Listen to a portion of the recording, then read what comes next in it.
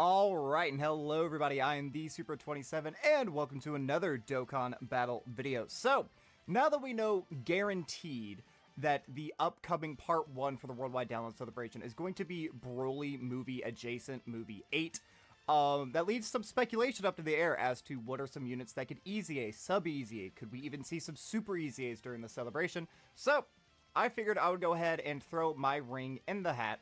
That's not the phrase. Throw my hat in the ring and talk about some units that could potentially easy A during this celebration. Now, the units I picked here, I thought had the best chance at potentially being a Part 1, either easy A, super easy A, or sub easy A. So, I know that there are some people who are already starting to speculate what Part 2 is. Is it going to be BoJack themed? Is it going to be Movie 10 themed? I mean, there's a large variety of things that it could be, but I'm just going into this right now, seeing that it is obviously Broly yet again. We did just get Super Broly, now that we're getting Z Broly. I'm going into this just assuming it is going to be a movie celebration at the bare minimum. So even if it is movie 8 and 9 and we do get a BoJack, or, you know, it's just movie 10 and the entire celebration is just focused around this Broly, or if, like, the gods descend upon us, and we actually get a good Bio Broly, who's the best unit in the game, which I actually want more than probably anything in this game. I want a good Bio Broly. No matter what Part 2 is, I'm just kind of isolating that away, and we're going to talk about specifically what could happen for Part 1. So, usually for Part 1s, at least in years past, we haven't seen a Super Easy A, like this year for a Part 1 celebration, we haven't gotten, like, a Super Easy A on either version, I believe. I might be wrong. I'm trying to think to the JP version, but I don't think so, because Dragon Fist came out during the later part of Golden Week. Goku Black, Super Easy A. The same thing with, like, Kid Buu. Kid Buu was towards the end, and we got Dragon Fist near the end of Sand Day. We got SSJ 3 SSJ 3 Gotenks towards the end of the Topo celebration. So, I feel like if we were to get a Super Easy A, it wouldn't be during Part 1, it would be during Part 2. And, you know, sometimes they just throw out random things out here. Like, you might be looking at this and see that there are a couple of random picks. But if we really think back, even to this year during the 9th anniversary, if you were a JP player, what did STR Vegeta and Physical Buhan have to do with that celebration and them easy-aing, outside of them just being some of the most hype units that could have possibly easy-aid during the EX part? So that's why a couple of these picks are here that may seem a little bit odd. So let's go ahead and just really quickly talk about our rankings. So if I put them in this top tier up here, I suspect that there is a 100% chance, zero doubt in my mind, that they will easy A during Part 1 or potentially Part 2. But again, we're going into this mindset of the video for what can we see during Part 1. Just Part 1, but I feel sure several of these units, if we don't see them during Part 1, we will see them during Part 2. So this is like a 100% 10 out of 10 chance. Great chance to see them. I would say that this is anywhere from a 9 to a 7%. I'm not going to, like, rank them, like, the higher they up here. I'm just going to generalize, put them wherever I think that they could go. Now, this one is where I have a little bit of, like, a catch-all. Is either related to movies or is hype. So if I think a unit is old enough and they have enough hype attached to their name, I think that they could easy A during the celebration. Or if they're just tangentially related to movies in a certain way, and again, that would be hype enough, even if it's not related specifically to movie 8 or movie 9, or even like a Goku-oriented movie, I can feel like they could potentially still go up here. So this would be like a 7 to a 5. This would be probably a 5, could easy A, super easy A, probably won't. I would say it would be like a 4 to a 3, you know, next to no chance, 2 to a 1, and then Cope is just like a 0% chance in my opinion, because there's some better options. So let's go ahead and knock some out of the ballpark that I think will immediately easy A is going to be these two. So if we're going over here, let's just look at Broly. Type this in here. No cards found. What do you mean no cards found? For Broly? Did I type his name wrong? Yeah, no cards found for Broly. Oh, because I'm on the JP version. That would explain it. That would explain it. There we go. Technical difficulties, scuff. You guys love it. I know you all do. So if we're looking at this right here, these two are like the oldest Brolys that haven't really gotten any love in a very long time. So this guy, I feel like he is just prime super easy aid territory. If we're looking at what he's able to do, he actually gets attack on his super attack effect, something that none of the other super easy aids have done so far. All of them have just been debuffers in some way, shape, or form. Most of them are defensively debuffing the enemy. This guy, even though he would do his attack first, so like let's say his attack stat was like an 8 million, then he would get the attack for 3 turns, whereas most modern characters, they would get their attack here and then do the damage. The only other modern character who I can think of off the top of my head who has an ability like this is STR Kaba, the like the nuking unit. He has that ability where he gets it for 9 turns. So instead of getting all those buffs and then attacking, it's a little bit lame, but we can work around that. Again, this would be one of the older units who hasn't sub easy aid and just like is a perfect fit for it. And he has just like such a blank canvas that they could do right here. They can make him do any myriad of things that they wanted. They can make him incredibly defensive. They can make him incredibly offensive. I could see this guy potentially being like one of the best, what's it called, World Tournament characters, because he has a very fast animation. One of the like quickers, like if you don't have access to MAJIN, or if you don't have some of these more niche options, or if you haven't seen my video about the best team where you have like the manipulations that you're able to do, you pretty much just want to go fast, because so many AoE units, their AoEs take forever. Like for example, Tech Grade 8 Vegeta, his 18 key, number one, it's not only inconsistent, it takes forever. Same thing with like Super Buu. Super Buu's is inconsistent and his takes forever. Cell and Cell Juniors, theirs is a little bit more consistent, but still, it's not a short animation. It's a very long animation where you're having to watch all these characters die. So having just something quick out of the gate that's just boom, boom, boom, collect your orbs, wouldn't have to worry about missing a super attack either, because you just have to get this kid a 12 key. I feel like he could be very good for World Tournament. And again, he literally just has a 1-sentence passive. So just imagine if they give him like 90% damage reduction for his first turn. Just make him AGL Angel SSJ3 Goku. Just give him 90% damage reduction for his first turn, make him lose it all, make him gain damage reduction for the amount of supers that he performs, and then give him guard. Something like that. That would be awesome. Make him very defensive, because I feel sure the Broly's are going to be much more offensive if we're looking a little bit further. He does have a pretty decent link set. He has Hardened Grudge, which is like Z Broly Link, Berserker, which is a little bit unfortunate. But then outside of that, he just has like a pretty generic like Super Saiyan Link set, and he's on a lot of pretty good teams. Pure Saiyan, so that works well with his Link set. Power Beyond Super Saiyan, again, works very well. Full Power, again. Movie Bosses would be super awesome, because Movie Bosses right now is pretty much like in a dead spot. If like we're realistically looking at it, well, okay, if we're looking at this realistically, you do have like Cell Max, so you could run like a Super Bosses variant.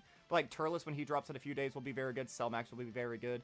If you're able to give these guys orbs consistently, they are very good. Same thing with Golden Frieza, same thing with Broly, and I guess Hirudegarn. So you have 1, 2, 3, 4, 5, 6. You do technically have a full team. I don't know how cohesive that would be, but you would technically have like access to a full team. But just more buffs to a team like that would be very, very good. Legendary Existence could always use more buffs. Target Goku, yeah, just like on a bunch of very good categories. So again, I feel like if we do get a super easy A during the celebration, it is almost assuredly this guy. And now if we're looking at this one, now this is from movie 10. This is where obviously he lands on the polar ice caps or whatever. And Videl, Trunks, and Goten, they find him in the ice, and then, you know, he wakes up and he starts wreaking havoc or whatever. This is, as far as I am aware, the oldest, like, summonable unit. That's not like a side banner unit or something, like a summonable major headlining unit, because this is the Yellow Coin LR, that has not easy aid. This is all the way back from May 3rd, 2019, if you were a global player. I believe he was actually a global first. If you had him on JP, I think he was like July or August of the same year. So this guy could potentially be very, very good, because if we're looking at it, he's just kind of like a very good damage dealing character. Again, very cookie cutter, very, very basic. He has a very good transformation condition, which is just turn 4. Now, this character does have a bit of an issue. If we're looking at his name is Super Saiyan Broly, which is the exact same as the brand new summonable LR from the start of this year. It's a little bit silly that they have the same name, even though they are nowhere near the same, but hopefully going forward, we're going to get some more unique named characters. That's why we have, like, Epi Beerus. That way we don't have multiple fusions Masus again, so hopefully they'll find some sort of a remedy to fix this, but even if it was an issue, like the same name or whatever, it would only be for the first couple of turns, because again, turn 4, you get this guy slot 2, you keep him on rotation, boom, you're instantly transformed. And again, he's just like a pretty decent damage dealer, so if you could just make him a comfortable slot 2 option, he shouldn't be bad. assuming that, you know, whatever we get, like whatever Broly we get can comfortably go into slot 1, or maybe you're able to stall long enough to get the Broly from the start of the year to transform so he can go into slot 1. Only time will tell, but if we're looking at this right here, imagine they just double this. So maybe get him like some start of turn stats as well. Because I really do hate when like units this year are under 200%. Because even if you have 200% attack and defense, if you don't have any guard, you're taking like 300, 400k on a normal before you're able to super, which I think is so silly. So give him like some nice defensive mechanics. He does actually have a very good active skill, just giving him guaranteed 24 key and an extra 50% attack for 1 turn. Give him the ability right here that so many other units have, like Turles, Angel, not Angel, SSJ3 Goku. SSBE, AGL, MUI, just give him guaranteed crits when he's at 24 key. That way he would be guaranteed critting and an extra 50% attack for 1 turn. And give him something here on his super attack effects instead of just debuffing the enemy. This guy has a lot of potential for being very good. And he's surprisingly on even more teams. Because when he's on the like second movie, now he gets things like Revenge, Resurrected Warriors, of Super Saiyans because of its base form. Like, he has a couple more categories, so he would be able to help a lot of other weak teams. But again, he would be able to fit very generically because he has Prepared for Battle, Fierce Battle, Super Saiyan, the Saiyan Lineage, and Saiyan Warrior Race. So he loses Berserker in place of, what, the Saiyan Lineage, I think? Which isn't bad. I mean, nice key link. He still has Berserker, which I hate. I wish that was Big Bad Bosses instead. Hopefully, we'll actually get a Broly during the celebration who has Big Bad Bosses. That would be pretty cool. But yeah, I feel like this would be a very, very good pick on a lot of teams. Wouldn't be very hard to make him good. Again, I feel like very, very likely. So that's why these guys are up here. Now, the next tier down is where things get a little bit trickier. You know what we should maybe do? We should maybe do like the copium pile. Would I say there's anyone outside of you that would just be copium? I don't actually think so. So this is, where is he at? This Broly right here. So this is another Broly from movie 8 who could potentially super EZA, but as we can see here, he EZA'd all the way back in 2019. When did you EZA? I believe, yeah, a full year prior. So if they were to do a super EZA, I feel like they're obviously going to do the much older unit. Even though you would fit on theme, I could potentially see the issue of, like, same name stuff. I mean, that would also happen with you, potentially. So I don't know. It would be a little bit unfortunate if that were the case, but I feel like if we were to get a super EZA, because I have seen this thrown around a couple of times over on Twitter, I just don't find it very likely. I do think generally this is the much higher option. You can see the massive difference in my opinion on that. Let's do, what should we do next?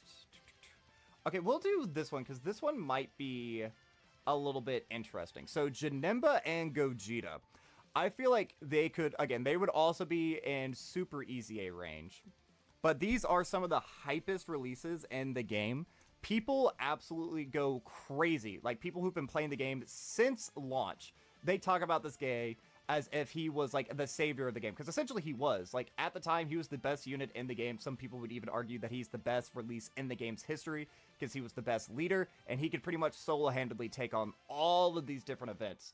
So, if you want to, like, really drive in, like, a bunch of people to, like, replay the game if they haven't played in a while. Like, imagine someone who played the game during the first celebration, hasn't really played or whatever, and they see an ad, or they see, like, a nano video of this guy being, like, #1 in the game all over again. You know what, like, how much nostalgia and that spark it's gonna spike? Like, dude, that's nostalgia from 2016. You know, over 9 years ago at this point, pretty much, you know? That's just going to just ignite something in all these people's brains that is going to make them, like, want to, like, kindle their love for the game. Same thing with Janemba. Now, Janemba doesn't, get the same love, unfortunately, as the Gogeta does, but he's still very, very good, and he would be so good on villain teams, because he already has guaranteed guard and dodge after he gets hit one time with his guard being activated. You know how good a unit like this would be with just, like, a bunch of extra, like, stats and fluff added in here? He would be really, really good, especially, like, he doesn't have the most amount of categories, but, you know, Big Bad Bosses, Shocking Speed, Metamorphosis, Brutal Beatdown, Nightmare, Fear and Faith, Fierce Battle. He has a phenomenal villain link set. And, you know, he would tangentially, like, fit the theme of movie bosses. Gogeta would be the same. Because we can basically assume that part 1 is going to be Broly and a Super Saiyan Goku. Probably another Carnival Super Saiyan Goku and a DFE Broly, if I had to guess. So, you know, he could lead movie bosses, or he could lead, you know, transformation boost potentially, and that would be able to get him on here. And then the Goku could lead just movie heroes, or, you know, Super Saiyans, or pretty much any other myriad of categories, and we could get Gogeta on here, and just have a bunch of year 1 hype being renewed. Now, again, they are just, I mean, they're here pretty much just for hype. I feel like this would be, like, one of the more, like, crazy things they could do. Because they might save this potentially for, like, the 10th anniversary, because I personally am of the belief that the 10th anniversary is going to be for Part 1, Super Saiyan 4 Gogeta, and then Super Saiyan VEGETA. That's my theme, just because I think that those are generally the most loved forms by the fandom. And if you want to have, like, something crazy hype happen, you would have these guys Super Easy during that year. Or you could drop it right now, because, again, I feel like now would be a great time, because we're already having a movie theme. You know, Broly is one of the most favorite movies. Same thing with these. Of, like, the original 13, I feel like generally Fusion Reborn, the first Broly movie, and what is it? Is it Waking the Dragon? That's not the name of the movie. It's Wrath of the Dragon? What is the name of the Hirudegarn movie? I think it's Waking the Dragon, right? I don't know. It's been a while since I've seen it. Nevertheless, I feel like those are generally the most favored, so, I mean, you could tangentially fit them together just for, like, hype reasons. But let's carry on a little bit further to some ones who I think just have a pretty good chance at easying. Let's see. It would be these guys right here. So, we're going to go back to Broly. Now, we haven't had an LR Super Easy A yet. And this would be pretty recent. This guy was 2021, if I'm not mistaken, yes. So this would be a very quick turnaround. This is yet another unit from the 10th movie. However, with all of, like, the Pure Saiyan and Hybrid Saiyan category enemies that we've had in, like, recent times, you know, because we now have the Supreme Magnificent Spectacle, and just other, like, difficult content where we're getting super class enemies as opposed to extreme class, I feel like this guy would be very good. And again, I already gushed about the other STR Broly and how good he would be for, like, World Tournament. This guy would be phenomenal for World Tournament. Again, you just fluff up his stats a little bit right here. Like, this is a unit who came out in 2021 and is getting 50 to stats at the start of turn. Like, that's insane to me. Like, that's so crazy that just a few years ago we were like, yeah, that seems fine. This guy can go up against, you know, the God of Destruction Beerus and absolutely crush, which he did. This guy was actually really good back then. Because he had, like, pretty good super attack effects. He had, like, the ability where if he supered once, he would basically be guaranteed to super again. Yeah, and launches a guaranteed super attack when performing a super attack. I think he's the only unit in the game who has this ability worded this specific way. Like, I know there are plenty of characters who, like, launch guaranteed additionals, but I think he's the only one who launches a super when performing a super. I might be wrong. Let me know in the comments if I am. But I feel like I don't really have, like, as good of a reason to say that this guy could as the others. I just feel like it would also be pretty hype to have an LR Super Easy A. And he would be, like, the most prominent on, like, brand to do so. Also, I just thought of another unit to throw up here. So, whoops. Still talking about Broly, and we're going to go into this Broly's side banner unit from a little while ago. This is yet again from March of 2021. This is the Sand Day units. Now, this would be a pretty quick turnaround on a unit like this. So that's why I feel like there's a higher chance that we'll get the Super Easy A for the STR Broly and then the Tech Broly before we would see this. Because I would also imagine the same name update probably won't do this guy any favors. However, for pretty much everything I just said about the last LR, I'm going to say about this guy. He gets better when there are Pure Saiyan or Hybrid Saiyan category enemies. And on top of that, he's just really good. Like, he had a pretty future-proofed kit. Like, this is a unit who actually was able to tackle, like, Red Zone a year later when a lot of other units couldn't. He had 180, which is, like, what some units nowadays are getting at the start of turn. He had the, you know, built-in crit, built-in damage reduction. He launched additionals right here. He was giving himself key and everything when you were facing up against the Pure Saiyan enemy. So he could be pretty decent when going up against, like, these specific types of enemies, which made him, like, very good, obviously, against, like, Red Zone Broly. And you could potentially even run him in some, like, modern events if you're able to float him. But just imagine we crank everything up. Like, we could double some of these. We could add some stats here. you could keep him super restricted. Like, make him incredibly good, but only against pure sands or hybrid sands, right? Because that's what pretty much all the difficult content at the moment is. And I imagine we'll get a new difficult fight. We're probably going to get a brand new fight where we're going to actually have the brand new Z Broly and S Broly from like the start of this year.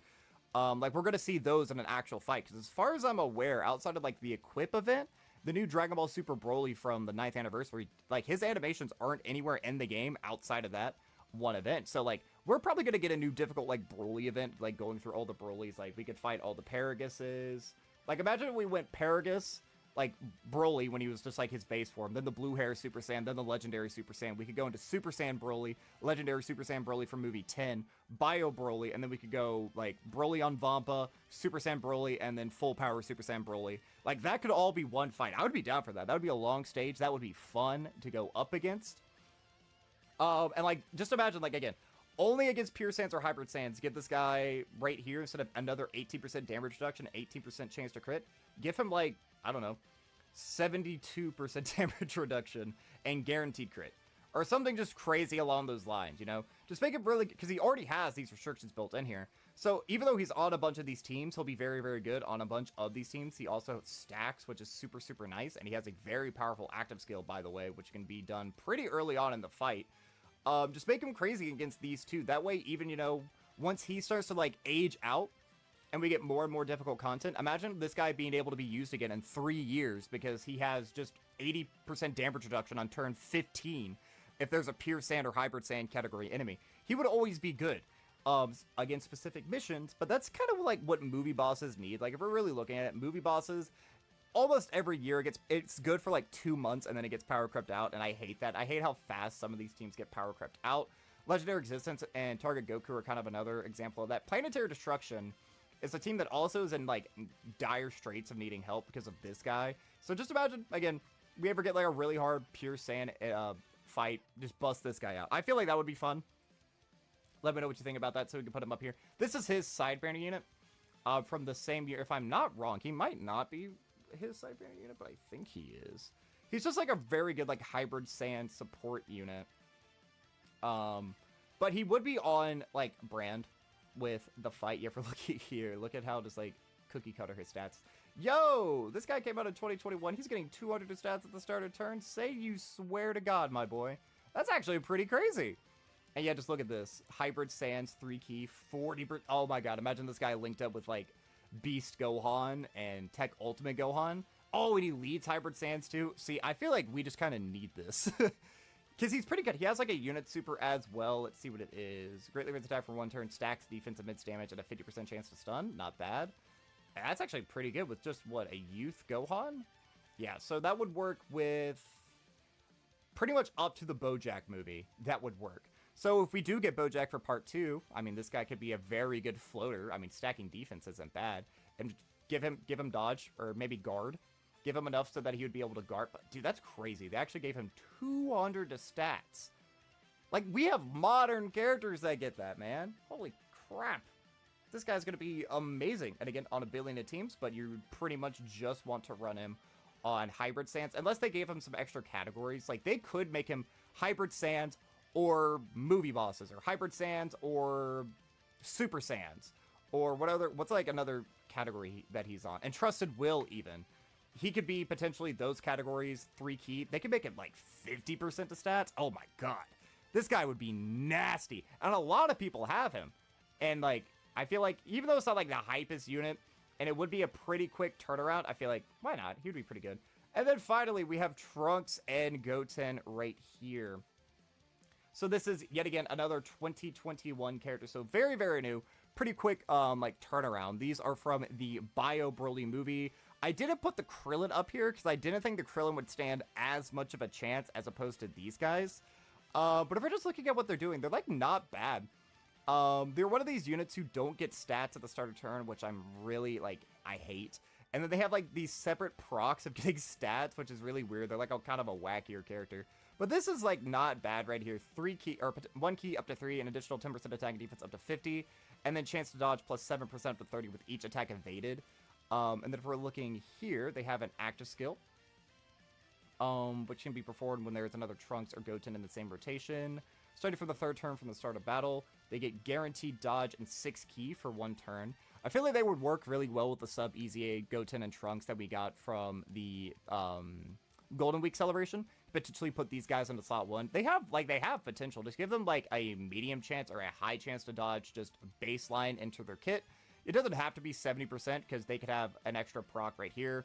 Obviously, I would buff these up. Like, these guys could potentially be quite nasty. Give them just 150 at the start of turn, another 150 on super. They could even keep in these wackier abilities, but like make this great chance to have an extra 50% attack and defense and a 50% chance to crit. Have a great chance at extra 50% attack and defense and a medium chance to guard. Like, give them just those abilities right there. And then just add into the line of attacks where at the start of turn, they have a high chance to dodge. And then you can have all these buffs, slightly increase them. Boom. Like, not a half bad unit. Their super attacks aren't great. They do have a unit super. They get no defense on super. Well, you just change that right there. Raise attack and defense for 1 turn amidst damage to the enemy. Bro, they are good to go. And then again, they have the unit super here with the Trunks, Goten, or Krillin on the team. It's just on the team, not on the rotation. Not bad. Greatly raise attack, immense damage to the enemy, and they've raised all allies. I mean, that's a pretty shitty effect right there. They're on a lot of teams, though. Like, Bond of Friendship would be a good one, potentially.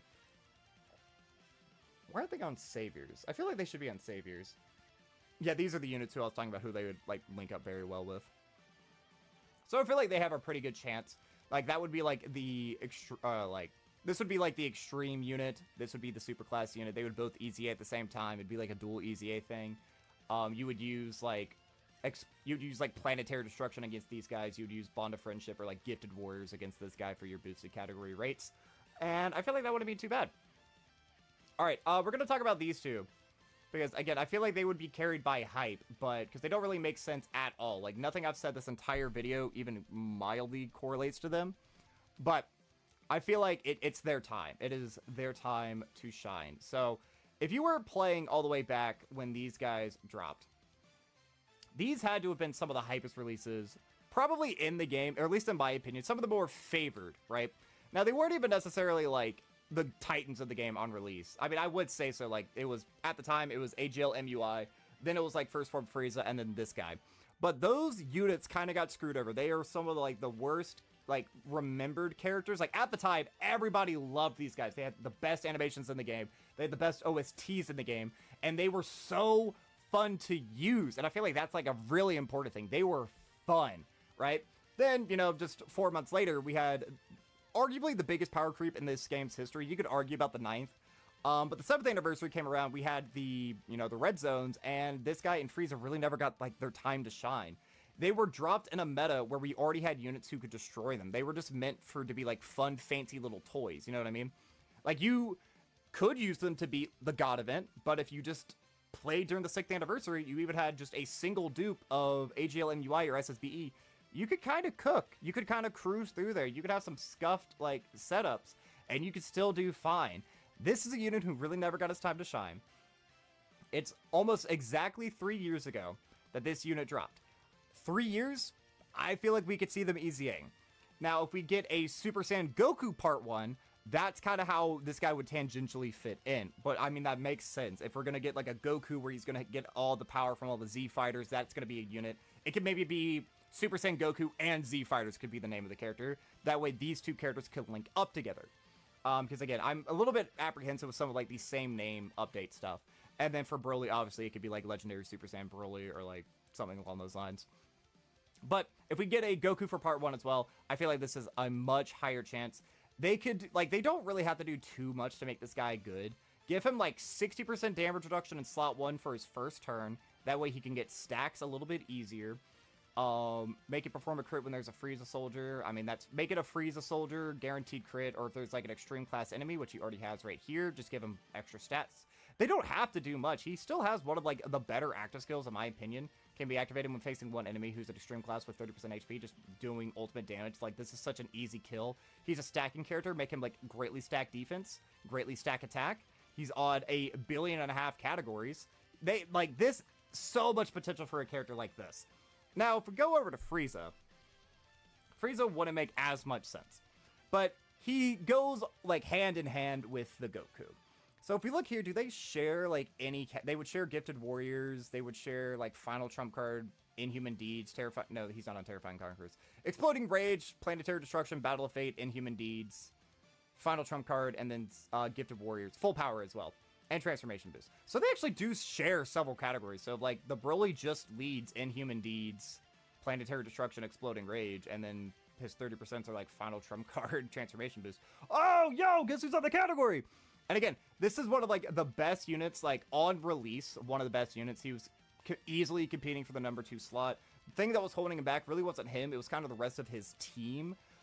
Really wasn't up to stuff. He's built the exact opposite as the Goku, where he does much better against super class units as opposed to extreme class units, which works for the meta that we have now. He stacks on his 18 key for defense. He gets attack on the 12 key. He has the same exact condition on his active skill, where it's super class below 30% HP. It's pretty much just designed to finish them off. But he's built a little bit different, where he's, like, super good for, like, the start of a fight. And then he's, like, kind of tapers off. Yeah, he gets an extra 100% of stats for 6 turns from his first appearance. And then he only gets 50% attack from his next attacking turn. So yeah, if we're looking here, he does have, like, naturally lower stats, only 100, whereas the Goku is getting 159. Again, just give this guy, like, 60% damage reduction for his first turn. That way it's super easy to get his stats, like, crank this up, crank this up. But with so many superclass enemies, like, dude, this guy could be good. And I know he doesn't really fit in, but, you know, Planetary Destruction, potentially, it would work. It'd also be a huge, huge buff for this guy, right? If he were to easy A, because they would essentially be, like, their best linking partners, wouldn't they? Really? They would share less than 5 links. Interesting. Show the top 25. How many links would they share? 4 links. Oh, yeah, because Legendary Power would get in the way, I guess. Okay, that makes sense. That makes sense. But I feel like they have a chance based purely off hype and hype alone. Yeah. Alright, so let's go to... They probably won't, because I have a suspicion with these guys. So we're going to go over here to Janemba again. So this is Tech Janemba. Again, like, one of the best aging units in the game's history, in my opinion. You could still use this guy. Now, granted, you can't use him in, like, the Universal Survival Saga Supreme Magnificent Spectacle. I've been using this guy in, like, the Red Zone movie Boss Rush. So far, I haven't beaten the mission. This guy has yet to die. I have been running literally almost every character I have in my box. This character has yet to die, which I think is crazy. But he's just built very good. I mean, he has low stats, but he has guaranteed guard. He gives support with 4 orbs, and then you give him 2 rainbows. He has damage reduction. He's just a really good floater. You know, the only thing that this kid needs, make him create his own rainbow orbs. And then, boom, this guy is like a top unit in the game. I mean, I feel like a lot of people probably wouldn't transform him, because I'm going to be serious, I don't know if this kid does transformed. Guaranteed guard for a turn, higher stats. Oh, he does orb change once he's transformed, but that doesn't help him so much. Gets an extra attack with 3 orbs of change, and then he has a high chance to dodge. I mean, they can make that a 70%. I feel like people would actually take advantage of that. Yeah, dude, he would be so good. Now, the reason I don't think that he's going to easy A, I've had this theory for the longest time. I think these guys are going to easy A this year during the New Year's celebration. I don't know why. That just makes the most amount of sense to me. It's just, again, they're about 3 years old right now. They would be 4 years old for UJP players. I just have, like, the sneaking suspicion that's when they're going to easy A. Same thing with, like, PyCon. We can pull up PyCon real quick. But I do also want to show this. They don't have, like, the most categories together. It would really just be Transformation Boost and Movie Bosses. So that's another reason why I feel like they wouldn't, even though it is roughly their time. Oh, God. How do you spell PyCon? Oh, brother. I don't know how to spell PyCon. How do you spell PyCon's name? Oh, thank God, he's just right here. PyCon. So, again, if it's like a movie hero adjacent thing, Saviors also makes sense with the unit we're going to talk about a little bit later, who I feel like if we do get a Goku, the Goku could potentially be like Earthbred Fighters, Bond of Parent and Child, and Saviors 170, and then movie heroes, and I don't know, like All Out Struggle potentially. I mean, I feel like, I don't know if that would be the best leader skill just off the top of my head, but it could happen. This is also one of, like, the better aging units. A lot of people like to cope for a character like this. The thing is with him is he is just a 50% chance to dodge with support, which is good. And he does have the Ghost Usher, which is why people, like, will purposely do, like, scuffed runs to potentially make this guy work. Like, just give this guy, like, 70% right here, and again, just make him create his own orbs. Very simple addition. and he'd be super good. The only thing is he wouldn't work too well with, like, a Goku. Like, yeah, he works well with, like, Angel Goku, but... I mean, for the unit super, but it wouldn't be the same. It would just be a Super Saiyan Goku. Yeah, and he wouldn't really link too well with too many other units. What do you even have? Supreme Warrior, Gentleman, Experience. Yeah. I mean, Shang Speed is good. Cold Judgment is good. The rest of it's kind of trash. He's on some decent categories. So, I don't hate the idea. I just have it made up in my brain that they are just going to easy A this December. If they were to do something like this, I think this is just a little bit more likely than these guys for, like, super easy A purposes. And then while we're on the topic of saviors, let's go ahead and pull these guys up. So if you are unaware, these guys recently just had an asset update made to them, which generally happens for an easy A of some sort. But we say that, but it doesn't always work out that way. Like, the reason we thought that this Tanabata celebration was going to be GT Saga was because of an asset. I wonder if I can pull it up real quick. But there was an asset change to a... I don't know what would be the best way to pull him up. He's an old unit. It was a... Hold on, let's just pull up Goku SSJ 3. Yeah, this unit had an asset change, and we still haven't fully seen it be, like, used or anything, but this was, like, what sparked the debate of, like, oh, dude, we're definitely getting this for worldwide, because I think he got a tail added to his sprite when for the longest time he did not have a tail to sprite. So, I mean, that happened all the way back in, like, April or something, so we've been speculating that for the longest time. It's like, oh, well, obviously that makes sense because he's going to easy A soon. And this character right here, it's this card art that has the asset update. If I'm not mistaken, I believe that is what it is. This is also one of the very old costume characters, all of 3 that we have in the game, which is pretty cool. Not gonna lie, It is a little fun and quirky seeing these different abilities. I just wish they did more with it or found a way to make it more unique. But I mean, it's possible. Again, I do feel like if we do get a Goku for part 1, they will leave saviors. They obviously do have the asset update and they're on movie heroes, so, like, they have a lot going for them potentially. This is from movie 1, however, but I mean, we just got announced that Team Turles is going to be easying on the 23rd, so it's not like the biggest stretch that we're going to get something from a different movie when we already have a Yellow Coin LR confirmed from an entirely separate movie. Again, Team Turles, they look to be very, very good, just like a fun support unit. Now, this unit isn't built support. This is, like, pretty much like an offensive carry, which isn't great. Yeah, I mean, they have a pretty decent active skill, I guess, for 1 turn. But, like, you can make this good. Obviously, give them stats at the start of turn. Give them 200 at the start of turn. They can keep this exactly the same. High chance of launching 2 additionals. Those don't have a chance to be supers. So just launch 2 additionals with a 30% chance of being a super. You can pretty much keep this the same, I guess. I mean, you could do stuff with them. Give these guys, like, damage reduction for the amount of supers that they perform during, like, the turn or something. I feel like that wouldn't be bad. They do debuff. That's always nice when we get units who debuff. I just personally don't see it unless it happens during, like, the countdown itself.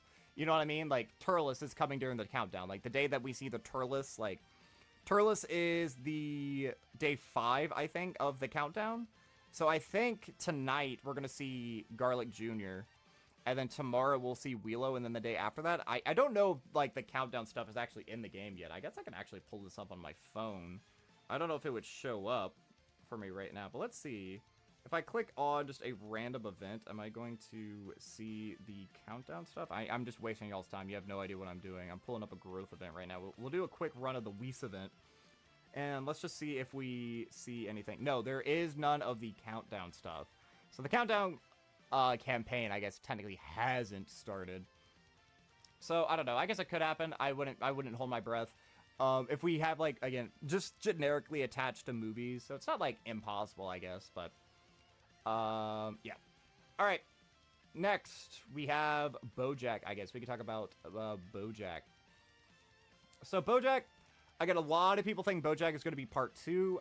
I haven't been fully convinced that it is going to be Bojack, but I do acknowledge that a Bojack would actually be, like, hella good for just like the game in general, because then we would get like Super Saiyan 2 support with like the new Gohan.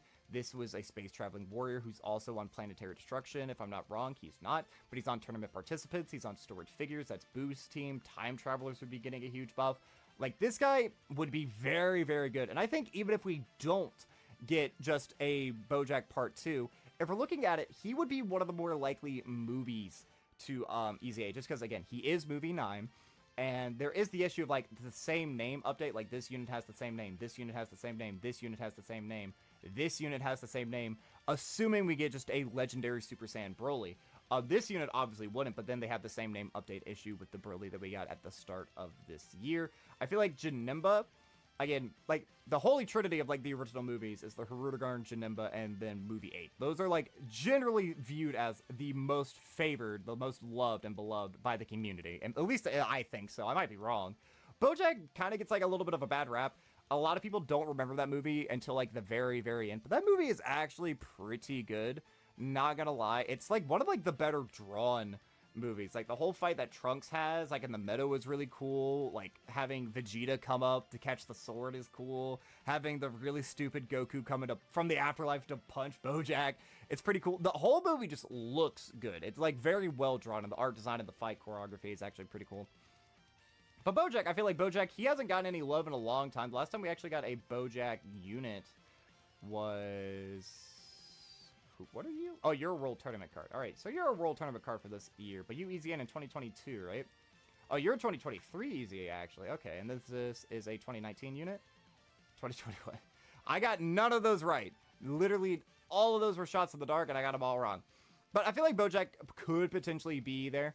Even if we don't get a BoJack Part 2, I think he would just generally be good for, like, the whole, like, villain-esque team. Just, like, moving forward. Because, again, transformation boost, full power, and movie bosses, he would already be on the old Broly's team. Story figures and time travelers, he would work well with Boo. Tournament participant, he could be on Topo's team. Inhuman Deeds would be, and Terrifying Conquerors, that would be Frieza's team. Resurrected Warriors, he would actually be on the 200% for Boo, I think. And then Legendary Existence, I mean, that would just be, like, a fine addition or whatever. But he's already on, like, a lot of 200% teams that already exist, which would be good. And he's just a huge villain buff. Like, you know how dry Extreme STR is right now? Like, we have Cell Max, we're about to get Team Turles, but other than that, there's really not a lot of options. Like, the third best, genuinely, is STR sub EZA Majin Buu. And that you have to run him on an artificial life form team for that to work. But he's genuinely the third best because he double supers and he gets a lot of damage reduction and he's a nuker. Outside of that, it would be Hit, then Fu, and then STR Rose. Those are all horrible. So giving us a lot of options would be very good as well. Like, if this guy could rival what Team Turles is doing, like, make this guy actually, like, a super offensive or defensive option, I would preferably defensive. That way he could, like, lock down slot 1, you could put Frieza slot 2, Team Turles slot 3, oh my god, you would be cooking. I feel like he has a pretty high chance. He's maybe teetering on this tier, because, again, we could potentially just see a BoJack Part 2. Again, I haven't been fully convinced, but I think of all the movies, he has, like, a pretty high chance. Alright, now these guys, I'm going to say that there's next to no chance, and we'll go ahead and toss him up there as well, because I do... actually, I'm going to put you there. Yeah, I'm gonna put you there. Let's talk about Broly first. So, this is gonna be the final Broly that we actually discuss today. And this is a character who's kind of been memed on in the community for, like, the longest time, because on the release, they were super, super good, and then they're just trash. They're just bad now. Because back in the day, you could just outright, like, destroy Dokkan events before any of this would matter. That they would lose all the extra defense. That didn't matter. Now it kind of does. Now, if we're looking at this, they have, like, a really bad super attack effect, just immense damage, massively lowering the defense. But this unit could theoretically get a super EZA. When did they EZA? This is a 2020 EZA. So they are slightly older than just the LR Super Saiyan, LR Super Saiyan, what am I talking about? The legendary Super Saiyan STR1, who EZA'd in 2018, if I remember correctly. But this is the only Super Saiyan 3 Broly that we have in the game. If I'm not mistaken, actually, no, there's like a physical one, isn't there? Isn't there a physical Super Saiyan 3 Broly? Yeah. All right. So they're one of the only in the game. I feel like this would be like a little bit of a quirkier option. Now, to be fair, they are technically a Dokkan Fest, you know? So they could theoretically, like, super EZA. I mean, it would be fun just having, like, a unique named character. They could do some wacky stuff with them, like, make them just, like, one of the most devastating nukers in the game. Create, like, double orb change, give them their own orbs. Make this, like, 60% attack per key sphere obtained. Keep this as they only lose 6% defense. Give them more defense at the start of turn or something. Or make them passively gain defense. I don't know. I feel like this would be fun. Probably something we're not going to see. Because they're also on the crossover team, which would be, like, a huge buff for that. But if we're looking at it, nothing else, not even transformation boost or full power. I feel like those are some weird omissions not to have them on. Like, why not full power? Or why not planetary destruction? Or genuinely, what does the super attack effect like actually look like here? If it'll load. Yeah, so he's just charging in, boom, just doing like a little rush down, beat down. And doesn't he shoot just an eraser cannon? Oh, it's like a big eraser cannon.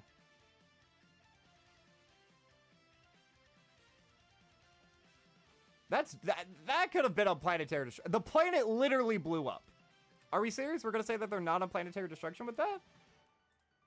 Oh man. Well, it wouldn't be the best edition, but I could technically see it. And then finally, these are these guys. I'm not gonna really pull them up. I guess I can. I'll just pull up Goku. I won't pull up the Vegeta. So they don't really fit the theme very well. The only reason that they would be on here would be for hype reasons. Because they are also some of the oldest characters who have yet EZA. These are 2019 units for JP players, 2020 for us global players. Again, they don't really fit or anything. They would just be like one of these hyper additions. But whereas, like, I think all of these units are like significantly more hype and have tangentially a little bit more relation. Because if we get a Goku, Super Saiyan Goku, like they can link that way. And again, these units are 3 years old. Or if we just have a movie bosses, movie villain theme, like these would be some of the most iconic units ever. I mean, yeah, these units are cool or whatever, and they'd be a really, like, big buff for the Boo teams that we got at the start of this year. So you could argue there's, like, that cohesion that could potentially make them, like, come out during the later parts of this year. But I just don't feel it, really. I mean, yeah, they're on a lot of teams or whatever, but I just don't see a Super Saiyan 2 Angel Goku being in here. I don't. The only real, again, I'm only putting them here. And I'm only putting it as next to no chance because, again, they are the oldest as opposed to... This is the oldest. These are the second oldest. Major releases. These were the New Year's units for 2019. I mean, they could just do it for hype reasons, but again, I feel like there's several other hype units that could have or could potentially EZA during a theoretical part 1. But yeah, that is the list, fellas. Let me know, what do you think about it? Do you agree with some of my takes? Did I miss any units potentially? I did try to thoroughly check. Like, I don't think either, because this is just a UR, if I'm not mistaken. And then, like, I don't think you would get anything. I feel like the other units would Super EZA before they would. I'm just going to do a quick little skip through to see if I missed anything. But I feel like I touched pretty much every unit that I thought even, like, had... Like, I thought these two units could potentially have a chance, but I feel like... I mean, they EZA'd at around the same time that Goku and Fraud Form Frieza did, so... I just left it there. Yeah, I don't think there would be any units that I missed. But if I did, let me know. Like, if you would add any units to here, let me know what you think about my picks, because, again, I do feel like out of all the units who haven't EZA'd or haven't Super EZA'd, these are the most likely to happen, but I feel like these two are a guaranteed. If I had to rank these... And again, this is just assuming... Oops. But we don't get a BoJack Part 2. Yeah, I feel like if I had to rank them, it would look something like that. But let me know what you think about my list. Let me know if you agree with any of my takes when you move any of the units up, you move any of them down. I say this all the time with my tier list, but you could do something like this, and I'm really not going to argue with you. Any unit can move up or down a few spaces, and I'm not going to, like, really disagree. Like, if you say this, like, okay, I'm not going to say that you're outright wrong. But if you say something along the lines of this, then I might have, I might take a little bit of an issue with your opinion. But we can all be cool in the comments. Again, I just did this for fun, just getting some of my thoughts out there, because I don't know what Part 2 is going to be. I don't know if Part 2 is going to be Movie 10, if it's going to be Movie 9 related, because if it's Movie 9 related, all of a sudden this unit moves up, and then units who we didn't even talk about today, like the Tech SSJ 2, like, all of a sudden, where is he at? Right here. Like, if that were the case, this guy would probably be up here. if this is the part 2, but then again, he would be easy A during the part 2. This is a theoretical who could easy A during part 1. Yada, yada, yada. I said that at the start to save my ass. That way I don't have to do more speculation than I need to. Also, what is the whole debate about it being BoJack? I've seen some arguments, but I haven't been sold on a lot of them. But to be fair, I'm also not sold on it being movie 10. Like, I still think it'd be really funny if we just got, randomly part 2 was DK Piccolo, Demon King Piccolo, and Kid Goku. I feel like that would be pretty funny. That would appease everyone, potentially. But yeah, let me know what you think about my takes. Did I miss any units? Would you take away any of these units? Would you add any units? Who do you want to see easy A during the celebration? And are you excited? Because imagine, just, like, even a couple, like, each one of these is potentially, you know, like, this is 33 stones. This is 33 stones, 33 stones. Like, that's a lot of moolah that could be added back into our global player pockets after we spent so much on freaking Cellmax, who's dropping, as of the time I'm recording, in 47 minutes. I'm not subbing for him, I don't think. I might buy... I really want him, though. I'm not going to spend money. But then we had Topo, you know, we just came off the heels on the 9th anniversary, the biggest celebration. So getting a lot of easy A's would be really good, because that can help, like, replenish that hurting that our wallets are feeling. Alright, and hello everybody, I'm the Super27, and welcome to another Dokkan Battle video. So with the countdown for, you know, the worldwide download celebration starting yesterday, like, officially, it's now day 6 as of the time that I'm recording. There was this virtual Dokkan Battle Ultimate Clash Part 1, which I find interesting, dropped. It has some pretty good rewards. It's only here for 3 weeks as opposed to the usual, 4, which I think is a little bit interesting, but maybe since it's a Part 1, we'll be getting, like, a Part 2. But it also looks like we're getting slightly better rewards than usual. Like, it looks like we're getting more Dragon Stones and a bunch of Elder Kais. And that's just on our first completion.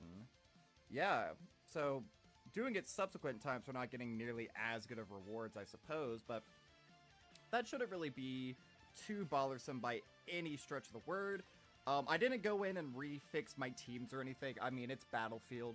I can't imagine that this will be super difficult or anything, but it'll be nice just to have a quick little, I don't think I need to tap those, like a quick little video. It'll be fun. It looks like we're going to be going up just against movie bosses, which, I mean, that's fun.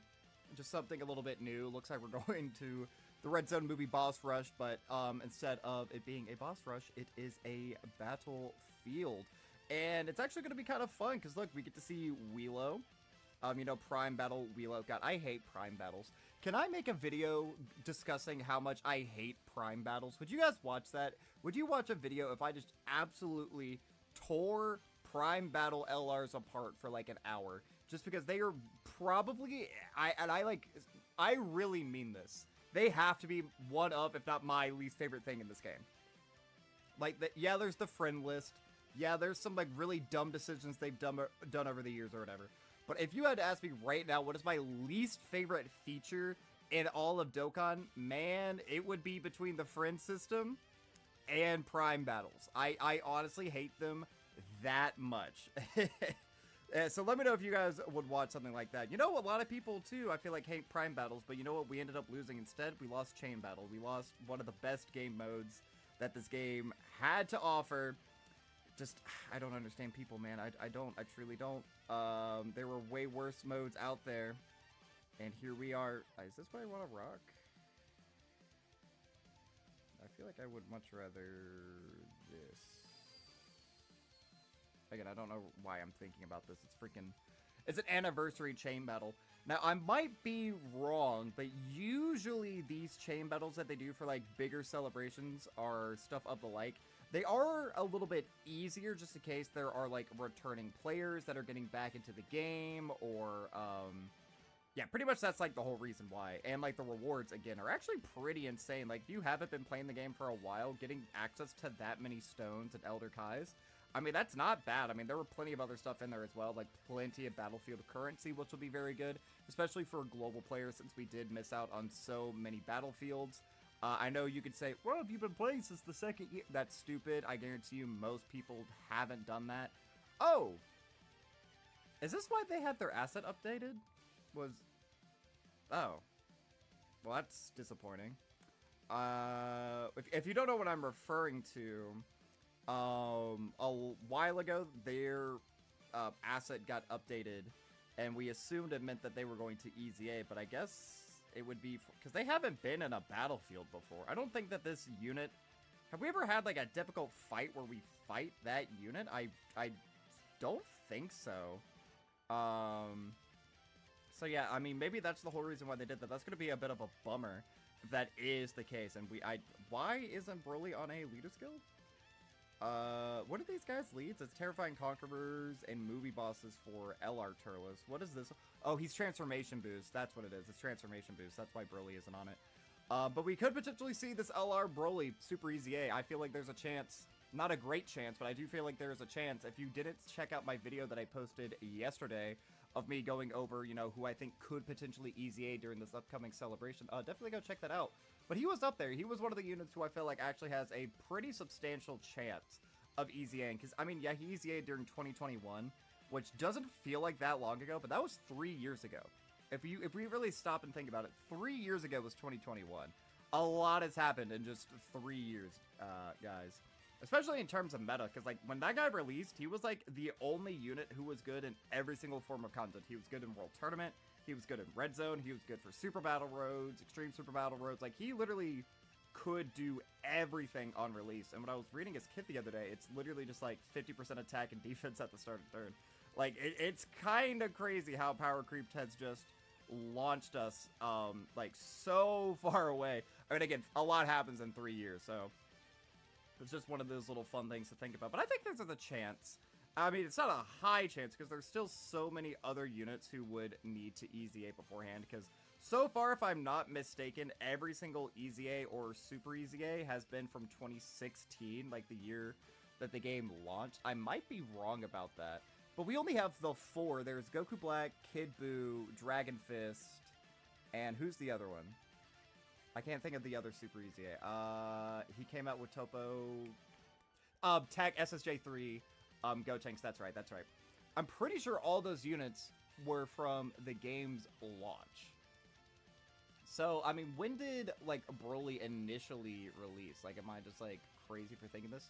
I know he's not, like, the newest or the oldest LR in the game, but he's definitely not... he's closer to being old than new, I guess is what I'm trying to say. Yeah, 2017. So, like, yeah, I mean, only being, like, a year older. I mean, granted, that's on the global version. But only being roughly a year older than a lot of the other Super EZA units. I mean, I wouldn't say that it's a 0% chance that we see him. But there would be a little bit of conflict with, like, the same name stuff. And I don't know what they're going to do with that. That's been, like, my biggest concern with, like, a Broly celebration. Is that if we name every single character Super Saiyan Broly, well then that's the same name as DBS Broly. And then if we name every Broly Legendary Super Saiyan Broly, well then every single unit is named the exact same as the brand new summonable LR. And then obviously that's a whole other can of worms that we don't really want to get, like, too deep into, you know what I mean? I don't know, I hate the same name crap. Like, I hope that we get, like, EP Beerus again. Just give me more EP Beeruses. Like, what can they do realistically? Because even if I'm not mistaken... Like, Int Broly, his base form, when he has the blue hair, yeah, that is still just Super Saiyan Broly. That is the exact same named character as DBS Broly, as the Tech LR. All of them are just Super Saiyan Broly. Now, like, transformed, you have Legendary Super Saiyan Broly, but, again, then we're just running into the same issue over and over and over again. So I don't know what they're realistically going to do in terms of EZAs, unless they just don't EZA any Brolys, or if they do, they give us, like, Super Saiyan 3 Broly, which I would be all down for. I would actually really love to see Super Saiyan 3 Broly, excuse me, be, like, one of the best EZAs in the game. I feel like that would be really, really fun. Now, granted, he's already EZA'd, so it would have to be a Super EZA, and I feel like we're pretty far out from that, because he EZA'd in 2020, and I know I'm over here advocating for an EZA of an LR from 2021. But that's an LR, you know. I mean, But if we're going to get a Super EZA, it's almost assuredly going to be STR, Legendary Super Saiyan Broly. Ooh, Tree of Might Goku. That's fun. I'm just really over here rambling. As you can, like, genuinely, like, this isn't difficult. I'm just doing this for, like, a funsies sake. I guess we do Earthbred Fighters. There we go. I wish you could auto this, like, full auto this, instead of just having to, like, I mean, the same thing with, like, World Tournament. You know how much easier it would be grinding World Tournament for an entire weekend if I didn't have to pay attention at all to anything that I was doing. I wouldn't have to like look down to pick my bracket or pick my friend lead, because I swear the friend leads it gives you are always terrible.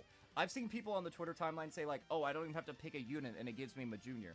How? Dude, I get like Int Cell. I get the 5-year fusions as my friend lead. I don't understand how I get all these different friend lead units, and I think that's really, really dumb, and it's really, really annoying when so many people like. So like when I do World Tournament, this is just becoming like a rant video, a rambling video. If you just want to listen to me yap for like 30, 40 minutes, because that's usually how long these battlefields take. But usually when I do Battlefield, I pick Majunior only for the qualifying round. Then for the semifinals, the quarterfinals, and the finale, I just use whatever the friend lead, whatever it gives me, just to save time. I just pretty much button mash as fast as I possibly can. Because when you're going into the first round, you're obviously fighting 3 separate enemies. So if you get a Majunior on each rotation, you're able to do the active skill 3 times, and boom, you're able to speed blitz. But if like you don't get Majunior, because again, I don't waste the time getting the friend lead. So if I'm in the finals and I don't have Majunior, like my Majunior on the rotation, more likely than not, I have AoE units who are going to be able to do a competent amount of damage so that I'm able to just one-phase it anyway. I feel like it's not a huge time loss, as opposed to like having to like sit down, like scroll, pick a random Majunior, you know, tap on all the different buttons. I don't know if it's the biggest time loss, but to me, it feels like I waste more time doing that, as opposed to literally just hitting the button as fast as I can and praying that I have Majunior, or like my STR Piccolo, or really any AoE unit. The only AoE units who I wouldn't want to see would be, what's his face, just because he sucks and he never gets the 18 key. Grade 8 Vegeta. Dude, whenever he easy A's, they have to give him some justice. That unit sucked on release, and like he's so bad. Because even his AoE, like, animation, it's so freaking slow. It has to be, like, the slowest kill animation when it comes to, like, AoEs. I really can't even think of a slower one. Like, I know Int Kid Gohan, his aren't very fast either. But, like, Tree by Goku, dude, his 18 key, it's fast. Even though I wouldn't recommend running him for World Tournament unless you don't have, like, the technique. Again, I don't have the units to do that strategy that I talked about in the video where Lotad, Lotad's his name, I do believe. Where Lotad has, like, he's the best World Tournament player. Like, he knows some sort of exploit or glitch. I don't understand all the intricacies of it. I would actually love to, like, talk with the guy one day, like, maybe over DMs or something, so he could explain to me how the manipulations work. But if you haven't seen the video, essentially, if you run this very specific team lineup that he has, you're able to manipulate the game into giving you favorable RNG, so you get more points per go, as opposed to just an average player using a full AoE team. I don't have all the units that you need for that. Like, one of the units you need is AGL, LR, Majin, Vegeta. I've had this account since right around the 6th anniversary on Global. Like, I want to say, like, 5.5 years on Global is when I got this current account. And then I've been playing it pretty, like, off and on for a while. But I didn't really start taking it, like, super, super seriously again until, like, the 7th anniversary. And then even more so once I started making content on it about a year ago, is what I've been, like, really trying to, like, focus in and get, like, really, really good at my craft and everything along those lines. I think that's who I want to bring as my leader. Because all of them would fit. No, you would not fit on Pure Hybrid Sands. Oh, but that's a problem. Wait, hold on. Wait. Who is my secondary leader? I guess we could bring Pan, because Pan is Bond of Parent and Child, right? Yeah, I made an oopsie, I think. Yeah. That's fine. 600k HP in this is actually a little bit crazy. I don't know why, again, I'm really not taking this seriously, because these aren't difficult. I'm just doing this pretty much for, like, the really good rewards, which I would recommend everyone doing. Because I didn't see, like, the exact ins and outs of how many stones we were getting, but there was one mission at least to get 1 stone, another one to get 3, and there were several missions where I think it was just beat each stage, like, beat 9 stages in total. So, each, like, stage, obviously there's, like, 2 fights. I'm assuming that's what it's talking about. That actually did decent damage to Vegeta and Trunks. I'm not gonna hold you. Android 13 actually did pretty decent damage. This is also one of my favorite units ever in this game's release. I will cope for them so hard, although I do see it's very rare. It is very rare, but I have seen some people, even up to this year, coping for this character with, like, 9th anniversary stuff. I can't do that. I will say that this character was, like, a top 20 unit in the game all the way up like, even until Fuse Zamasu, again, at the start of this year, I made a tier list of the top 50 summonable units on Global. And who boy, was that a controversial one when it originally released.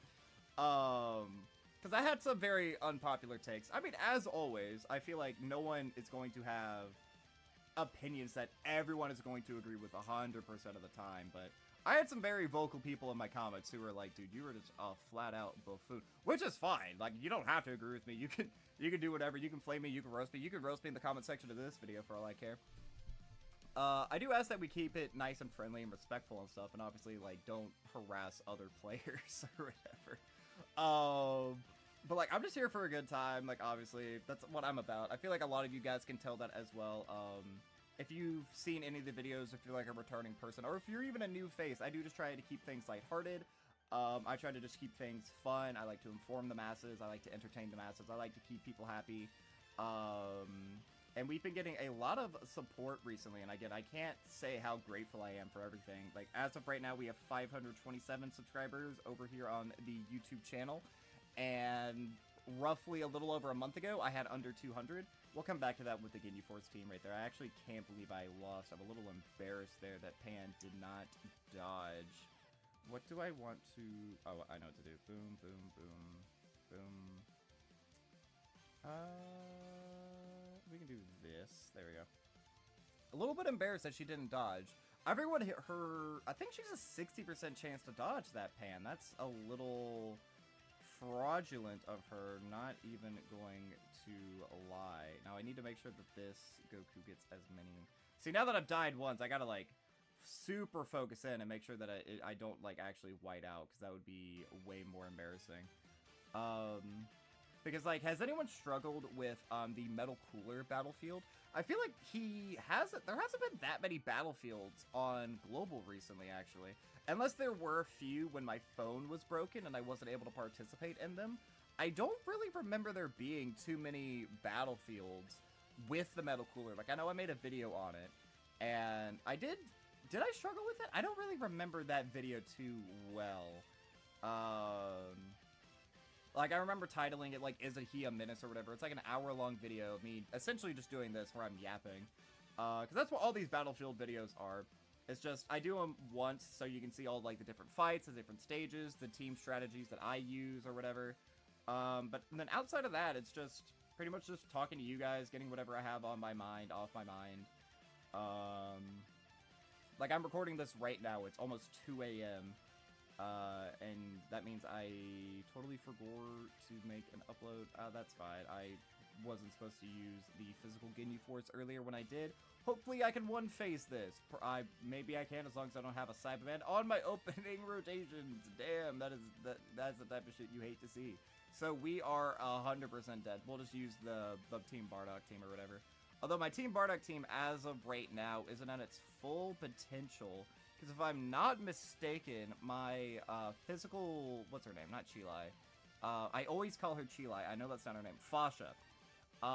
My physical Fasha, I recently got a dupe in her, and I am keeping her at her UR status. Because I'm just running pretty low on the, like, reawakening medals or whatever.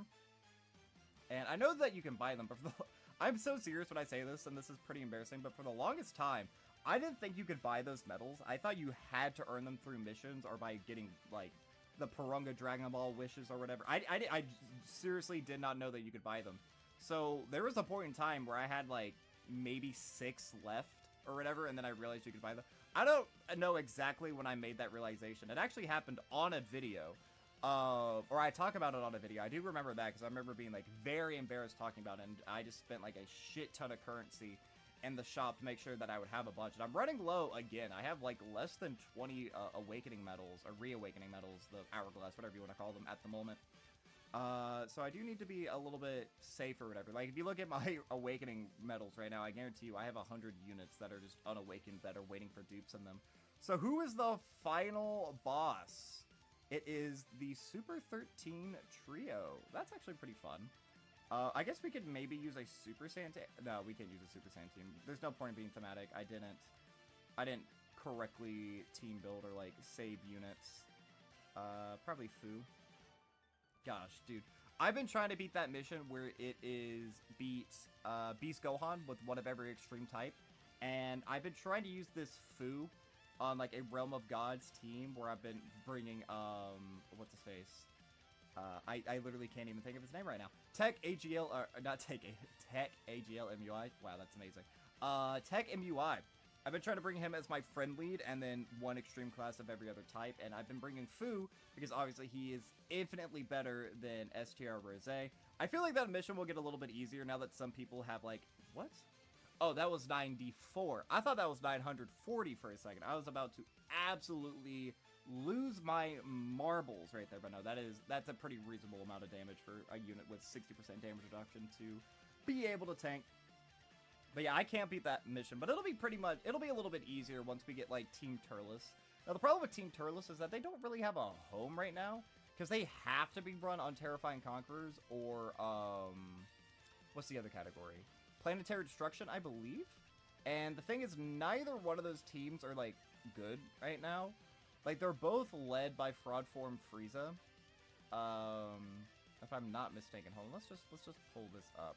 Because he only gets his damage reduction with essentially a full team of either or. And you cannot mix or match. He has that sentence in his passive where it's whichever there's more of. So if you're running like 4 Terrifying Conquerors and 1 Planetary Destruction, they don't mix and match. He would only have 40%. Which a little bit stinky. I don't like when they do that, but I understand why they do that. It's to like kind of restrict his team builds. But like they couldn't have thrown like just movie bosses on here. I mean, the poor guy has, what, 1, 2, 3, 4, 5... He has 6 categories, and you're going to restrict him to 2. You could even make it 3. A little lame in my opinion, but it'll be easier, because he is quite good. Like, this guy does have that dog in him. He's like a perfect slot 2 or slot 3. He has really good super attack effects. Again, whenever his details drop in-game, I'll make a video going over them specifically. But just know that he can get up to 50% damage reduction. He's giving a lot of support, and then he can do, like, a ton of damage, because he has super effective against all types and built-in crit. So it's like super easy to get this guy at like his maximum potential, is like his maximum output. And once we get some other units around him on some of these super powerful teams, because Broly isn't on Terrifying Conquerors. He would be on Planetary Destruction though, if I'm not mistaken. Where was the last Broly we had? 2021, right? Yeah, 2021. So yeah, like, Legendary Super Saiyan Broly is on here, and Super Saiyan Broly, but like, Dragon Ball Super Broly would not be, and the same thing with, Dragon Ball Super Broly would not be on Terrifying Conquerors. I don't think any of the Brolys are on Terrifying Conquerors. Again, we're going back to 2021, because I believe that is when the last one debuted. Yeah, no. No Brolys are on Terrifying Conquerors. Which I feel like is a little bit... nah, I could see that. That makes sense. That makes sense. Alright. But it looks like we completed all of these stages over here, fellas. So let's go ahead and check out just all the stages, or the extra missions that we're going to get. Yeah, so bonus rewards for like the first time you beat it, and then it's just like the standard stuff, like the second or third time you beat it. Usually what I do is I only beat them once like this refreshes, and you're able to get your battlefield currency again. As you can see here, these are the weekly missions. That's normally when I dive back in and do it. But you can do it at your own pace. There's no rush to do anything. So just by doing that, that was what, roughly 20 minutes of gameplay, and it wasn't even hard gameplay. 33 stones, like 600, 6,000 battlefield currency. A lot of Elder Kais. We have some Hercule statues, 1,000 of all the hidden potential orbs, and a sticker. Not bad. Not bad. That's a lot of stuff for just 20 minutes. So, I think with that, I'm going to go ahead and wrap it up. Okay, is that better? I hope so. Okay. If I need to adjust anything, just please let me know. Whew! Alright, I'm excited. I'm about to! Oh my god, I love this kid.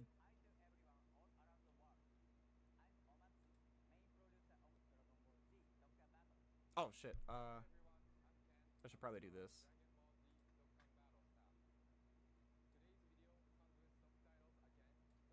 Okay, just move my model to the top.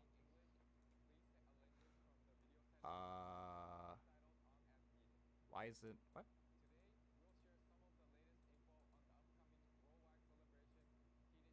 Oh, there we go. There we go. Can you please introduce it for us? Okay, many of you might have noticed The stream is quiet compared to my voice. during the countdown. And yes, the theme of this worldwide celebration, heated showdown campaign, will be Broly. Yeah! That's right, you will be able to enjoy the story of Broly, who possesses overwhelming strength and the super. Oh my god, please give me Bio Broly, bro. Against him. I want a Bio Broly so bad. Based on the movie trilogy of Dragon Ball Z.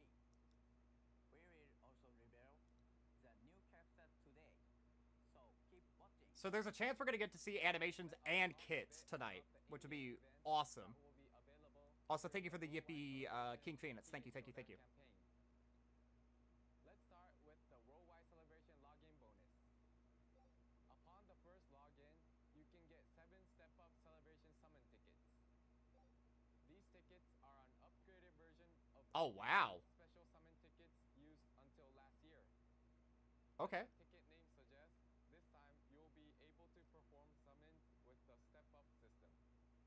You'll be able to recruit powerful SSR characters with a good balance between super and extreme classes, and one character that can be Dokkan awakened into LR is guaranteed on step 5. Okay, depending on what LRs we get, Also that could be pretty able good, to actually. obtain tickets by clearing in-game missions, so make sure to play a lot.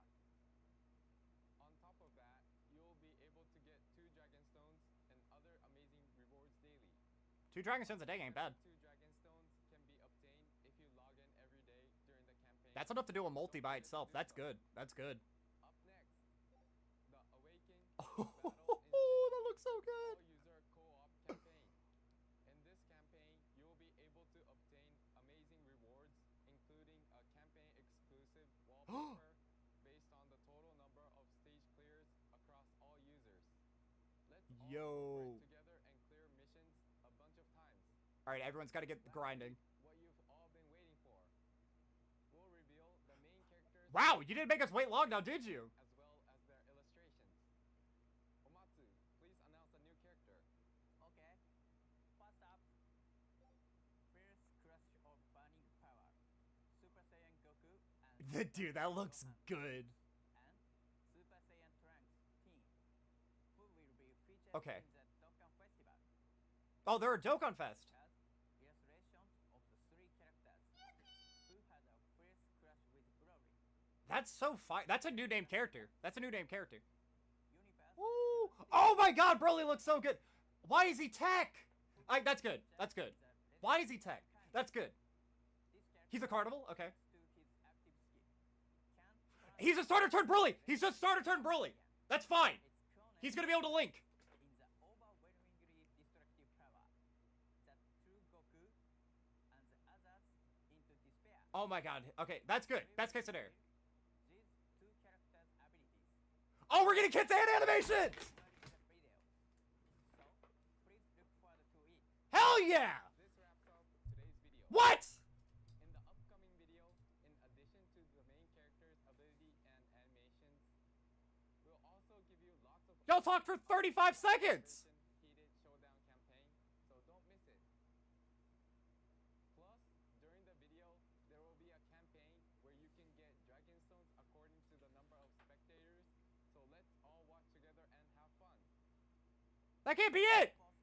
For sticking That can't be it! and see you. Amatsu! That can't be it! No! That can't be it!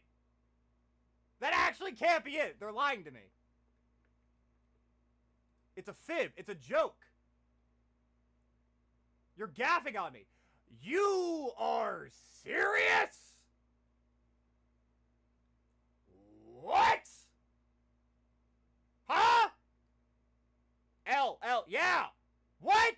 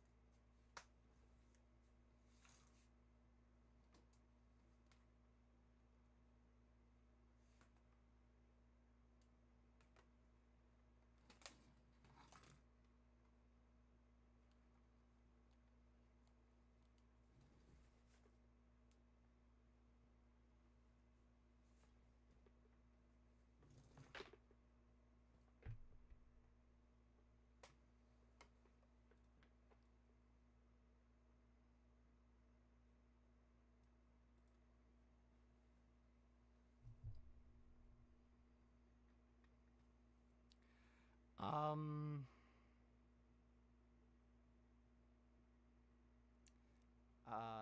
Well.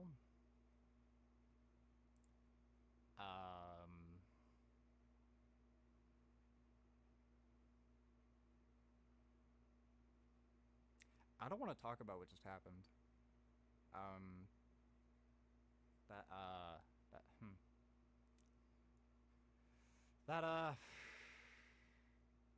huh. That sure was something, now, wasn't it? That,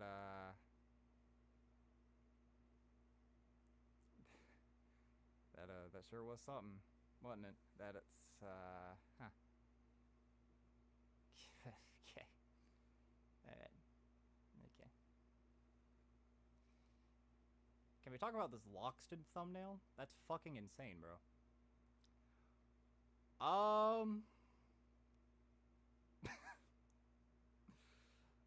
Amatsu, dude, listen, buddy, but listen, Amatsu.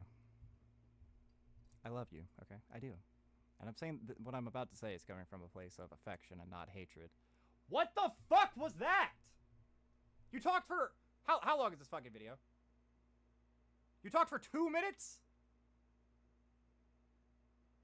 You talked for 4? 4 minutes? Huh?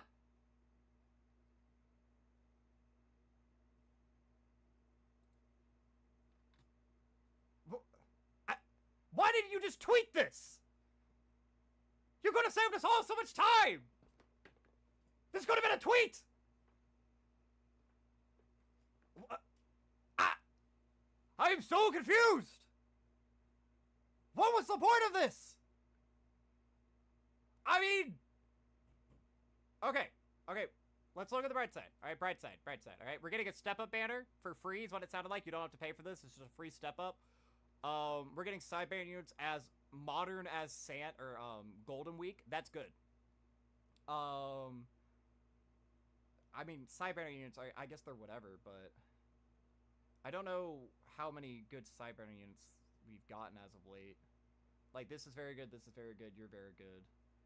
What other side banner units have dropped this year? Topo had Cataplesla, so that's an L. Frieza had Dodoria. Dodoria was an L. Yeah, okay, so side banners, never mind, they sucked.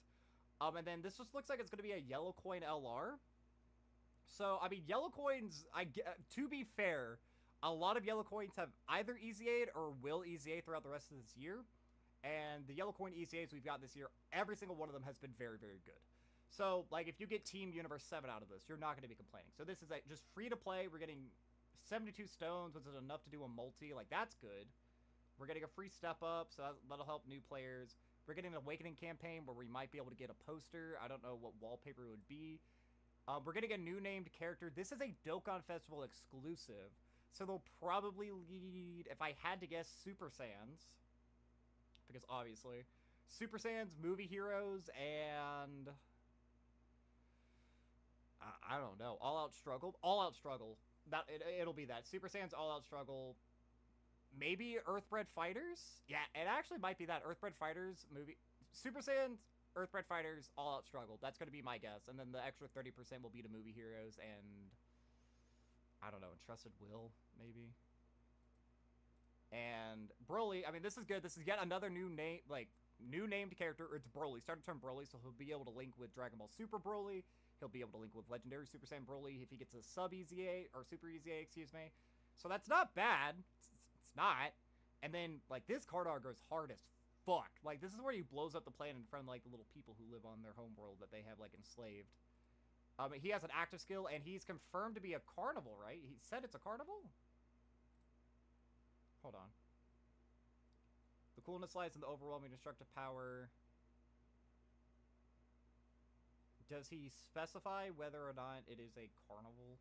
Hold on. Wait. Because he specified that the other are going to be, like, they're Dokkan Fest.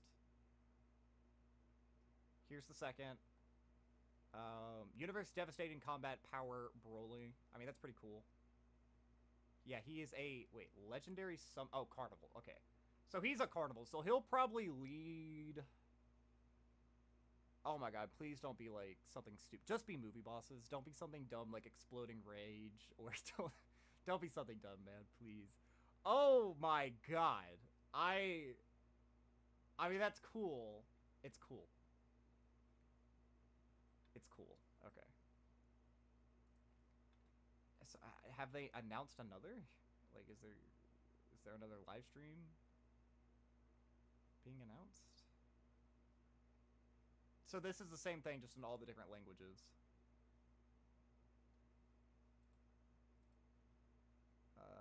No. It, doesn't... Nope, that's it. So I guess if I decide to make this a YouTube video, I'm going to go ahead and do my outro. This is not the end of the stream. We'll play a game after this, but,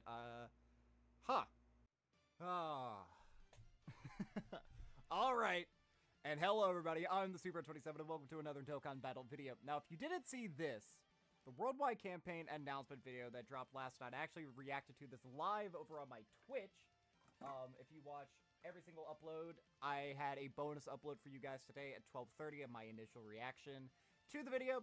So we're going to quickly just dive in, talk about everything that they said. There's not a lot, but at the same time, there's a lot of implications that could theoretically be made by just this very short little video. So... they're introducing the video again. I do want to say this again. I love Amatsu's, like, the fact that he's actually, like, doing English, and it's, like, very, like, well-spoken. Now, I don't know this guy's name off the top of my head, so I do actually want to pull up Ken. Ken's is also quite good, but I do, like, enjoy that they do this. This just goes that extra level to show that they really do care about their fan base. Having, like, the dedication to, like, learn an entire another language, where as far as I'm aware, these guys do not know the language. They don't speak it in any way, shape, or form. I think that they actually do a fantastic job with what they do. So, massive shout out to them. So, this is the campaign. It looks amazing, by the way. The art and everything just looks really, really good. So, they did announce that this entire celebration is primarily going to be Broly themed. We could have assumed that. This means that BoJack is probably not happening for part 2 anymore. The fact that they showed off specifically movie 8, 10, and... Is this movie 11? I think this is movie 11, because 12 is Fusion Reborn and 13 is Waking the Dragon. So, likely for part 2, we're going to be either seeing a Broly from movie 10, or my hope. Please. I know this may sound like a meme. It's not. You can go back and watch my custom concept video that I made for Broly, Bio Broly, that I made last year. I am so serious. I want a Bio Broly to be the very best unit in the game. I'm so serious. So if we get Bio Broly Part 2, I will be summoning so hard on that. I really, really will. So they're announcing, you know, talking about Broly. Now this might just be to gas Broly up, but I imagine that this is like the hint that Part 2 is either going to be movie 10 or movie 11. I mean, we may be wrong. There's always that chance that we will get BoJack still. I mean, I feel like BoJack would actually really help, like, the celebration, getting us, like, easy A's for, like, that yellow coin Super Saiyan 2 Gohan would be pretty cool. This right here is also pretty interesting. They're doing, as far as I'm aware, this is a free-to-play step-up banner. So just by logging in and by completing missions, you'll be able to do these step-ups. I don't think that there will be a stone version of this. I don't think you'll have to pay anything for this. Just from how they worded it is that you get all your tickets by doing missions. And it's not bad, I guess. Like, we're getting units from up until Golden Week is what it looks like. And, like, these two right here are pretty good Cyberbanner units. Same thing here with this Golden Frieza. This Trunks is a little bit of a fraud. And then if we're getting a guaranteed Yellow Coin LR, like, a lot of Yellow Coin LRs have already Easy A'd, and a lot of their Easy A's are quite good. Like, if you got Golden Frieza in 17, or if you got Team Universe 7, or potentially units who could Easy A, like, Tech Broly from movie 10, or Minosha and Tapion from movie 13. Like, there are a couple of Yellow Coins who have an Easy A that if they do, like, this is actually way more value this year than it ever has been before. Because not only are summonable Yellow Coin LRs, like, actually super powerful, like, stupidly powerful, in my opinion, in a lot of instances, their Easy A's have been just as cracked. So I'm actually looking forward to see kind of whatever this is. And Bulma and Ribby is here as well, so they'll probably be unfeatured. God, I need a copy of Bulma. I've been chasing her ever since she debuted. I would love a copy of her, even though she's incredibly power corrupt, and I imagine her at 55% is not going to be too good. So they do talk about that. They also talk about the login bonuses. You'll get 72 free-to-play stones if you just log in every single day.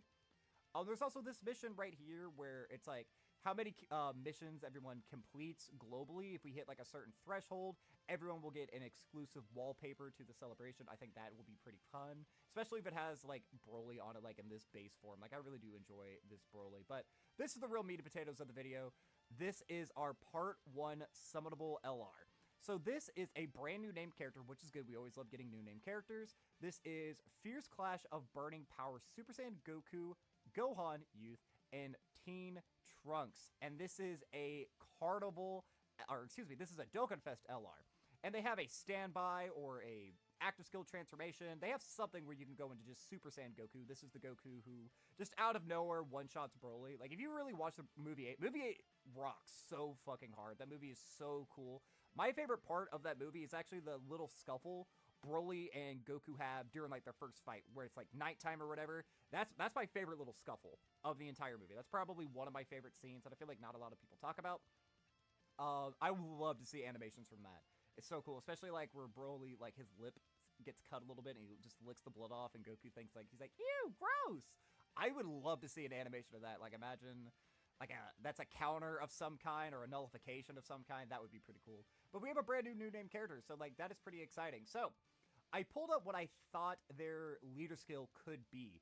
So this is the 200% leader skill tool, thanks or courtesy of Dokkan Info. Now, we don't know, obviously, nothing is going to be revealed. If you saw the video, you know that they've revealed very, very little about all these characters. There's going to be another video upcoming that's going to have the kits and animations. Now, if I remember correctly last year, I actually didn't get to watch the live stream as it was going on, but I'm pretty certain that they released kits and animations at the same time, because I remember making reaction videos. I made a reaction video to the animations, and then I made a reaction video to their kits. So, it's a little bit bizarre that we didn't get that much, but I don't know, they're probably just saving for another video. They also said in the video that if enough people watch that video, we'll get some special rewards, so definitely keep your eyes peeled for that. I'll do a live reaction to those as well over on my Twitch. So, this is what I think would be a good leader skill for the character. Earthbred Fighters, Super Saiyans, and then All Out Struggle for their 170s, and then the final ones could be Movie Heroes and Final Trump Card. I feel like Final Trump Card makes sense, obviously, because, again, this Goku, just out of nowhere, he just pulls out a one punch and just one-shots Broly after he got the energy from everybody else. Desperate, or like All Out Struggle, they were struggling the entire time against the legendary Super Saiyan Broly. Like, that dude just tanked a Kamehameha point blank, just walked right on through it. Super Saiyans, I feel like it's pretty apparent. There are 3 Super Saiyans here. It just makes sense. And would it make sense for them to lead joint forces since you just become a standalone unit towards the end? I am expecting that this is a standby. I don't know if he specified if it's a standby. I guess we can look real quick. Does he specify if they are anything? So this is just a Dokkan Festival featuring all of them. The card illustration of the 3 characters, which had a fierce clash with Broly.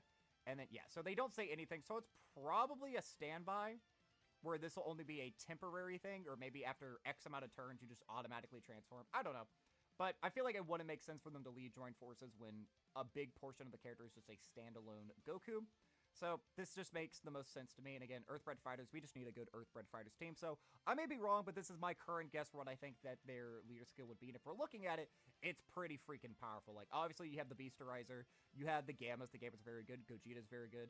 This is a unit who has certainly fallen off, but if there are a lot of other Super Saiyans on the team, this could be a good slot 2 or 3 floater, and who could just do a lot of damage. You know what I mean? You would have the 8th year anniversary LRs who will be easy-Aing, which is crazy to think about, in a year and a half. I mean, these guys are still runnable, and they're already going to be getting their Easy A's very soon, which is, again, that's a little scary in my opinion. I think Easy A's happen a little too fast. Orange Piccolo could be run on the team theoretically. I mean, he wouldn't be the strongest, but you could run him on there. And then I think that's it for terms of LRs. Like, these guys still could technically Easy A because they had their asset update, but I think the only reason they had their asset update was for the virtual battlefield and not for, like, an Easy A or anything. Vegeta, again, I like this unit a lot more than other people, but I don't think that he's going to be very good on a team like this. And then, again, once you kind of get to the TURs, like, the TURs this year haven't been too great. Like, Junior, I don't really see you running him. God, Goku, he's just such a liability if he doesn't dodge. Same thing with, like, Path the Power Kid Goku. Just really quickly scrolling. Like, this is a unit who will probably get a sub-Easy A, so that will be good. Kefla's on the team. My darling, I love her. These two are actually pretty decent in slot 2 or 3. I mean, Gotenks, he's still very good, even though he loves to fraud me. Are there any other units who could theoretically EZA during the celebration? Like, you could get a free-to-play EZA, I guess, because you're from movie 10. I mean, that would be pretty fire right there, honestly. And then looking down a little bit further, these guys are from the Bio Broly movie, if I'm not mistaken. So, I mean, I guess they could get easy, or like sub-EZAs or whatever. But no, that looks like it's going to be about it. So not the greatest leader skill if this is what they end up going with, but you are going to have like a bunch of heavy hitters right here. Like you could run this unit, whatever their side banner unit is, Beast, Gogeta, the Gammas, and then who would be your final unit? I guess these guys wouldn't hurt too bad because they can tank as long as you can speed blitz a fight. They still tank comfortably as long as they're able to super first. So if you have any possible ideas of what their leader skill could be, let me know. And I bring this up because this is kind of an odd combination of characters. So they're not going to be like on pure sand. So I'm just going to see like what categories do I realistically think that this character could be on. We're just going to scroll through this real quick. Full power, maybe because of the Goku portion. They could theoretically be on that. I don't think they would be on transformation boost unless it's in their active skill. Or like their intro or whatever. But because there's Goku and Vegeta family stuff, those are two categories that they're not going to be on. They will be on Joined Forces and Movie Heroes. Let's see here. Maybe Kamehameha, but I would doubt it. Final Trump Card, I do expect them to be on Final Trump Card. Let's see. All Out Struggle, I do expect that. Saviors would be a good one, and Battle of Wits, they could be on those categories as well. I doubt Connected Hope. I wouldn't really see something like that. Powerful Comeback. Oh, they could probably be on Powerful Comeback, actually. That would be a good one. And then, I mean, I don't think Accelerated Battle, I don't think a lot of movie characters are actually on that. Battle of Fate, I don't think any movie characters are on it except for Dragon Ball Super Superhero. I might be wrong, but I think none of them are. Power Beyond Super Saiyan, that's a no. They could be Bond of Parent and Child. They would probably be on Bond of Parent. Actually, no, they wouldn't. They wouldn't. Because this happens before the Cell Saga. So I don't think... Well, maybe because of Trunks. I know Vegeta doesn't get it until Trunks dies, but I don't know if Trunks has it before he dies. I'm uncertain about that. And then Power of Wishes maybe because of the Goku Punch. So they don't have the most categories ever, potentially. Just because, again, it's a weird combination of characters. But... I feel like there's a lot of potential of, like, more niche categories that they could be on. So, overall, I'm not going to really be complaining about that too much. Again, let me know what categories you think that they could be on. It's a new name character, so, like, very uncharted territory. But, again, I could, like, very easily see, like, a lot of these. Like, Full Power, I could see it. Transformation Boost if they have an intro. Joined Forces, obviously. Movie Heroes, obviously. Super Saiyans, obviously. Maybe Kamehameha. I mean, maybe... Again, I do expect Final Trump Card. Again, we're just doing this again. All Out Struggle, I definitely would expect. Saviors is a maybe. Battle of Wits is a maybe. Connected Hope is another maybe. Powerful Comeback is actually probably going to be on it, if I'm being honest. I don't think Accelerated Battle, and I don't think... I mean, they could maybe be on Untrusted Will. I don't think Battle of Fate. Bond of Parent and Child is definitely... Earthbred Fighters is a definite, and then, like... Power of Wishes is a little out there. But then we get to this. This is Carnival Broly, and I could not be happier that this is a... Look at his name. Look at this unit's name right here. If we pull this up right here, a little bit of a spoilers, but if we look at Broly's, I counted it earlier. There's 1, 2, 3, 4, 5, 6, 7, 8, 16, 17, 18, 19.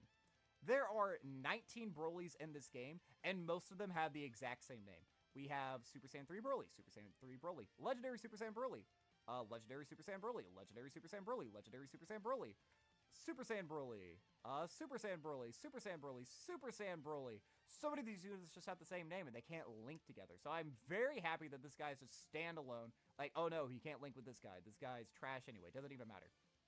So that's like the perfect thing that they could have gone with. I mean, obviously this is more hype having this at the start of turn, but I would much rather have my units be able to link together and actually work on a team together as opposed to just having this. Because what would happen if they like, all right, so for Broly, we're going to EZA this Legendary Super Saiyan Broly, and we're going to Super EZA this Legendary Super Saiyan Broly. That would suck. Or if you had his blue hair form, right, for example, and he's Super Saiyan Broly at the start of turn. Oh, well, that sucks. And that sucks, you know? So they went the best route for, like, the game design. Most people might not be the most excited about this. I am, because, again, this has one of my favorite fights in the movies, where he's just, like, throwing paws with Goku. I want to see those animations in the game. Again, you can look back at my custom Broly video I made from a year ago. I had a section where he was this version, and then he had a standby into the legendary Super Saiyan form.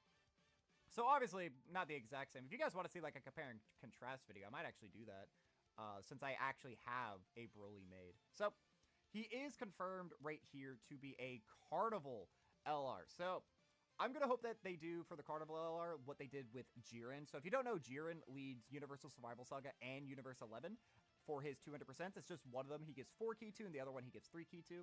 So I hope that they're going to do the same thing with this Broly. And I feel like giving him Planetary Destruction and Movie Bosses makes the most sense. Movie Bosses, obviously, because he's a movie boss, and whatever we get in Part 2 would link with him. I'm assuming it'll be another Broly, but nevertheless, that would be good. Not to mention, Movie Bosses is in a really bad position right now, so giving them another really, like, top-tier option would be good.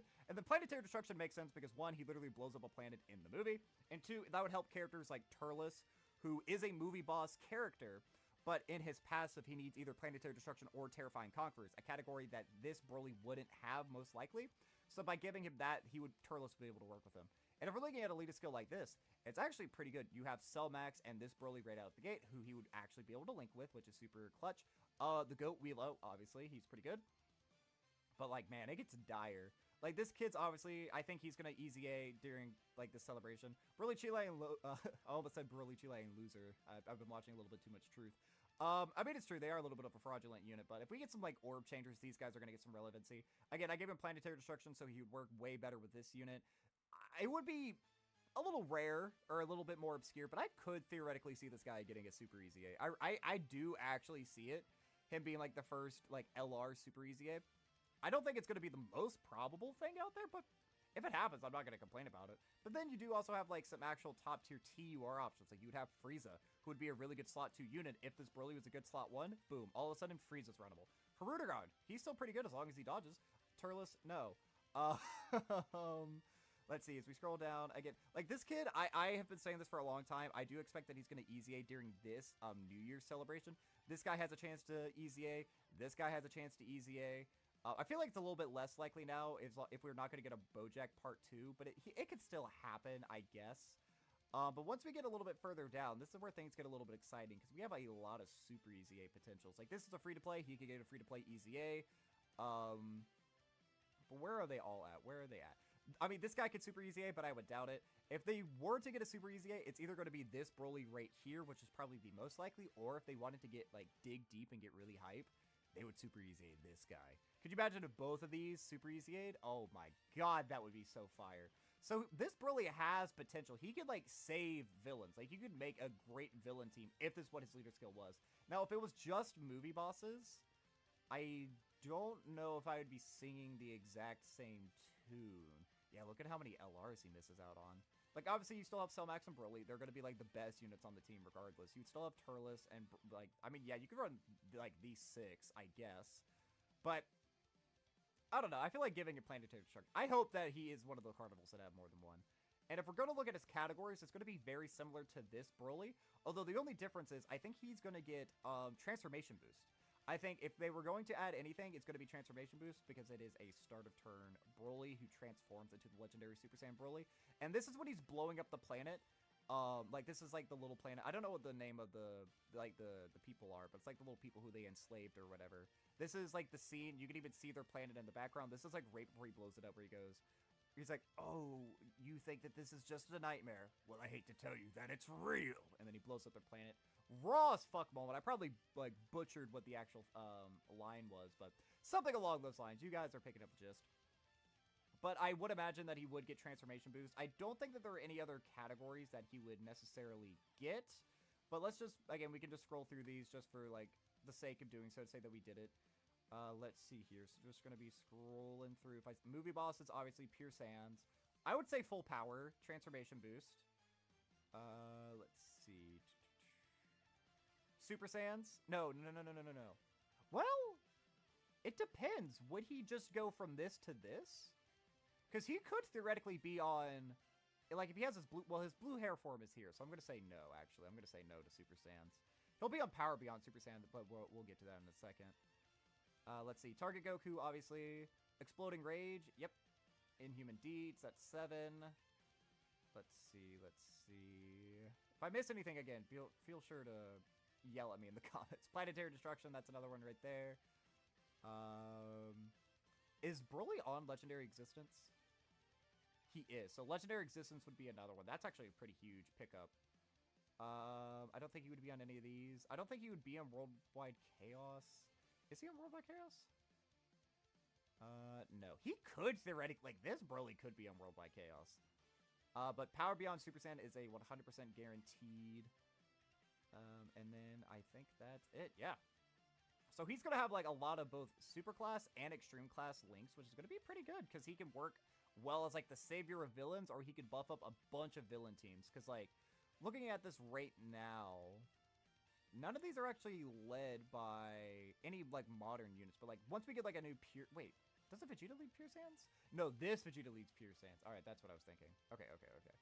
But, like, Power Beyond Super Saiyan, we have, like, yeah. Although these guys are going to be easy-Aing, like, 6 months. So... he'll have a team there. Full power, Broly leads that, Broly leads that. I don't think anyone leads Planetary... I mean, you do, but you're a fraud. We're not going to be running 2 of you. So yeah, any of these getting like a really good 170 would actually be pretty huge. But I imagine it's going to be movie bosses and Planetary Destruction. If they only give him 1, I hope it's movie bosses. If he only had 1... It would actually, would it be Planetary Destruction? No, I'd want him to have movie bosses. Yeah, definitely. Okay. Because we don't have a Carnival movie bosses character, do we? We don't. Yeah, and the last one that we had was Hiru almost a year ago. Yeah, he's going to lead movie bosses. All right. Wait, you don't lead movie bosses? Oh, it's your 30. Okay. Yeah, because Super Bosses is your 170. Okay, I was about to freak out for a second. It's like, there's no way he doesn't lead movie bosses. I summoned for him, but I didn't end up getting him. But what does this mean kind of like in terms of EZAs? If we look back at like the video I made, I guess I can pull it up real quick. Hold on. All right, so if we're looking right here at my tier list, I still think that I wouldn't really change any of these placements. I do think that these are probably the most likely to happen. I feel like we could maybe move you up, because I feel like you're almost guaranteed to get a sub-EZA at this point. I feel like Bojack might actually move down if it's going to be just a Broly celebration, but these guys right here, I could see all of them EZAing. Because now that we have the Super Saiyan, like, again, if these kids lead Super Saiyans, right here, what is he on the 170 or the 200% that I made? He actually isn't. What is he not on? He's not on Final Trump Card? Really? That's a bit weird. But whatever. He would be, like, if they lead Super Saiyans and whatever, he could theoretically be on the 200%. And Frieza, I think, would be on it because of Planetary Destruction if he led Planetary Destruction. So, I mean, we could fudge and bend the rules a little bit. These two could actually be on their 200%. And I feel like these, you know how crazy the community would go if these two Super EZA'd? Oh my god, they'd be going bonkers. Like that, this is how you get people to come back. You give them that nostalgia of 2016. Oh my god, dude. The game would break records if that were the case. So I almost feel like we could move all these ones up. We could move pretty much this entire tier except for Trunks down. And then I think I would keep these all the exact same. I don't know if there would be any other super class characters who could potentially EZA during this part 1 necessarily. But I don't know. I guess only time will tell. But let me know what you think about all of this. Let me know if you were disappointed by the video. I mean, I know that they just showed us the card arts. They really hyped it up in my opinion. And that was a little disappointing, but we are getting another one, so we'll just have to hang tight. I'll live react to that or whatever. I'll make another reaction video and a video going over everything. Whenever that does inevitably happen, so keep your eyes peeled for that. But I think that is going to be it for this one. All right, and hello everybody, I'm the Super27, and welcome to another Dokkan Battle video. So as of the time of recording, yesterday, we got the Worldwide Download Celebration announcement video that showed us that the Part 1 LRs are going to be a Broly who transforms into the Legendary Super Saiyan, and then a Super Saiyan trio that involves Super Saiyan Goku, Teen Gohan, and Teen Trunks, who then transform into a just a standalone Super Saiyan Goku. So I figured, you know, why not? Let's go ahead and throw my hat in the ring. I'm going to try to guess what their kits could be, or just make some fun kits. You know, I always enjoy doing these, and these videos tend to do very, very well. So again, this is just pure speculation. Obviously, I'm a small Dokkan YouTuber. As of right now, I think I have 530-something subscribers. I don't have any inside information. Just want to throw that out there. So if I hit the nail on the head on any of these, I'm going to be incredibly proud. Once their kits are like actually revealed, if you guys want me to make a comparing and contrasting video, I would absolutely love to do that. And I'm just going to go ahead and say this right now. Right as I hit record, I saw that there was a big-ass spider in my room.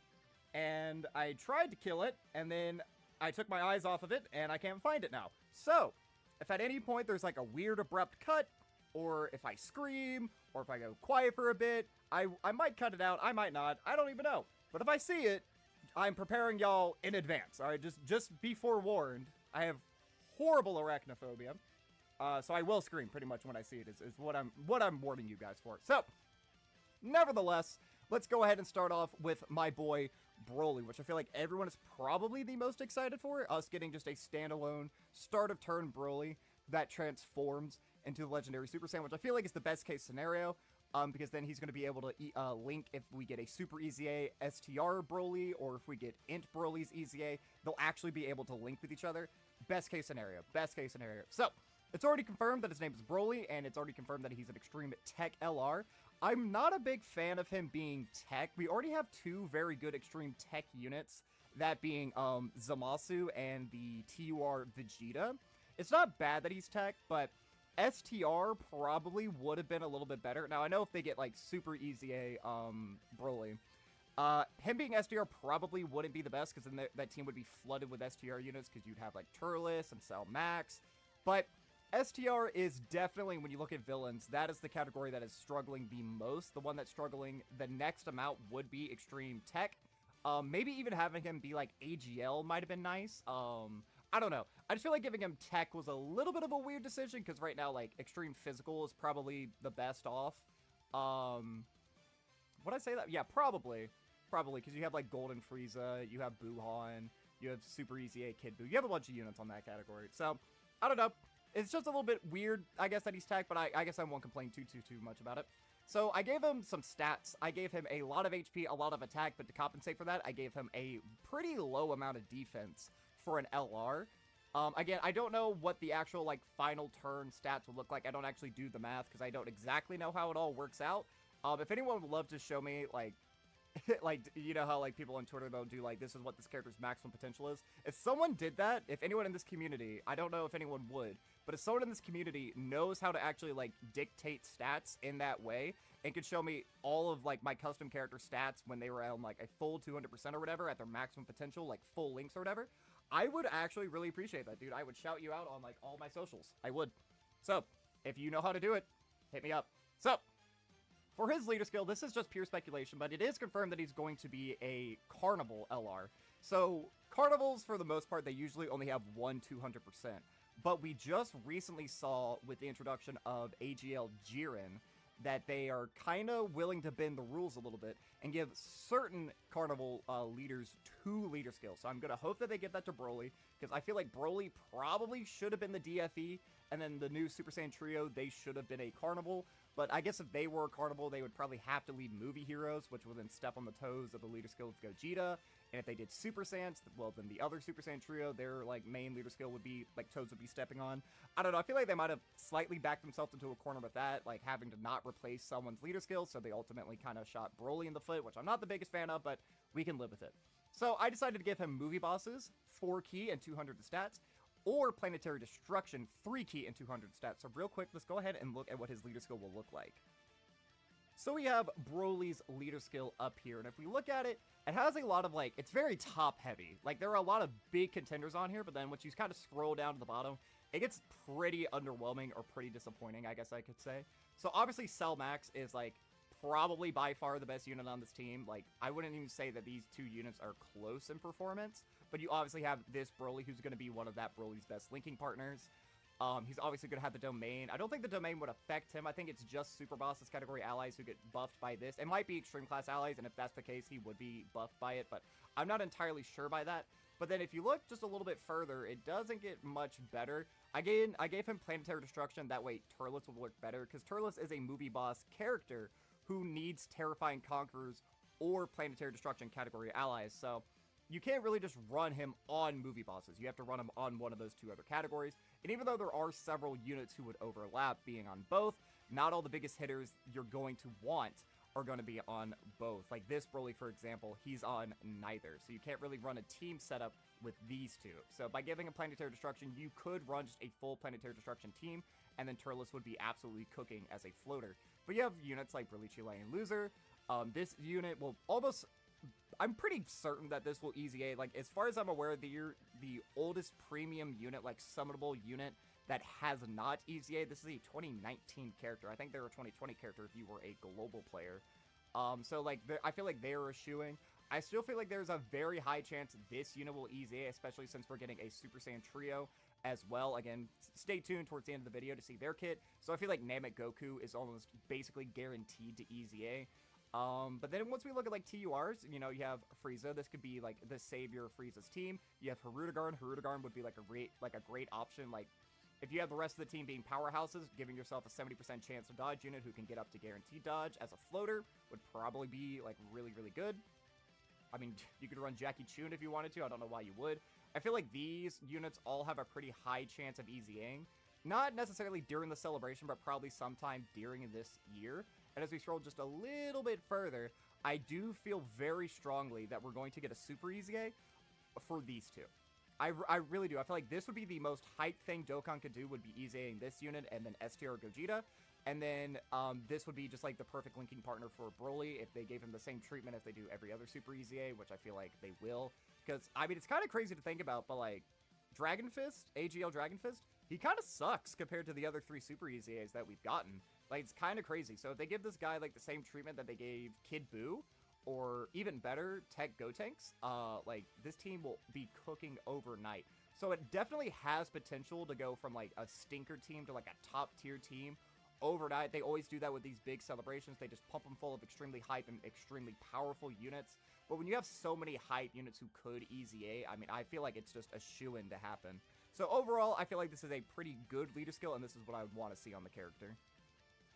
So, let's go ahead and look at his super attack. So, I gave him just kind of vague descriptions for their names. So, the Raised Rampage would be a melee. This would be the attack where he just kind of like tackles Goku. Again, this would be from the fight that they have at night, which is one of my favorite fights in the movie. I feel like it has really cool like fight choreography. I really do enjoy it. So this could have like the part where like Goku's flipping over the bed, Broly just tackles him through the wall. I think that ends with an Eraser Blast. I'm not entirely certain. I didn't rewatch the movie before I made this. Most of the time I rewatch the movies, or the anime or whatever arc they're from, but I didn't do that for this. I'm just going purely off of memory.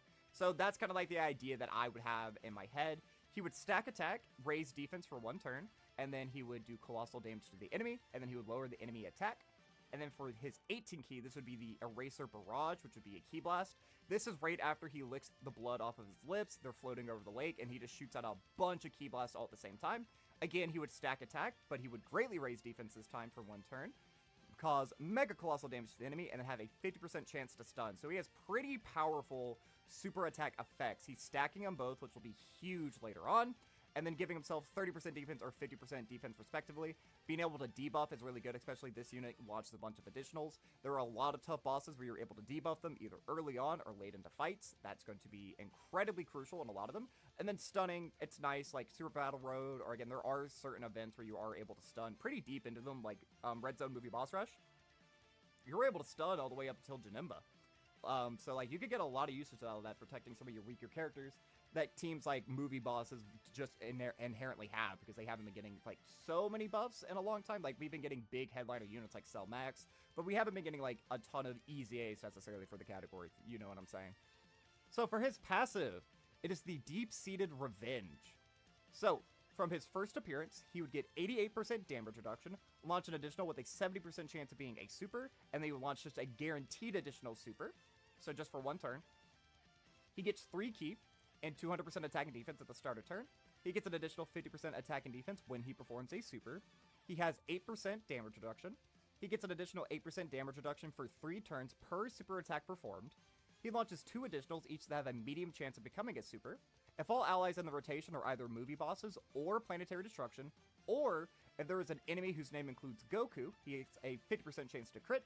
He he has a 50% chance to nullify melee supers targeted at this character, and then he transforms when his conditions are met. So if you saw my custom GT Goku video, the part about him building up damage reduction shouldn't be much of a surprise. I kind of robbed that idea from that character. I gave it a little bit of a buff. We haven't seen that on a character. Like, we've seen characters who get damage reduction for 1 turn when they get hit. We have seen people, like, lose damage reduction as the fight goes on, gain damage reduction as the fight goes on, but never an ability sort of like this. And I feel like it would be fun. It would make him a little bit more risk-reward or whatever, but everybody knows that a lot of this community loves seeing big attack stats, and they love seeing their units do a bunch of supers. So I figured, why not, like, really feed into that? Let's make a character who you want to go full additional into, because you don't really need to give them crit if you're running him on one of his 2 teams. You don't need to give him crit, because he's got a 50% chance to do it anyway. And you're just going to want to really get that chance to get as many supers as possible. Because additional normals, not only are you not getting stats, you're missing out on damage reduction. But the part of that kind of makes up for it is that it's 3 turns. So let's say 1 turn you only get like 2 supers, for example. You get 16% damage reduction for 3 turns on top of the 8% that you already have built in baseline. So if you have 1 turn where you only launch 1, but you still have the 16 from the prior turn, that would be what, 16, 24, 32? You'd have 32% damage reduction. So even worst case scenario, you're still going to have a hefty amount of it, but he's launching so many additionals at the start of the fight, and he has so many built in just straight into his passive. If you give this guy a hidden potential system, it's pretty much guaranteed to have him with the amount of attacks that he has. And once we look a little bit deeper towards his active skill, you're really going to want to be getting super attacks as fast as possible, because that is actually how I restricted his transformation condition. Is there anything else that I really need to talk about? I mean, obviously, having like a Goku, it makes sense, because, you know, his whole point is getting back at Kakarot, because he associates Goku with the assassination attempt from him, because he's a deep character. He was well written. I hate when people just say he hates Goku because he cried. No, Goku was crying right before he was almost assassinated, and then his planet blew up, all within 30 minutes of each other. He associates all those negative emotions with the sound of Goku crying. It makes sense. It actually is good writing. I hate how people say that Broly's a poorly written character. The melee nullification is actually from the same fight that I've mentioned a few times. It's when they're floating over the lake. Goku punches him in the jaw really, really hard, makes his lip bleed, but he just kind of like looks back at the camera and he licks his lip.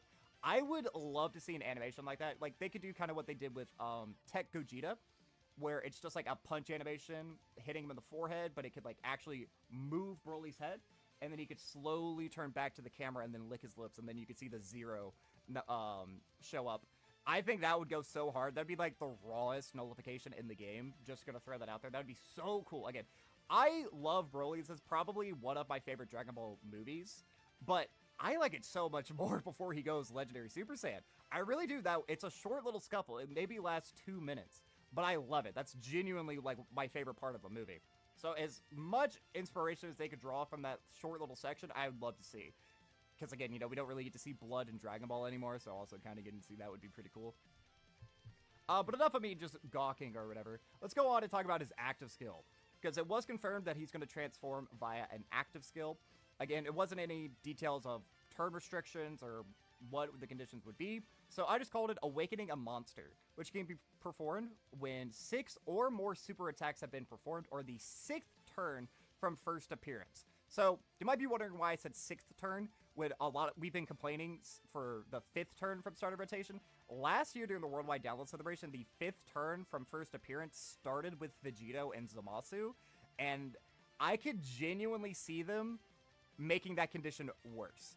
Because so many fights are depending on like how your opening rotations are, or how you want to be able to maneuver characters, and I could see them just pushing back these incredibly powerful abilities. I really could realistically see that. Like, I'm not trying to be like a doomsayer saying like, oh, they're gonna just keep like us from having our fun with these really super powerful characters. But they do kind of have a little bit of a track record of that, of kind of withholding some cool stuff behind some really stupid walls. But I feel like this character, even if you did get stuck in the base form, you would still be getting a lot of value out of the character, because they're just going to be doing so much damage. At the start of the fight, they can go into slot 1, and then it's kind of depending on your super RNG whether or not they can go into slot 1 or slot 2, so they're going to be a little bit inconsistent in that way, but they are going to be stacking, so they're going to just be going through events so quickly. And they do have the alternate condition, which is just perform 6 super attacks, which they can technically do if you get them on turn 1. They can do it on turn 3, and allow me to explain how. So the start of turn, let's say you launch your 18 key, that is 1. It's their first appearance, so you have a guaranteed additional with a 70% chance of being a super. That is 2. Then you launch just a guaranteed one, which is 3. They are then launching 2 guaranteed additionals that each have a 30% chance of being super, so that's 2 more right there. And then you have your hidden potential system. So if all of those are supers, I know that's not the most common thing out there, but if all of those are supers, you can transform with this kid on turn 3. Now, potentially, you know, you'll get some bad luck, those 30% won't hit, like, stuff like that can happen. But by turn 5, you basically should be guaranteed to do it. I just threw the start of turn from 6 thing, because I really, like, genuinely, I could actually see that being a restriction, or just flat out, like, turn 10. Like, when I made all of my Dragon Ball Saga characters a while ago for Golden Week, because I thought that's what Golden Week could be, I put all of their restrictions that, like, their active skills or their standbys or whatever happened on turn 7, because obviously the 7 Dragon Balls just kind of made sense. But I really could see them, like, constantly pushing back these milestones for us to get these super powerful abilities, because they want the start of the fight to matter, so that if you, like, have a rough start, you're not going to be able to finish the fight. It doesn't matter how powerful your team is. If you get Broly stuck in slot 7, same thing with, like, Tekken UI, or if a unit gets locked and they're not able to use their domains or whatever, you can get screwed over, and that's kind of what they're doing. They want you to get screwed over as much as possible, so getting to the pinnacle of these units' power is pretty difficult. So yeah, I feel like it might not be too hard. Maybe 6 super attacks is a bit much. We could lower it down to 5, but I figured 6 was fun just because I love the whole Broly's the devil motif. That's why you'll see 6s all throughout his passive. There's also a lot of 8s and 16s because he's from movie 8. So obviously there's a lot of 8s because movie 8, or 16s for the exact same reason, because 8 plus 8 is 16. And then there's also a lot of 6s because, you know, Broly is the devil, and I just think that's a little fun thing, little fun, little goof gaff, you know, little hee hee, whatever. But yeah, so that's how he transforms. Those are the conditions. Now for his links, I yet again have opted to give a custom Broly big bad bosses. This might be Cope, but with it being a brand new name character, you know, because I don't think we've ever gotten just a standalone this Broly in the game, so it could I mean, I think there's a physical SR that you can get from one of the story mode events, but we don't have to talk about that. I have hope. This kid's gonna have big bad bosses, so I gave him the Sand Warrior Race, Berserker, the Sand Lineage, big bad bosses, Prepared for Battle, Hardened Grudge, and then Legendary Power. So he has a very good, just like generic Sand Link set, but also big bad bosses would help him to be able to link with all of these villains that you're going to want to be linking him with. Because that's one of the big issues with, like, Broly characters, because they have super class link sets, but they're on extreme class teams. Like, outside of Broly, like, I don't think, I mean, Turles probably would have, like, Saiyan Warrior Race and the Saiyan Lineage and stuff. And a lot of units have Prepared for Battle. Not a lot of units have Hardened Grudge. It's literally just, like, Legendary Super Saiyan Brolys and Paragus units, so it's actually a not half bad link. I think it's like 10% attack and defense and 5% crit chance or something. I don't know what it is off the top of my head. It's not bad. Like, if you were able to proc it consistently, it would be a nice buff, but unless we get super easy STR Broly, we're not going to be seeing it on a unit like this, but he's basically guaranteed to have it. So overall, I feel like his link set probably won't work too well on a villain lineup, which is a little bit of a shame, but we can make do with that. And then for his categories, he actually has a lot of categories, surprisingly. Planetary Destructions, Inhuman Deeds, Movie Bosses, Pure Saiyans, Full Power, Target Goku, Exploding Rage, Legendary Existence, Super Saiyan, Power Beyond Super Saiyans, and then Transformation Boost. You might be asking why I gave him Super Saiyan. I'm not entirely certain if he's going to go into his blue hair form or not. In the card art, I know that this is just a still that I took off of Twitter. I know it's cropped horribly, and that's why I have, like, the weird energy background to kind of fill up the void a little bit. But in, like, the card art's animation, you actually do see his hair go blue in the transformation, which is like his power restricted Super Saiyan state, which looks so cool, by the way. Again, I love the original Broly movie. So there is technically like a chance, because he could go into his Super Saiyan state in some of his like super attack effects, or maybe some of his animations, they'll actually be able to do that. I don't know. Again, I don't know. This is just pure speculation. It would be nice if he were on Super Saiyans, but if he wasn't, it's not going to be the biggest loss ever. But then let's go ahead and look at his transformed state. So this is now the legendary Super Saiyan Broly. His new 12 key will be the Brutal Lariat, which will be a melee. He will greatly raise attack and raise defense for 1 turn, cause colossal damage to the enemy, and then greatly lowers enemy attack. This is the attack where he just holds out his 2 arms and he just runs pretty much in a straight line, and he just tackles Goku and Piccolo, just add a spin onto it so that you could throw the unit towards the screen on your phone. That would be perfect. I could see that being like a red zone attack, and a lot of people just losing constantly to it. I feel like that would be fun. And then the Gigantic Meteor, which is an other, he would massively raise attack and greatly raise defense for 1 turn, mega colossal damage to the enemy, and then he gets a guaranteed stun. This is the attack that he actually does in the int TUR, where they just like pick him up, throw them into the wall, and then just like shoot a big key blast right in their face. I feel like just getting like that reanimated, even though it already looks really good, just getting a new updated version of that I feel like would be pretty fun. That's pretty iconic. That's one of his more iconic attacks, I guess we could say. There's also like a lot of other things they could potentially draw from, but I feel like those would both be pretty fun. So his new passive skill is, am I a freak? No, I am the devil. I think I butchered the quote, but I think that's what he says, or it's something adjacent to it. So from his first turn, he gets the target mechanic. So all enemy attacks get targeted towards his character, and he gets immune to stuns and seals for 1 turn, which is huge on a character like this, because with all the attack, all mechanics outside of Gogeta, if like Beast gets hit by a stun, yeah, cool, he's getting all that extra crit, he's getting all that extra attack. He's not going to be able to take advantage of it because he's stunned. The same with Cell Max. Cell Max, if he gets hit with a super, he gets a guaranteed additional super. But if he gets stunned or sealed, he can't take that advantage of his passive. So this Broly, he's not getting any stats when he gets hit, like, from the standby itself. He gets stats elsewhere from getting hit, but he's just pretty much just making sure that he gets to do his supers on his first turn. And I feel like that's actually pretty powerful with not being too overpowered. And again, it's also a target all mechanic which will protect weaker units on the team. So you can kind of be strategic with how long you want to stay in the base form. Because if you notice, he's no longer stacking in this form. He's greatly raising attack and defense for 1 turn on the 12 key. And then he's getting a 100% boost to his attack and 50% boost on his defense on the 18 key. Whereas in his base form, he can stack. So again, there are some mind games. Like, how long do you want to stack into this character? When do you want to transform? Because you don't want to waste that target all mechanic. So you could maybe greed out some stacks in its base form, or you can go ahead and just shotgun into this, because this is a much more powerful form. I love mind games with that, where like there's not really a right or wrong answer inherently. It's just kind of how the fight goes that'll really portray when you want to transform with him. So he gets 6 key and 266% attack and defense at the start of turn. He gets an additional 66% attack and defense when he performs a super. He gets 88% damage reduction, but he loses 16% damage reduction with each turn that passes. That is the Golden Frieza effect. That is the Angel SSJ3 Goku effect. Passive, part of the passive that I actually am not too fond of, and you'll notice I actually didn't put a cap to it. So theoretically, this unit can lose all of his damage reduction. But that probably won't happen because of this part of his passive right up here. So he gets 8% damage reduction for 4 turns per super attack that he performs. So, again, that's pretty much the exact same ability he had in his base form, except he gets it for 1 extra turn. So if you floated him off for whatever reason, he would still have all that built up. So in his first turn, he's going to have the 88. And then on his next attacking turn, he would lose 32%. So he would go all the way down to 56. But if you launch such a bunch of additionals, you can actually outpace the reduction loss as long as you're getting super lucky and you're launching all of your additional supers. And I made sure to pack this guy full of additional supers. That's also another reason why I made him immune to stunning and sealing, because you kind of have to, like, as soon as you transform it as a Broly, the ball's got to get rolling. You got to start launching your supers, or else you're going to kind of get screwed over. So he does get the 8% damage reduction for 4 turns per super attack performed. He launches an additional with a 70% chance of being a super attack. He launches an additional super attack within the same turn after this character receives an attack. He gets 20% attack and defense up to 100% per super attack that he performs. He gets 8% chance to crit up to 88%, and a chance to launch an additional super attack plus 10% up to 100% with each attack received.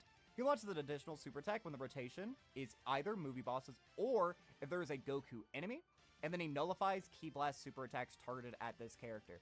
I feel like I made him maybe a little bit too busted. If you're like, all the super attacks he's performing, all the stats that he's getting, all the damage reduction that he is getting, he might be a little bit busted. So fights that are going to stun or seal are going to really affect this guy, but at least for his first turn, he's going to be able to launch a bunch. So how many super attacks in 1 turn can this guy perform? Okay, all right, everyone get your fingers out. We're going to count, all right? So you launch the 18 key right there, and I'm just skimming through the passive.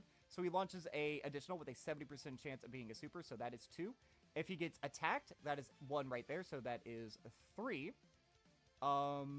If the full rotation is movie bosses, that is 4, and after he gets hit 10 times, that's 5.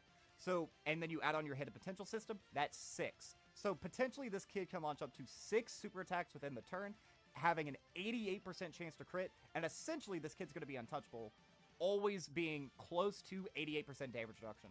This guy is going to be able to do what Angel SSJ3 Goku does on turn 1. This unit will be able to do that on turn 6, turn 7, turn 8, turn 9, turn 10. He's going to be able to do what Topo does, but just better, because while Topo is always going to be losing damage reduction, this Broly is always going to be gaining damage reduction. So again, if he launches 6 supers right there, 6 times 8, that is 48%. You are able to outpace the damage reduction loss if you're doing that many. You only need to launch 4 supers to gain back what you lose. And then obviously you have the leeway of the hidden potential system and everything like that. Again, you want to like give as much additional into this character as possible. And I feel like that would be a fun new unit that we haven't really seen before. Where giving them crit or even dodge would actively hurt this character because he needs to get hit to get like the crit and the damage reduction. Now granted, those can proc whenever, but he's essentially needing to be hit 11 times to be fully built up. And this is deep into a fight, so that might be hard. But he does have the target all mechanic, so if you have a boss like turn 7 who launches 9 attacks in a turn, all of those are going to hit this Broly, and that's going to build him up super quickly by doing so.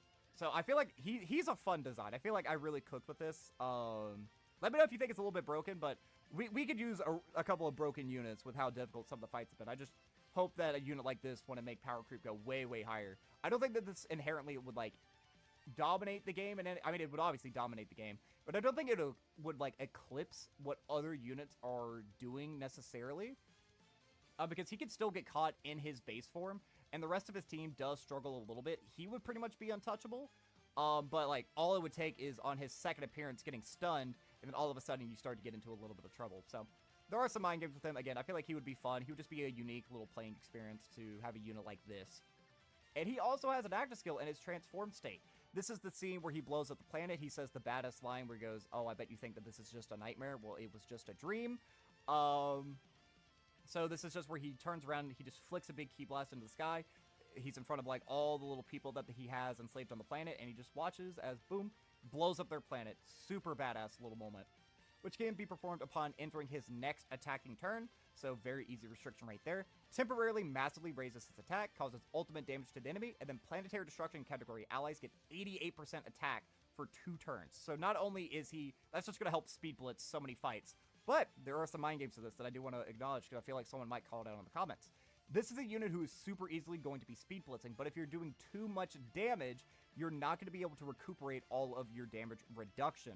So there might be a chance where this unit does so much damage that he's not able to do all of his supers, and therefore you might have to have him in slot 1, and he's going to have way less damage reduction than you might expect.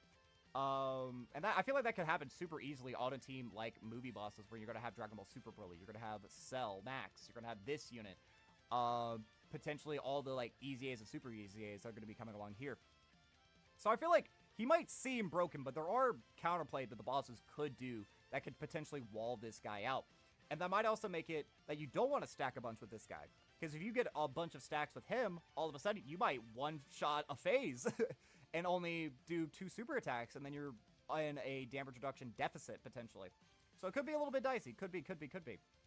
His links stay the exact same, and his categories would obviously stay the exact same. So let me know what you think about this Carnival Broly. If this unit was like to drop in the game on the 27th, would you summon for him? Would you spend your stones on him? Or do you think that he's a little bit wonky, potentially a little bit too risky, or not really like your play style? Let me know what you think about him. But let's go ahead and dive into the brand new Super Saiyan trio. So this is Goku, Super Saiyan Teen Gohan, and Super Saiyan Teen Trunks. They were confirmed to be a super physical LR, which I also feel like is a little bit of a weird addition. Like, they could have been AGL, because we just got Gogeta at the start of the year. Like, they're a movie boss's character. I can't think of any good movie hero characters that are AGL, really, outside of just, like, the Krillin and 18 unit. So I feel like they could have given us an AGL unit, or, like, maybe even an INT unit to help movie heroes out just a little bit. I mean, I guess the Gammas are INT, so maybe not that, but, like, even Tech, because, you know, Orange Piccolo doesn't really, like, thrive as much anymore. I don't know. I feel like the typings were a little bit weird. This just, like, I don't know why, but I saw this unit and I just immediately thought of, like, God Goku. You'll see the God Goku inspiration in his passive, but I'm getting ahead of myself. Let's go ahead and look at this character's stats. So I gave them a lot of attack and a lot of defense, but to compensate for that, I gave them a lower attack stat than normal.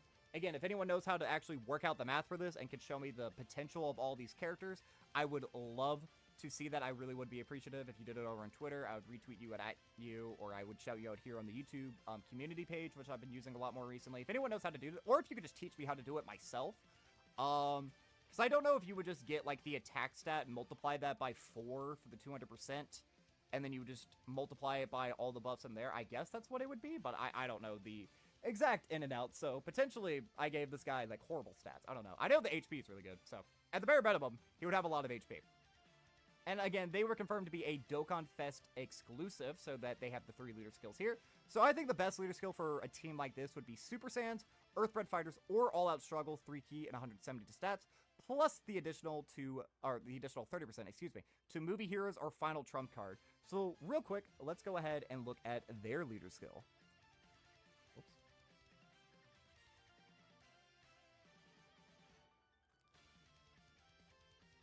Alright, so we have their leader skill up here. So if we look at it, this is yet again another category that's like very LR heavy.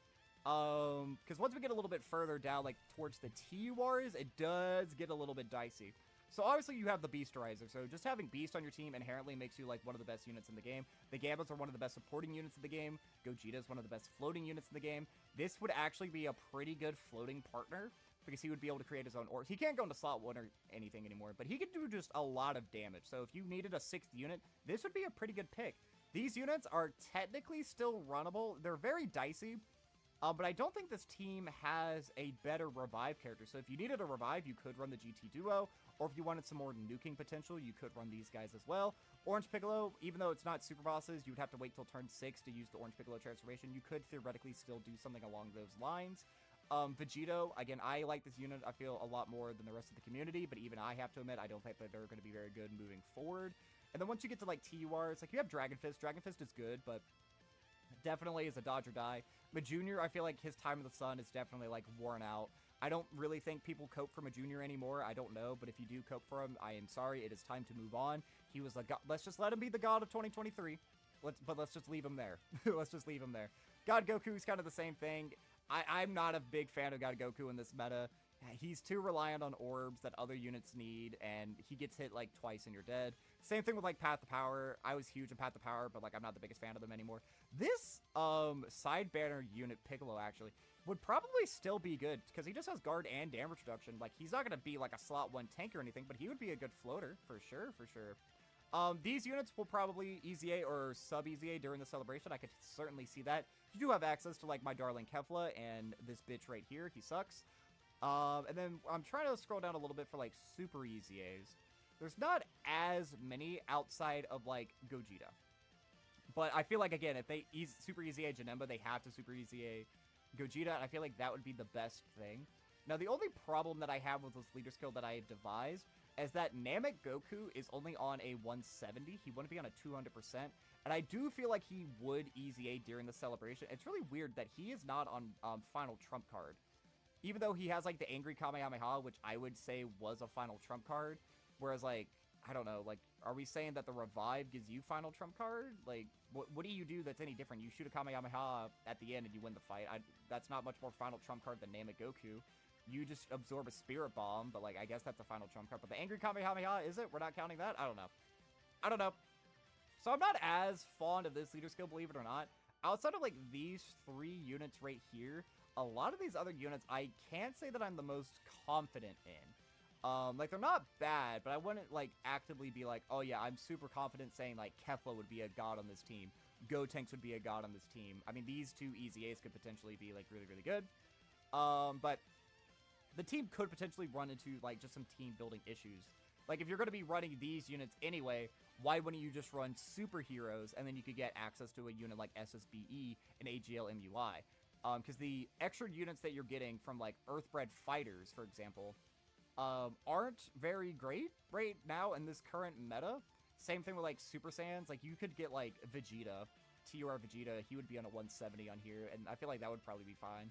Because he's just like a Tech Ultimate Gohan. Like, he's going to be good. You don't need to have him on a full, like, 200%. So a lot of units would be on this team that aren't just showing. This only shows people who would be on this exact leader skill, like, fully.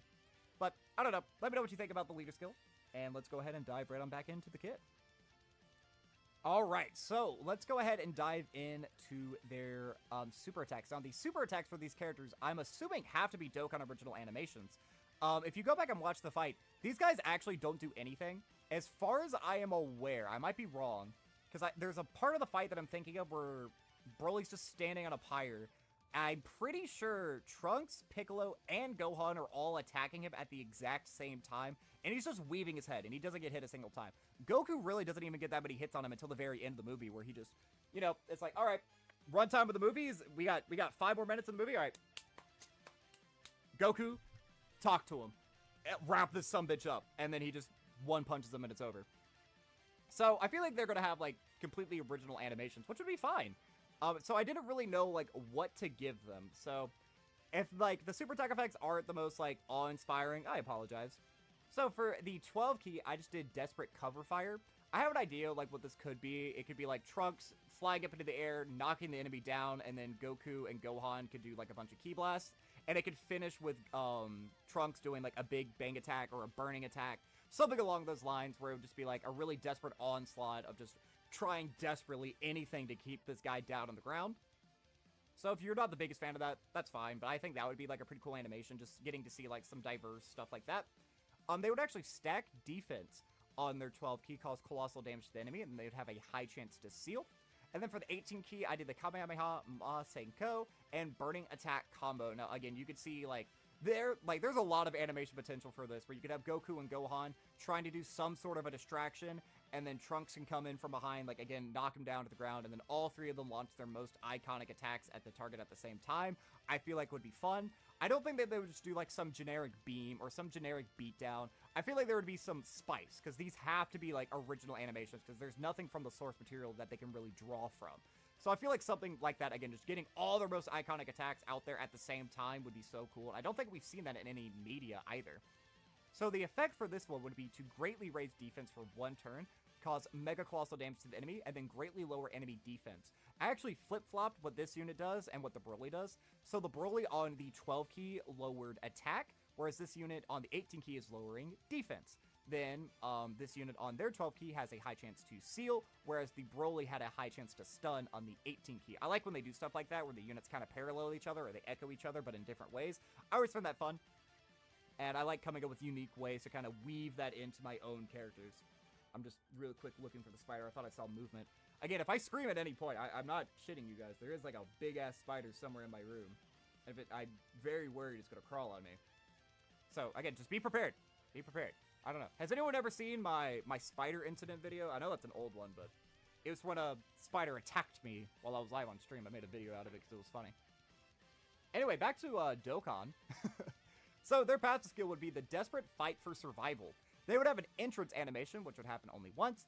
I would just imagine this is all 3 of them, like, powering up, or potentially it could be, like, it could start off with Vegeta saying, like, there's no hope, there's no way that we can beat them, and then these 3 warriors step up to, like, try to oppose them, you know. I feel like that would be something cool that could happen, like, you know, like, them trying to hype themselves up. It would be cool. I don't know. There's a lot of potential that they could do with this, because, again, it's all going to be unique animations, but that would be really cool. If you saw, like, Vegeta, like, Piccolo and Vegeta are talking, you know, Piccolo just drops Vegeta and he falls limply to the ground, and then these 3 guys just all power up, like, you could see Trunks' top blow off, because I think he does that in the Broly movie. That might be the BoJack movie where he powers up and it blows up his jacket, but I think it might be this one, because he's not wearing a jacket in the card art. They could do something like that, it'd be fun. I don't know. So that would be their animation. And then all superclass allies would get 20% attack and defense, and 8% chance to crit for 3 turns from this unit's first appearance. They would get 250% attack and defense at the start of turn. They would randomly change a certain type of key sphere, physical excluded, to rainbow key spheres when there is an extreme class enemy. They would reduce damage received by 16% per superclass category ally attacking on the turn. They would get an additional 59% defense, and be super effective against all types for 3 turns when they receive an attack. They would guard all attacks. I don't know why my voice cracked there. Did y'all hear that? That was embarrassing. Someone flame me for that in the comments. They would get 1 key up to 8, and 16% attack and defense up to 128% per attack performed. So pretty much 8 attacks and they're fully built up. They will launch 2 additionals, each with a medium chance of being a super attack. They would have a high chance to launch an additional super attack. And then Super Saiyans, Earthbred Fighters, or All-Out Struggle category allies get 40% defense for 2 turns when this unit collects key spheres. So I wanted this unit to be much more of like a support role. You know, because we already have units like Beast Gohan, and all these like really big heavy hitters on a team like movie bosses. Now, I know I'm saying that, but I gave this unit like a bunch of super attacks, so potentially this unit, again, let's count it out. You launch the 18 key, and then they're launching 2 additional, so you could potentially get 2 extra supers right there. And then if the 50% chance of being 1, that would be 4. Your hidden potential system, that would be 5. So potentially you could get 5 supers on this character, but I didn't give them any attack raising in their passive, like on their super attack. So they would just be getting defensive raises. And you might be looking at it and say it's a little bit weird that they stack on the 12 key as opposed to the 18 key. But I feel like I kind of wanted to do something, give this character a little bit more of a niche. Because since they get so much key in their passive 8 key, it's going to be really hard to just deliberately aim for 12 keys or 17 keys on a character like this. So by giving them a little bit of leeway, since they are doing no damage, and they're going to have very low damage reduction, only 32% if you're running them on a full team, and guard, like 32% damage reduction and guard, I've been on the record saying this so many times, that's really not enough. Like, they really can't go into slot 1, and they could certainly get caught by super in some of the other slots. So I felt like giving them a higher chance of survival by giving them defensive stacking, like, somewhat consistently, because none of their attacks are, like, guaranteed, so it's not like you're going to be, every single turn, you're going to be getting 5 supers, greeting out a bunch of stacks. That's not going to happen, realistically. But I feel like that was a little bit well-designed. I like the passive where they're just buffing all superclass allies, and then on top of that, they're giving defensive support to their 3 main leads, so as long as you're running them as your leader, your whole team is going to be getting 40% defense for 2 turns, which does stack, so you have one of these guys in each rotation. That's essentially 80% extra defensive support for the rest of the fight, as long as you don't transform them. I feel like that's just a pretty, like, well-rounded character that fits pretty well on a lot of these teams, because so many of our teams, again, they can just speed blitz. Like, if you look at superheroes, again, most of those turns are done in, like, 2 turns, you know? There are people who are able to beat Frieza and Goku in 2 turns.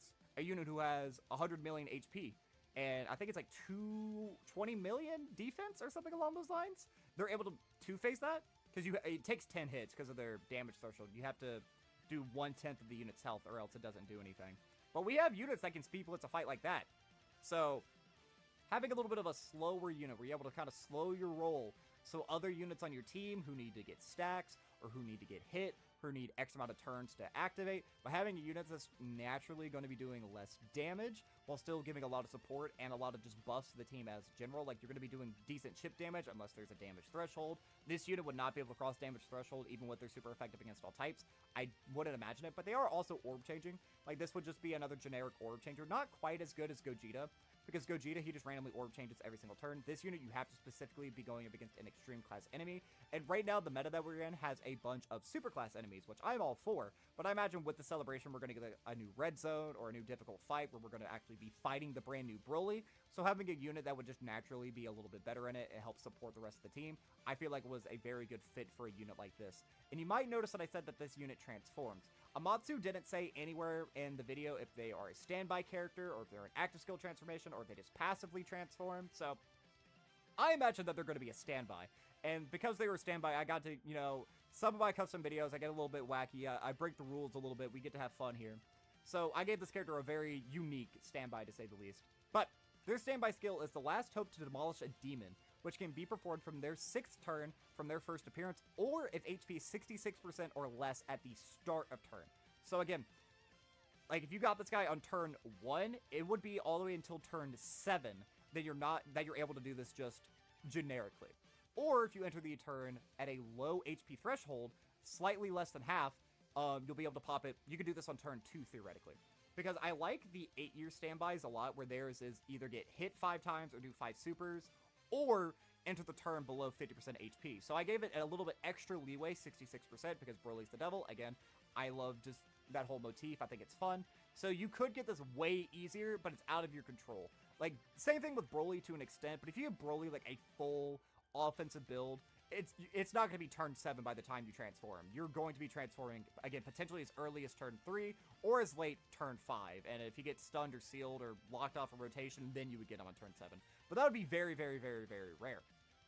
This unit could potentially, like, you could be fine, like, never dropping below that threshold at the start of turn, and then all of a sudden you enter a new phase, you're at 67% HP, and then you get one shot. Something like that could happen. Again, I do kind of like some mind games, where, like, potentially making some of your units take a little bit more damage than you need to, or maybe even ruining your rotations, like floating this guy off, could potentially happen a little bit more. But with all the defensive support that this unit is inherently just giving the team, I feel like it could maybe be easy to live some of those devastating shots, like potentially with the extra 80% defensive support, potentially 100% extra defensive support if it's turn 3 and you're running 2 of these guys. Like, a unit might eat 695,000 damage. You might live with just that sliver, but then you're going to be able to activate the standby and transform, and then you get a huge payoff for it.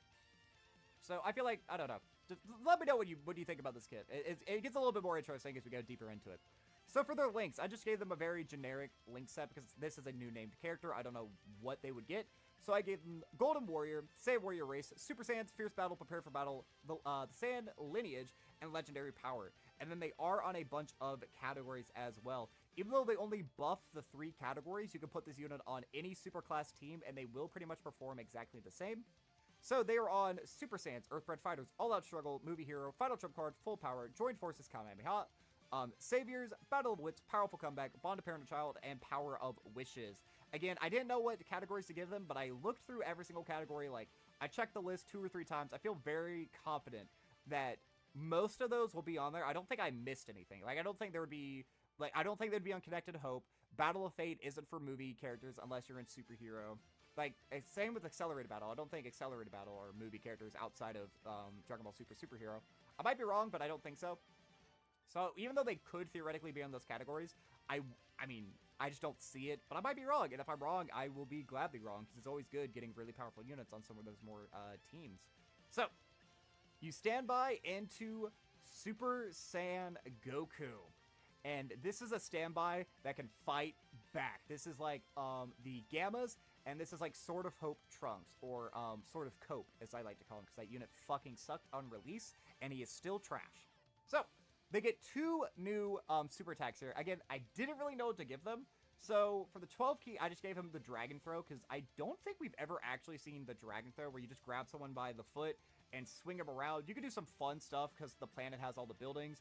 You could swing the sprite, like, into a bunch of buildings and then throw them off into the distance, like, mimicking Broly's attack, where you throw them into the distance. But you could just have Goku doing it with one of his, like, iconic grapples from, like, the video games and stuff. I feel like that would be pretty fun. I don't know. That's just something that I don't think a lot of Dokkan units have. I think that'd be cool. You could also introduce the bite. Just have him. I don't think he bit Broly, but I want to see Goku bite someone in one of these animations as like a counter or something. But it would be a melee, obviously. He would greatly raise attack for 1 turn, cause colossal damage to the enemy, and then it's a guaranteed seal.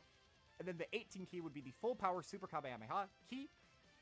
Blast super attack. This is the big fuck off super Kamehameha that he does to Broly. Now, Broly in the movie no diffs it, but you could fudge the rules. They do it all the time. But this would massively raise attack for 1 turn, cause mega colossal damage to the enemy, and then you get an attack break on the enemy's next action. His passive skill is "This is for everything," just because I love, like, that phrase, "This is for everything." I don't know, it's just cool. So, he would stand by for 5 turns, so from the moment that you activate it, you have 5 turns or 3 rotations with this character. He gets 8 key, 350% attack, and 200% defense at the start of turn. He gets guaranteed guard for 1 turn from his first appearance, and he gets 50% damage reduction for 3 turns from his first appearance. So his very first time he shows up, he's going to have guard and 50% damage reduction, and the next time he comes around, he's going to have 50% damage reduction. The turn after that, he's not going to have any defensive mechanics, okay? Keep that in mind, because this is a unit who's going to be like high risk, high reward, okay? He randomly changes a certain type of key sphere physical excluded to physical. He changes a random type of key sphere physical excluded to rainbow key spheres when there's an extreme class enemy. Superclass allies get 8% attack, defense, and crit chance for 2 turns per key sphere this character obtains. So if you get 5 key spheres with this character, all the units on your team are going to be getting 40% attack, defense, and crit chance for 2 turns, okay? So it's not guaranteed, but, like, you could potentially go, like, way higher up. You get 10 key spheres with this guy. You're going to be getting 80% support and 80% chase to crit. Every unit on your team is going to be critting. I might have gone overboard with the crit. You could maybe throw the crit out there, but I thought that would just be fun. It would kind of make up for this unit's weakness, because you want to, like, kind of speed blitz this fight just a little bit once you get to that part. But I think that would be, like, the craziest support any unit in the game could give. 2-turn support that's that high. The only unit I can think of that even touches that would be like the GT standby, where Vegeta gives 70% offense at the start of turn, and then both of his super attack effects give 50% if he's able to actually super before he gets KO'd. So you could definitely like play around with that, have a lot of fun with just boosting the crap out of your team. So again, even if you lived on a sliver, like let's say again, you just, because of all the defense and support that you have, you eat a super attack in slot 3 for almost 700k, but because this guy has so much HP, you live with a sliver, you enter the start of turn, you're able to transform this guy, and now boom, you're giving every unit on your team 80% support, plus the 40% support, the 2-turn support from the other, like the base form of this character. That's essentially 120% defense. You're almost doubling every unit on your team's defense, which would be really good. Again, high risk, high reward. This character is super effective against all types when key is 20 or more, and then they get guaranteed crit when key is 24. So they're just doing like a lot of damage, which is also kind of the reason why they have a naturally lower attack stat. And then they get an extra 500% attack when performing the finishing attack. So they have 2 finished attacks, one where you meet the condition to do the attack, the other where you don't. The first finished attack is just called Give Me All Your Energy. I would imagine this would just be, instead of everyone giving Goku their energy in the animation, and then Goku, you know, goes and does the big fuck-off attack, it would be like Piccolo and Vegeta just sharing their energy among the 3 Saiyans. So you get 100% HP recovery, and then you just revert back into the base form. So you just go back into the base form, middle of the turn or whatever, you just have 100% HP. And the condition for that is that it can be performed at any time, as long as you don't have 50 key charges. So this is a standby that is very similar to, like, again, the Boo Duo GT, or, yeah, the Boo Duo standby, where you collect key spheres, you build up the charge meter, and then you're able to launch a big attack if you actually get the charge meter off. But if you don't hit the requirement, which is 50 key spheres, you just get a full HP recovery. So again, that's just more utility, healage, or whatever that can help you survive in a completely different way. If you get screwed over by Orb or RNG, like, even though this unit is double Orb changing potentially, the paths could still theoretically screw you. I don't know how easy it would be to get to 50 or not, but this is where, like, the risk kind of comes in, alright? So with the Finished Attack 2, which is the Soul Shattering Punch, can be performed when the charges are 50 or more, and this is where I kind of make up for it. So each key sphere is 1 charge on the key sphere thing or whatever, but if you get a rainbow key sphere, you would actually get 2. So if you collected 2 orbs, one that was a rainbow and one that was an int orb, for example, you would get 3 charges on the standby charge gauge, okay? So you would want to try to get as many rainbows as possible. So again, I don't know if that makes it too easy, not hard enough, I don't know. But let's say you get 50 or more, you're able to launch the Soul Shattering Punch. So you would temporarily raise attack by 16% per charge, cause super ultimate damage to the enemy, and then you would revert back. So this would be like the most powerful attack in the game theoretically, because you're already having 350% attack and defense at the start of turn. You're getting a temporary 500% attack when you do your finish attack, and then you're getting 50 times 16. I don't know what that is off the top of my head, but that's a lot. That's a lot of damage right there. So this would be like the most damaging thing in the game. But again, high risk, high reward. Let's say you're on turn 5, right? And by turn 5, this unit has no damage reduction. They have no guard, so you have to either make the decision, do I risk putting this unit in slot 3, or do I just go ahead and use the finish attack and I get my 100% HP recovery? Yeah, 50 might have been a little bit too low with the rainbow key sphere thing. I don't know. Let me know if you think it would be too easy, not easy enough. I don't know. But again, I wanted there to be like some mind games or whatever, so that potentially you could go into this form and then end up getting screwed over by just having bad orb RNG. You're not able to actually do the big fuck off attack. That would be like a guaranteed one shot. But to counteract that, you could just get the full HP recovery. It'd be a Sensu bean effect essentially. But you don't heal when you do it. So if you do the big super attack, yeah, you're probably killing a phase or whatever, but you might enter the next attacking turn a new phase of a boss at a very low HP threshold. So again, there's mind games. So let me know what you think about that. The only thing I changed with his links is I gave him Kamehameha as opposed to the Saiyan lineage, because he does the Kamehameha in his 18 key. So that's the really only change in terms of links. But there we have it, fellas. That is what I think could potentially be, or what would be like some fun ideas for what the Worldwide Download Celebration Part 1 LR's kits could look like. Let me know what you think about them, and if I went too overboard or not overboard enough. Do you think that these kits even fit these characters? Like, do you think that it would be appropriate for this trio to be like a support unit? Obviously, I mean, I feel like everyone wants Broly just to be, haha, big numbers do damage. But I gave him damage reduction and all the mechanics where you actually have to play chess while you're playing with your big damage dealers. I don't know. I feel like I did a pretty good job overall. I might have got a little overboard with some of them and not making them balanced, but who cares? It's the Worldwide Download Celebration. We can have fun. And if you want to see a video of me comparing and contrasting these kits with the actual kits when they get revealed, I believe the live stream is on the 27th at 10 p.m. my time, and then the banners will drop at 2:30 a.m. that same day for Eastern Standard Time players. If I'm not wrong, I think that's what's going to happen.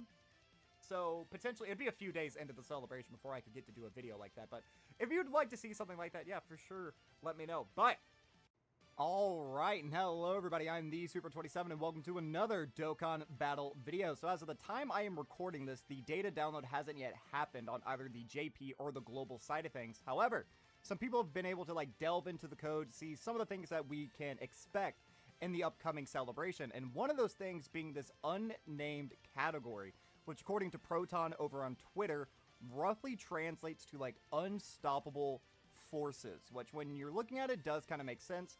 You have a lot of characters that are giants or great apes or characters who are already on, like, the exploding rage category where they just are, like, destroying things for the heck of it. Then you have a couple of category or units that are like the androids where they're destroying things for fun. Excuse me. And so on and so forth. But looking at this, I can only assume that this is going to be the Carnival Broly's leader skill. And if this is his only leader skill, if he only leads one category and this is it, he's terrible. I don't want to say it, but, like, this leader skill is bad. It's not good.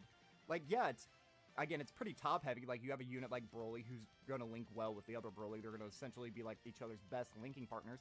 You have Cell Max, but Cell Max is only runnable on super bosses, movie bosses, or artificial life form. And if we're looking at all of these units, like, you can't mix and match. So you can't run, like, 3 movie bosses and then the rest be artificial life form so that these guys could be run together or something. Like, that wouldn't work that way.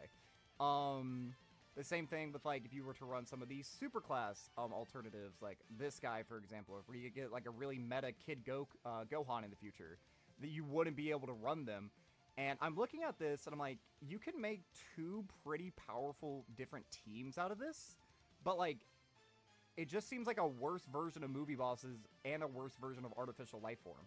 Like, if you're going to be running these characters, why not run this character just with artificial life forms? And then you could get all of, like, the Boo characters. Or why not just run pure movie bosses? Because then you could get characters like this. But then you could add on characters like Turles, who isn't on this category. You could add characters like Android 13. Or, you know, literally any other movie character. I don't know. It just seems so random. And if this is the only thing he leads, he's a bad leader. And, like, I don't really see any justification for it. Because, yeah, you run him. Okay. You would run Cell Max, but then Cell Max, the rest of the team has to either be movie bosses or artificial life form, one or the other. But since you're running the Broly, it would have to be movie bosses. So how many good movie bosses are on this category right here? 1, 2, with an easy A, 3, 4, I guess, and like with easy A's, 5 and 6, I guess. But I don't know, man. I really don't know how I feel about this leader skill. I'm not too keen on it. So, I'm still going into this with the mindset of this Broly will probably have 2 separate other leader skills. So let's just see what it looks like if we add movie bosses just to his category. So he's leading 2 of these. He's leading Unstoppable Forces or whatever the actual name is. Again, it's roughly translated to that.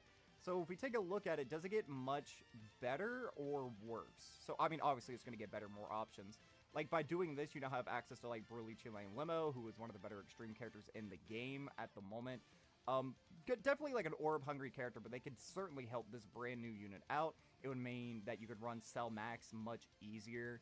But even still, just by adding this, it still doesn't look very good. Just by adding movie bosses on top of it, it's still, like, it's not great. Like, he would be a fantastic leader for the category, but, I mean, his team is going to struggle, because so many of these units are just outdated. Like, you might see some of these, but, like, this guy, his damage isn't impressive, neither is his tanking. This unit is just bad. This unit would be good for the start of a fight, but turn 5, he's a fish. You can't do anything with him. Same with, like, Janemba. I mean, Turles would be good, but Turles is one of these characters who is a movie boss who needs either Terrifying Conquerors or Planetary Destruction. So he's not going to be very great on a team like this, because if you run the brand new Broly, who would be on Planetary Destruction, but Cellmax, is Cellmax on Planetary Destruction? I don't think so. Yeah, even though, you know, he blows up a planet in his active skill, he's not on Planetary Destruction. This unit isn't on Planetary Destruction either. So, like, Turles would be hurting already. Like, this unit isn't on Planetary Destruction.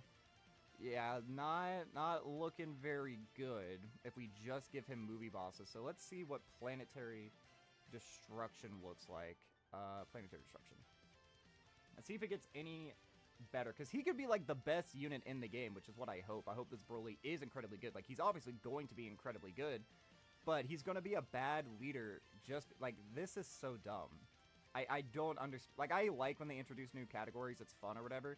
But the synergy, I don't know. It just feels like this is much more of a, like, thematic sort of leader skill as opposed to, like, a good one. This feels like Connected Hope, where you just add it because it makes sense for, Tech LR Gogeta, you know what I mean? Like, it's not actually good. No one's gonna want to run this. I don't know. It just seems like a shame. But let's see if adding just Planetary Destruction makes it any better. I mean, EP Beerus, I guess he's, like, okay. He can't really tank too well, but he's okay. Again, you still have, like, this unit, I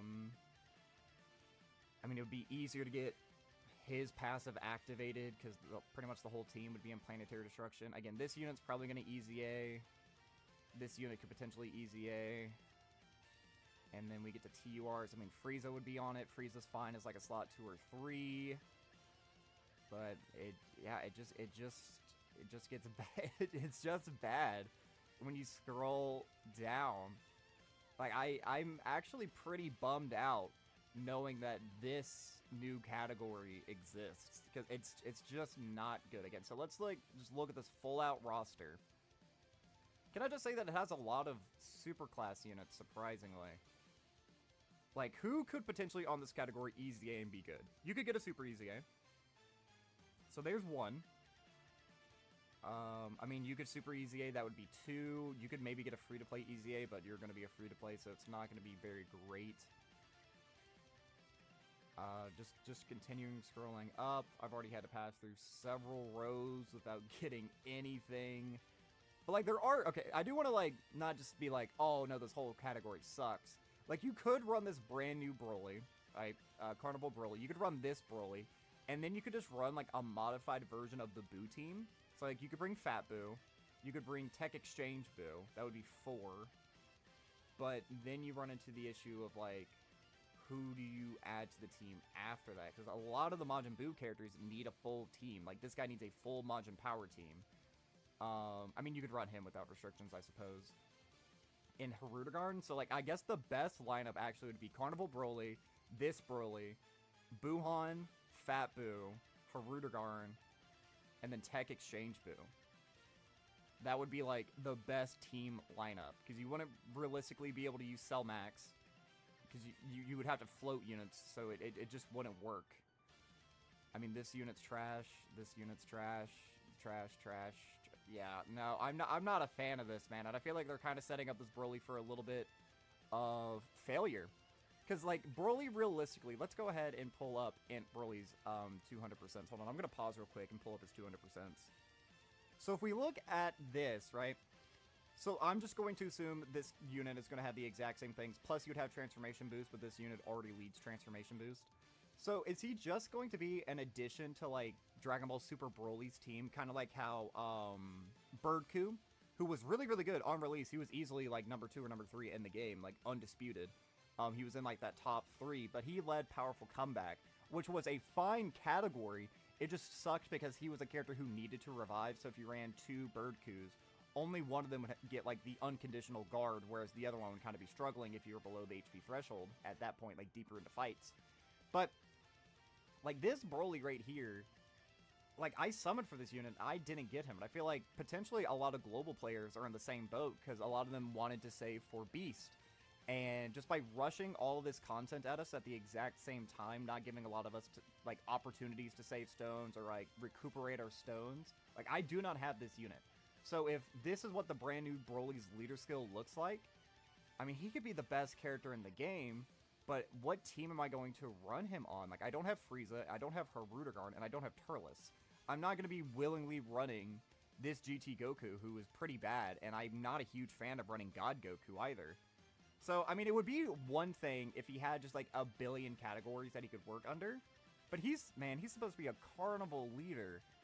And, like, I'm worried because, like, what if they only give him this? Because Truth made a point that I hadn't considered in one of his recent videos, where he said that, yeah, Jiren might lead 2 categories. Hold on, can I pull this up right here, actually? Hold on. Jiren's is not on here because I am on the... Hold on. So he leads Universe 11 and Universal Survival Saga. So if we do this... So Jiren technically leads 2 categories, but every unit on Universe 11 is also on Universal Survival Saga. So it's not like he leads 1 category. He just gives 1 category 4 key, like a specific like subsection of this category. He just gives them 4 key instead of giving them just the generic 3 key. So like Broly, like this new category, this Unstoppable Force, it's not very similar to Planetary Destruction or movie bosses. Again, it's just like a random mishmash of so many various characters. But like, again, this unit right here, if we look at his leader skill, it is Universe 11 4 key or Universal Survival Saga. So basically he just leads, again, he basically just leads Universal Survival Saga, and then he gives just an extra bonus to his home universe, okay? So are they going to do, like, I don't know if they would go, like, make such a vast difference. Because, again, that's not something I had considered. I was just like, oh, they're just setting a new precedent where, like, carnivals are able to have more than 1 leader skill, make them a little bit more diverse, and make team building a little bit more interesting. But this category is nothing like movie bosses. Because you have superclass units in here. You just have random androids. You have GT units. You have movie bosses characters. You just have literally almost everything under the sun. I feel like they're also probably missing quite a few, like... Why isn't Perfect Cell on here, or, like, Imperfect Cell? I feel like they could probably be on this category, but they're not. What are some other units who, like, could be on here, but, like, aren't? Garlic Jr. potentially could have been on here. Majunior. Is Majunior on here? Nope. Demon King Piccolo isn't on here either. I feel like both of them should be on this category. Man, I don't know. This is just like a whack category. And it's nothing, again, it's nothing like Planetary Destruction. It's nothing like movie bosses. What other categories does Broly have? Like, it's nothing like Legendary Exist. It's not like any of these. Full Power, maybe? It's like Full Power, I guess. Because, like, several of these units are on Full Power, but not all of them. So they just dropped this brand new Broly. Again, he could be the best unit in the game. They just dropped Broly with a leader skill like that. He's going to be restricted to being run on, like, these teams. Because you're... it's not going to be... I mean, again, like, I don't have this unit. So, like, what I was saying a second ago is, like, yeah, you could run Broly. Carnival Broly. Super Broly. You could run... I mean, and then, again, a modified version of the Boo team with Hirudegarn. Or you could, like, sub in this unit once he gets an Easy A, because I feel like it's guaranteed. Super Easy A, STR Broly. You could definitely sub him in. Where is he at? Wait, is he not on here? No shot. Oh, there he is, there he is. Okay, I was about to say, there's no way this unit wouldn't be on it, but there he is, there he is. My eyes just skimmed over him with all the boos being around here. So let me know what you guys think about this category, and if you think that Broly is just going to have this, or if he's going to have Planetary Destruction or movie bosses or anything else, because I don't think, like, let's be realistic. I don't think he's going to have Full Power or Transformation Boost as his 200%, because that is, like, the territory of the other Dragon Ball Super Broly. That just kind of feels redundant. And obviously he's not going to lead Super Bosses. So, like, Planetary Destruction, I guess, could potentially be it. Inhuman Deeds, actually. What would Inhuman Deeds look like? Inhuman Deeds is Diabolical Villains, I think. Yeah. Let's add on Diabolical Villains and see if that makes this any better or worse or anything. Like, you can't run this unit. He needs to be on GT Bosses. Yeah, nope, still not great. You would have the new Paragus. This is also, that was revealed in the the data mining or whatever, this unit is going to be the story event unit who probably will easy. I don't think he's going to turn into an LR or anything. Again, you would still have access to, like, Frieza if you added Frieza onto this category. You'd get, like, the Goku Blacks, but you wouldn't get Zamasu, like, Fuse Zamasu. Yeah, I mean, Fuse Zamasu would actually be pretty huge on a category like this. You get access to, like, Bojack, who, again, still has, like, a decent chance to easy A, especially if he's going to be the Part 2, even though I think Part 2 is either going to be Movie 10 or Movie 11. Yeah, I am not a fan of this, man, and this makes me feel very apprehensive about summoning for Broly. Because even, again, he might be the best unit in the game, but I'm not going to have a leader for him. Because realistically, if I do run him on, like, I have two options if I want to run this guy. I'm not going to run him on this because this guy's just bad. At least God Goku gives me a chance to, like, dodge and live. But if I'm going to run him on God Goku's team, on a Pure Saiyan or Hybrid Saiyan team, he's not, I mean, I guess he will link pretty well because this guy has, like, a very just generic Super Saiyan link set. He's not inherently going to help villains out too much, but that actually hinders God Goku because God Goku pretty much wants to be surrounded by superclass units. I know you can get away with a few extreme class. I think he only needs 5 superclass units to get his intro. So you can sub in 1 or 2. I think it's 2. No, if it's 5, it would only be 1. So you could theoretically sub in this Carnival Broly onto God Goku's leader skill. But God Goku, he's such a liability. He's not doing damage. He's a very orb-hungry character. You'd have to be floating him, so if you're floating him, he's not getting his stacks. Even with guard, he might live 1 or 2 of these big boss normals, and then he's just dead. And then the entire fight, you're praying for 60% dodges. I can't, in good faith, say that God Goku is, like, very, very good anymore. And then this unit's just fodder, so, I mean, he has a couple, but even if they add Transformation Boost, which he's guaranteed to have, the only leader skill that would add onto him would be this unit, because this unit leads Transformation Boost. I mean, maybe he could be on, like, Dokkan Fest Kale, but Kale, like, is not a great leader anymore. I mean, Kefla is a better Universe 6 leader than she is. I don't know. It's definitely a bummer. It's definitely a bummer that they decided to add this whack-ass category. And, or just like, alright, have fun. Because, I don't know. But let me know what you guys think. Let me know if you think that I'm just being, like, a doom naysayer, or if you actually have apprehensions that I do, because, again, this category just flat out sucks. I know it could be, like, what they do with every celebration, where they make a new category, or they take an old category and they make it very good. Look at Topo and Special Pose. Special Pose is, like, a top 5 team in the game right now. They did the same thing with Majin Buu Saga and Majin Power. Both of those categories are now very competitive. They do struggle in some of, like, the more modern fights, but they're still, like, pretty, like, relevant. Obviously, movie heroes, superheroes, they've been doing it with super bosses this whole year just by adding characters like Rose and Cell Max. Even though it dropped, like, when it dropped, it sucked. So, let's do this. Let's look at this. So, super bosses, when it dropped, sucked. So, let's go with the same assumption. This category, on its release, sucks. How can they help? So, obviously, we're going to have the Carnival Broly. This unit, easy A's. But that's just buff that. But at that point, you're just buffing other teams. You know what I mean? Like, oh, okay, this just makes movie bosses better. Why doesn't he just lead movie bosses? Or it's making Pure Saiyans better, so why not make him lead Pure Saiyans? Could they make him lead Pure Saiyans? Actually, you know what they could? Hold on. Could he lead Power beyond Super Saiyan? I know that would be weird, because it wouldn't be very good for villains. But, if they gave him Power beyond Super Saiyan, you could run him, Gogeta, and Broly all on the same team. You could sub this unit in, because they only need 1 Super Boss's character. You could sub in Vegeta. Oh my god, he needs to... Dude, he needs to lead Power beyond Super Saiyan. That would actually save him. If they're going to give him a bad category like this, I mean... Even if, like, they gave him Power beyond Super Saiyan, essentially you're just running superheroes plus Broly. But, like, that would be so fine. Like, you wouldn't have access to, Beast or whatever. But, like, could that actually be a good team? It would. That would be a fantastic team. This new Carnival Broly, Gogeta, Dragon Ball Super Broly. Then you could just have Vegeta and then, the Blue Boys. And then you could add on, like, this unit when it, easy A's. You could add on the 7-year fusions if you don't have, like, a good alternative. I mean, Dragon Fist would be good. You can run Hirudegarn. Oh my god, he needs... This is like that's a must, actually. You know what? I'm actually changing my tune. It would be really not great for villains. Like, the only villain it would really buff would be this unit, and I guess his EZAs as well.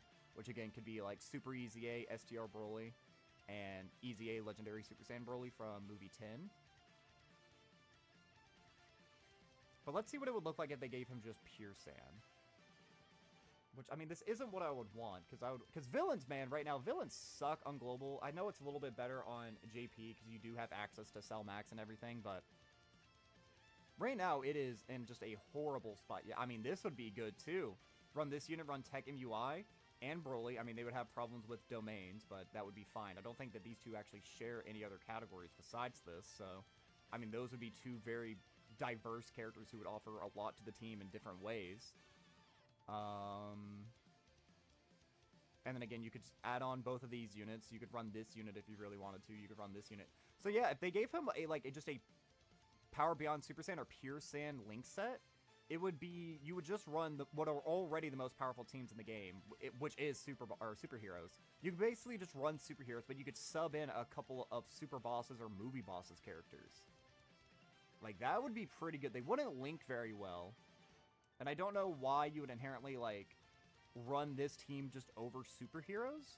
Because if you got a mission that was like, hey, beat this new fight using 6 extreme class characters, 1 of every type, this leader skill would suck as well, just for that specific mission.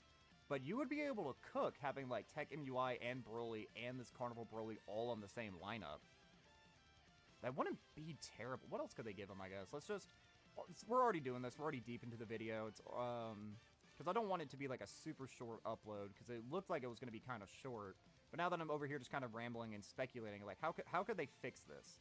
But even still, I'm not the most positive that they're going to give him 2 categories, because you see how, like, vastly different, like, my tune changed, how I was, like, very, like, dreary, like, oh, man, this category sucks, he's going to be an awful leader. Did you hear how fast it changed the second I started doing, like, these vastly different categories, adding just a myriad of other characters to it?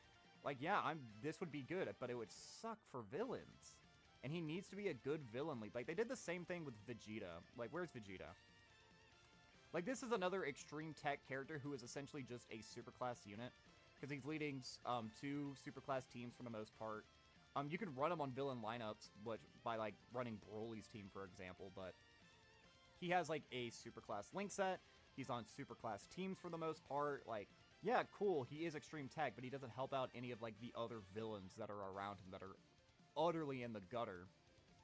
Just struggling for relevancy. Now we're going to have yet another extreme tech unit that just doesn't help out villains, which kind of stinks. So we already checked out these. Target Goku, I mean, that would give you, like, Majunior, but that's not going to be very good. Oops. Is it called Target Goku on here? It is, okay. I don't know what all the categories on this are, because this is, like, direct translations is what they do. That's why, like, Diabolical Villains is the name of the category instead of Inhuman Deeds, because that's what it's called in the JP version. Oh yeah, no, this would be bad. So let's hope he doesn't get Target Goku, because outside of Majunior, who really isn't even that great in today's meta, you're not getting a lot of value out of that. I mean, he could read Exploding Rage, I guess. So let's just check out all of these just for, like, argument's sake. And hit search. That would give him Beast. So you could run him with Beast if we gave him Exploding Rage. This unit, the Carnival Broly, Dragon Ball Super Broly, Beast Gohan. I mean, maybe Fusion Zamasu, but that's a maybe. This unit if he got his EZA. This unit, I mean, that would actually be not half bad. You could run Super Buu as well. And Hirudegarn. I guess that wouldn't be the worst. But again, that would just be like a weaker version of superheroes. And it still wouldn't help out villains, but you would have some competent units that you could run. So maybe. Okay, that's a maybe. And then Legendary Existence is the final one.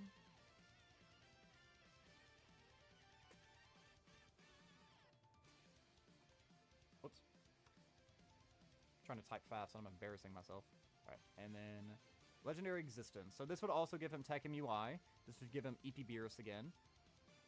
Dude, Tapion and Minosha might actually EZA during the celebration. I doubt it, but it's not impossible. This would give you both of the UIs, so you could run Carnival Broly, Dragon Ball Super Broly, Tekken UI, AGL MUI. This would give him DKP as well. This would, again, have this unit who's, like, I feel like eschewing to EZA.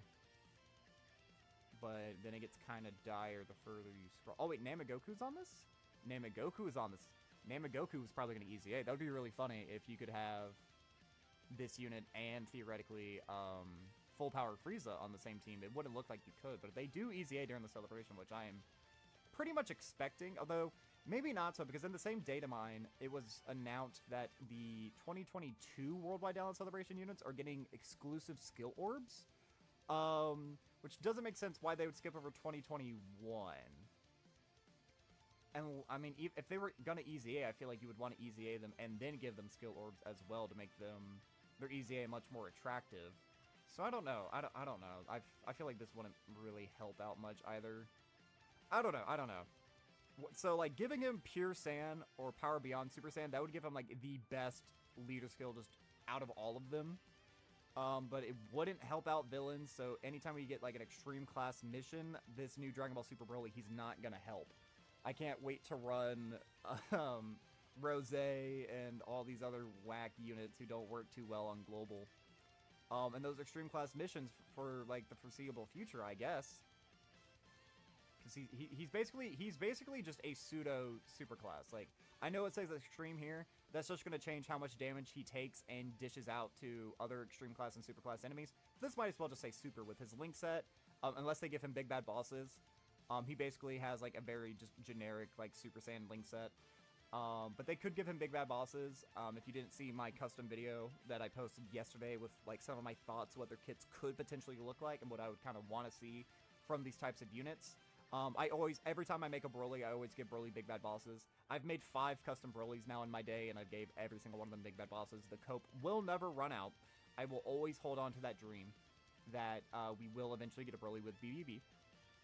But yeah, I mean, it's still not looking very good. It's not looking very good. But I guess best case scenario, even though I do expect that this is not going to happen anymore because of, again, Truth made a very valid point with the Jiren connection. But this would be, like, 100% best case scenario would be this, I think. Or maybe Pure Saiyan, because then you could have AGL MUI instead. You would miss out on Gogeta, but you'd get AGL MUI, which is better, in my opinion, having access to that. And then, yeah. So you would basically just be running superheroes just with 2 super bosses characters on it, and then potentially a few others that you could sub in or sub out. Depending on what the EZAs and Super EZAs would look like. But yeah, let me know what you want to see from Broly's leader skill, because again, yesterday I was expecting it to be Planetary Destruction and movie bosses, but now we know, or we don't know, but they want to just shadow drop this brand new unnamed category with units that seem very Broly-esque, and then give, like, you know how funny it would be if they ended up giving this category, like, instead of being called, like, Unstoppable Forces, it's like Immovable Object or something. And it's like units who have a strong will to survive. Like, I mean, it wouldn't because of all these, but I don't know. They could do something funny or something wacky like that. Give it to LR Goku, Trunks, and Gohan, I guess. I don't know, but I really doubt it. This just seems like a weird addition to add towards the end of the year. I mean, they could make it top tier with a bunch of EZAs and brand new units. I don't doubt that. But on release, he's going to have just a dog water leader skill unless they give him something else. So let me know what, like, out of everything that we said today, because again, I don't really expect that he would get transformation boost or full power as his other one, because then he would just be stepping on the toes of this unit. But let me know what other categories you think you could see, or if you think he is even going to have 2 categories, or if you think he's just going to be stuck with this and be a really terrible leader on release, and then we hope that all the subsequent EZAs and releases kind of boost the bottom of this and make it much, much better. Because, again, as it is right now, they're like, this has got to be one of the worst categories in the game. Because it's just a nerfed, again, I'm going to say this, it's just a nerfed artificial life form or a nerfed movie bosses team. Because, like, yeah, you could run Majin Power, but if you're going to run Majin Power, this unit you can't run it on because he needs full Majin Power. So you might as well just run a full Majin Power or Majin Buu Saga team. Like, none of the Android / Cell Saga teams are, like, very, very good. Like, Harudegarn, I don't know, man, I don't know. Let me know what you think about the category. Alright, and here we go.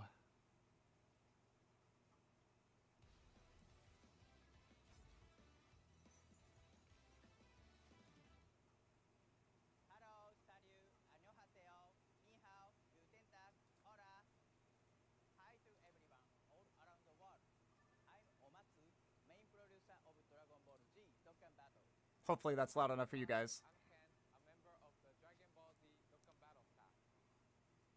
Today's video comes with subtitles again, so if you have trouble There we go. understanding English, please set a language from the video settings and turn the subtitles on as needed. Alright, before we get going with the campaign info, we'll explain the missions for this Dokkan Now special. Omatsu, please go ahead. Sure.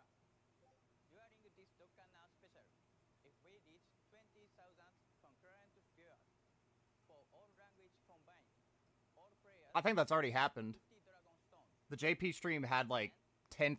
I think 8,000 people are watching this. 11,000 people are watching Truth right now. As we have already announced on the official Dokkan Battle social media, please post your thoughts on today's video, new characters, and the campaign with hashtags, which will be announced later by Omatsu.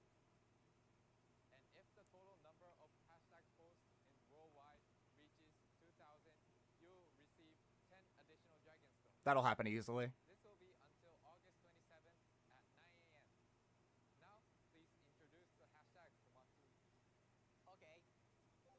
The hashtag will be Broly.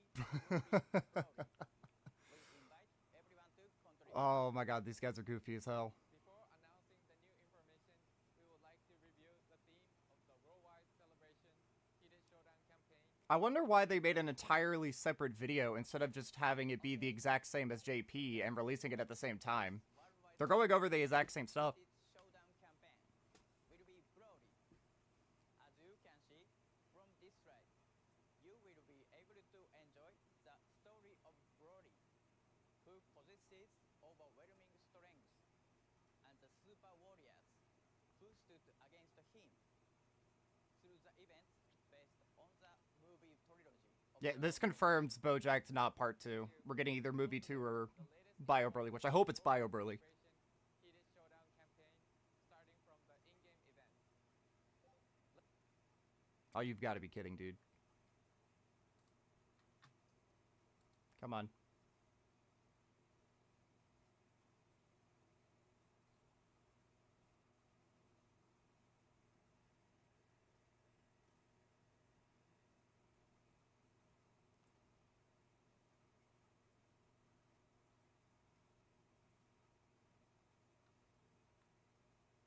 Recruit Paragus, There we go. Broly's father, to your team. Alright, so we missed a little bit there, but this is a free-to-play unit. At the very end, we'll go back over everything that they said. I apologize about that, guys. One of the campaign. Please note that he cannot be Extreme Z awakened during this campaign. Oh, okay, so we're just getting a TUR. Must indeed, if the focus is on this movie. And the JP players love Paragus, so get ready for... Yeah, I was about to say the JP players love this kid. Have to see him. Furthermore, look here. This is the limited attempts event, Suspicious Planet, Save the Shamoyans, that can be attempted only once a day. It is an event featuring the Shamoyans, a foreign species from the movie. You can obtain a lot of Dragon Stones in this event. Yeah, basically 3 multis, that's good. Besides, you can get 3 Dragon Stones with every clear. Very good. Plus, in part 2 and part 3 of the campaign, you can get 4 and 5 Dragon Stones respectively for each clear, which means you can get more than 140 Dragon Stones if you clear it daily. That's good. Also, they just confirmed a part 3 for the celebration. So we're getting an EX part. Up next, here comes the limited attempts event, Ooh! Sign of Mystery. That card art goes hard. Skill orbs exclusive to the uncontrollable power category, which is newly introduced in this campaign. Don't forget to play the event, which can be attempted once every 7 days. Many characters, including the new Broly, belong to this new uncontrollable power category. We will announce more details in the game at a later date, so don't forget to check it out. Interesting. Time to introduce a high difficulty event. Oh, fun? Please take a look. It's the challenge event, Tremble with Fear, The Devil Awakens. Regarding this event, more stages will be added as the campaign progresses. Okay. And you can engage in fierce battles with different forms of Broly from the movie trilogy. Oh, okay, okay. Support memory can be obtained by clearing all the stages. Plus, Probably for the brand new category. title if you clear certain missions. I mean, new support members are always good. Includes high difficulty missions, so give it your best to win the unique title. Moreover, even though Broly featured in this event is super powerful, you can gain an advantage in battle if you meet certain conditions. Omatsu, could you share some hint about the condition of stage 1? Okay. This time only, I will reveal something on the condition of stage 1. The hint is the character you use when attempting the battle. If you bring certain characters with you, the enemy character will be weakened, giving you an advantage in the fight. Okay. However, depending on the characters you include on your team, the enemy might become even stronger. Oh. So, those who would like to face a stronger enemy will enjoy. That's interesting, actually. I mean, it's restricting our team building, which is a little weird, but that's pretty fun. That's a little unique. I don't think they've done something like that before. Like, if you bring Goku units, I'm assuming the enemy's going to get stronger. And if you bring Paragus, it'll be weaker. Supreme Magnificent Battle Movie Edition will be added. Super class characters from the Dragon Ball Z movies will appear as bosses in this event. That'll be fun. We plan the event so that the most effective character is different for each stage. Oh, so they're all unique. Okay, that's good. Battle changes based on your team formation, so play this event with various characters.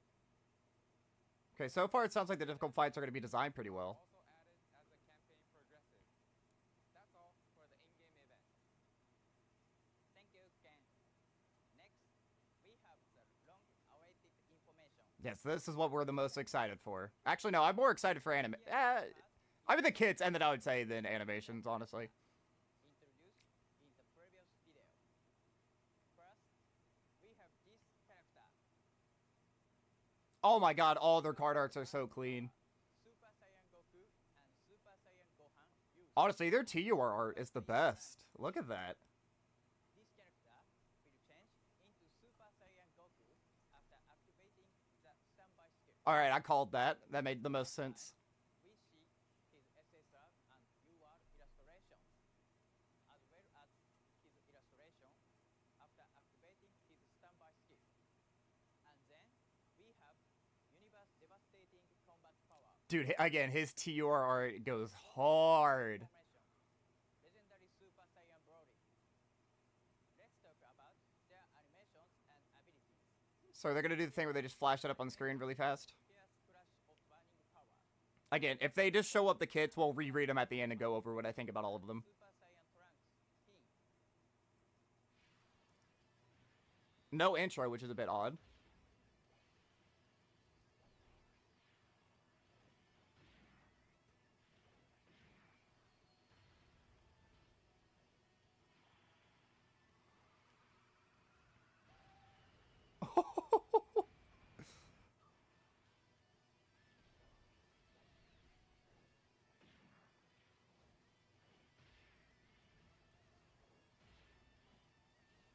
Oh! That's pretty good. Damn! Okay.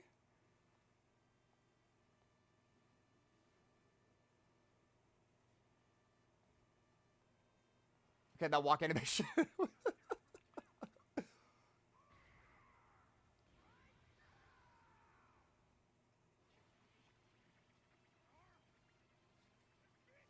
Dude, both of his OSTs are so good.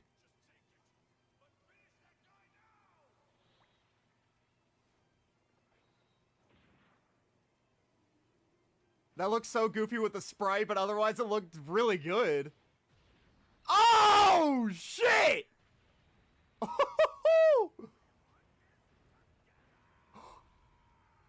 Yo! Oh, and he's got a KO screen! Yeah! Alright, that's awesome, actually. His animations had a little bit of scuff, but for the most part, those were awesome. Dude, that woke me up. I was feeling a little bit tired before this. That was badass. And his OSTs were so good. Especially the first one. The first one was so original, like, DBZ to me. Goku's counter attack after he received power from his companions.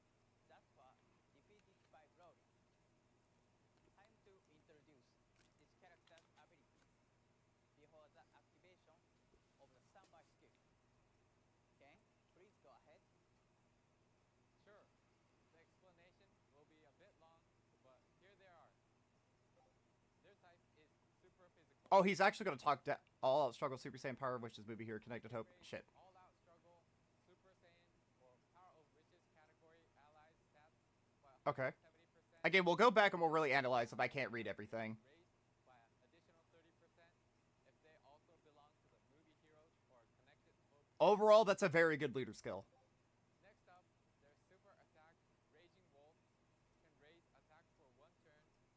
Okay, so the 12 key is kind of bad outside of the debuff. Their attack and defense. Their They have a ultimate cracked 18 key, though. wave can greatly raise attack and defense for 3 turns, deal mega colossal damage to the enemy, and raise superclass allies attack and defense for 1 turn. So they can comfortably go into slot 1. These guys are crazy. Is the passive skill.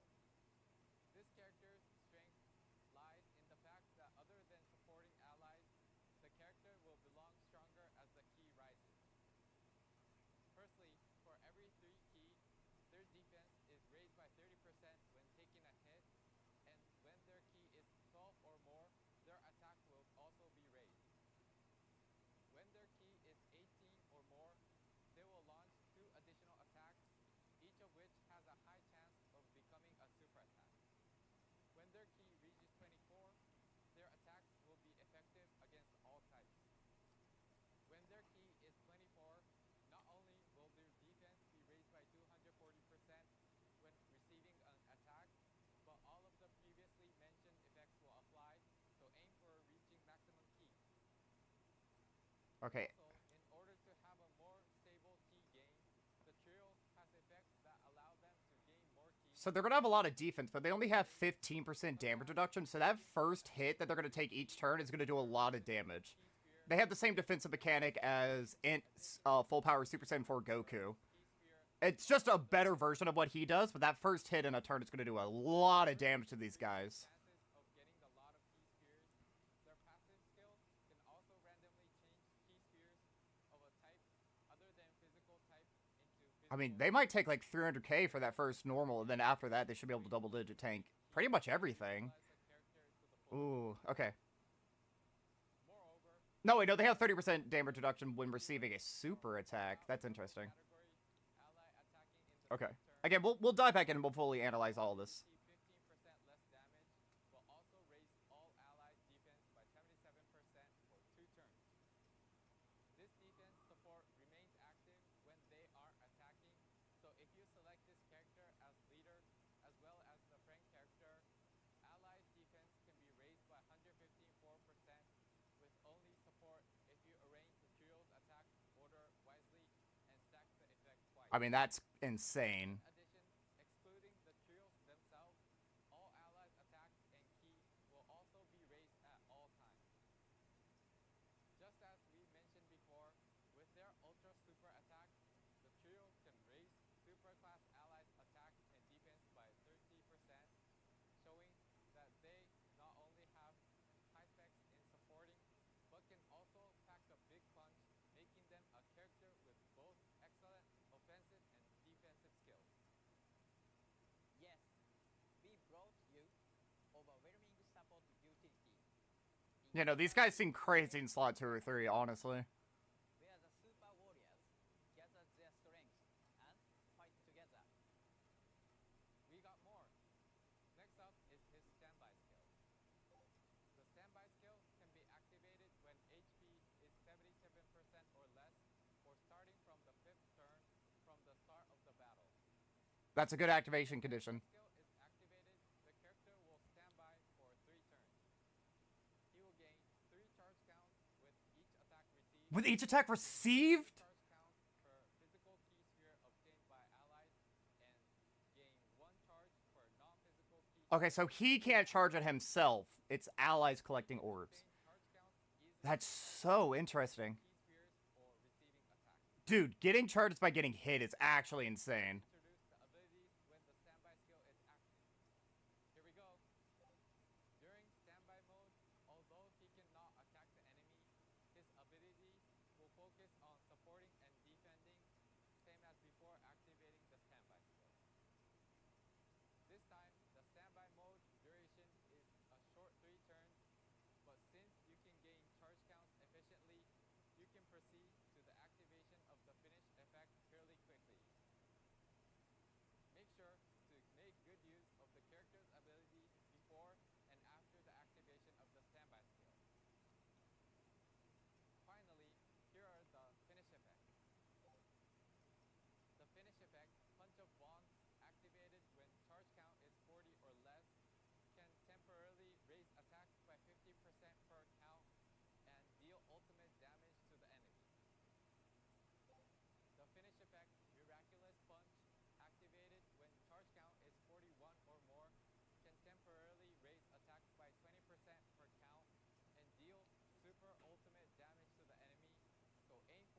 So this guy won't do more damage than the Boo Duo's Spirit Bomb because they have the exact same temporary effects, but they get 500% attack on their super attack effect. He's only getting an extra 100. It's still going to do like an incredible amount of damage though. But he's not going to be able to nuke nearly as easily as that unit. Plus that unit can last 5 turns. He's only here for 3. That's crazy though. Alright, here's what I'm really excited for. Coming fast is universe devastating combat power, Broly's entrance animation. Please take a look.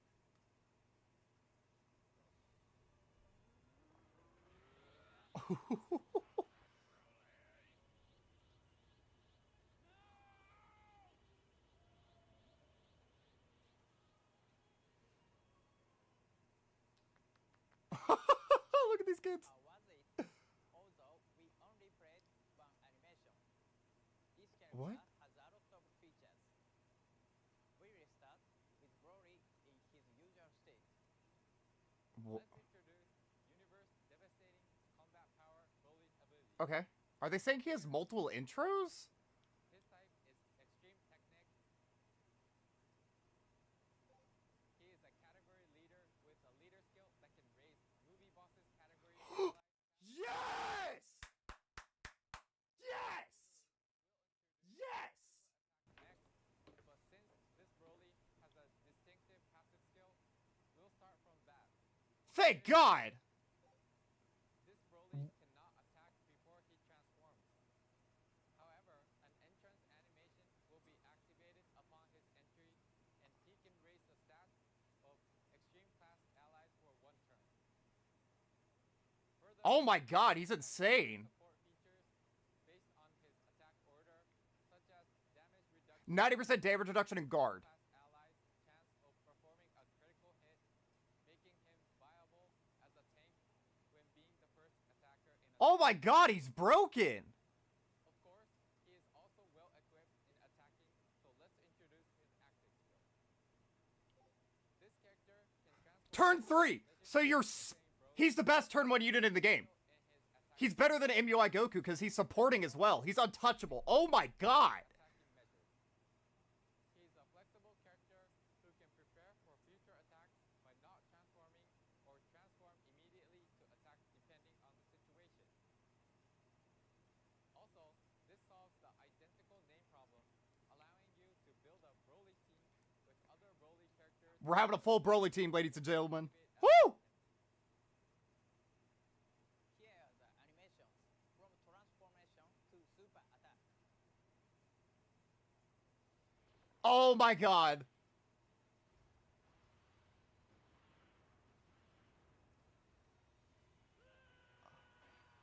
Dude, he looks so good.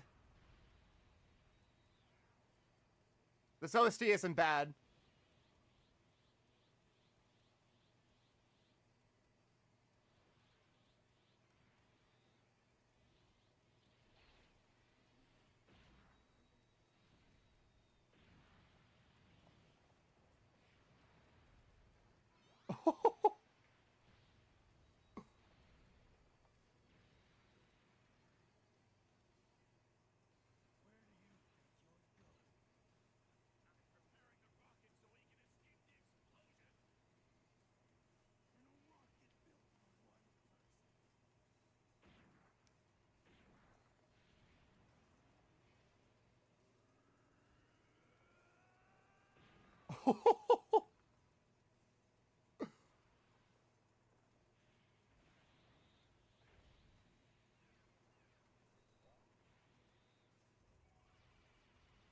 Oh, that's definitely an AoE. Yep. Yep, okay.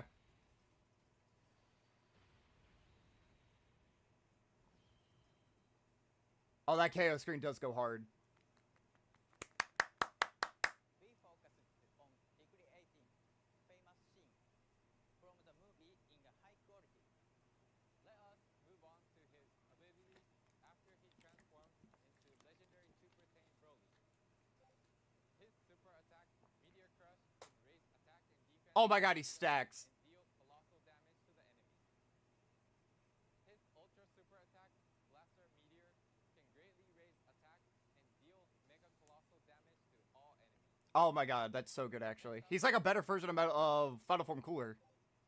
He has 50% damage reduction at all times. Hell yeah. Damage reduction rate will increase by another 26% for 3 turns. I'm sorry, what? Every entry turn.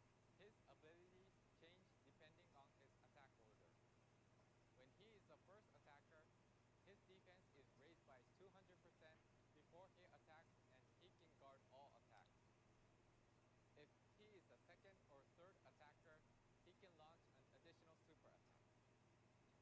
Also, his ki and chance of performing a critical hit are raised with each attack performed.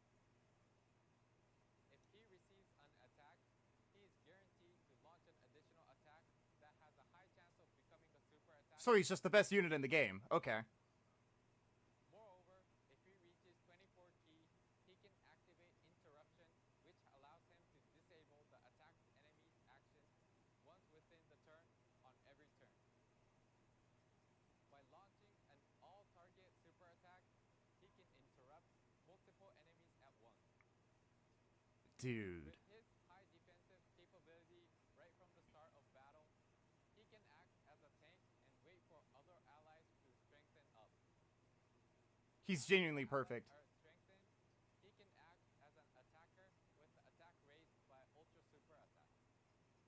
Thus, he sure is a fun character to play with until the very end. Here is his active skill after transformation. His active skill, It's permanent? instinct, provides ki +3 and attack and defense +26% at all times during battle, boosting his base stats.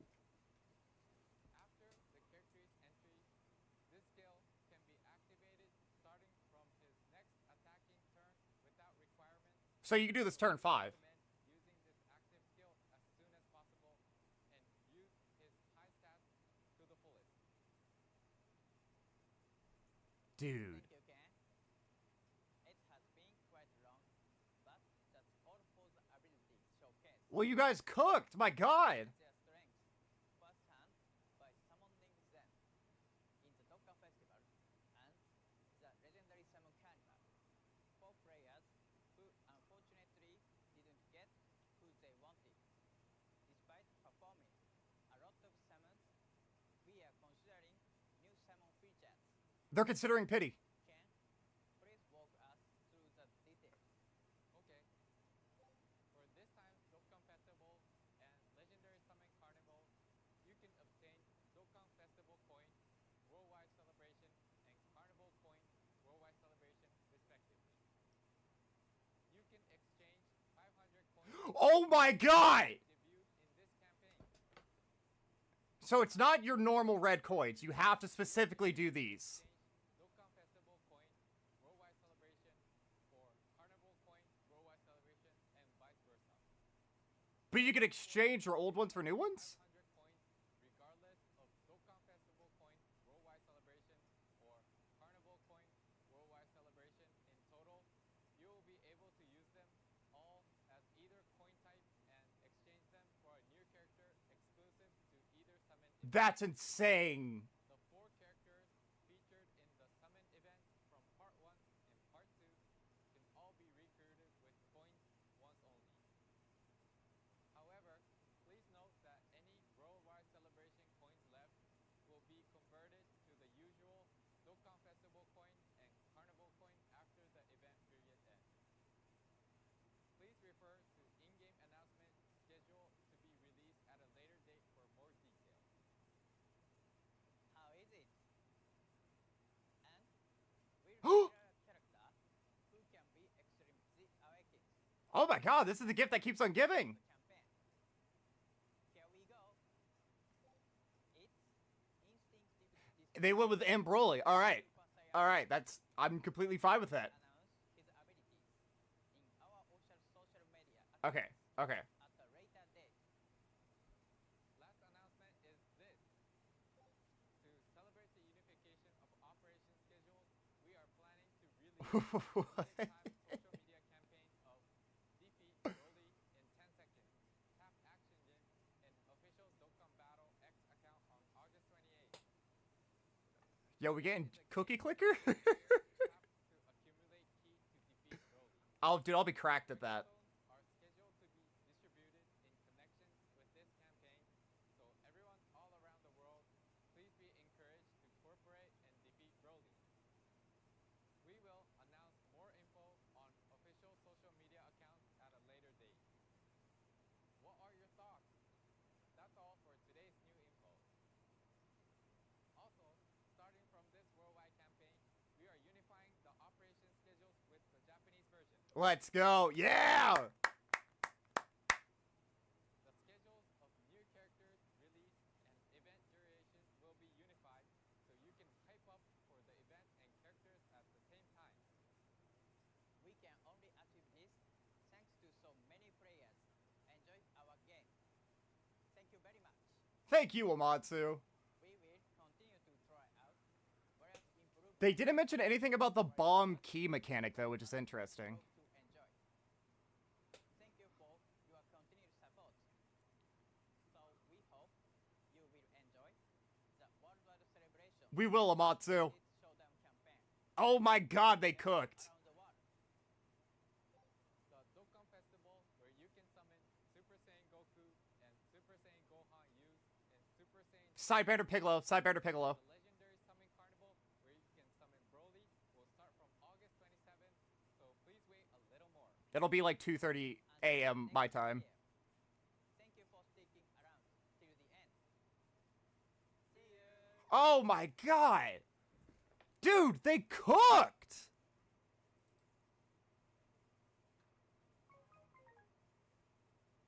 Peak. Yeah, absolute peak. Okay. So, this is going to be the end of the reaction portion, obviously. So, we're going to dive in now to the analysis. So, let's go and see if we can't find where they talk about the leader skills and such for this unit. Okay. So, let's go ahead and pull up their leader skills. So, it was what? All Out Struggle. What? Oh, it's not All Out Struggle. What is it called? Desperate something? Desperate Struggle. Desperate Struggle. Super Saiyans and Power of Wishes. I'm very interested that they actually got Power of Wishes. I don't think that's a bad decision. It just wasn't what I was expecting. And then they also got Super Saiyans, which is fine. And then it was Connected Hope and Movie Heroes?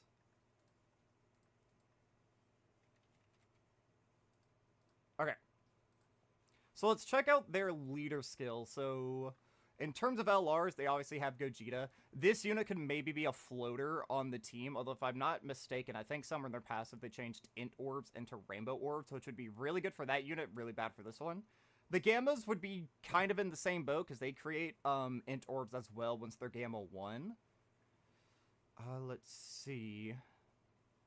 Yeah, the full actual 200% might not be the greatest. Unless we get, like, some easy A's down here. Because a lot of these LRs won't work inherently too well. But having All About Struggle, like, they're going to have the physical Blue Boys from the Tournament of Power. Power of Wishes, they're going to have just, like, 1,000,000,001 units. And then Super Saiyans. It's just having Connected Hope and Movie Heroes, which is kind of holding them back a little bit. But, like, let's see. They're going to have... Let's just do this. Does this just show up every unit? No, I need to do all of them. Okay, so hold on. This isn't going to be their actual 200%. This is just going to be every unit on their leader skill at 170. So this is what their 170 is going to look like. And it's going to just explode. Yeah, you have Gogeta, you have Broly. You have access to pretty much 3 of the 4 worldwide Balance Celebration units. You have Bulma on a 170%. You have a Revive character with the GT Duo, just in case you want to have a Revive in your back pocket, although they're a little bit of a dicier unit to run. You do have SSBE. Again, you have, like, the Blue Boys. If this kid Easy A's, you're going to have him on a 170, which is super, super good. I mean, this guy is basically guaranteed to Easy A at this point, so you're going to have another really strong and powerful option right there. A lot of very good LR options. And then even once we get to the TURs, I mean... different people in the community have different opinions about you. I'm not the biggest fan of God Goku, but I mean, you could certainly run him. He's going to work very well because he's going to also help create physical orbs for that character, making them stronger in their standby and in their base form. Obviously, you're going to have Goten and Trunks. This is a unit who's going to, like, easy A during the celebration, I imagine. Tackle to Gohan and Kefla, two very powerful TURs from this year, as well as Gotenks. Yeah, no, this... The 170 looks really good. It's just the 200% that might be a little lackluster. But, like, I think that's fine. Is STR Gogeta on this? Because I'm still holding out faith that STR Gogeta will super easy A. He should be, right? Because he's on Super Saiyan? Is he just hiding from me? I don't see him. But I know he should be on here somewhere. Yeah, because he's literally a Super Saiyan. Well, there's the Int one. So I had to have just missed the SDR one. So the SDR one, yeah, there he is, there he is. This guy could still technically super easy it, because he would be on the 200% because of movie heroes. So overall, I'm going to say this is a cracked leader skill. All right, dude, people are still going crazy in the comments. All right. So let's read their passive. Their passive was pretty insane, all things considered. So they're getting 200 of stats at the start of turn and 3 key. They are a physical orb changer. They get an additional 2 key per physical key sphere obtained. And then they get an additional 1 key per type key sphere obtained. So if you give them a physical orb, they're getting 4 key. Because type advantage orbs give you +2. So they're getting 4. That's insane. Or just generic orbs are going to give you 2 key. That's very, very good. And then they're giving, generically, 3 key and 50% attack to all allies. That's so good. They get 30% damage reduction when they get hit by a super attack. So it says temporarily, so it's only for that super. Interesting. They get an additional 30% defense when receiving an attack for every 3 key obtained. Okay. So every 3 key. So if you get them up to 24, that's times 8. So that's an extra 180% defense, if I'm not wrong. I mean, that's a lot of defense right there. They get additional 150% attack when key is 12 or more. They launch 2 additionals, each with a 50% chance of being super attack when key is 18 or more. They're super effective against all types when key is 24 or more. And then is there another movie boss or all-out struggle category ally on the turn? They get 15% damage reduction and then all... Like, this is stupid. For 2 turns? All ally 77% defense? That, like, they have to be the best support unit in the game. Because for 1 turn, they're getting 3 key and 50% offense, and then for 2 turns, 77% damage reduction. I think they're going to be fine in slot 2 or slot 3. I don't think that they can realistically go into slot 1, because this is a unit who is designed the exact same way as the full power Super Saiyan 4 Goku. Let's see, is the full power Super Saiyan 4 Goku on this leader skill? He is. Let's go ahead and pull him up, because he gets a bunch of defense the first time he gets hit. But before he gets hit, he only has, yeah, he just has 20% damage reduction. And then after he gets hit the first time, he gets an extra 20% damage reduction and 70% defense. So these guys just have 15% damage reduction, and they don't get all of this defense. They don't get this extra 180% until they receive an attack. So, I mean, the starter turn, these guys will probably be at like 200-something K defense. They eat the first hit with a 15% damage reduction. They're going to take a lot of damage. I don't know how much they're going to take because they don't have any other defensive mechanic in here, really.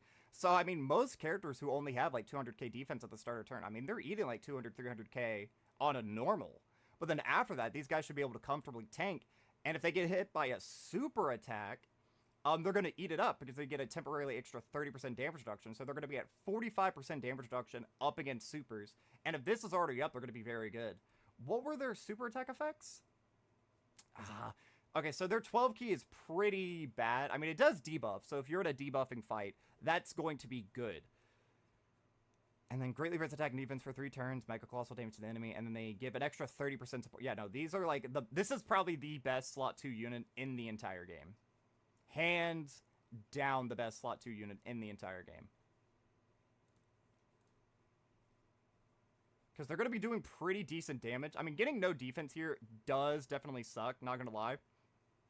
But the debuff, that's just more team support. You can look at that as just debuffing the enemy to help buff out the rest of your team. So they can't go into slot 1, so you're going to have to float either a movie boss or all-out struggle ally the entire time. So if you have a strong slot... Who's like their best slot 1 option? Let's see. Because you could have, I mean, I guess you could have Transform Gogeta slot 1, this unit slot 2. You could have, wasn't Dragon Fist on this leader skill? Did I see Dragon Fist? Dragon Fist actually isn't on this leader skill. Oh my god, you could put Vegeta in slot 1. You could put this Vegeta in slot 1. Where's he at? You could put... Okay, so he has a lot of good slot 1 options. And this is yet another revive character. So you just put a strong defensive unit in slot 1, this unit slot 2, a very powerful offensive unit in slot 3, and you're cooking. Yeah, no, this guy seems very, very good. Very, like, dominant as a slot 2 support unit. He's just like a better version of what Roshi is offering. And on a very coherent team. Also very good standby condition. It's either 5th turn from start of battle. It's start of battle. It's not even start of turn. Start of battle. So turn 5 generically, you're able to do this. Or if you take a lot of damage early on, you're able to transform.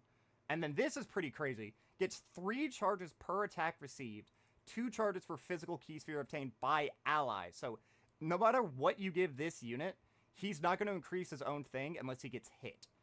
Which is a little bit weird because later on in his passive, his standby passive, he wants physical orbs. But if you give the physical orbs to your allies, he will get more damage on his standby attack. So I guess it's just what you value more as a player. Do you want the standby to do more damage, or do you want to support more of your team? Very, very interesting. So very good. Again, you could do this theoretically turn 2. I mean, you could even do this turn 1 if there's damage tiles on the field. Or you can just wait until turn 5. Now, it is a standby, so you can only have one of these up at a time, but I don't really think that matters with how, like, devastatingly powerful this guy is. He's unable to attack, 3 key, 259% attack and defense, and he has guaranteed guard, transforms all in key spheres to physical key spheres. So yeah, running the Gammas and the other SSJ trio is going to be a little bit dicey with a character like this. He gets an extra 2 key per physical key sphere obtained, an additional 1 key per non-physical key sphere obtained. Yeah, I feel like you want to try to give this guy as many non-physical key spheres as possible. That way you're able to let your allies get the physical key spheres, and you're able to, like, just, like, giga charge this all the way. Gets an extra 30% defense when he receives an attack for every 3 key. So 8 times 30. I mean, that's 240% defense if you get all of it. When key is 24 when receiving an attack. Okay, so yeah, specifically he has to be at 24 key to get this. Oh, that might be a little bit. Ooh, okay. So maybe you do want to give him the physical key spheres then. Okay. But, I mean, that's good. An extra 240% defense once he gets hit. So that first hit is still going to do damage. Because he doesn't just get this at the start of turn. He has to get hit first, and then it procs. But he just generically has 59% damage reduction, which is good. So 59% damage reduction and guard, plus this, after he gets hit one time, there is not an attack in the game that's doing damage to him. He gets an additional 20% defense per key sphere obtained, and all allies get 7% defense for 2 turns per... Yeah. Oh my god. So you really do want to give this guy physical key spheres, then never mind. Because you're just building this up super fast. Oh yeah, no, that's insane. And he's giving a ton of support for 2 turns still. Now, he's going to lose out on some of this. Unless you're able to consistently give this guy 11 orbs, the full team defensive support is not going to be the same. But it's still like the 2-turn support. If you give him like 5 key spheres, that's still 35% damage reduction for 2 turns to all allies. And again, he does have this finish attack right here, but he's only getting extra 100%. Whereas a unit like the Boo Duo, we can pull up the Boo Duo real quick. The Boo Duo, on their standby, they get an extra 500% attack when they perform their finish attack. So it'll be a little bit deceptive of how much damage it's going to do. Can I not just pull up the standby? I guess not on this page. You'll just have to take me for my word for it. Or does it show up here maybe? No. Okay. I don't know. Oh, wait. Here we go. So yeah, although he's getting 259 at the start of turn, these guys only get attack right here. But they still have the same effect where they temporarily get 20% and temporarily get 15% depending on how many charges you get. But I feel like it'll be a little bit easier because this guy lasts for 5 turns essentially. So you can get 1 more, or I guess 2 more turns of collecting more orbs to make this matter more. But I don't know, man. Getting 259 at the start of turn is kind of insane. So essentially, he's gonna, like, when you do the finished attack, he's gonna have at the bare minimum 359% attack, plus all the different yeah, no, he is gonna do, like, I mean, this guy's gonna just, like, essentially one-tap a lot of bosses, I would imagine. But he doesn't have, like, guaranteed crit or excuse me, yeah, guaranteed crit or super effective against all types in this phase. So, I mean, it's going to be completely reliant on your hit and potential system. So you might actually want to go crit on a unit like this. Yeah, I would say go dodge first, then crit. Because their base form, I mean, yeah, they have super effective against all types, but they are launching 2 additionals here, each that have a 50% chance of being a super. You don't really need to go additional on a character like this, because they're not getting any defense, they're just debuffing. So that's not necessarily needed. But crits on these would do a lot. So crit, super effective against all types, and let's say you launch 4 supers at a turn, your 18 key, these 2 additionals, and then your hit a potential system if you want to do that. But, like, again, I probably wouldn't. I would just go for crit. I mean, crit's going to be pretty effective on a unit like this. So he is a perfect slot 2 unit who has a phenomenal standby. And the thing is, a lot of the time with standbys, most characters want to be in their standby at the same time. It's kind of the same thing with domains. But this base form is solid enough. Like, that one can be in the standby and this one can be in this form, and you're really not going to be struggling too much. Like, these guys are good. They're a very good leader. Again, their 200% aren't, like, the most impressive out there, but, like, you have good 200% options, and then your 170 options are just incredibly vast. They cooked with this guy. Anyone who summons for this guy, I don't think you're insane at all. And let's see if I can't pull up their banner real quick. So, let's see. Where was the banner shown at? It was somewhere around here, because they introduced the pity. I don't know why the screen is going black when I'm trying to scroll. Oh, come on. I just want to find the banners. I feel like it was maybe slightly before this.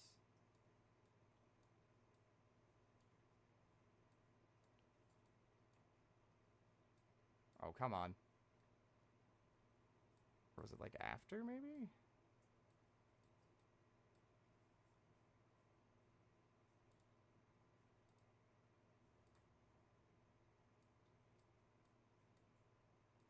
Because they talked about the pity. Oops. They talked about the upcoming EZA. They talked about that.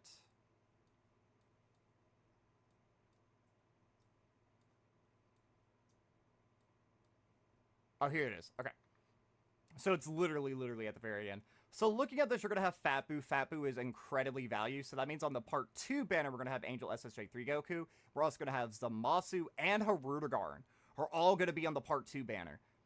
Because you have Dragon Fist here, the Blue Boys, AGL Vegeto, and then this Boo. So yeah, all of the, like, this is a pretty value banner right here. But I think the other one is going to be slightly more value because, like, you don't really, like, need these units necessarily. I mean, Fat Boo, I would say, is pretty value still. I mean, like, they're all value, don't get me wrong. But I think, I mean, you would rather have Zamasu than this unit, probably. I don't know. I'm just thinking from a villain mindset because villains aren't in a good spot. So you could potentially get, like, Harutogarn, who is, like, one of the better movie bosses characters. And then you could just get Fusion Zamasu, who's just, like, generically one of the best super bosses characters. And then Fat Boo is obviously very good on this banner. But, I mean, I do think he is better than Angel SSJ 3. And then a side banner Piccolo. Now, this could potentially be, like, a Piccolo and Vegeta. Or it may just be a standalone Piccolo. That's, I mean, either or. As long as they have, like, a solid kit. Like, if this unit could go into slot 1... they would, like, this is like a match made in heaven. Like, this guy could literally do, like, Chilai levels of damage. I wouldn't mind if he could perfectly go into slot 1 so that these guys can just cook and support in slot 2. Like, this is a match made in heaven. But, so overall, very, very good, very, very good. But now let's go ahead and talk about what they gave to Broly. Oh my god, they cooked with Broly. Broly is actually probably the best unit in the game. I might be slightly overreacting. Okay, but they just gave him movie bosses. Best case scenario. We just got generic movie bosses. So let's pull up movie bosses real quick on the leader skill. Now, movie bosses is certainly not the best category at the moment. But by giving us a brand new just movie bosses leader. Oh, that is Super Sans. Why did I type in super by accident? I must have. All right. But just generically, now he does only lead the one category. So what we assumed in yesterday's video when we talked about, you know, Jiren technically only leads one category, it looks like Carnivals are only going to lead one category, at least for the foreseeable future. But if we look at this, that means you can run full power Cell Max, you're able to run full power Super Saiyan Broly. We already know that this unit is getting an EZA. There are plenty of other units who could EZA during the celebration. Like, we can still get Super EZA STR Broly, Super EZA Janemba. You have access to units potentially like AGL Golden Frieza, who to this day is still really, really good just because they have the 90% damage reduction. Pretty much unrestricted as long as you don't fall below an HP threshold. But you could, like, experiment. You could run Turles on this team. You could run Hirudegarn on this team. This unit, as long as you can give them orbs, is still very good. You could run Turles, but Turles needs Terrifying Conquerors or Planetary Destruction units, which this unit is on, if I'm not mistaken. Oh, wait, we didn't look at the categories of the other one, but it's just going to be generic Super Saiyan links. If you guys want to go back and check it, feel free to. But if you run this Broly, Cellmax, this Broly Chilai and Lemo, Hirudegarn, and this unit wants the EZA, like, that is a competitive-ass team. And that's just right from the start. We're obviously going to be getting way, way, way more buffs to the category as we go along. I'm so glad that they decided to give him movie bosses instead of the uncontrollable power. Now, he's on uncontrollable power, but, like, that's fine. You can have a bad category as long as you don't lead it. Because, yeah, movie bosses, Pure Sand, Full Power, Target Goku, Exploding Rage, Inhuman Deeds, Planetary Destruction, Legendary Existence, Transformation Boost, Uncontrollable Power, and then Power Beyond Super Saiyan. So, I mean, again, you could run Turles on his team, but that would restrict you, because you wouldn't be able to run Cell Max and this unit and have this unit be at his maximum efficiency. I don't really think there's too many units you could run him with. Like, you're on Planetary Destruction. You're on Planetary Destruction, I think. You're on Planetary Destruction. You're on Planetary Destruction. So it would have to be a little bit more Z-Broly focused, because, like, the Janimbas aren't on the category or anything. So yeah, Turles, I mean, Turles is good, but I don't understand why they EZA'd him when they did with these two restrictions. Like, could it not have been movie bosses in Planetary Destruction? I don't know. Turles is still good, it's just unfortunate he doesn't have a home at the moment. But movie bosses, literally, that was, like, pretty much best case scenario. I mean, the true best case scenario would either be Pure Sands or Power Beyond Super Saiyan. But the fact that he helps villains out so much is insane, especially with this. So turn 1, he's the best unit in turn 1. Hands down. Genuinely, he's better than AGL MUI, who literally cannot take damage. So he can attack, he has the intro, and then for 1 turn from his entry turn, he gets a 90% damage reduction when he's in slot 1. Or if you have him in slot 2 or 3, he has 70% damage reduction, and he gives all extreme class allies 50% crit. Wait. As the first attacker to turn, reduce damage received by 70%, and extreme class allies 50% chance to crit as the second attacker to turn, and extreme class allies get 2 key. Oh, okay. So, okay. So he has 90% damage reduction, slot 1. Or, if you put him into slot 2, he's giving all extreme class allies 50% crit, 2 key, 60% attack and defense. What the dude, he's actually insane. Like, there is genuinely a strategy. No, because he would lose this. Yeah, because that's a comma, not a semicolon. But if he kept this, could you imagine just keeping this guy in his base form and keeping him in slot 2 throughout the entire fight? And just having a unit with 70% damage reduction and guard that's giving this levels of support? So you're pretty much, you only get this guy for 1 turn. But he's untouchable. 200% defense, guard, and 70% damage reduction with all of this support. I mean, already he's looking like the best character in the game. Like, this is like what people think Angel SSJ3 Goku does. But, like, this is so much better. Now, granted, he's not going to be doing any damage, but giving all extreme class allies, because again, he's a movie bosses leader, 50% chance to crit and 60% to stats. Dude, he's insane. He's insane. And if you have them turn 1 and turn 2, both of those buffs go off. So both of your rotations are going to be really godly. And then just the next turn, you transform into Legendary Super Saiyan Broly.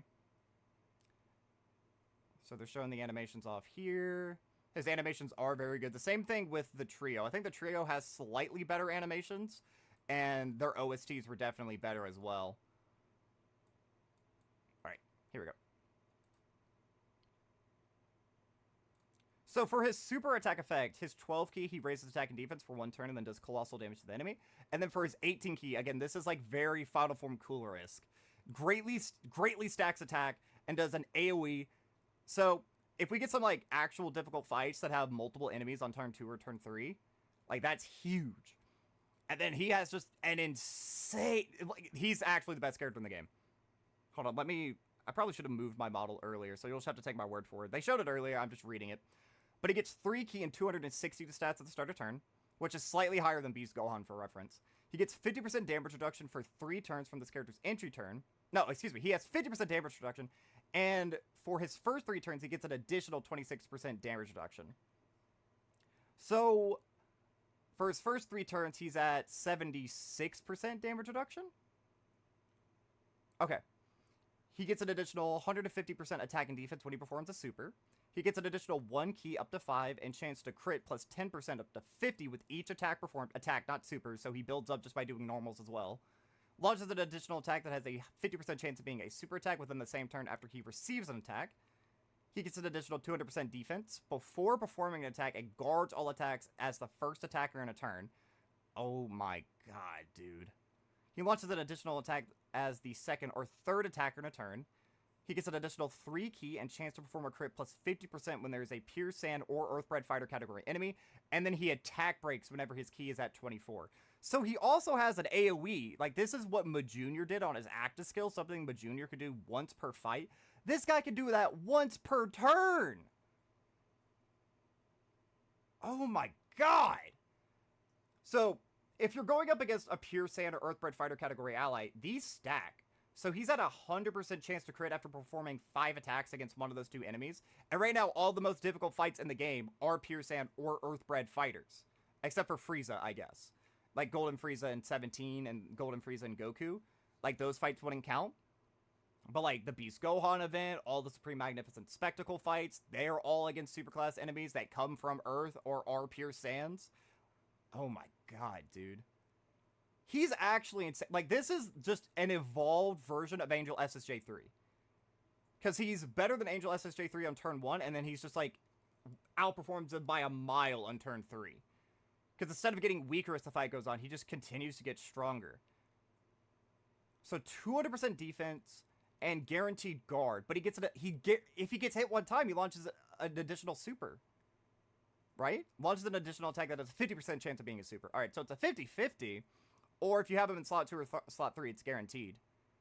I mean, I think you just put this guy in slot 1. He doesn't get any additional stats in slot 2 or slot 3. It's just a guaranteed super.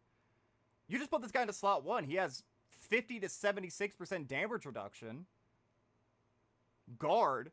An extra 200% defense. He's stacking. He's nullifying the entire rotation's attacks. He's basically guaranteed critting. And then he also has an active skill, which just can be activated on the next turn. And it generically gives him an extra 3 ki and 26% to stats. He's actually the best unit in the game. Hands down.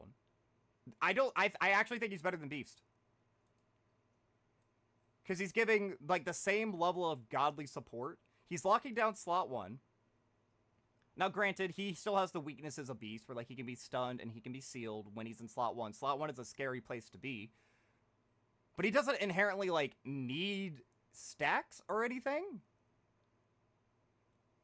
And I guess you could say he does have team protection abilities, because his base form, he's giving just insane levels of support. What else? I mean, I don't know if I'm... The thing is, though, you could just run Cell Max with him. So, even with... Like, Cell Max has the team protection ability at that point. He's untouchable turn 1, transforms turn 3. He has the attack break, which you could say is a team protection ability. He's stacking the entire fight. He's having AoEs, and he's untouchable in slot 1.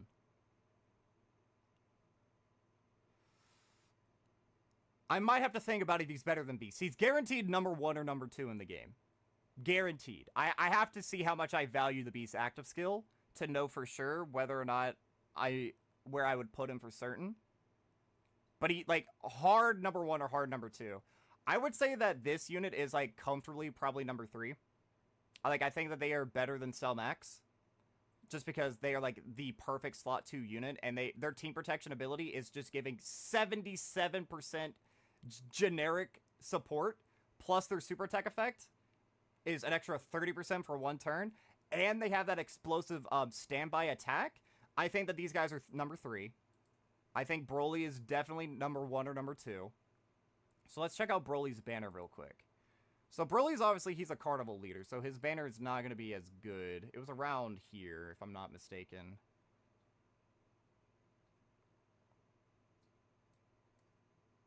Come on. It was like right at the end. I just want to see the units that are featured on it. I'm trying to think what would be...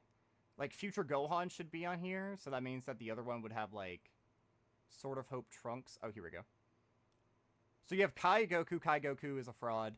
You would have Turles. You would have Team Turles. So Team Turles, if you're on just, like, Planetary Destruction version of this team, Team Turles would be very good.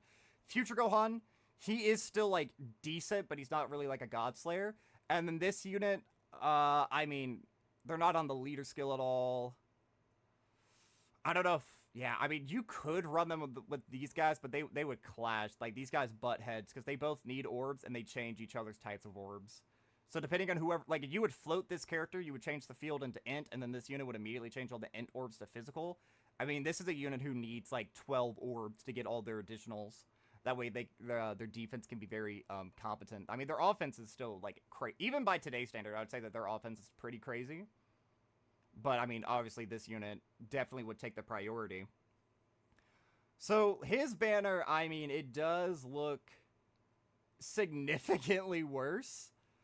I don't know. I mean, they could also throw in a couple of other yellow coin LRs on here. Like, I don't know who else would necessarily be on it that would be good right off the top of my head. Like, what are some other yellow coin LRs that... I mean, they could obviously throw, like, Broly, Chile, and Limo back on the banner. They could throw this unit back on the banner, because, again, I do expect that they will easy A. If this unit shows up on there, I feel like that does confirm that we're getting an LR Super Easy A. But then, yeah, once we get a little bit further, it's not too great. But I do think Broly is definitely up there. Like, both units they cooked. Really good animations. Their animations did have a little bit of jank, admittedly. There was a little bit of jank in there, but very solid animations, very good OSTs, and both kits are... insane. We're getting a lot of fun new difficult events. We're getting 50 stones just by logging in. Because of this, you know, we're going to be getting 10 since everybody watched. If we participate over on Twitter, we'll get another 10 stones. They have that brand new event where you're getting 140 or more just by completing all of it daily. We have a skill orb event for the brand new uncontrollable power category, which is like, that'll be really good to give this guy some exclusive skill orbs. And new difficult fights that this guy should be able to absolutely cook in, because right now we're in a super class meta. So characters like this are going to perform really well for the foreseeable future. So let me know what you guys think about this. Let me know if you think that they cooked. I mean, I am so incredibly excited about this, man. Like, this is so good. This is so good. I cannot believe all of that. They really, like, this was worth the wait. Again, these banners, I'm recording this right now. It is 11:39 a.m. my time, Eastern Standard Time. This video will be posted at 5:30 p.m. Eastern Standard Time. These banners should go live in-game on the following day at 2:30 a.m. Eastern Standard Time, assuming, like, because of the unification, everything is going to be the same. Now, granted, it might get pushed back to, like, 4:30 a.m., because I have done that before, and if that's, like, the new, like, sync time, that's going to suck. There is some, like, debate up in the air whether or not JP will get things a few hours early, and then they'll come to global. You know what I mean? Like, I don't know how much, I've seen this a few times, but it would be like, it would drop 9 a.m. on JP time, and then several hours later, it would drop 9 a.m., like, whatever your local time zone is, which I hope wouldn't be the case, because that would be so annoying if it's the same time, just in different time zones, because then different time zones are going to be just completely screwed over with how long they're going to have to wait. I hope that it's unified. I mean, being unified at 4:30 a.m. isn't much better, but for people who stay up, or if things happen like on weekends, or people who don't have obligations the next day, obviously they get to have a little bit of fun before everybody else. So only time will tell, but definitely keep your eyes peeled, because all of this stuff will be debuting in just slightly over 14 hours. So get excited. I'm excited. They cooked with these. Let me know all of your thoughts about these banners, all the different events, who you're going to be subbing for, how many stones you have. Just let me know pretty much any thought that you have on the top of your mind. But alright, and hello everybody, I'm the Super 27, and welcome to another Dokkan Battle video. So, The celebration pretty much just went live, so we are going to check out both banners. I feel by the time that this video goes up, most of you would have already done your summons, but I'm going to tell you what I think about each banner, who I think you should summon for. I'm just going to say this right now. Out of the two characters, I think Broly is by far better than anything that this brand new SSJ3 trio has to offer. However, in terms of banners, I do think that just going for a Carnival DFE is much safer. Like, if we're just looking at this unit in a vacuum, this is one of the best support units in the game. I don't think that they will be very good for slot 1. But slot 2 and 3, they will be able to lock it down incredibly easily. And then they have this incredibly powerful standby, which should be able to do just a ton of damage to a bunch of enemies. Interestingly enough, the Cyber unit is also physical. Which actually kind of works because this unit also helps create orbs, which helps this unit. It's just a very solid Cyber unit. Obviously, you have Fat Boo. Fat Boo is probably still the best TUR in the game, or at least in my opinion. So if you weren't able to pick them up during Golden Week, getting them now is actually quite good. You have Dragon Fist, who is a pretty solid option even still.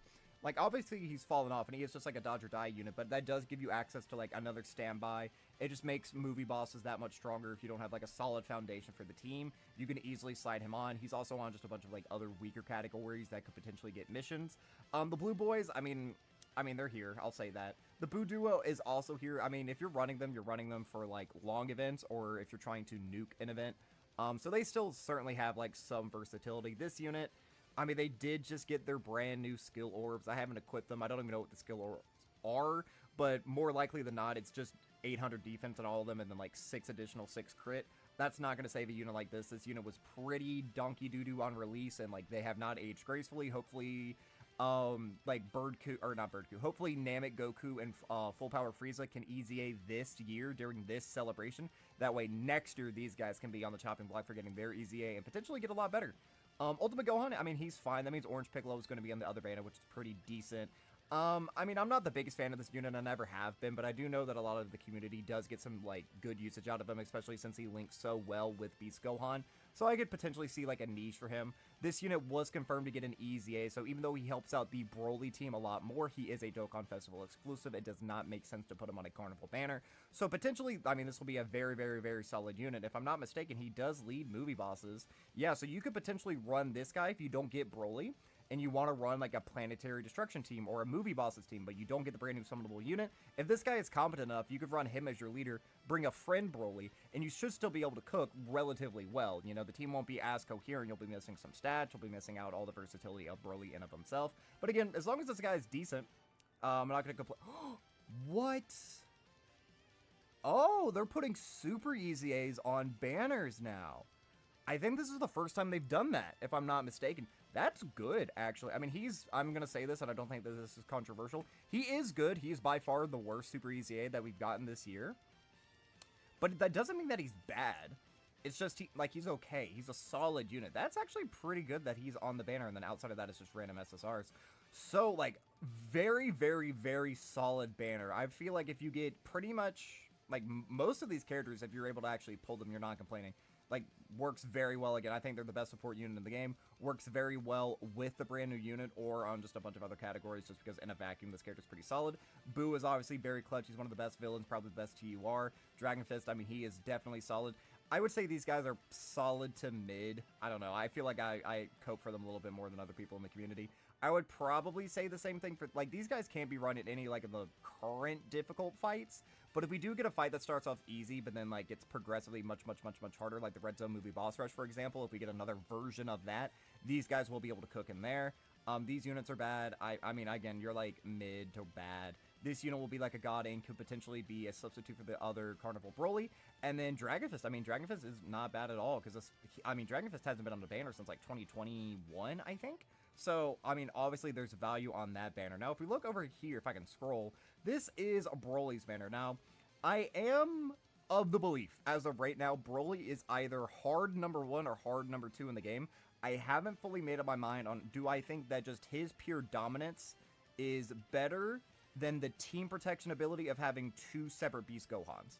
But this guy, he's unstoppable for his first appearance because he has either 90% damage reduction in guard in slot 1, or guard, 70% damage reduction, 2 key and 60% attack and defense support to extreme class allies when he's in slot 2 or 3. He transforms into the legendary Super Saiyan Broly. While he's in this state for his first 3 turns, he has 76% damage reduction. He has guard and 200% extra defense while he's in slot 1. He stacks on his 18 key. He has an AoE. He launches a bunch of additionals. He has an active skill that just gives him an extra key, an extra 26 to stats permanently throughout the fight. Like, this guy is probably one of the more dominant units in the game.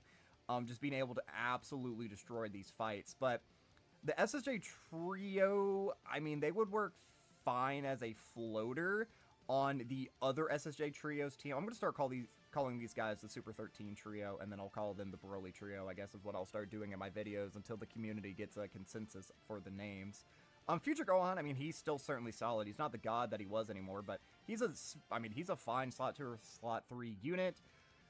Kai Goku is, I'm gonna say, bad. Because he has to get hit 5 times to get that extra defense. And I mean, last year, up until he got hit 5 times, he was taking like 120,000 on a normal.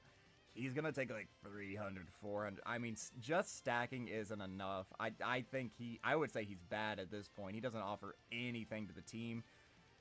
I mean, the same thing goes for Metal Cooler. I mean, he did just get a bunch of new skill equips that are, like, exclusive to him. Again, I don't know what they do, but I'm just assuming it's the generic 800 defense on all, and then 6 crit, 6 additional. I mean, he's a revived character, but, like, he's not going to Easy A this year. It would be much better if, like, Full Power Frieza and Namek Goku were to Easy A this year, because they could be on each other's teams or whatever. Broly, Chile, and Loser, I mean, they're good being on the banner. This is one of the better villain units in the game right now.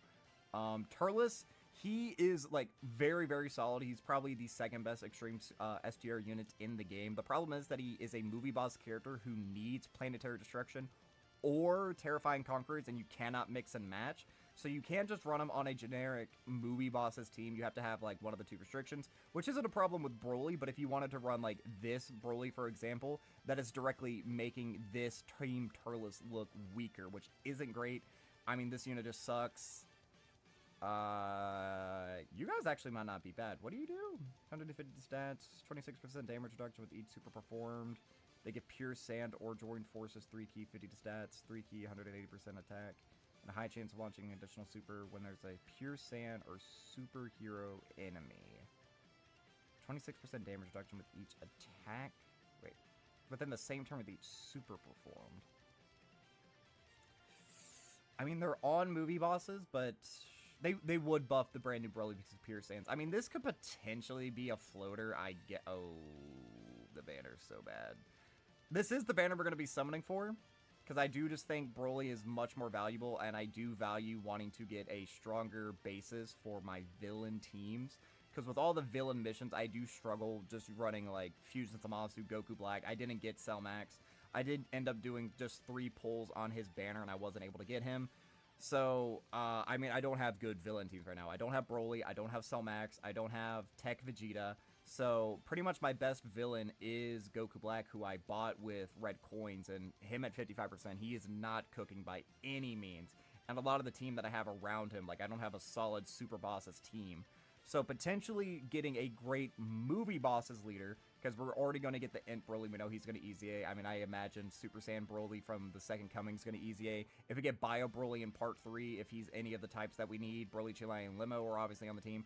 I feel like, I mean, obviously, they always do this with big celebrations. They buff, like, one category, and, you know, like, we've had plenty of Super Bosses buffs. You know, Super Bosses started off rough, but as the year's gone on, it's gotten a little bit better. So I'm just going to quit yapping, and we're going to go ahead and dive in 10 minutes into the video. So let's see.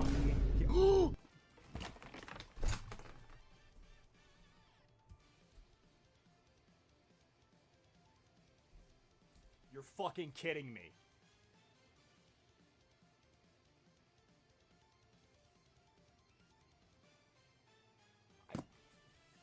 What the fuck? Oh, the new animations!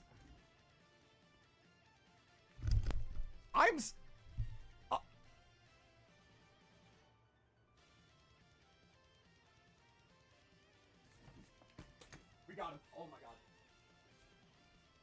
It's 2:30 in the morning. I would be popping off so much harder right now if it wasn't fucking 2:30 in the goddamn morning. There is no fucking way.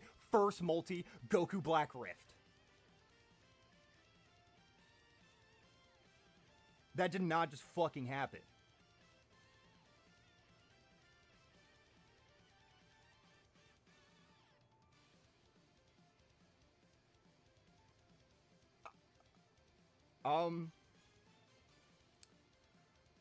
So, oh my god, what do I do here?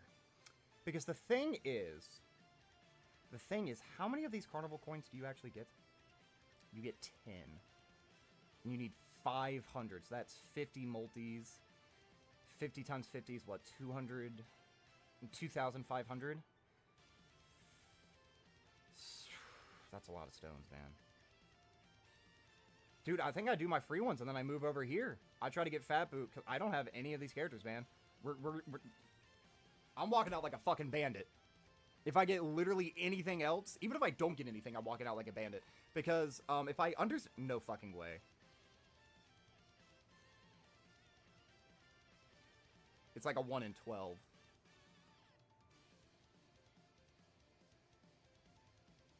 No shot. Future Gohan. That's a dupe at him. I'll take it. I'll take it. I'll take it. But if I'm not mistaken... Oh, and Dodoria. If I'm not mistaken, how these coins work is for the Part 1 or Part 2 banners, I will be able to exchange the 500 coins to get either the Part 1 or Part 2 Carnival.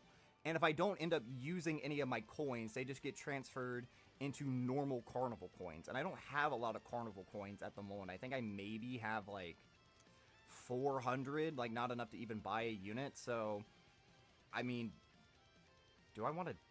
No, because I literally don't need anything else on this banner. This banner is bad.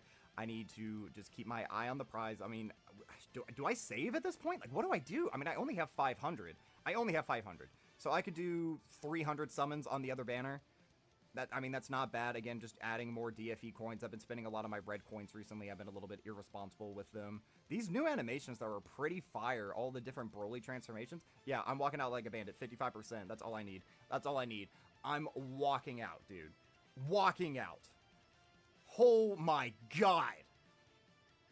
Dude, if that doesn't deserve a like and a subscribe, I don't know what the fuck does. First multi, Goku Black Rift. Do they have new screen cracks or anything? I didn't know they added new animations. Why didn't they say anything in that about the video that came out earlier this morning? I'm fairly surprised by that. Okay, we just got, like, the crappy Goku Black. I mean, that's fine. I literally can't complain, though. Like, nothing else that happens throughout the rest of this video, I can't complain. I am incredibly, incredibly happy. The best thing that I can hope for is that we just get to see some new animations, potentially some new fly-in combos. The fly-ins look the same. It's just that Broly seems to be the different X factor. So I imagine that there would probably be something like, I don't know, like a screen crack where it's, like, Paragus in the space pod, or maybe it's like the little alien guys. Again, I can't think of their names. I haven't rewatched the original Broly movie in forever. I should probably do that for the celebration. But I mean, after this, I'm just going to really quickly edit this. That way it can be uploaded and everything. And I mean, I guess I'll grind up Broly and then I can go to sleep. And then when I wake up, I can record all the new stages, because I'm pretty sure that we got some difficult content. You know, we got the new free-to-play stages, the event that gives you the stones where you can potentially get up to 140 plus dragon stones, which is essentially another 3 multis, which is super, super good. And again, I'm just farming up these coins. I mean, obviously, I don't think that we're going to get 2,500 free-to-play stones. Like, that would be a little bit ridiculous, not gonna lie. But, I mean, just adding more red coins to my repertoire, like, I'm not gonna complain. I mean, potentially, like, if I do choose to summon on Part 2, there could be, like, another Beast Shaft, where I go several thousand stones before I get a single copy of them. That has happened before. Like, Beast took me, I don't remember how many it took me to get... Oh! There are new ones. Oh! Dude. Dude. Come on. I mean, I will take literally anything. The trio, Fat Boo. We got Fat Boo. Dude. Dude! I am so ecstatic right now. I know it doesn't sound it. Again, I am trying to be quiet. There are people literally sleeping in the room that I'm screaming into, like, directly across from the hallway, and I feel bad because I'm probably waking them up. They gotta be up early in the morning, and I don't, so I do feel a little bit bad. But this is like the perfect summoning video. It is. Because the thing is, I don't even really care if I don't get the trio. Like, the trio are certainly good. I do think that they're worth summoning for. But they're just buffing, like, an already, like, incredibly solid team, that being movie bosses. Like, they're not needed necessarily. And I mean, they are crazy, though, giving a potential an extra 154% defensive support for 2 turns, on top of having, like, a whacked, cracked standby. Go blue, go blue, go blue, go blue. No way. Dude. Chad, if I pull literally, like, Dude, I thought Tambourine was about to fake out there, dude. I mean, I know it's already confirmed that we're getting one, but I'm pretty sure a fake out is guaranteed. No, it's not. No, it's not. No, it's not. No, it's not. I don't know what I'm talking. I'm just spewing at this point. I'm just rambling. No. Yes! Oh my god, I walked out like a fucking bandit. 55% on the bunch of units that I didn't have. We're just gonna wrap up the summons right here. We're gonna do whatever the last one is, get to the free one. This is the free one. We'll wrap it up right here, dude. Oh my god.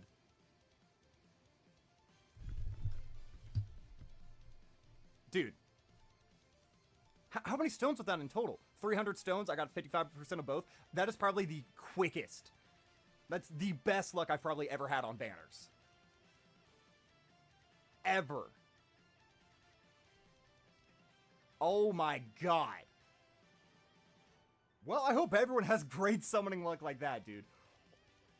I don't even know what to say. I am actually at, like, such a loss for words right now. But, where are they at? Where are they at? It's a bunch of random SSRs. But yeah. No, we have the boy. We also have... Oops, that's the wrong Fat Boo. I just saw the color. There we go. I got Fat Boo, who I did not have. Oh my god, dude. If we get Bio Broly, because Bio Broly, I've said this several times throughout the year in several videos, but Bio Broly has been my most anticipated unit pretty much since last year when I made the Bio Broly video. If part 2 is Bio Broly, which I know a lot of people would moan and groan, but I'm just saying. If Bio Broly is part 2, and he's a good unit, and I get shafted on him, I'm probably going to want to cry, but I have no reason to. Because I walked out like a god. Again, I hope everyone has just as good summon luck. Please share me down below what, like, your summons were. If you're saving, if you're spending.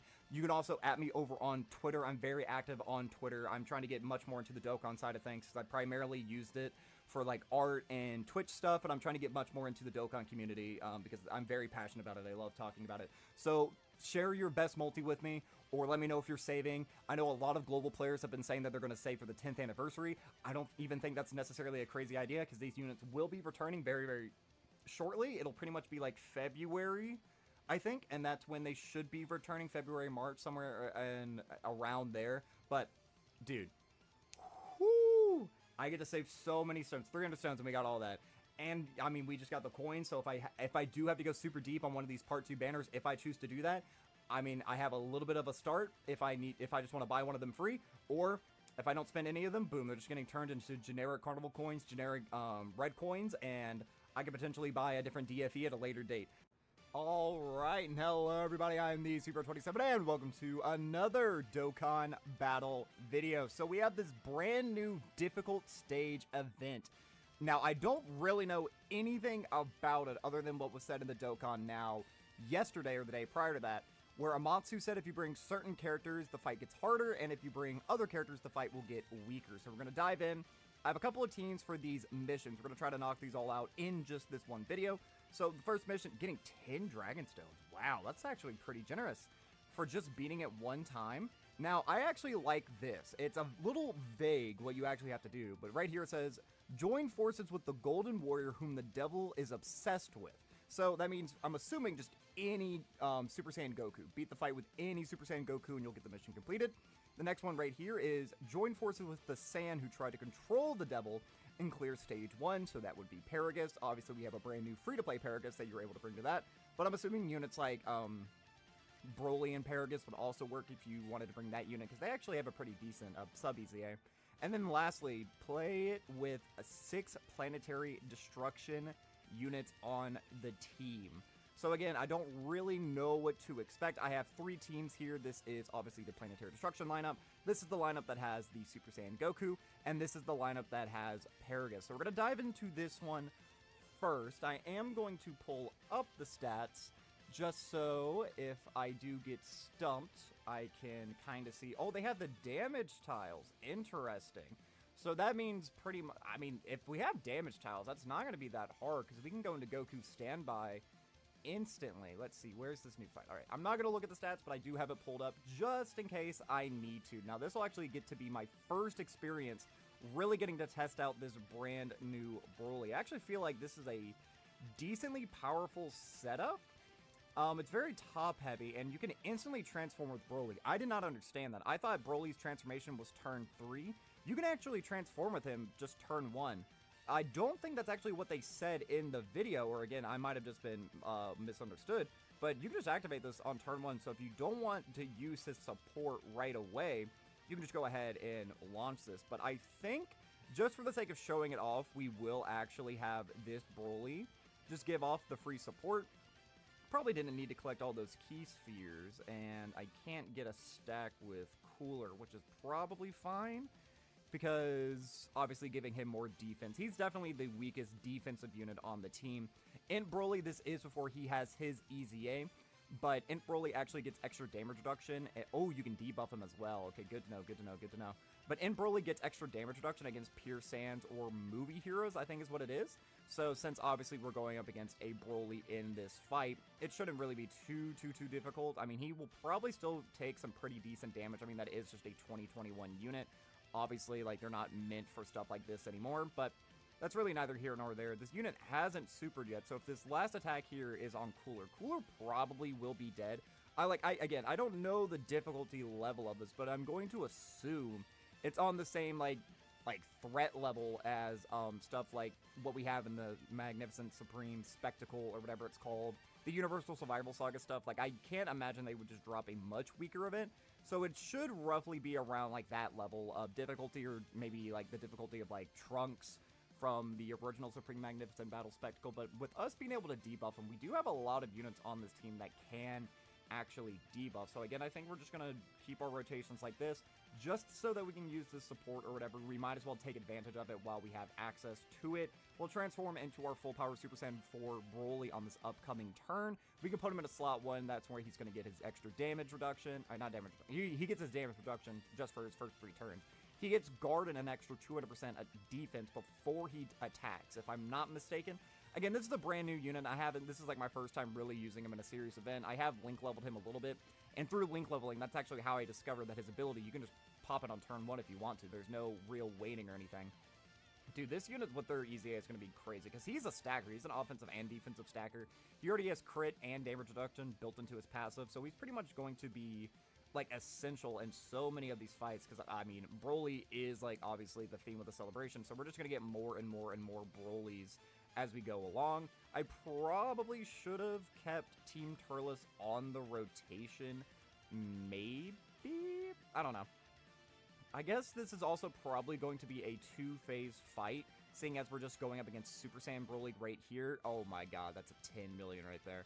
55%, by the way. I did put on an offensive equip, so his build right now is he has 700 defense as his bronze, and then for his silver, I put on the 4 super attack ability, and then I gave him the 3 offensive abilities. So he has an extra 600% offense and 700% defense. So he actually is just much tankier than I feel like a lot of other Broly's you'll probably see on the friends list.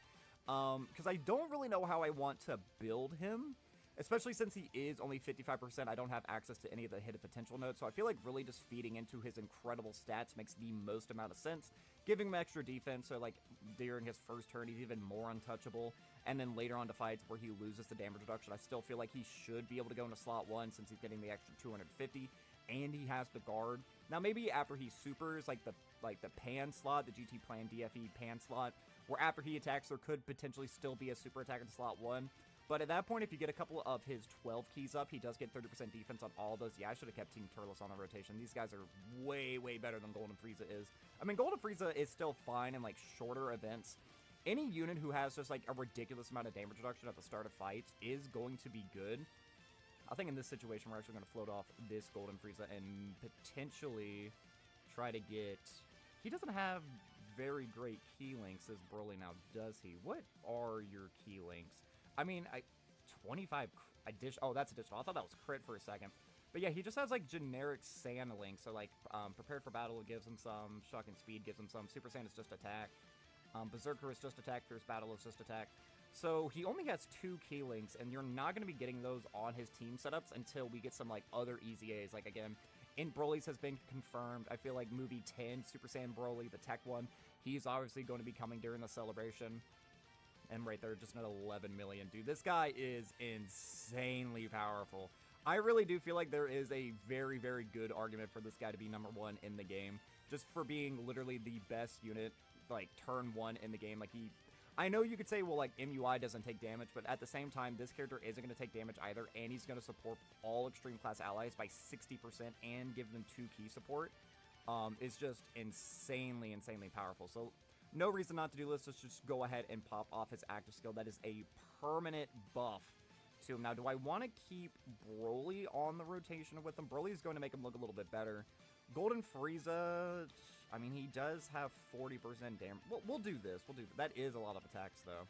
This could potentially be a loss, and if it is, that's fine. We can just dive right on back in. If we do die at any point, I will check out what the stats are, but... Like, I was kind of figuring this would be a 1-phase fight. Since it is a 2-phase, I mean, yeah, he's still untouchable. 70. That's without any stacks, by the way. That is 0 stacks, 55%. I know he's linked up with, like, probably one of his better linking partners, being the Int Broly, but that's insane. And the attack break. We potentially broke the super attack right there. That is really, really good.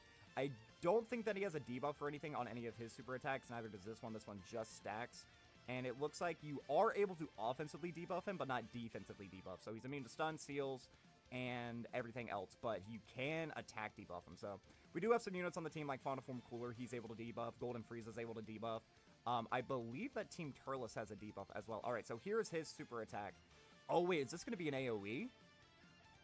Oh, it is. It is going to be an AoE. 700k. That was on Int Broly. All right. So that is a loss. Let's go ahead and check out what this guy does. I hate this pop-up screen. It's very, very annoying. No stats are available on the Dokkan Wiki? What? Yeah, on the Dokkan Wiki, it says... Hold on, we'll show this real quick. I have genuinely never seen this before from the Dokkan Wiki, but if we go over here... Why is it my... There we go, I went to the wrong screen. No stats available. The fight has been out for... I mean, I know it's only been out for a couple of hours. Right now it is 3:52 p.m., but it's been out for 12 hours. I'm actually a little bit surprised by that. I wonder if maybe the JP side will have theirs updated? Let's just check real quick. Where is the Broly fight? There you are. And let's see, does it still say no stats available? Oh, no. Okay. So they're just a little bit behind on the English side, which is a bit weird.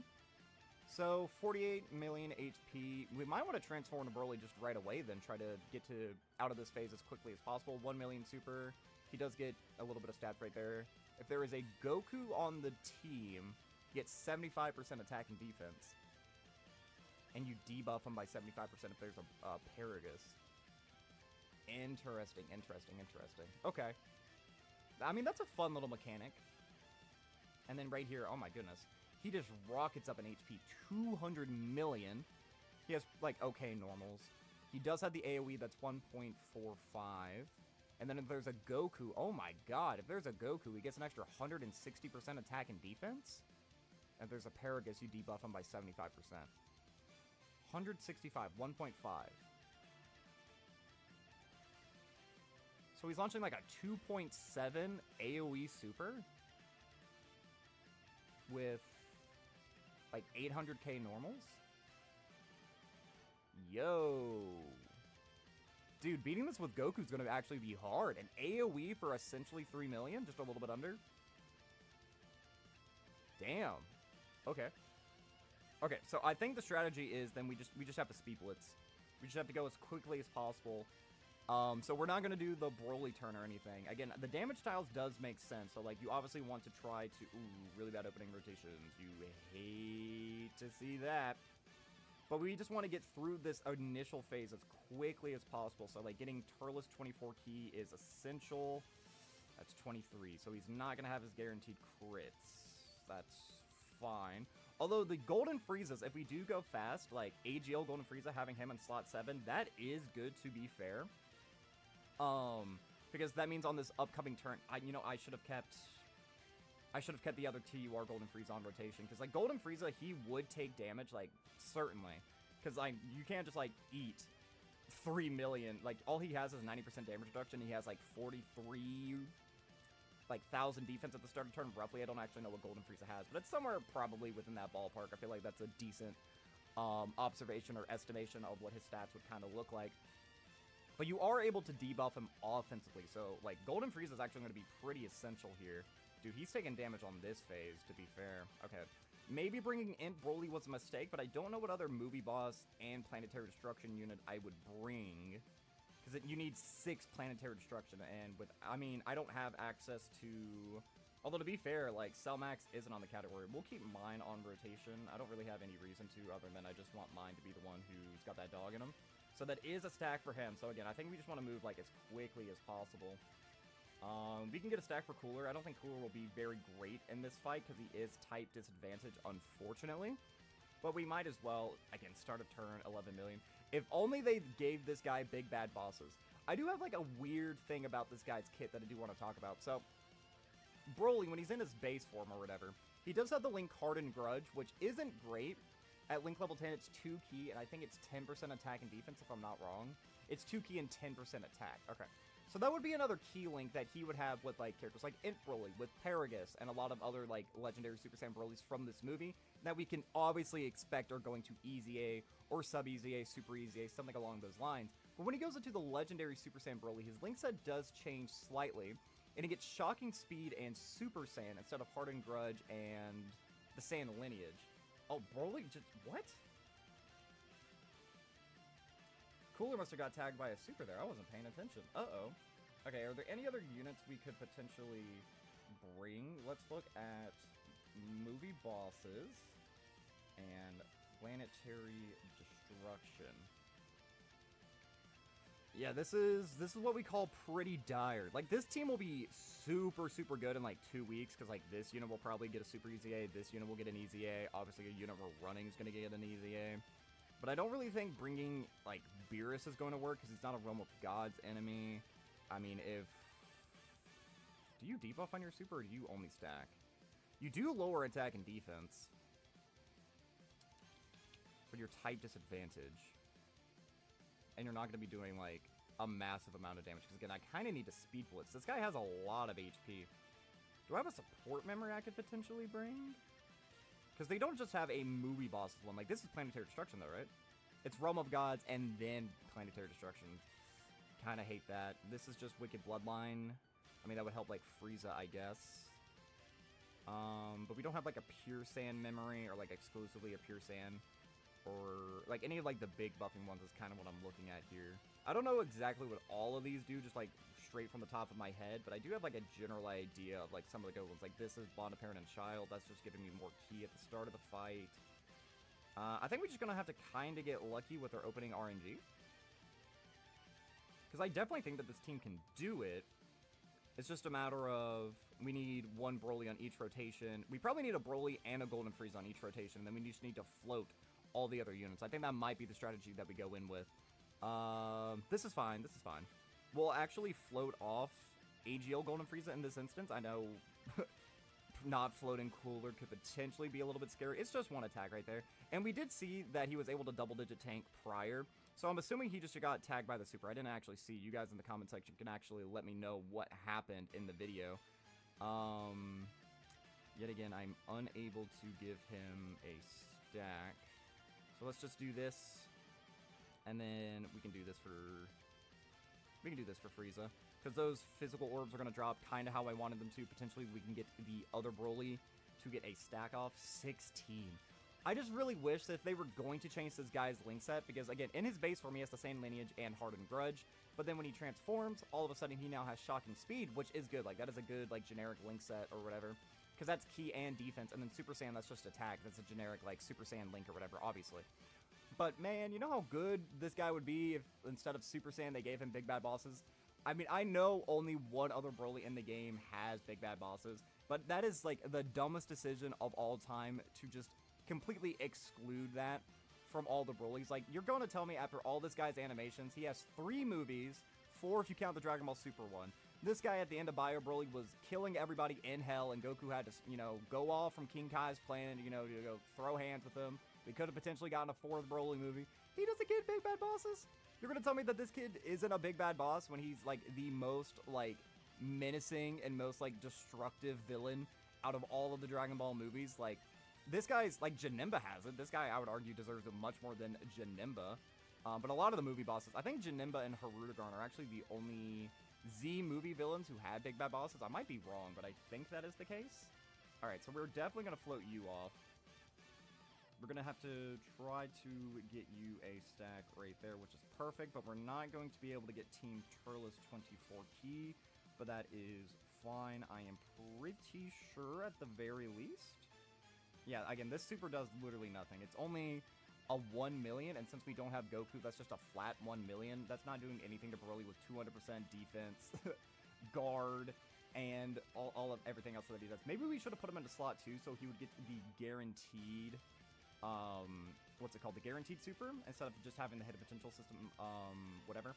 Or it's a 50% chance of being a super is what it is. Again, I'm still memorizing these kits, but man, this is going to be a little bit of a struggle. If only, like, I don't even have Cell Max, but if only Cell Max was on this category and, like, let's look at Planetary Destruction real quick.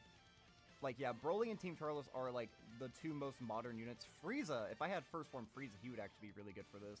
He wouldn't be on the leader skill, obviously, because, again, although Frieza leads Planetary Destruction, so Frieza will be very good for this. Kid Buu is on it. Kid Buu would actually be really good for this mission. The same thing with, like, Hirudegarn. Oh, unfortunately, we don't. We just barely miss out on the kill. But I think that will probably be okay, because that means we can just float off Cooler, and we can go ahead and just get another stack off. Might as well pop this. There's no real reason not to. Just giving an LR more key when he doesn't have access to some of his best key links. We will keep the TUR Golden Frieza on the rotation. We'll float off Team Turles on this upcoming rotation, I think. I don't know. I don't know who I should actually keep on this rotation. I guess, you know what it could be? If we keep putting Broly in slot 1, we're going to have to hope that we break the super. How often does he super? He supers once per turn. And yeah, his cooldown is 0, but he can only super once per turn, and he does 6 attacks on a turn. Okay. So I pretty much just always have to hope that he's going to super after Broly does his super attack and we get the attack break. But getting him 24 key is good. Frieza doesn't necessarily need anything other than just to get hit, and that's a 24 key for Turles. Turles should probably be fine. I mean, he has 50% damage reduction. I know it is type disadvantage, but I'm not really worried about the super on this turn. It would be pretty much every other rotation that I'd be worried about. But we do have type advantage here, so if we are able to get that super right here, nope, we got another 50% chance, but I'm going to just, we attack broke it. That's just canon now, because he's not going to super the rest of this turn.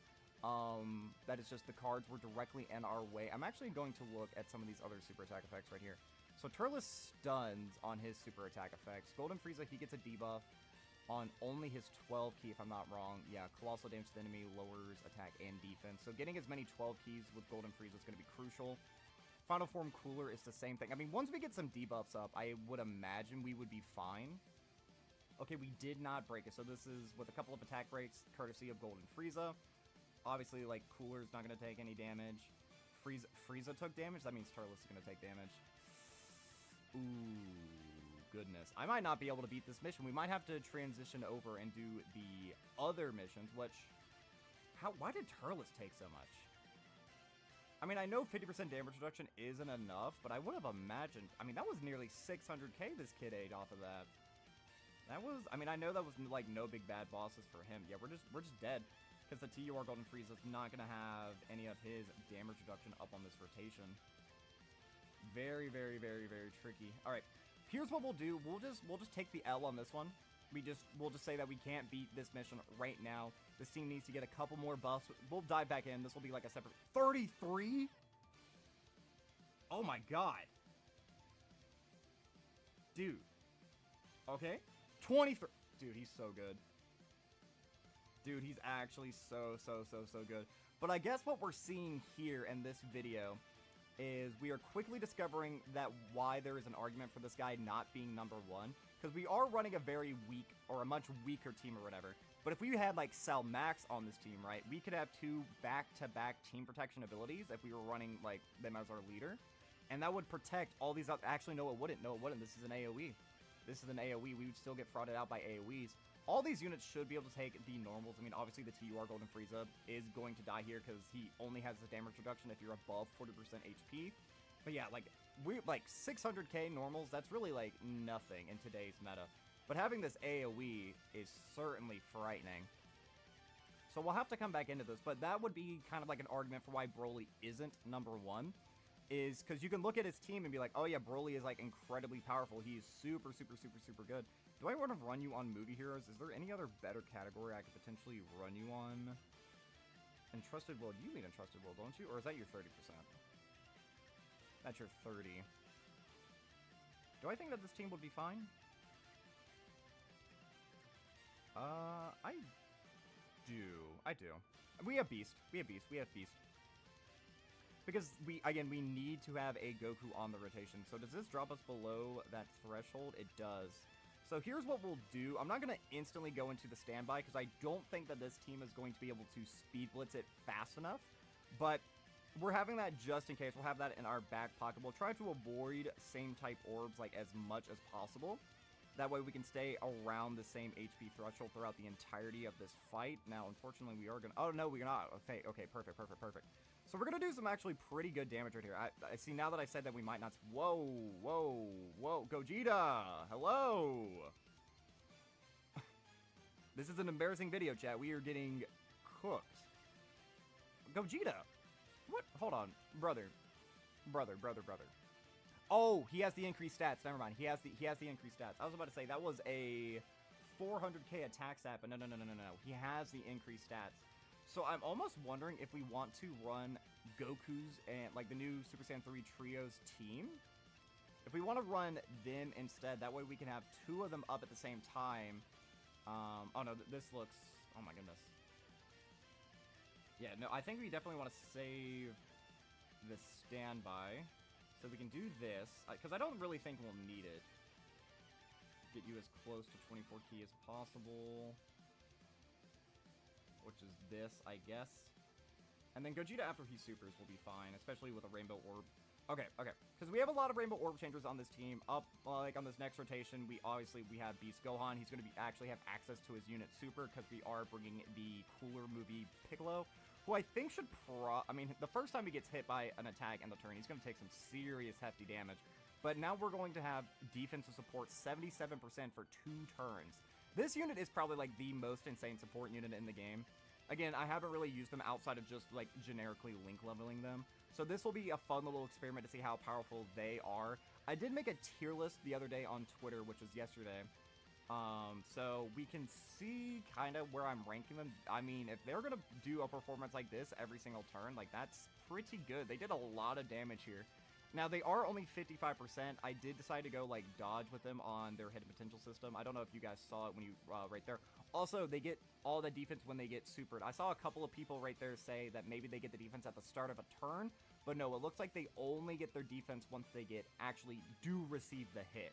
So they can't really go into slot 1. They're going to run into the same issue as like the Int Full Power Super Saiyan 4 Goku, where if you have them in slot 1, that first attack is going to do a lot of damage. But again, he has an extra 75% attack rate here. So he's roughly at like 700k normal. So we were able to double digit tank after we gave all that massive support to the rotation, and we got a lot of additionals right there. So their defense probably was quite high. So the double digit tanking might be a little bit deceptive in that specific instance. All right, Gogeta. See right there, Gogeta after he Super C is completely fine. And this is pretty good. We're going to get Beast 1 stack, although the issue is Piccolo isn't going to get hit. Because he has to get hit to get his support, if I'm not wrong. Let's see. Where is it? Right here. Plus an additional 15% damage reduction per movie boss's category. 30% defense and 30% attack. I know he has to get hit somewhere in here. Plus an additional 50% attack, medium chance to perform a crit for 3 turns. I kind of want him to get hit, but I think I would much rather just, let's give Beast his super. Also, I'm now noticing that I did not avoid same type orb, so we're going into this phase, and we're not going to have access to the standby. A little bit of a misplay, kind of for gore. That's okay, we have Beast. I don't think that we would die in this upcoming turn, though. I mean, potentially we could. Who do we have? We do have 18 and Krillin. 18 and Krillin, I mean, there's a 70% chance that they will live the turn. That's actually pretty good. That's 2 stacks for Beast, actually. I'm actually surprised Beast did so little on that first attack. I know he only got hit the one time, but that was pretty low. He's only at an 8 million. Now, granted, I know he's not on a 200% here. No, he is, because, like, dual movie hero. He's not a 200%. What am I talking about? Alright, it depends kind of on where he supers, I guess. Now, these guys, they do get that extra damage reduction when they're actually targeted for a super, so they will be fine. That is 24 key for them right there as well, so once they get hit, they're going to be, like, super safe. Krillin and 18, they are going to have to dodge 3 attacks, potentially. Obviously, the AoE and then those 2 attacks behind them. I don't think I have any dodge equipped on them yet. I don't think I've invested that. But God Goku, I mean, I fully trust in God Goku. He has type advantage, he has the damage reduction, and he got to super attack first, plus we were able to give him the 2 rainbow orbs, so he has his extra 77% defense, and now he has the extra 77% 2-turn defense support thanks to this unit. Yeah, no, this unit might actually be insane. If I know their supers are just a 50% chance, all like their hit potential, whatever, built into their passive, but, oh, they debuff as well. I did not know that. Oh, yeah, I did, because they only get, attack on their, super attack. No, wait, these guys actually might be way better than I gave them credit for. Because they're debuffing and the support, plus you have the standby in your back pocket. Alright, what's the damage here? God Goku is taking a little bit of damage to these guys. Psych, never mind, remember what I just said? That was not great tanking on their part. That was with 2 offensive debuffs. Now, granted, they probably only debuff by 30%. I guess I can pull that up real quick. So whatever their debuff is, they did apply 2 debuffs. Krillin and 18, just dodge one more, dodge one more, dodge one more. Ooh, okay. Ooh, that was a little... okay. Okay, now we don't have a revive or anything. And the team protection ability actually doesn't do anything in this instance. Because, again, we're going up against an AoE boss. So we're going to just kind of have to hope that we do get the attack break. A lot of this fight is going to kind of come down to, do we get the attack break or do we not? Which is a little scary, not gonna lie. So let's just go ahead and pop this. I wish Gogeta got something on his active skill turn. Like, I wish he had, like, a guaranteed dodge turn or something. We do have that crazy HP recovery, and if we do survive this turn... I mean, I don't know what Piccolo's going to take, though, is the real issue. He's gonna have to eat at least 2 attacks there. But he does have, like, this full rotation has the extra 77% defensive support, thanks to the new Super Saiyan Trio. I mean, that is a crazy amount of support. I do almost... If we do lose, I wonder if we should just bring double of their leader skill. Because I don't think their leader skill is necessary. It's not bad. Like, the 200% isn't great, you know what I mean? Because, like, you don't have, like, the most amount of options out there. But when you have all-out struggle, like, you do have access to, like, SSBE. SSBE would be really good. Obviously, he has a revive and everything. They have, like, the Super Saiyan right there, so that would be the mission completed right there. You have Power of Wishes units that you're able to bring. We did not attack break the super. It looks like he's always going to do it in slot 2. Piccolo will probably get cooked here, if I'm being completely honest. He dodges, it doesn't even matter, and then Gogeta... Oh, wait, Gogeta has the counter! Nice! I haven't seen that animation in a while. Did I pop the Beast active skill? That said attack all. Did I pop the Beast active and not pay attention to it? I guess I did. That was probably a huge misplay if I did. Because now Gogeta's not going to get any dodges, and that means he's not going to get any of his...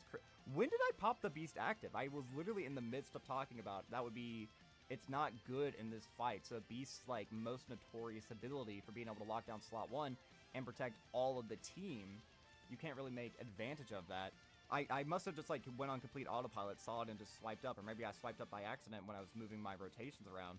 Yeah, that's kind of a shame, because Gogeta would have gotten... I mean, he only would have gotten a little bit of extra damage reduction, so I guess it's not the biggest deal out there.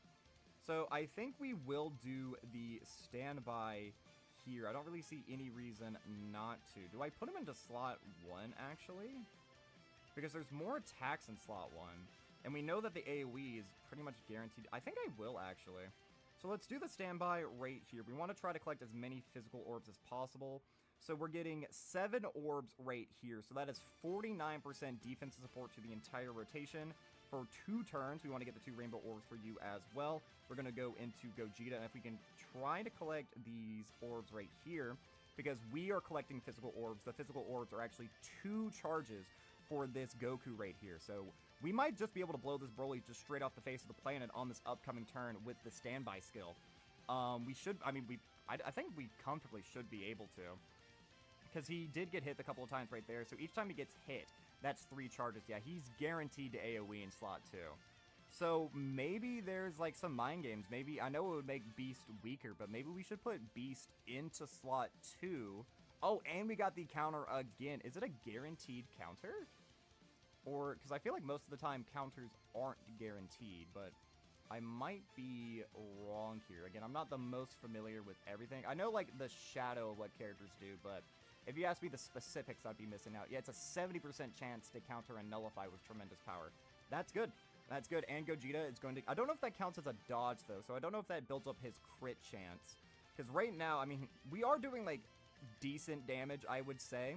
But he does have the 200 million HP, and we're already on, what, our 3rd turn of this guy, and we've only knocked down 3 of his health bars. So, like, we are not doing a substantial amount of damage back to him. We do get the dodge right there, which is perfect. So I think... Oh, but he's doing something like this. This is tricky. I do actually think we put Beast in slot 2. I think that this is the move. So we can do this. Just collect as many orbs as possible, I guess, that we can really, like, just maximize. I'm unable to collect any physical orbs, though. So we'll do this. We'll do this. Yes, 61 charges. All right. So this attack is going to be huge, huge, huge, huge, huge, huge. And we're going to do some pretty decent damage on this rotation as well. If we can get Beast to do a hit of... No, he can't do a hit of potential system additional because he's only 55%. I do have his orbs on him, his exclusive orbs, but I'm pretty sure his silver orb is just crit. Crit and attack, I think, is what his is. So, unfortunately, this is just going to be the 1 attack. But do we get the attack break? Did we attack break the super? That's what we really need to know. Now, Krillin and 18, they're going to have a lot that is, like, weighing on their backs right now. They're going to have to dodge 4 attacks. Now, they could probably live 1. Oh, especially with a debuff. They could probably live a normal. But I don't know about a super. Huh. Chat, we're just getting cooked. This has been 30 minutes of me getting cooked? Oh, my God. All right. So, what we'll do about that, then, is we will just fast forward the footage, and we'll get back to a rotation similar to the one that we were at, okay? So that way, it can be the best of both worlds. You guys can see my rotations and everything, and we're not going to waste any of y'all's time. This is actually a little bit of a tricky fight. I don't know if I'm the only one struggling with it, but... Oh, this is where we're going to get the movie boss of support memory. I see. And revenge. Okay. So part 2 is going to lead revenge. Got it, got it, got it, got it, got it. Okay. So, we will be right back, chat.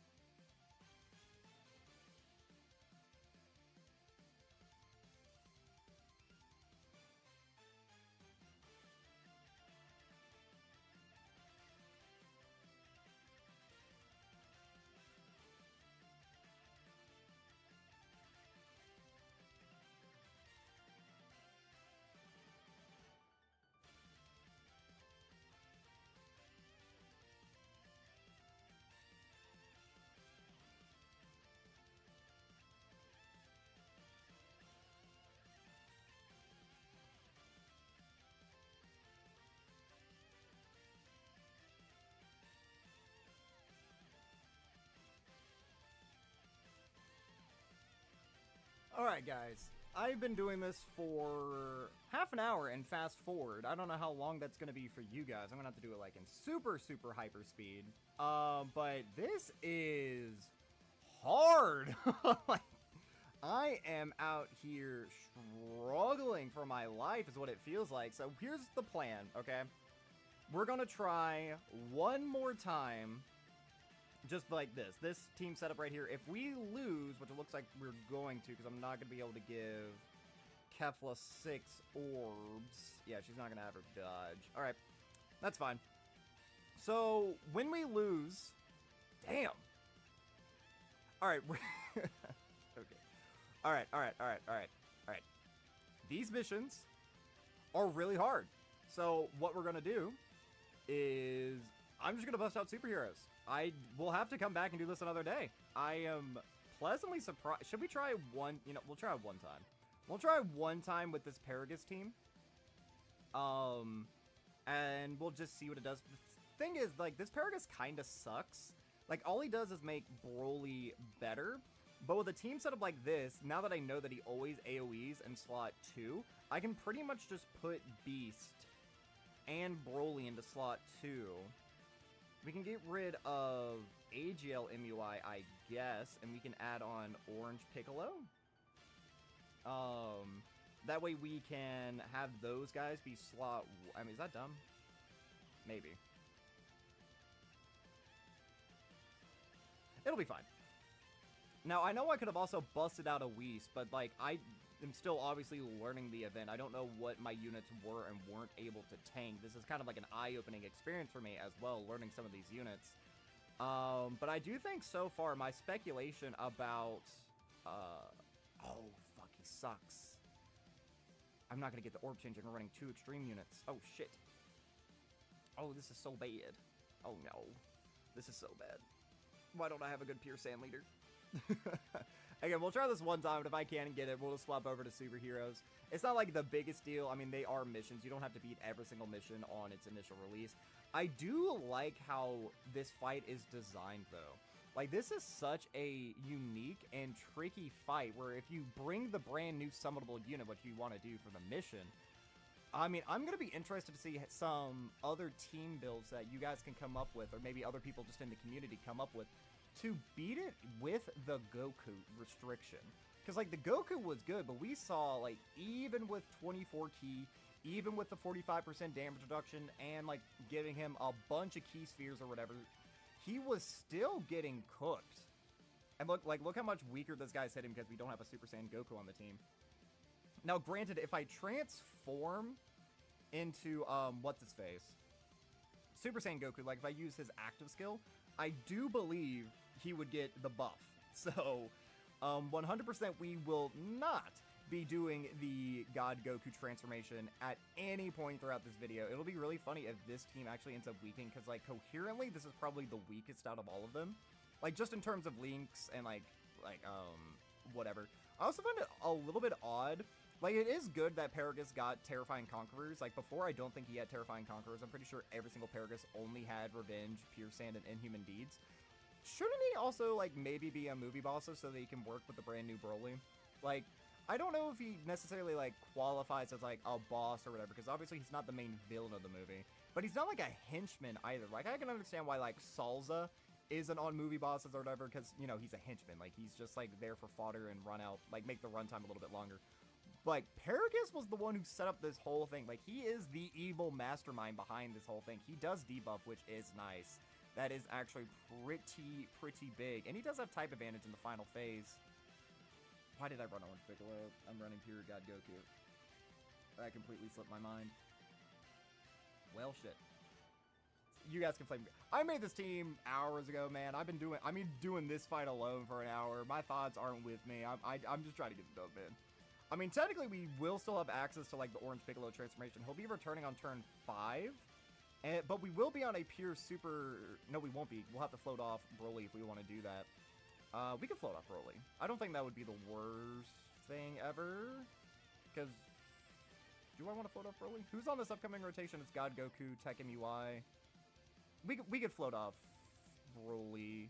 That way, when he comes back around, we can do the Orange Piccolo active skill and hope that we kill before he gets tagged by anything. Because he'll just flat out die. And slot 2 or 3, doesn't even matter if it is just against normal. We can debuff him to hell. This guy already hits pretty hard, and without being on a leader skill at all, yeah, that was a bit of a squander or whatever. In my brain, I was just thinking we were running superheroes. We are definitely not running superheroes. This is, again, I was literally just laughing about how this team setup is so incredibly scuffed, but here we go. Now we have a unit not being run on the leader skill. So it'll be 10 times as funny when this is the winning run, because it actually looks like this might be the winning run. Because Orange Piccolo, he has a debuff on his 12 key, if I'm not mistaken. It's his 18 key. He has a debuff on his 18 key. Dude, that's so crazy that without a leader skill, Orange Piccolo is so good that he was able to kind of eat that regardless. I mean, granted, I know that's with 20% damage reduction and guard, but yeah, we can float Broly off here. This is fine. Yeah, no, this like, I don't even know what to say just because, like, this team is so whack. Although, again, this is a hard fight, though. This is a hard fight. It's significantly easier, though, without the Goku. Which, like, it's cool that they gave us a brand new summonable Goku that, like, you're obviously intended to use in the fight. Because he has type advantage in the first phase. I feel like it would make a little bit more sense if he had type advantage in the second phase. Because then nuking would make a little bit more sense. Because we actually saw the nuke in the video. It did, what, 16 million with 72 charges? Now, that wasn't with a crit or anything, but that's not that impressive, all things considered. If we think back to, like, the Boo Duo, the Boo Duo can easily, and I mean easily, cover, like, well over, like, 40 million without a crit, and that's with 50 orbs. Now, granted, they don't get any start of turn attack, but they get 500% attack when doing the finished attack. This Goku only gets 100% when he performs the finished attack, so that is, like, a huge discrepancy in just how powerful these attacks are. Now, I think this will be the move, floating off God Goku. That way we can get Orange, or not Orange Piccolo, we can get Beast in front of the attacks. Now, Paragus is going to debuff here. So again, this super attack right here, this specific super attack, it's only going to be a 1.45. So he does have the 2 debuffs thanks to Paragus, so it's going to hit a lot weaker than that. We probably will end up winning this. He's even further debuffed because we are running Paragus. He has an extra 75% debuff to his attack and defense. Dude, hit a potential build in Paragus. You'll love to see it. God Goku, dodge, baby boy. It doesn't even matter. He's so debuffed. Yeah, no, this is how you beat it, guys. This is how you beat it. You just grind up this the Paragus event, which didn't really take that long. The drops are actually pretty good. The character in of himself is decent. Like, his whole purpose is just making the brand new Broly, like, 50 times better. Like, he gives Broly, like, an extra 3 key and 25 to stats, if I'm not mistaken. I think that's what his passive does, starting on turn 6. Now, granted, turn 6, that's pretty deep into a fight for a free-to-play unit like this, who doesn't offer the most at the start of the fight without him. Like, he does get an extra 180% attack, and I think he launches a guaranteed additional super if there's a Broly on the team from his first appearance. I think that's what it does. I'm not entirely certain. So here's what we're going to do. We're going to, real quick, we'll mute up again. I'm going to do the Orange Piccolo transformation, and then we'll pretty much just get our dub from there. Or should I even bother with it? Because if he's super, I mean, yeah, he's going to super. I can't risk. Do I think I can kill? How many supers is that? That's 4 attacks. Why not? Let's just try. Let's play a little bit risky. I mean, I've already been dying this much, so if I just swap over to the superhero team, like, if this bad team is able to do it, superhero will be able to crush this in no time. So the only real reason I think we struggled with the Planetary Destruction team build is just right now it just hasn't gotten the buffs that it needs, but it will get them throughout the rest of the celebration, obviously. That just happens. Anytime we get, like, a new category, new team lead, we're already confirmed that, you know, the Legendary Super Saiyan Broly, he is going to be easy Aing, which is, like, super, super, super, super good. Imagine, like, if he can be, like, a decent slot 1. He's going to buff not only villain teams, but super class teams as well, just because, you know, he's just a Broly. He has generic Super Saiyan links. He's on a lot of super class teams, so he's a buff for both. Outside of his link set, he doesn't really help, like, villains too much, because, you know, again, he does have a generic Super Saiyan link. If only they gave him big bad bosses, he would be probably, like, I mean, he would be, like, the most iconic villain to always get. Like, anytime we would get a Broly, you'd be like, oh, yes, every single villain team gets buffed. Because when we get, like, a brand new Super Boo, for example, Super Boo is on a lot of villain setups or whatever, but for the most part, you're going to run Super Boo on, like, Majin Buu Saga, Majin Power, Power Absorption, teams like that. We don't just have, like, a generic villain outside of, like, sworn enemies, I suppose. But, like, sworn enemies, none of those characters, again, none of them they don't link well. Like, you have Cells, you have Friezas. He didn't super on this turn. Interesting. But you have Cells, you have, you know, your your Friezas, you have some Boos, you have a couple of DKPs on there. You do have to have like a mishmash of characters, and none of them inherently like Link. Yeah, we're gonna be doing this. So we'll float off Paragus here. We will get the attack break. Beast Gohan is going to be able to do a lot of attacks, and we did actually get to turn 6. So that means that Paragus is actually buffing our Broly substantially. So we might actually kill this turn, because since we have Broly in slot 2, he is going to get that guaranteed additional super, plus the support that he's getting from Paragus. And he is on a 200% right here, because he is on Exploding Rage and Pure Sand, thanks to God Goku.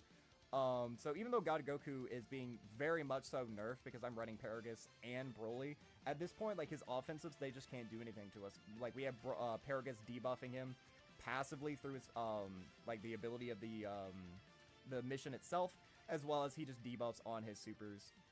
With a crit, that's still not doing a whole lot. This guy just has so much HP. What is his defense? He has basically 600k defense and 67% damage reduction. So, I mean, it could be worse. It could be worse. There are a couple other units that we could have potentially slotted onto the team. Who did I take off the team for Orange Piccolo? Is what I don't remember. Because obviously, you know, that was a misplay. And again, we will not be doing that, because I'm fairly certain, like, his name would become Super Saiyan Goku, and you could actually proc that ability mid-fight for him to get all those stat buffs. I'm absolutely not going to mess with that. We'll just keep Tech MUI in slot 1. The domain will end on this upcoming turn, which is just buffing all my superclass allies. I don't know if it debuffs Broly in any way, shape, or form. I certainly would hope not. I don't think it debuffs. I think it's literally just superclass allies get the extra stats. I don't think it's like Fusion Zamasu's domain, for example, where, you know, superclass allies, they take more damage, whereas the extreme class allies, they get more attack and they have the extra defense. I don't know. Again, I know what a lot of characters do, but if you ask me the specifics of their kits, I wouldn't be able to tell you.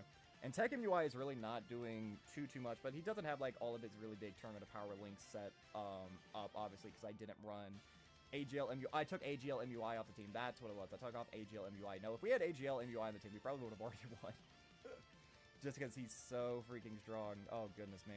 Well, we finally got him to, like, the half HP threshold. Should I even fast forward this at this point, or do you guys just want to hear me continue to ramble on and on and on about stuff that I feel like I've already repeated over the course of an hour? Because, again, this has been an hour and 15. We just hit exactly an hour 15 on my end. So this is just taking 10,000 years. I'm not going to bother doing the Orange Piccolo transformation. We can do this. If he does choose to super, I mean, like, cool, he supers.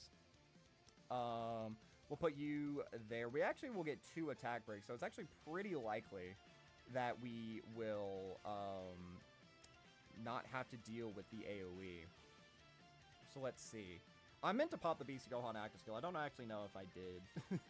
Because I don't really want Orange Piccolo getting tagged in those final slots. But again, he is so debuffed. I don't even know if he would take like a lot of damage. At this point of the fight, he would only have the 20% damage reduction, but he does have type advantage. So essentially guard with 20% damage reduction. Beast, you kind of need to crit here, my guy. I know you need to get hit a bunch of times to get your crit, but I just want this fight to be over, man. I just want this fight to be over. It's been over an hour, man. Crit. Thank you. Thank you, thank you, thank you. But now the big bad boy Broly's coming in. 20 million attack stat, basically. Now, he gets more and more crit as he does super attacks. So, I don't know how many attacks this Broly has done. I'm going to assume this is just his 4th attack right here, because we did only just transform with him. I probably should have transformed with him that turn that we floated him off with God Goku. But he can get up to a 50% chance to crit, which is actually pretty freaking nice. I wish it maybe could have been a little bit higher. Like, when I made my custom Broly, I made it all the way up that he could get to 88% chance to crit. Ooh. I guess we can do this. Not even put God Goku in harm's way. That way he can't even potentially fraud me without dodging. Perfect, perfect, perfect. So, if you want to beat this fight, but it'll take forever, it'll take less time if you're not dumb, and you actually bring, you know, AGL MUI instead of Orange Piccolo, because you just had an idea last minute to constantly attack break him, and then you ran a unit who is off a leader skill. Because if we also brought him, like, he would be linking with Tech MUI, they would both be launching, like, 15 million super attacks, and then, obviously, MUI, he's like an 18 million attack stat monster. But yeah, I would definitely say that if you just want to beat the mission, Paragus is the way to go. Now, without him being on Planetary Destruction, until we get some EZAs and some brand new units, like, whatever we get for Part 2, I am starting to expect that Part 2, instead of us getting, like, a family Kamehameha or anything, I think Part 2 could, like, realistically be, like legendary Super Saiyan Broly, and then we could get Bio Broly. Because multiple times throughout like the hashtag for the celebration is Broly, Broly, Broly.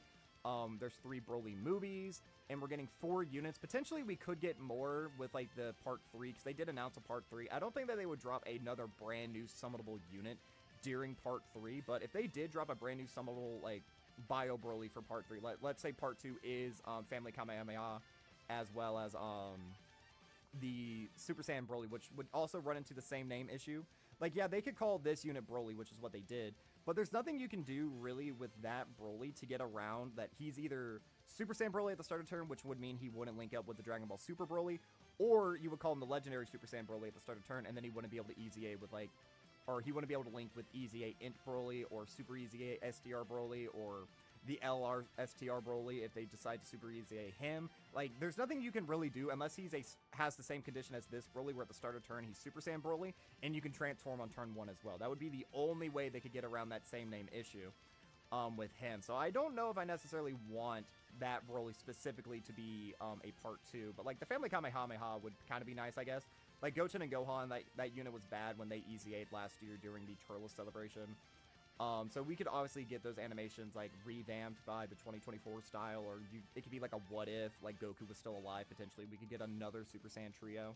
But I really do think like there's a pretty high chance that we'll just get 3 Brolys, because we still haven't seen a leader for the uncontrolled power category. So potentially we could get like Carnival's Super Saiyan Broly, who leads uncontrollable power 200%, and then we could get Bio Broly, who's like artificial life form, inhuman deeds, and I don't know what other category they would give him. But there we go. We completed 2 of the missions, and I think I'm just going to take that as my dub. We're just going to call the video here. This fight is definitely very, very tricky. I will love to play around with it in my free time to see if I can possibly beat those other 2 missions, but that is going to be all for this time, guys. I've been the Super27. I'm a variety Twitch streamer and an up-and-coming PNG YouTuber trying to make it big in the world. I have a Twitter, a Twitch, a TikTok, and a YouTube. The links to which can all be found in the description of this video. And while you're down there, don't forget to like, subscribe, share me around, and leave me a comment. Let me know what you think about this fight. And did you struggle as much as I did? Because I do think, like, looking at it right now, like, Tech Ultimate Gohan and, like, the Evoken units like that are going to be the best units. The ones who just launch a bunch of additionals, all of which have debuffs attached to them. I don't know necessarily how I feel about bringing the Goku in here, because the Goku, that's just a whole nother level of difficulty added on top of it, because you would want to run 2 of him. I wonder if running 2 of him doubles this. So hold on real quick. If you run 2 of the Super Saiyan Gokus, does he get this buff twice? I don't know, because it just says if there's a character whose name includes Super Saiyan Son Goku, he gets an extra 160% attack and defense. No, surely not, because I would have definitely noticed, because if he had that, his super attack effect, he would basically be launching a 45 million. Yeah, no. So, but it's still, I mean, launching 3 million AoEs, like his normals are very hard to survive. You could obviously debuff, and this reminds me a lot of the Kid Buu Red Zone, where you're going to have to bring certain team setups, and your opening RNG is going to be very, very dependent on where some of your units are. So let me know, did you struggle nearly as much as I did? Or if you think I'm just bad at the game, let me know any strategies you have to beat the Planetary Destruction mission. I'll probably just wait for, like, Int Broly to Easy A, and then potentially some other units to Easy A. Like, we'll get some powerful sub-Easy A's, I feel sure, super Easy A's, because we haven't gotten a super Easy A in a long time. The last one was Golden Week, if I'm not wrong. So, there's plenty of options for who they could super Easy A, like Inch and Emba, STR, Super Saiyan Broly. A lot of units that could get that. Again, Easy A's. I don't know necessarily how many movie bosses units could potentially get an Easy A or sub-Easy A, but they'll figure out something. It's a big celebration. They always do.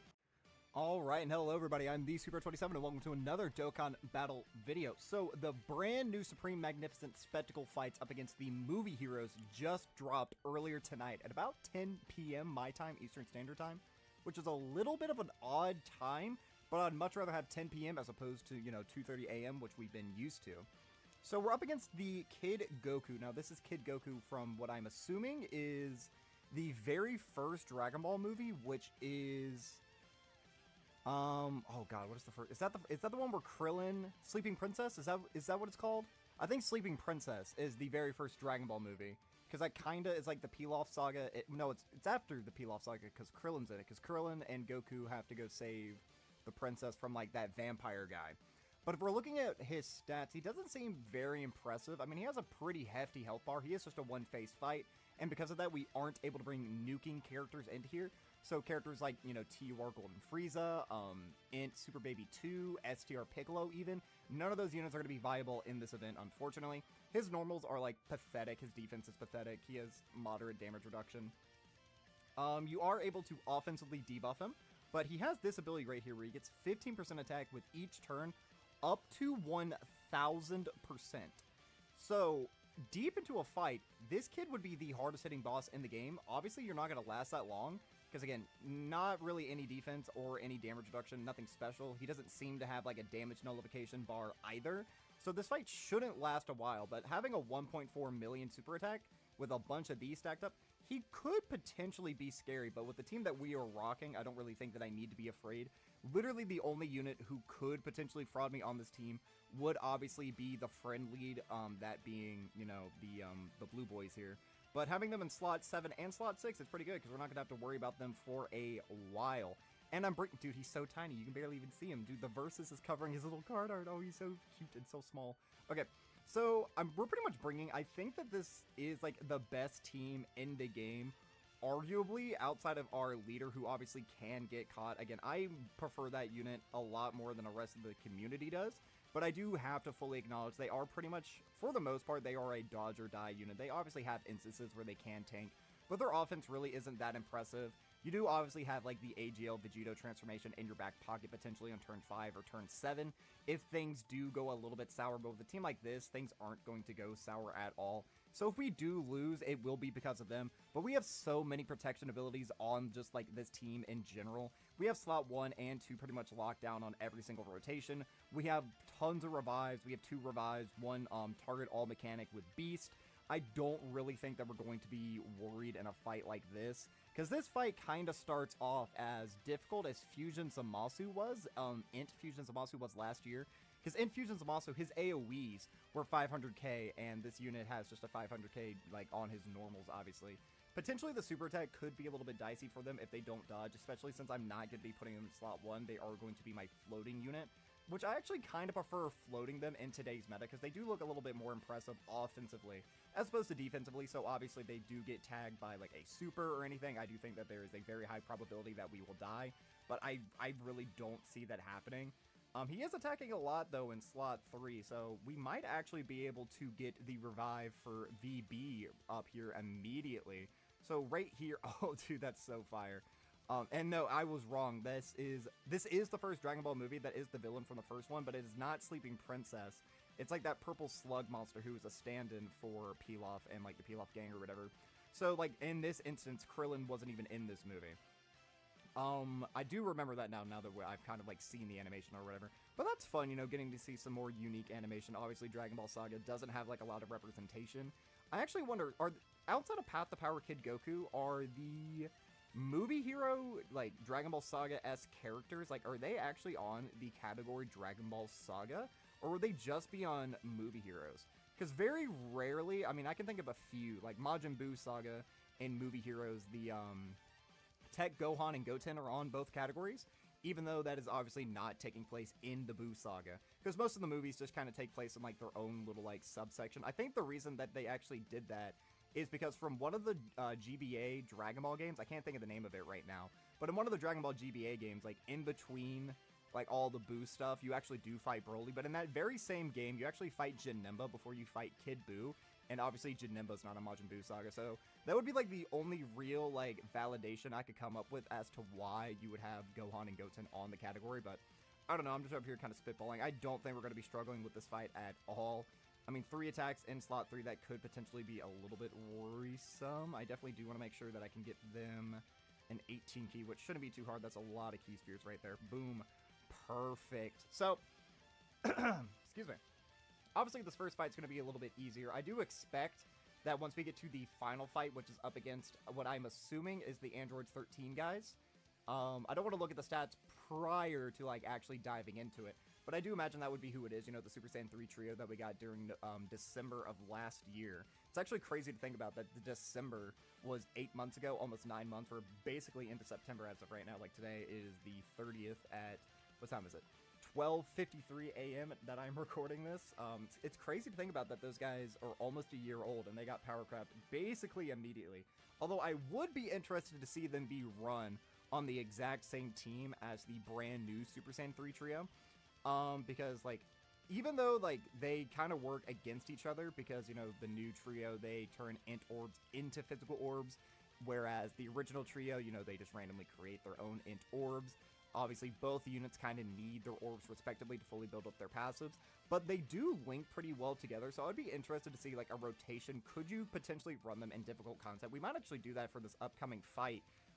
Try just bringing them, do it one time, see if it works, see if it doesn't work, because I could definitely see there being some complications in there, and I am also just now noticing this guy didn't super, so if he does super here in slot 3, if we don't dodge, I'm just going to say that we're cooked. Yeah, because we're eating pretty hefty damage on normals there. So do we have SSBE's revive up? We don't, but I don't really think I need to be worried. So let's pop these. I don't think that we need to pop the beast active or anything, because we will almost certainly kill on this upcoming turn, because we're going to have, you know, Tech, MUI, he's going to be able to transform. He's going to have his guaranteed dodge turn. Let's do, who's better with beast? Let's do this then. Okay. This is pretty ideal.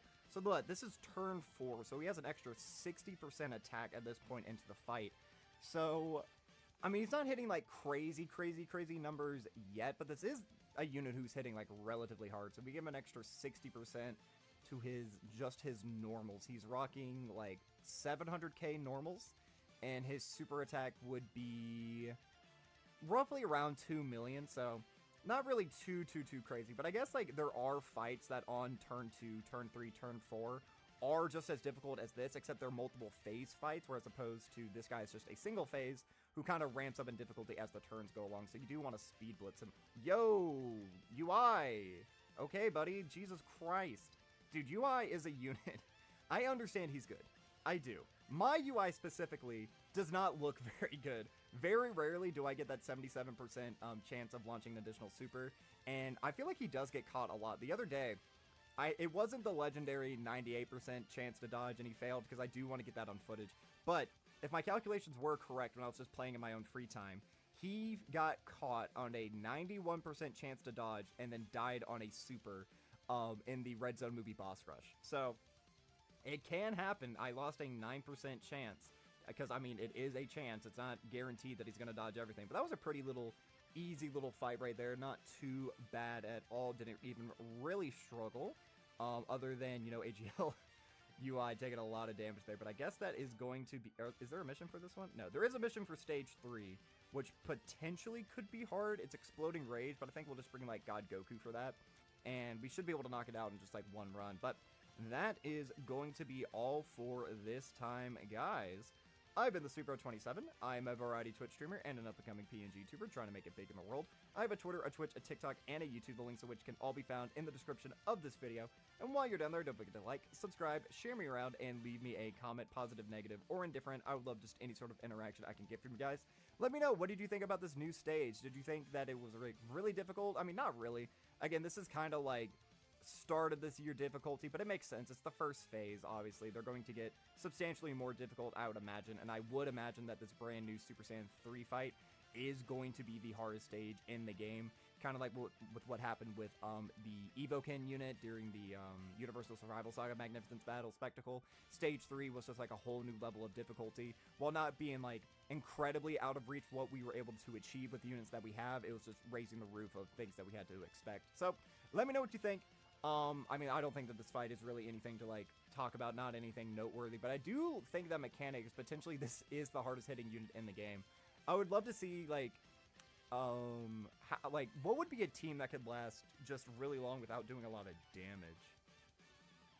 Because I'm thinking of, like, TUR Golden Frieza and, like, other units like that who just have a bunch of damage reduction, who do a little damage, but the thing is, you can't bring them in here, and I would imagine, like, AGL, EZA Super 17, like, he's not tanky enough. I feel like he would actually get caught in here. But I would be very interested to see, like, what does this kid look like when he's fully built up with 1000% extra attack? That would just add 2 zeros to the end of everything, right? Like, you would launch a 14 million, if I'm not mistaken. Now, I mean, that is the hardest hitting boss in the game, if that is the case. But you would never, ever see that. But that would be really funny to see. But yeah. Alright, and hello everybody, I'm the Super27 and welcome to another Dokkan Battle video. We are now into Stage 2 of the Movie Hero Supreme Magnificent Spectacle. If we look over here, we're going up against Goku and Piccolo. Now this is from the Dead Zone movie.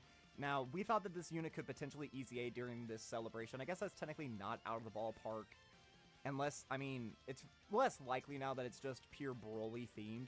And as far as I'm aware, none of the Broly movie units are a, like, Saviors category, unit. So probably the reason that this unit got, like, their assets updated was for the, virtual battlefield, as well as probably this stage right here. This is actually the first time I think that this unit has been a boss. But if we're looking here, 100 million HP, actually less than stage 1. Slightly higher normal, slightly higher defense. They get 30% attack and debuff by 50% on their super. So they're roughly like a 1.7. But then they're hitting you with this. So this super might not look that scary, only being a 1.7. But the debuff, you're essentially taking double that damage. So that could potentially be a little bit scary.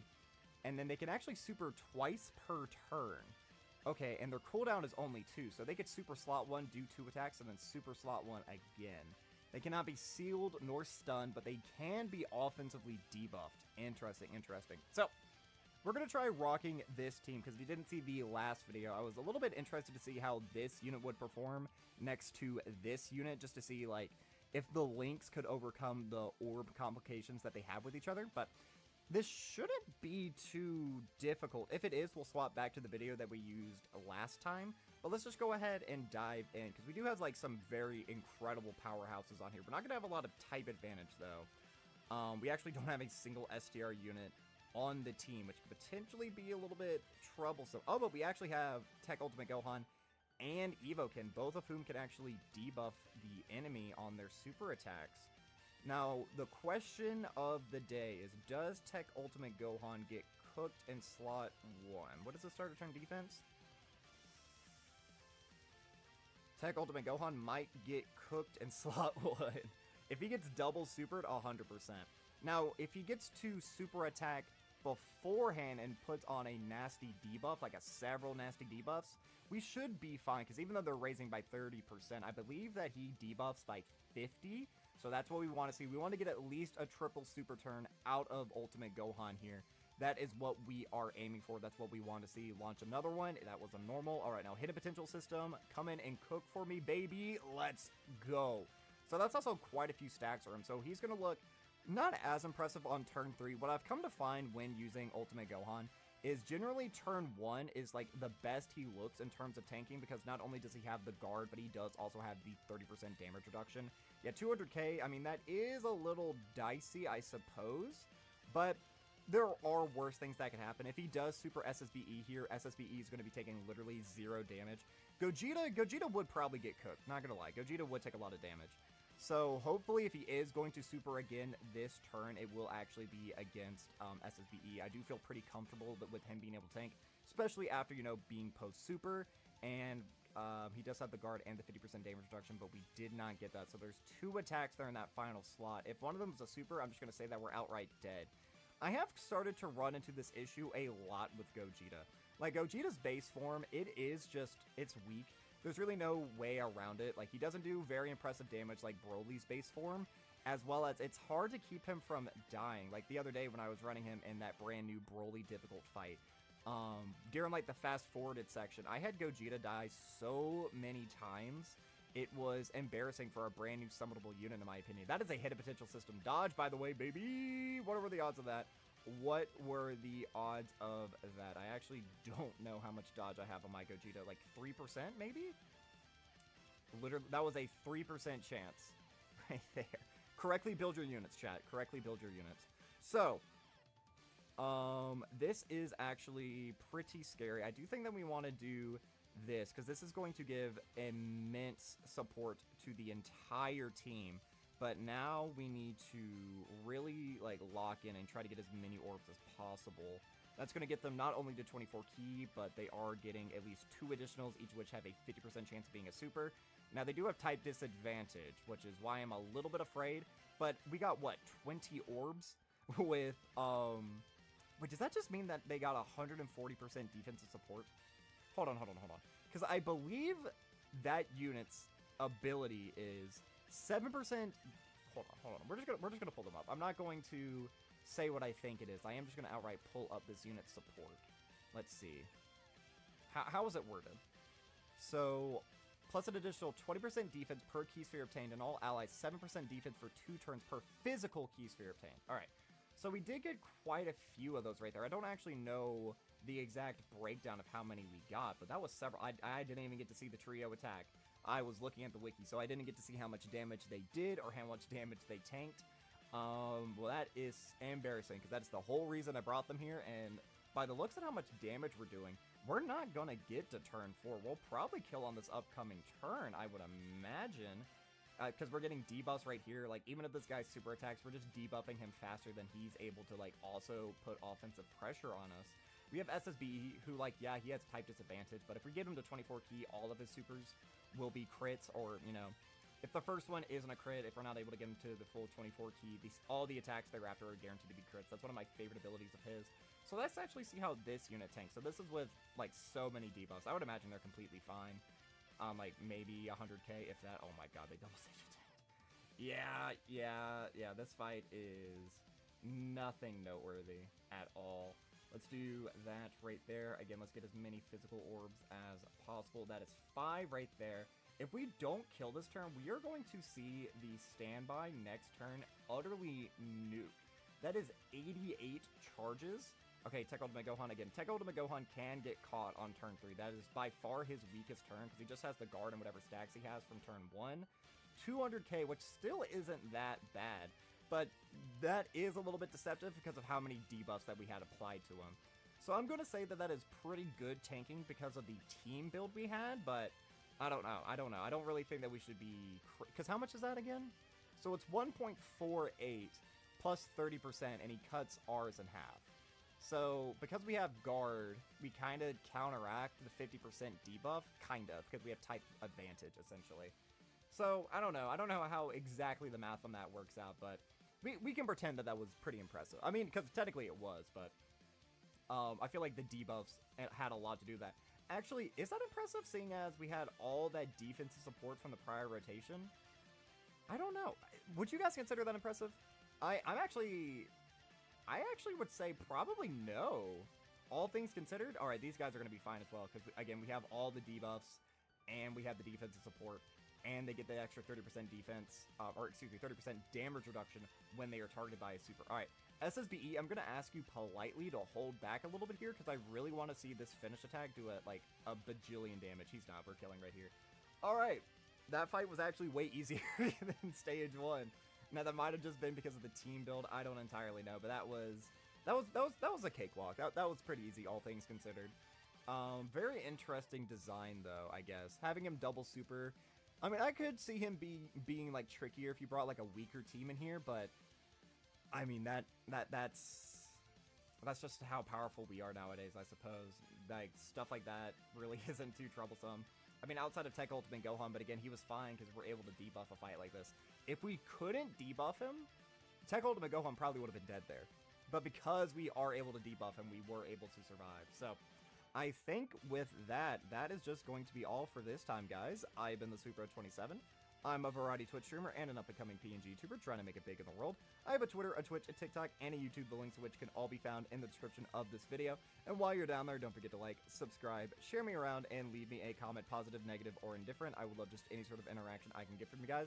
Let me know, what did you think about this brand new stage? Do you think it really adds anything, or really shakes up the meta in any way, shape, or form? Personally, I don't think so. I mean, it's fun. I do kind of like how this fight and the other fight were designed, but they're kind of designed in a way that if the fights drag on for a pretty long time, they do get difficult, but we just have too many powerhouse. Like, I'm not even really bringing, a full powerhouse team here. You know what I mean? I mean, I guess you could say that. Because Tech Ultimate Gohan is really the only unit on the team who can't do, insane levels of damage. Although, I guess Gogeta can't either till he transforms, but the fight was over so fast that he wasn't able to transform. But, I don't know. Let me know what you think, if you think this fight was fun or anything. Again, I don't really think it shook up the meta by any way, but it'll just be another, little fun showcase stage, or you potentially bring some weaker teams in here to see if they will really struggle. I think movie bosses right now would struggle against a fight like this, but that's just because Broly's team hasn't gotten any help. Once we can, like, int Broly's easy A's, some super easy A's, like the part 2 sub easy A's, everything like that, I do feel like there will be, that'll probably be, like, the best team of the game, honestly. I feel like it might be able to rival superheroes just with how powerful and dominant Broly is, and all the other units, because Movie Bosses really hasn't been buffed.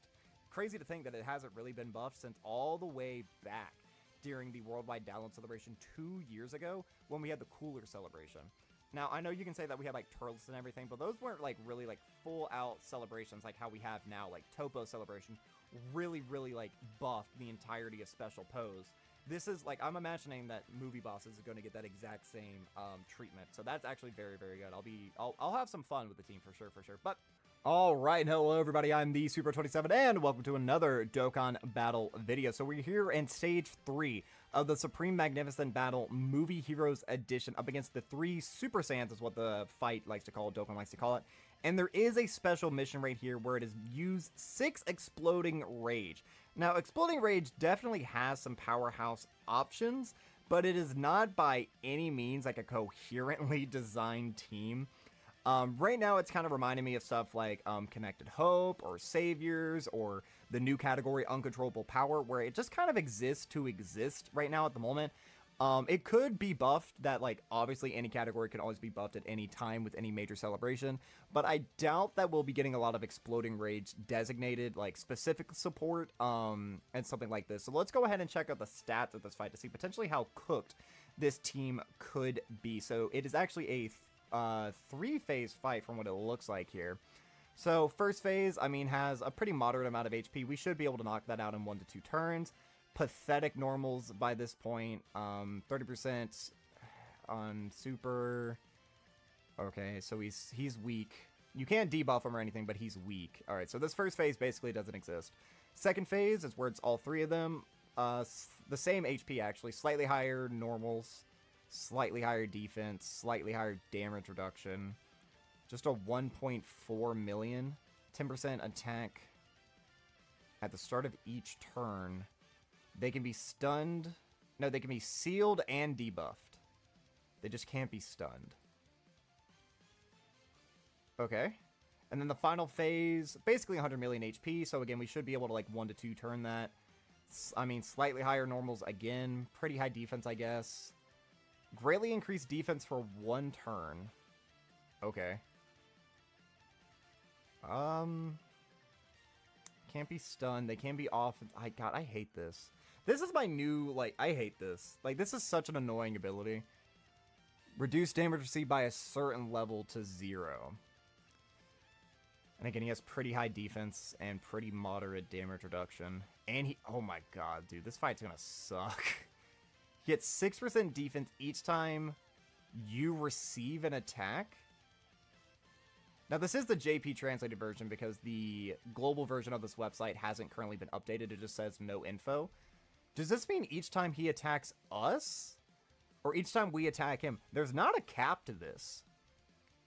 We hit him 10 times, he gets 60% defense, or vice versa if he hits us. I guess we'll figure it out.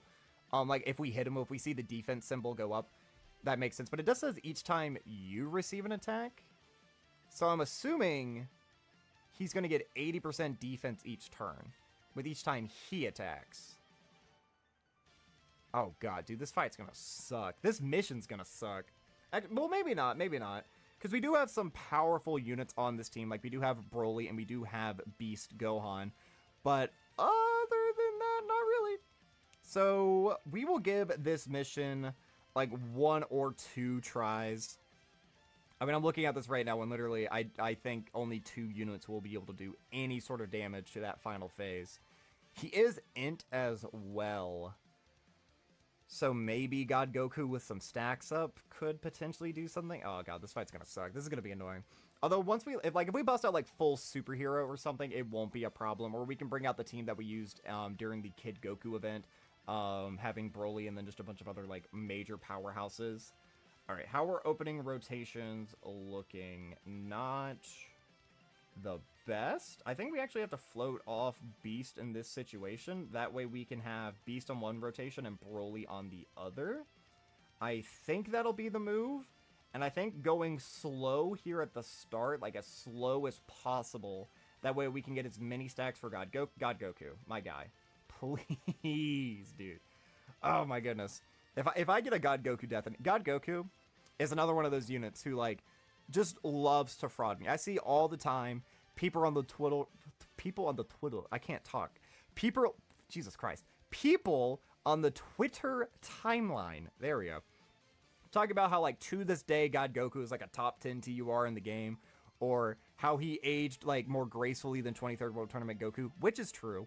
I do think that 23rd World Tournament Goku, like his ceiling has been met a long time ago, whereas like this guy's just a dodge unit. Dodge is always going to like age a little bit more gracefully, but he's just one of those units, like he's just very orb hungry. He needs 6 orbs, like he does create his own orbs, and he does have a 60% chance, you know, to dodge, as opposed to where most units, like, people might call me a little bit hypocritical for saying that, like, Kefla is my darling. Kefla is, like, the best unit in the game, one of the best easy ATURs, where you need to give her 6 orbs, and she gets slightly less defense and dodge chance, and she doesn't have a chance to have guard or anything like that. But the reason I just like her so much is that very rarely have I been frauded out by her, whereas God Goku, he's like, it's the same thing with like Int Gotenks. Like, I'm convinced that Int Gotenks doesn't have dodge built into his passive, just because of how rarely, or I guess how often I should say, he's been caught for me. I have so much footage on this channel of him just dying against some like ridiculous stuff. Like, I made a YouTube short and TikTok out of that time.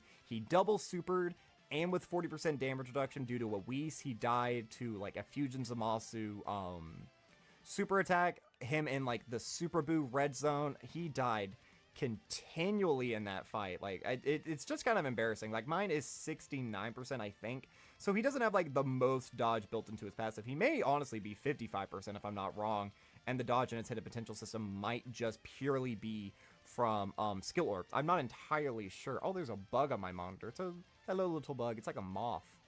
Hello little moth. I don't know why there's a moth in my room, but everyone say hi to the moth in the comments. I would take a picture of him, but that would pause the recording on my phone, obviously. But just imagine there's a tiny moth, like maybe like 1.5 centimeters long, and he's just kind of crawling up my monitor. He's just kind of vibing, living his best life. I literally have nothing to talk about right now in this video other than moths. So we actually are going to revive on this rotation. If that's the case, I guess we'll float and do this, because that way we can give Broly an attack right here. We can give Birdku a stack right here. Honestly, do I think that Birdku will die with type advantage against how weak this unit is? Again, we aren't able to debuff him, but he's only launching 400k normals. I didn't check what Birdku's defense was. I probably should have. There's actually a chance right here that Broly might just kill him. Depending on if we do get the 50% chance of launching an additional super. We don't get it. Okay. Okay, and that first attack did significantly less than what I was expecting. Now, my Broly, he's not fully Link level 10 yet. I've just been recording all of these fights back to back to back, obviously. So, I mean, you guys can tell if you watched all these videos. It'll be probably, I'll break these up by days or whatever. Yeah, that's nothing. All right. So, I guess that's good. We can still save the revive. The issue with that now is Teen Gohan.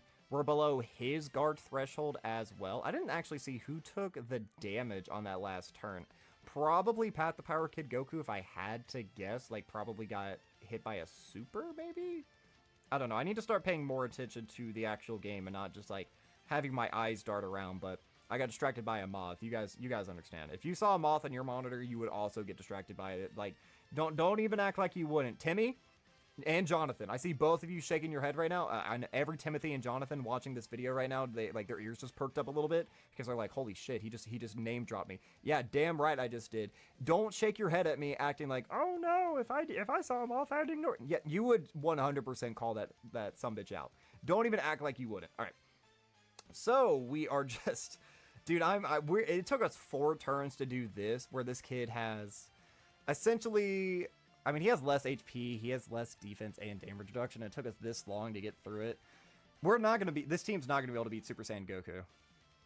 Oh my god, dude, this fight's gonna be annoying as all hell to do. But it's fine, it's fine. It would be nice if I could have brought like an android of some kind. That way we could transform into Super Saiyan 2 Gohan. Because, I mean, we could do some stuff with that. Like, get some stacks in, like, this slow, early form. God Goku, please kill. Thank you, my goat. So if we were able to get a couple stacks in his base form and then transform and have like his nuking potential, because his damage like he was an easy A from last January, you know, and like his damage, like if you give him a bunch of orbs, he's launching like 2 or 3 12 millions that are like guaranteed to crit, which is pretty impressive all things considered. Like obviously it's not like groundbreaking anymore, like that's not like the most impressive damage we've ever seen. It's not like he's breaking records anymore, but like having a unit over a year old who has a condition that he could potentially be like modern, I mean that's not bad. Did I pop the Broly active skill? I think I did, because I think I saw his key go up. So by activating his active skill, he does get the extra 3. Oh, these guys can double super? Oh my goodness. They have I didn't notice this. They can super 3 times a turn. How many times do they attack per turn? It actually doesn't say how many times they attack per turn. But their reuse is 0. They can... Oh my goodness. So they have a 30% chance to super on any given attack? Oh, wow. Okay. See, now that is what we call an issue, and I can now kind of see why you can debuff this guy. Because if he launches like 8 attacks a turn, and all of those were supers, that could definitely catch some weaker teams off guard. Alright, so this is probably a little bit of an issue because Birdku, well, I guess, okay. If he supers Pat the Power Kid Goku, we are probably just dead. But this could potentially be alright. We're going to have to float off Teen Gohan, I think. I think Gohan's probably got to get floated off here. Do I want to pop the Beast Gohan active right away? That's a nice triple super by Pat the Power Kid Goku, by the way. Again, we're still not doing like the most amount of damage ever, but it's better than nothing, I do suppose. So, no, I can't float him. That is way too many attacks. Okay. So we can do this. Now, Teen Gohan actually does have a debuff on his super attack, so he will make these guys weaker. I'm going to assume their first attacks in the turn are going to be what... Nope, I was wrong. I was about to say, hey, I think it's going to be the first super attacks that they do. Nope, it's just a 30% chance, so a little bit less than a 1 in 3 chance that each attack is a super. I'm sorry. What did that do? Hold on. Whoa. Pause for a damn minute. That is a 1.4, and Beast Gohan just a 200k? Did I read that right? Am I cooked? They don't get any defense or any offense on their super attack. Oh my, what the fuck? They do get 10% attack. Yeah, 10% attack up to each turn. What? Attack plus 10 each turn. Are they getting 10% attack per attack performed? I think that might be what it is, actually. So each turn, they're doubling their stats, I think is what it is. So hold on. Let's look at this real quick. I'm gonna change teams while we talk about this, because that team stands 0 chance. But I'm assuming that this isn't... How is it worded on Pat the Power Kid Goku? Up to each turn. Okay. Now how is theirs worded? No, it is. Beast was taking that much damage? They would have only had an extra 20% to stats. I'm confused why Beast was taking so much damage there. Okay. Well, let's bust out the team that we used during the last video, I guess, which will be All Out Struggle and everything else. Give me a moment. I deleted the team. I need to remake it. Alright. So let's go ahead and dive back in. I really am confused as to why I took so much damage there. That was Beast Gohan, by the way. 55% Beast Gohan, sure. But that was still, like, the GOAT of the game taking that much is... Oh, that is actually the worst thing that could have happened. Oh, shit. I'm not afraid. This is, like, the opening phase. That it... Ooh, all those physical orbs getting turned into... Like, we have too many rainbows. Oh, goodness. We have too many rainbow orbs on the field right now. All right. Who do we have on this upcoming turn? That's fine. So, at least they both got their 24 keys. All right, so this might do some damage, but we do have the 45% damage reduction and guard. This is just a 1 million. I imagine we're fine. Yeah, okay, double digits. Okay. And this is actually the friend as well. So we will have access to 2 separate standbys during this fight, and we will be type advantage during the final stage. I feel like this is probably what you're meant to do to beat this stage, but like, I don't know. I was able to, like, during today, just off camera, I was able to beat the missions that I had a hard time beating. Like, I was able to finally beat the movie boss rush with 4 movie boss characters. I was finally able to beat that. I felt very proud of myself for doing that. I actually used full movie bosses. I had to use items, but I did use full movie bosses, which was really, really cool. I was able to finally go back and beat the extreme side of, or the full extreme team mission up against the Beast Gohan Supreme Magnificent Spectacle. Now, thanks to me having Fat Boo at 55%, I was able to just kind of like beat it. I had to use items for that one as well, but I was still able to beat it. And then I was able to go back in and beat the new Broly event using Planetary Destruction as well as, what was it? A Super Saiyan Goku. I did have to use items for those as well. I'll post all of my teams on Twitter. I haven't done that yet, but I'll do that. By the time you guys see this video, I would have already done that several days ago. But you can always feel free to check me out over on Twitter. I am fairly active over there. I'm active in several different communities, trying to get more active into the Dokkan side of things. But I post going live notifications for whenever I do streams. I do drawings a lot. I like to engage with a lot of other community heads over there in several different communities, from like the PNG tubers to the art creators, just a bunch of stuff over there. It's really good vibes. I try to react to every single comment that I get. It's just the exact same thing that I do over on YouTube. If you comment anything, I do try to react. I do apologize that sometimes I miss things, that they get like lost in the swarm, because I do get quite a few, but I do really try to engage with all of you guys, because at the end of the day, I am nothing without any of you. So the fact that you guys come here day a day, back after day after day after day, and you're willing to, you know, leave some words, again, both positive and negative. I mean, criticism isn't like inherently a bad thing. It keeps me humble, I suppose. Just being able to chat with you guys, see different perspectives, see how you guys react to things, things that you like, things that you dislike. And again, just the fact that you guys are willing to hang out with like a doofus such as myself, just playing one of the best mobile games to ever be made. It's such like a surreal kind of feeling. It's really cool, and I always do appreciate you guys. Never forget that. I think you guys are all amazing. I appreciate the hell out of every single one of you, just for being here, and I appreciate the hell out of you a lot more if you like, subscribe, and comment. And maybe even if you shared me with a friend, I would appreciate you that much more.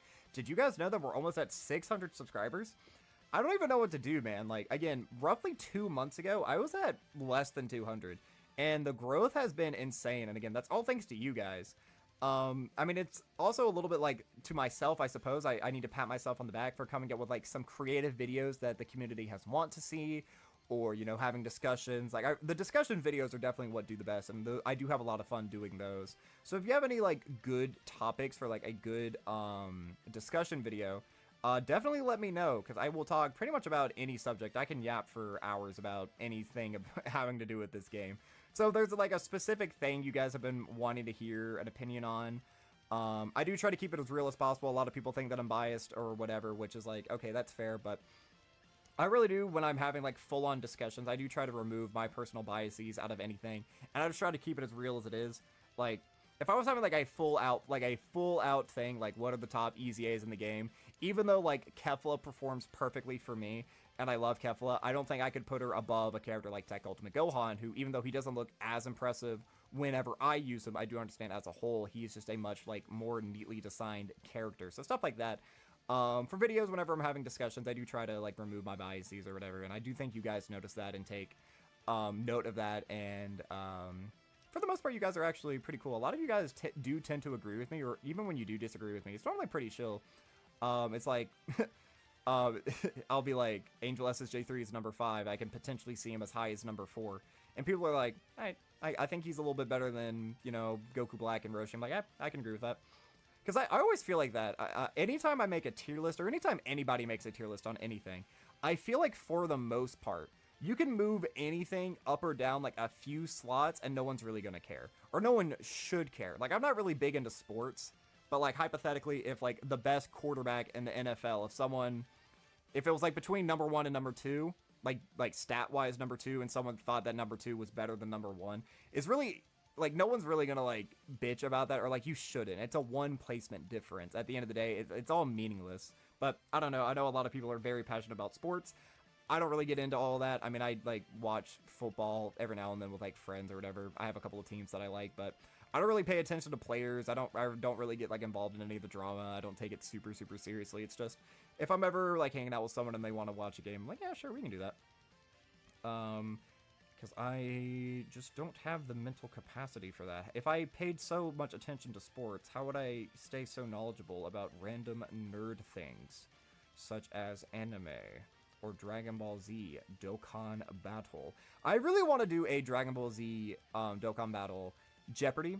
Like, I know Truth and Goresh have done a few of those back in the past, but I genuinely think that if I were to do one right now, there would be very little information in this game that I couldn't do. The only thing I know for a fact I couldn't do would be links. Like, if you just gave me 7 links and were like, all right, which character does this belong to? I don't think I would be able to do that. But if you gave me, like, a character's passive, I could tell you almost any passive. If you showed me a card art, I think I could do card arts. I could tell you roughly what, like, any difficult fight in the game does. I could tell you roughly which year units dropped during. I could tell you probably, like, banners. Like, I could connect a unit to a banner unit. Like, I don't know if I could put them all in, like, sequential order, but I could do something like that. I am super knowledgeable about this game. Like, I spend so much of my day. Like, I talk about this on streams a lot of the times, but most of the time, I wake up, from the time I wake up to the time I'm going to bed, I'm doing something for, like, the Sweet Bro brand, whether that be being over on Twitter, or getting ready for live streams, or recording videos for you guys, editing things, making thumbnails, da-da-da-da-da. Pretty much, I've definitely taken a step back from doing that, because that's not, like, the best thing to do. You know, you gotta, like, live every now and then, you gotta learn to relax, you gotta have fun every now and then, but, I mean, I do have fun doing this, but you guys know what I mean. But certainly, you can get, like, lost from it or whatever, and I do, like, a lot for you guys. But, like, because of that, because of how much time I do just spend constantly around the clock working just on and with this game, I do know a lot. I know a lot. Again, it's not, like, 100% perfect. Like, if you told me right now, tell you exactly what AGL MUI's passive is, I couldn't do it, but I could get pretty damn close. 200% attack and defense at the start of turn. For 1 turn from first appearance, guaranteed dodge. You get, what is it? 7 key and 11% attack and defense with each attack dodged. You get a 7% chance to dodge up to, like, no cap, I guess, but you just get dodge each time that the unit performs a dodge within the turn. He has a 77% chance of launching an additional within the turn after performing a super. Attacks are guaranteed to crit after you perform a super, or when key is 24 or more. His 12 key super attack effect, you get the crit for the rest of the turn. Same thing goes for the 18 key. The super attack effect is greatly raise attack temporarily and cause ultimate damage to the enemy. The revive condition is enter the attacking turn with 77% or less HP at the start of turn. And then the turn that he revives, you revive with 77% HP, and then he gets guaranteed dodge for 1 turn. And then he also gets 77% attack if you enter the attacking turn with 77% or more HP. I think I just perfectly described what his... I might have missed a few things, but was that impressive to anyone that I was able to list all that? I'm pretty sure I nailed that, or I was fairly close to it. Do I think Tech Ultimate Gohan's fine? 750... I mean, he's going to get defensive support from this. So does he get the defensive support immediately? He doesn't. Alright, alright. So it's not an immediate thing. It's 1 attack. Are you able to debuff this phase? You are. This is just the phase that gets a bunch of defense. Okay. So am I even able to cross the damage threshold? I wouldn't imagine I'd be able to cross it with, like, Tech Ultimate Gohan. Unless, like, maybe we got a crit? Yeah. Okay. So this fight just sucks. I mean, it won't be, like, that bad because we do have, like, the standby nukes or whatever. Like, I would imagine, like, the Boo Duo would be very effective in here. Any unit who... I actually noticed we knocked off 2 of his health bars last turn. Okay. And that was without having access to this unit being able to do all of their attacks. Interesting, interesting. What 2 units did I have in that last rotation? I had SSBE and somebody else. Who was the other unit? Oh, it was the trio. The trio was actually able to do that much. Okay, good for them.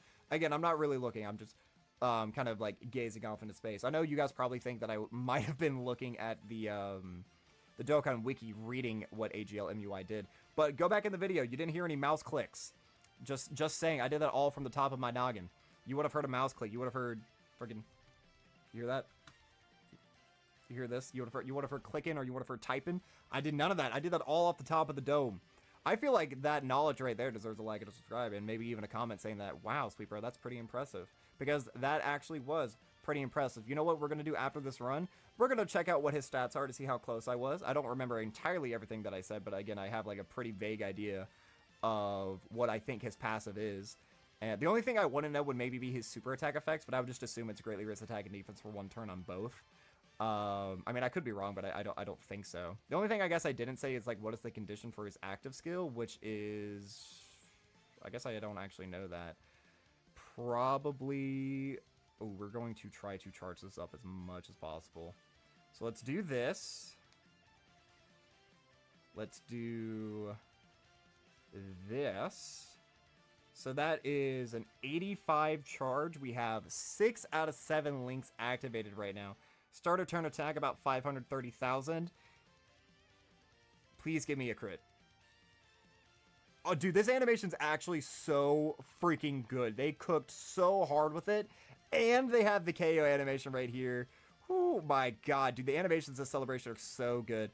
Broly's, I will admit, Broly's are good. I feel like a lot... Dude, I love this KO screen so much. I love it so fucking much. A lot of people have been pretty harsh about Broly's animations. In 2x speed, I don't think they're that bad. Like, his intro is actually, like, killer. And his 18 key and 12 key are both pretty good. And obviously the active skill is, like, probably the coldest thing in this entire game. It's so freaking rad. The only thing that's, like, kind of lackluster about him is that he got Mike Wazowski'd in his own 12 key. You know how he just does, like, the point or whatever? The attack stack covers his face, so you're not actually able to see his face, unfortunately.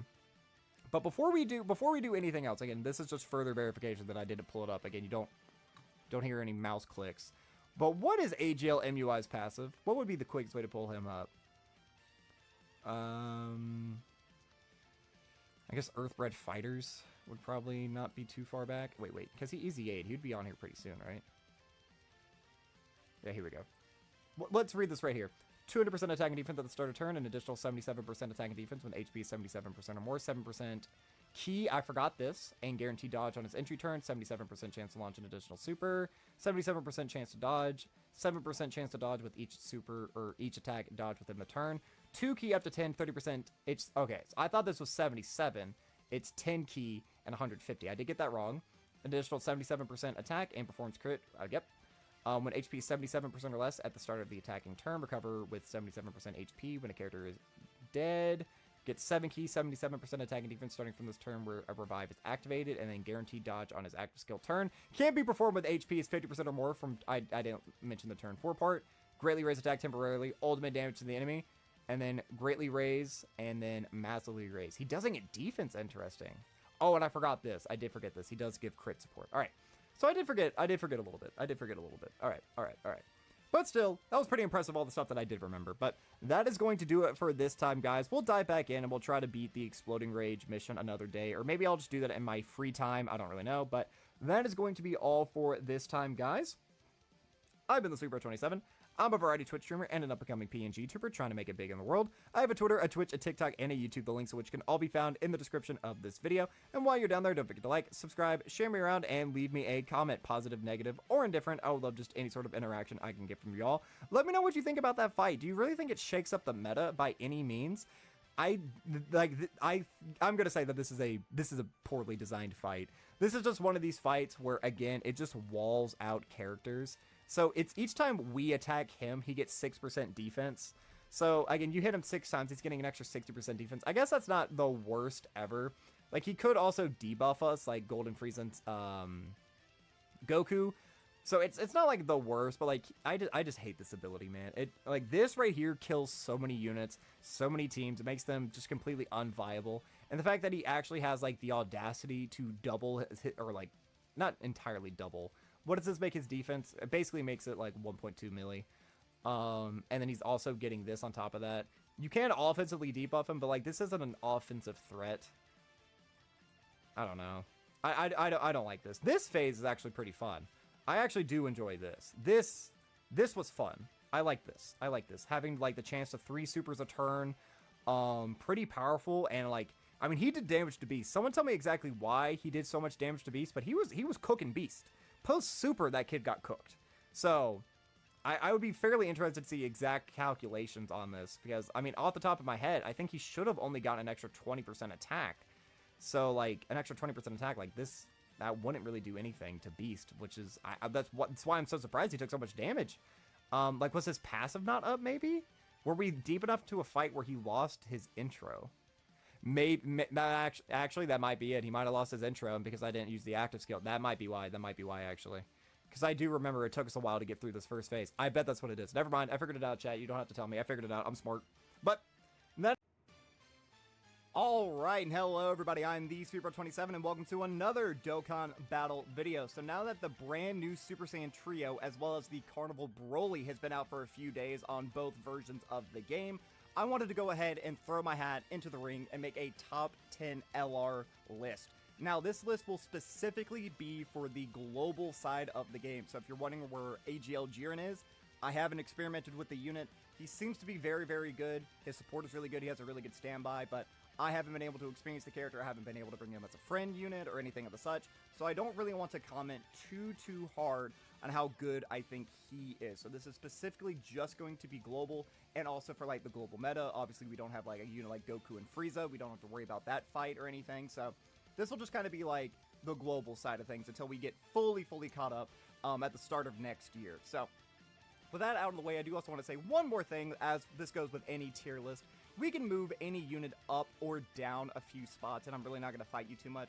Unless you think, like, who I have at number 10 is number 1, I'm really not going to disagree with your list. So let me know down in the comment section below if you agree with my placements, or if you think any of my placements are kind of whack or anything. But without that, all that out of the way, let's go ahead and dive in with who I think is the 10th best unit, that being EvoKen. So, what does EvoKen really provide to the team? Well, he offers a lot. He is one of, if not the best, Rainbow Orb Changer in the entire game. You just need one other superhero category ally on the team. Superheroes is probably still the best team in the game, just in terms of everything. Like, obviously, every Universe 7 character is on the category. You have Beast Gohan, you have Gogeta. It's just so top-heavy, and even some of the TURs are pretty decent as well, so it's super easy to get this. You can only run, like, this unit, one other superhero unit, to get this ability, and then you could run them on some completely other setup, for example.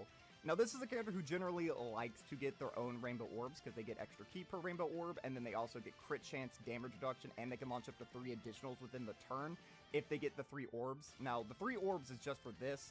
Obviously, if you give them more Rainbow Orbs, they can get more crit and more damage reduction, but most of the time when you're using this character, at least from my experiences, this isn't the most necessary. You can give them just 1 Rainbow Ki Sphere, and they will still be relatively decent, because if you're running them for their super attack effect, which is right here. I think that these guys are probably one of, if not the best, debuffer in the game when it comes to their super attack effects, because we have so many big bosses nowadays that launch 3 million plus supers, 1 million plus normals, but to counteract that, we are able to debuff them, whether it be offensively or defensively. And when you have a unit who creates his own orbs, can potentially launch multiple of these supers within a turn, all of which are able to just greatly cut down the damage that we would be taking, protecting weaker units on the team, doing more damage if we're able to actually lower their defense as well. These guys also have a very crazy turn, potentially. I mean, it's only once per battle, but they do have this in their back pocket, as well as this pretty, I mean, it's a decent active skill. You kind of use this only if you ever want to, like, finish the fight, that rotation. It's not that great overall, but these guys are just so solid. You're able to float them very effectively, or you can keep them on a main rotation, and you're really not going to be missing out on much value regardless. Now, they do lose a little bit of their value with some of these fights that you cannot debuff. There are several of these long fights, like Goku and Frieza, for example. I don't think that you can debuff them when they are Goku and Frieza. I think you can only offensively and defensively debuff them when they are Gohan and Frieza, and then only offensively when 17, and then I think Golden Frieza and 17, I don't think you're able to debuff them at all. So they are a little bit less effective once you get into some of these fights where you lose out on their main ability. But if you're using them, you are using them for this, as well as just the utility from the orb changing. They are incredibly solid. They're a very versatile unit. Pretty much the only thing they can't do is go into slot 1, but that doesn't even matter because with all the teams that they're on, they have plenty of slot 1 units. And these guys are probably on some of, like, the widest range of great teams. Like, Universal Survival Saga is great. Pure Saiyans, once he gets a leader, will be great. The same thing with Power Beyond Super Saiyan. I know we have AGL VEGETA, and I have run him as a leader in some of these more difficult events, but it is a little bit scary having to float a character like that because he's just not good enough to stay in a main rotation, but you could theoretically get away with that. Same with Kamehameha. Kamehameha, once it gets like a good 200%, probably like when the 7-year anniversary LR's EZA next year, that's when Kamehameha is going to become like really, really relevant again. These guys are going to be crazy. Realm of Gods, I mean, it's certainly fallen off pretty hardcore. Like, Fusions of Masu isn't what it used to be. Full Power is really good because you have Broly. Powerful Comeback is pretty decent. And then Joint Forces, Bond of Parent and Child, Reps of U7, Superhero, Tournament Participant, All Out Struggle. These 4 teams right here pretty much just define, like, the meta right now. These are, like, probably the 4 best teams in the game. And several of the other categories up here could potentially be in the runnings for top teams also. They just need a good leader. But yeah, I feel like this is a very versatile unit, very, very good, and I feel very comfortable putting them in the number 10 spot. Now, number 9 might be a little bit controversial, but I'm going to put Gogeta here, and it'll make a little bit more sense why I'm putting Gogeta here once we see the number 8 spot. If you asked me a little while ago, I would have said that this unit probably was better than AGL MUI, because once he transformed, they were both dodging units, but this guy had the versatility of also having pretty much the best Rainbow Key Sphere changing in the game. It was just unconditional. The only thing that it was a part of it is that it wouldn't change physical orbs, but at the start of every single turn, this unit, you know, he has the Rainbow Orb changing. He guards for his first couple of turns, and then once you transform, you get the insane amount of HP recovery. I think it's 54% for 4 turns. Where is that at? Right here. Yeah, 54% at the start of the attacking turn for 4 turns for this character's entry turn. So there's just so much utility on this character, but this is why I'm putting them so much up here, and I think that they've kind of fallen from grace. I spent pretty much all day today and last night just running all these units in a bunch of different events to see how they all performed, and Gogeta is the unit who died the most. And the reason for that is just because his base form, it's fraudulent. It's not great. Like right here, he does have very low stats at the start of turn. I know he makes up for it with this, but still, I'm not a huge fan of when units don't have a 2 at the start of this. Pretty much this year, every major unit, or we've seen the power creep of these units, 200% at the start of turn is kind of becoming the bare minimum, in my opinion at the very least. I don't care if they make up for it elsewhere in their passive. I would like to see this be 200%, so that does kind of hold it against him a little bit. And outside of that, he just has Guard as his defensive mechanic for his first couple of turns. Now, I know you are able to do the strategy where if you just have him turn 1, you float him, and then by the time he comes back around, you're able to transform him.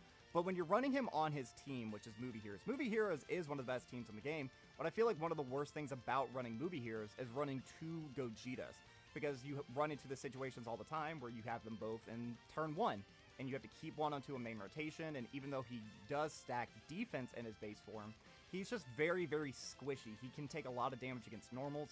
He cannot go into slot 1. He doesn't really offer anything in this base form outside of just the orb changing, where pretty much the number 10 spot does the exact same thing, except they also have those incredible debuffs as well, and they also have the potential to do way more supers in a turn. I'm not saying that his base form is bad. It's just certainly starting to feel the pressure very, very hardcore of all the new events and all the units around him. Like, his base like this doesn't compete at all with a lot of the other units that we'll be seeing. But he does just massively rock it up once we transform into this. It's very easy to do so. It is just turn 4 from his first appearance. So you don't have to be stuck in that base form for too long, but the base form certainly can get caught. Again, through all of my testing that I've done, base Gogeta has actually been the unit on this list that has died the most often. But Gogeta, once you go blue, you just pretty much essentially, I don't want to say you win the fight, but the fight becomes a lot more comfortable. See, right here, now he's at that threshold that I like to see. 200 at the start of turn. He still has the super effective against all types. He gets that extra stats right here when he performs a super. He's still having pretty much the best Rainbow Orb changing in the game. He has an additional super right here.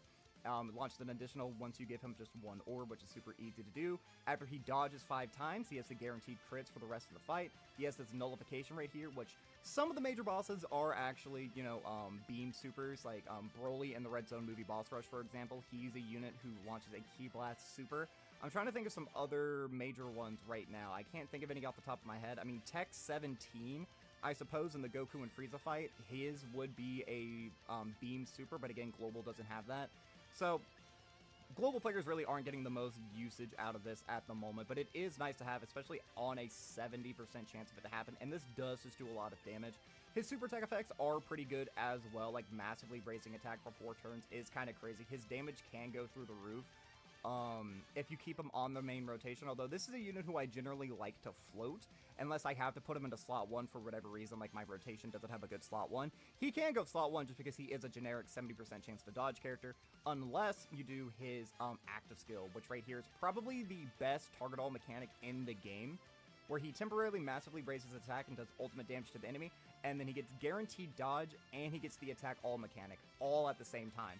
So you'll be taking 0 damage. If you haven't fully built this up, you put him in slot 2 or 3, you will be guaranteed building this up. So for the rest of the fight, he has the guaranteed dodges, or excuse me, the guaranteed crits right there on his guaranteed dodge turn. And again, his damage just goes through the roof once you're able to perform that. And the condition is just his next attacking turn, so you don't really have to wait too long for this team protection ability to proc. He's on just a billion teams. Again, a lot of them are very top tier. You have superheroes, you have movie heroes. Super Saiyans is very, very good. Transformation Boost is very, very good. All these teams are very good, but those are the ones that just have like the best leader skills at the moment. He has just a generic link set as well, so I do feel pretty comfortable putting him here just because, again, his base form is what is holding him back. If he had just like a little bit of extra stats right here, or maybe from like his first appearance, he also had like maybe a little bit of damage reduction, or he just offered a little bit more than this, because the payoff is certainly worth it. And it's not very common that you're going to see this guy die, but if we're comparing this base form to several other base forms on the video, or again, my own experiences, how many times this unit has died on turn 1, 2, or 3, when right now, not a lot of these fights outside of like Cell Max and Evoken, Stage 1 really isn't that difficult, if I'm being completely honest. In a lot of these fights, being good at the start of fights is good, but global, we don't have too many fights that actually pressure you turn 1. And turn 1, this is a unit who just falters in a lot of instances. So you do kind of got to work to get the really good payoff, but he does have like a very high ceiling, so I think putting him here at number 9 does kind of make sense. Now this one might be a little bit controversial. I'm not entirely sure. I'm putting Broly above Gogeta. I feel like this is a very uncommon, unpopular opinion, but I feel like I can kind of rationalize it right now. Now, I do want to preface this. I don't have Broly in my box. I have been able to use Broly a lot by using Rose as my leader and then bringing a friend Broly. So I do have a very good idea of how this guy works, what he does, all of his performance in a lot of different situations, slot 1, slot 2, floating him, how his domain works. I do feel like even though I don't personally have him, I do have a pretty good idea. So, number 1, let's just get this out of the way. This is probably one of the best, like, just generic link sets in the game right here. Super bosses, it's certainly a lot better now with the introduction of Cell Max. It is very, like, heavy on big bad bosses or super class characters. So Broly not having bad bosses or some of these other links so he can link with, like, Toppo, Jiren, Kefla, some of these units, he's not, like, he is, like, the best Super Boss's leader, probably. I've probably changed my tune a little bit, saying that he's better than Rose in terms of leading this specific category, but you do run into some of those issues where you're not able to, like, link the best, get activated to the best link in the game, or just not have some of them, like, these genericer link sets, or some of these more niche sets where you're able to link really well with, like, Toppo in slot 1, this unit in slot 2. You're not going to get a lot of links activated on that. But Transformation Boost, this is probably just like the best generic category in the game. It covers so many different units. And then Full Power covers a lot of like the big powerhouses of the game. And then Exploding Rage and movie bosses isn't half bad either. So this unit has, like, his base form kind of struggles from the same thing as Gogeta, where you're really not offering a lot. But I would argue this unit offers, like, his base form is better than Gogeta's base form. Now, you're stuck in this base form for a little bit longer because it is the 5th turn from this unit's first appearance as opposed to Gogeta's 4th turn. So if you floated this unit, by the time they would come back around, you would still have to have at least 1 turn of this Broly right here before you're able to transform. And he does have the domain issue. So if you're running 2 of this Broly on the team, you can only have 1 of them transformed into the full power form at any given time. So he does have some issues as well being a leader. But that's just the thing with super bosses right now. When we have this unit, we have Rose, we have Zamasu, all these units who are super dependent on getting their domain transformations. Their domain effects don't even necessarily matter so much. It's just the transformations that really do. but so many of these units we can't have multiple domains until the update happens that it's just going to be an issue. Once that issue gets resolved, though, I feel like Broly stocks are going to go through the roof, because again, he has a very good leader skill, and once you transform, you get insane value. But I would actually argue that even though you're stuck in this base form for a little bit longer, you do get more value out of this base form than what you do from Gogeta, because Gogeta, he's really only offering the Rainbow Orb changing, which is still really good. I don't want to underestimate how good Rainbow Orb changing is, but this unit just gives you an insane amount of damage. So if we're looking down here, he actually stacks attack on his 12 key, and then he greatly stacks attack on the 18 key, and he raises defense for 4 turns. So he can become pretty decently tanky up against normals. Supers can certainly get this guy caught, but under certain circumstances, he should be able to live like some of like the mid-tier super bosses attacks, like 17 in the Goku Frieza fight. Again, I know I'm just mentioning that fight a bunch, but like that fight right there, that is a 1.7 billion. If this unit is able to super attack first in slot 2 or 3, he will actually be able to tank that through his guard and just how high his defense is actually able to get to. But again, I do just think that's a little bit better than what Gogeta's offering. You're doing good damage. You're able to like really quickly move through a lot of these events because of this unit. Now that can sometimes be an issue. Doing too much damage can certainly happen, but I do just think that this offers a little bit more than what Gogeta's offering. Plus, I do believe that this unit tanks a little bit better than what Gogeta's actually able to offer. And then we have his domain. So again, once he transforms 5th turn from his first appearance, he creates the domain. This gives extreme class allies 4 key for 4 turns. And then the domain field effect is actually quite good as well. Extreme class allies and enemies get 10% attack and defense, plus an additional 10% attack and defense for those who are on Exploding Rage or movie bosses. And then super class allies take an extra 10% damage. So let's look at what Transformed Broly is doing. This is probably the most impressive offensive unit in the game, even still. And it gets just a little bit better once we look down here, who is now his best linking partner. 6 out of 7 links, including Shocking Speed, which is a little bit of defense right there. This unit, I feel like, again, his stocks go through the roof because he now has a perfect linking partner. You put Tech Broly slot 1, this unit slot 2, whoever your floater is, and I can almost assure you, you're killing a boss in 1 turn. Broly is insane. 300% to stats at the start of turn. He has the guaranteed guard. For his first couple of turns, he has the extra damage reduction. So he gets 52% damage reduction and 52% chance to crit in total, which is really, really good. Getting a guaranteed super when he is 24. He's just solid. He's just like the best damage dealer. Again, he's not like the best tanking unit. He can't really like fulfill the role of slot 1, which used to be a little bit of an issue until, you know, the introduction of Cell Max and then the introduction of this brand new Broly. I feel like a lot of pressure has been taken off of this unit's back so he can do what he does best, which is just go into slot 2 and do an insane amount of damage and pretty much kill any fight before it even has a chance to like really get going. I would say that, again, his stocks have just gone through the roof. He does also have an AoE, so if we get any difficult fights that have multiple enemies, like, deep into these fights, having this unit and the other Broly being able to launch 2 AoEs on a turn, potentially Cell Max, if you're floating Cell Max on that team, you could have 3 really powerful AoEs. I would actually be really interested to see a fight with multiple enemies, so we could actually get some major advantage of the movie bosses teams launching out all these big, powerful AoEs, with all their different abilities. But yeah, I feel like he's just really good. Again, not meant to be a tank.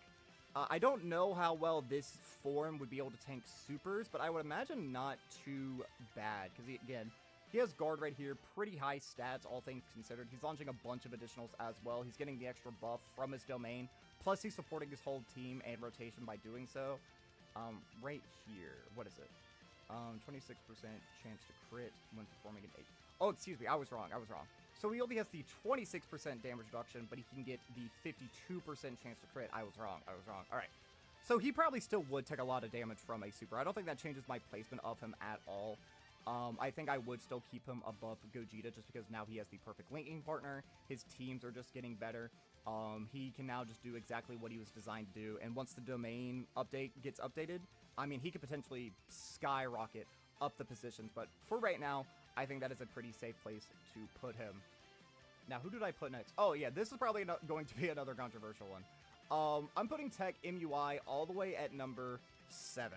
So, Tech MUI is probably, again, one of the better leader skills in the game just because Universal Survival Saga is just a subsection of superheroes, but you also get access to characters like Toppo and Jiren, some of these other super stupidly powerful characters who just like run through the game. But from my experience and what I've seen from a lot of footage is that this unit isn't always as cracked up as he's meant to be. So he does have the 200% to stats at the start of turn. That is what I like to see. He does get some extra buffs at the start of turn thanks to his intro. He is a 70% chance to dodge unit in his base form. And he does have this little mechanic where if he fails a dodge, he's very tanky for his first time that he fails it. And then after that, he just gets guard.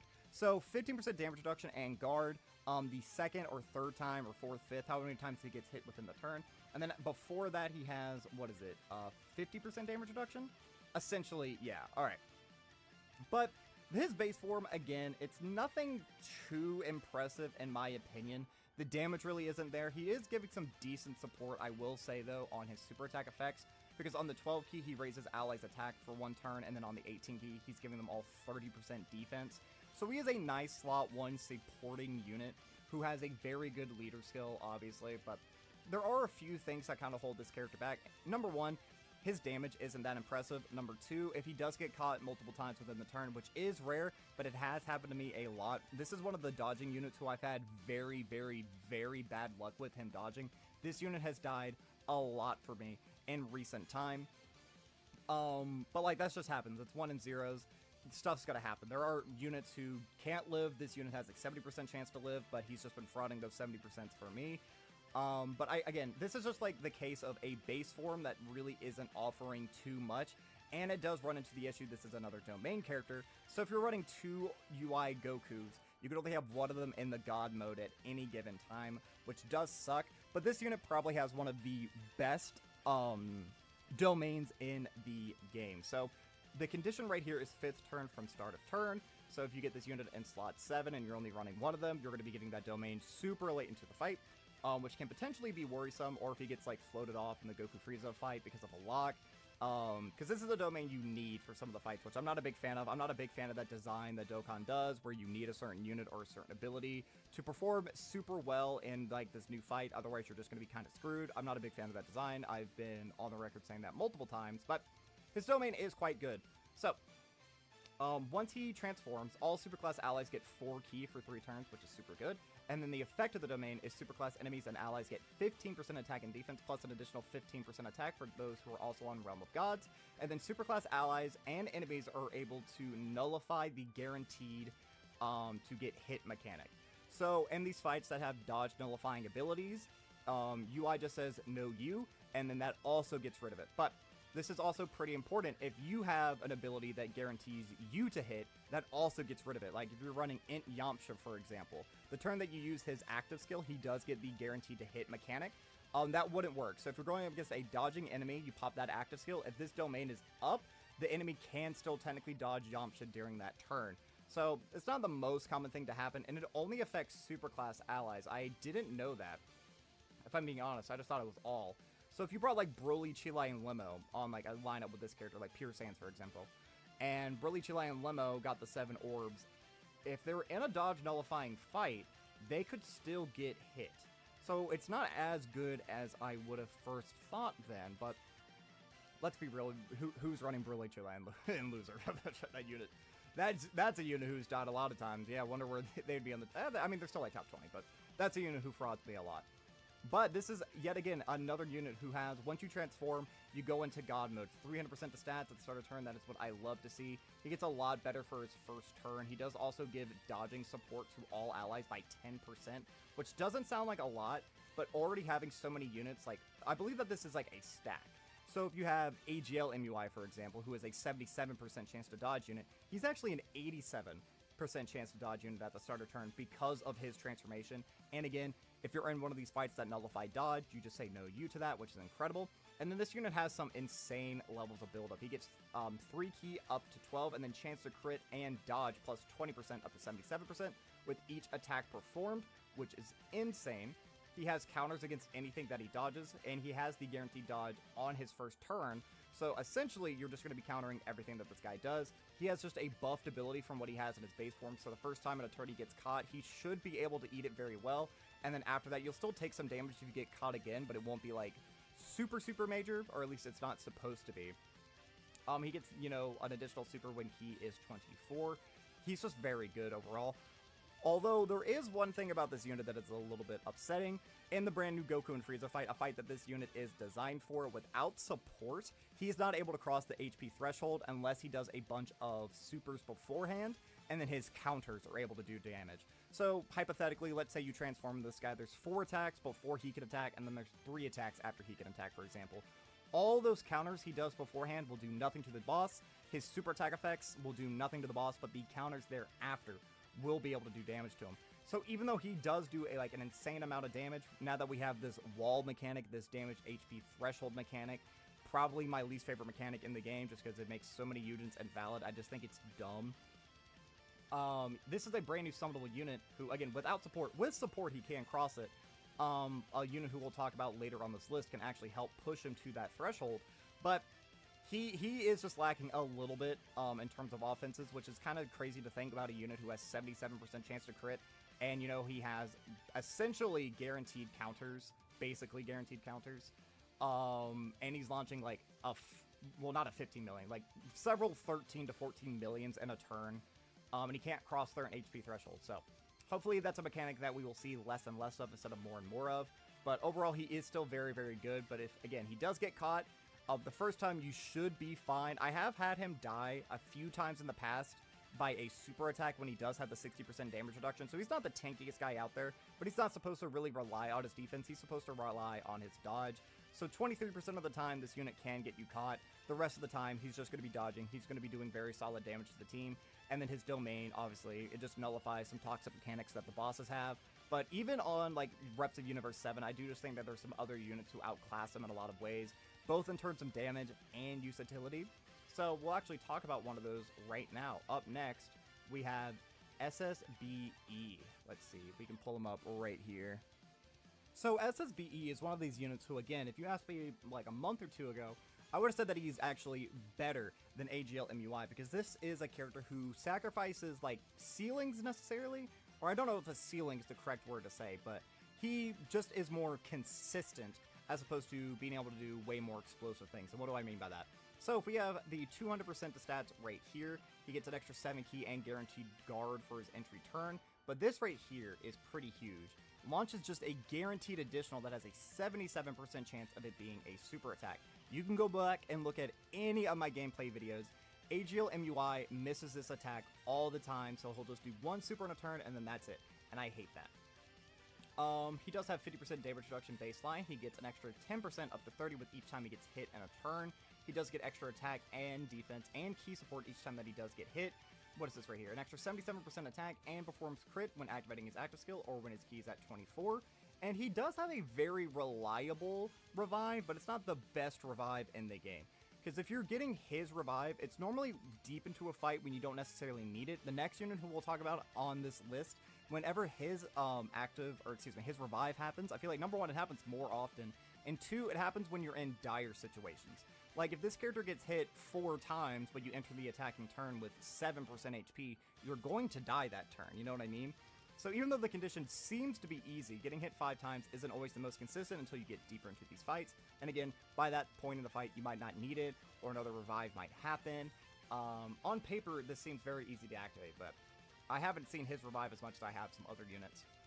But when a unit on the team revives, he gets 7 key and 77% to stats, and then if he's the specific unit who is revived, he gets guaranteed guard for his next turn. So he's just so good. He can fulfill the roles of slot 1, slot 2, slot 3, so you can float him if you need to, you can put him into slot 1 under certain circumstances.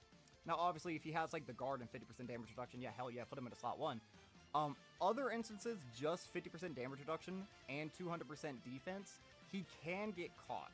But if he gets hit 3 times and then there is a super, I mean 80% damage reduction, 200% to stats, he's not going to be taking a lot of damage at all in that instance. So there are some times we're putting him into slot 1, he will be safe. There are other times he can get caught. That's just how this game works. His super attack effects are really, really good.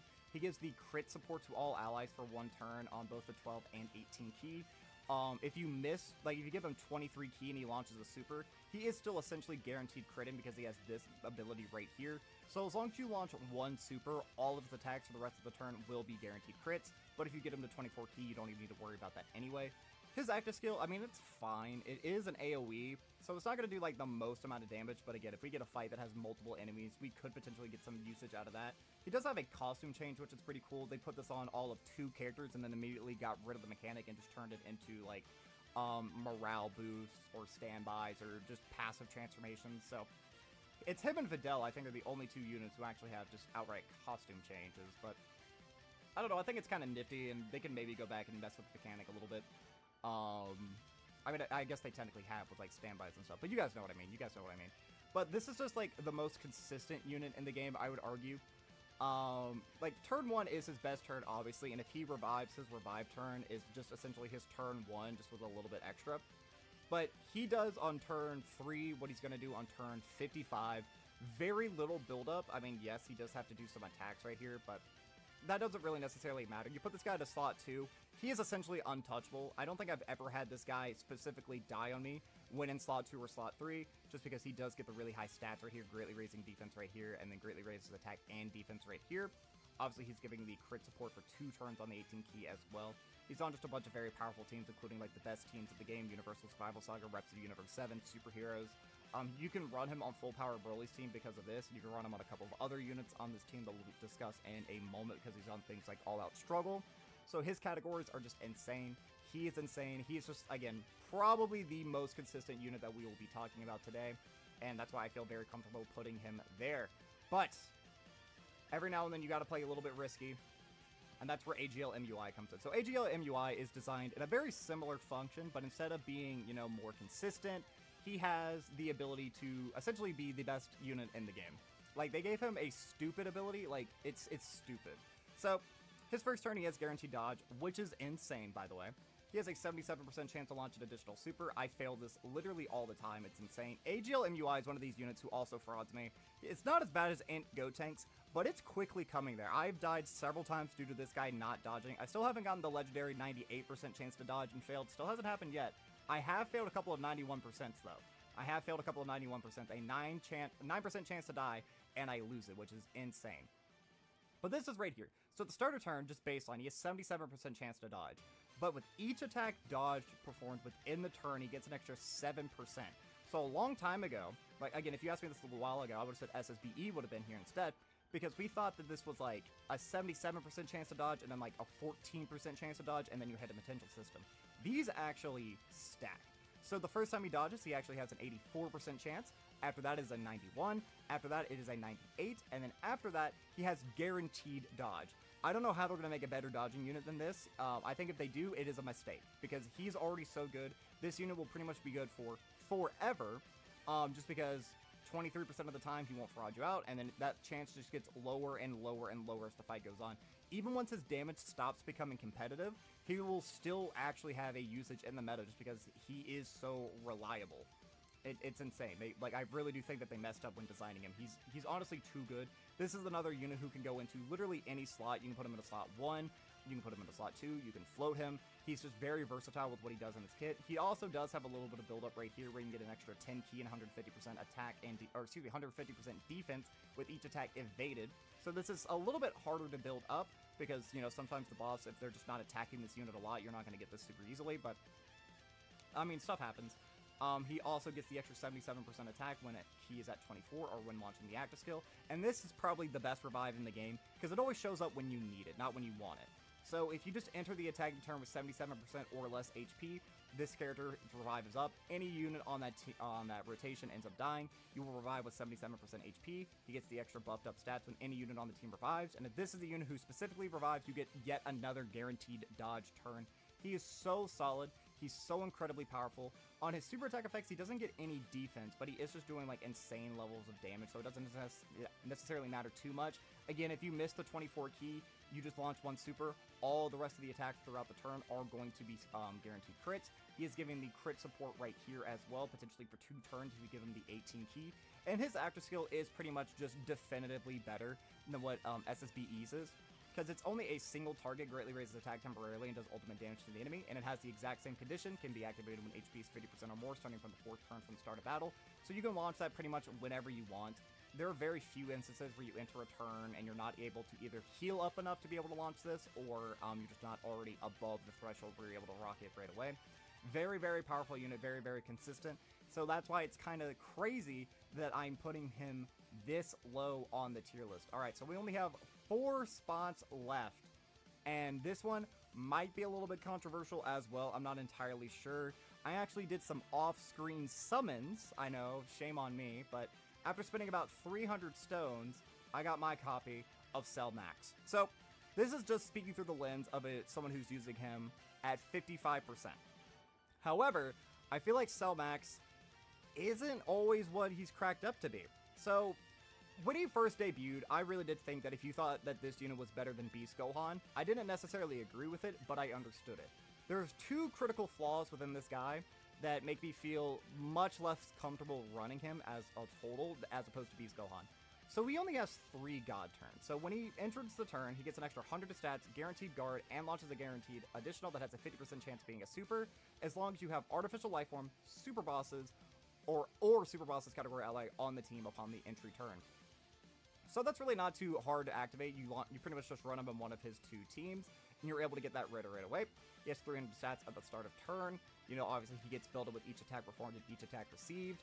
And then he gets this right here, an extra 250% defense and 30% damage reduction when you have a full rotation of either Artificial Life Form, Super Bosses, or Movie Bosses. And an additional 250% attack and crit as long as you're not running him with any super class allies. And then if he gets targeted by a super attack, he launches a guaranteed additional super. So that's pretty good right there. His super attack effects, I mean, they're fine.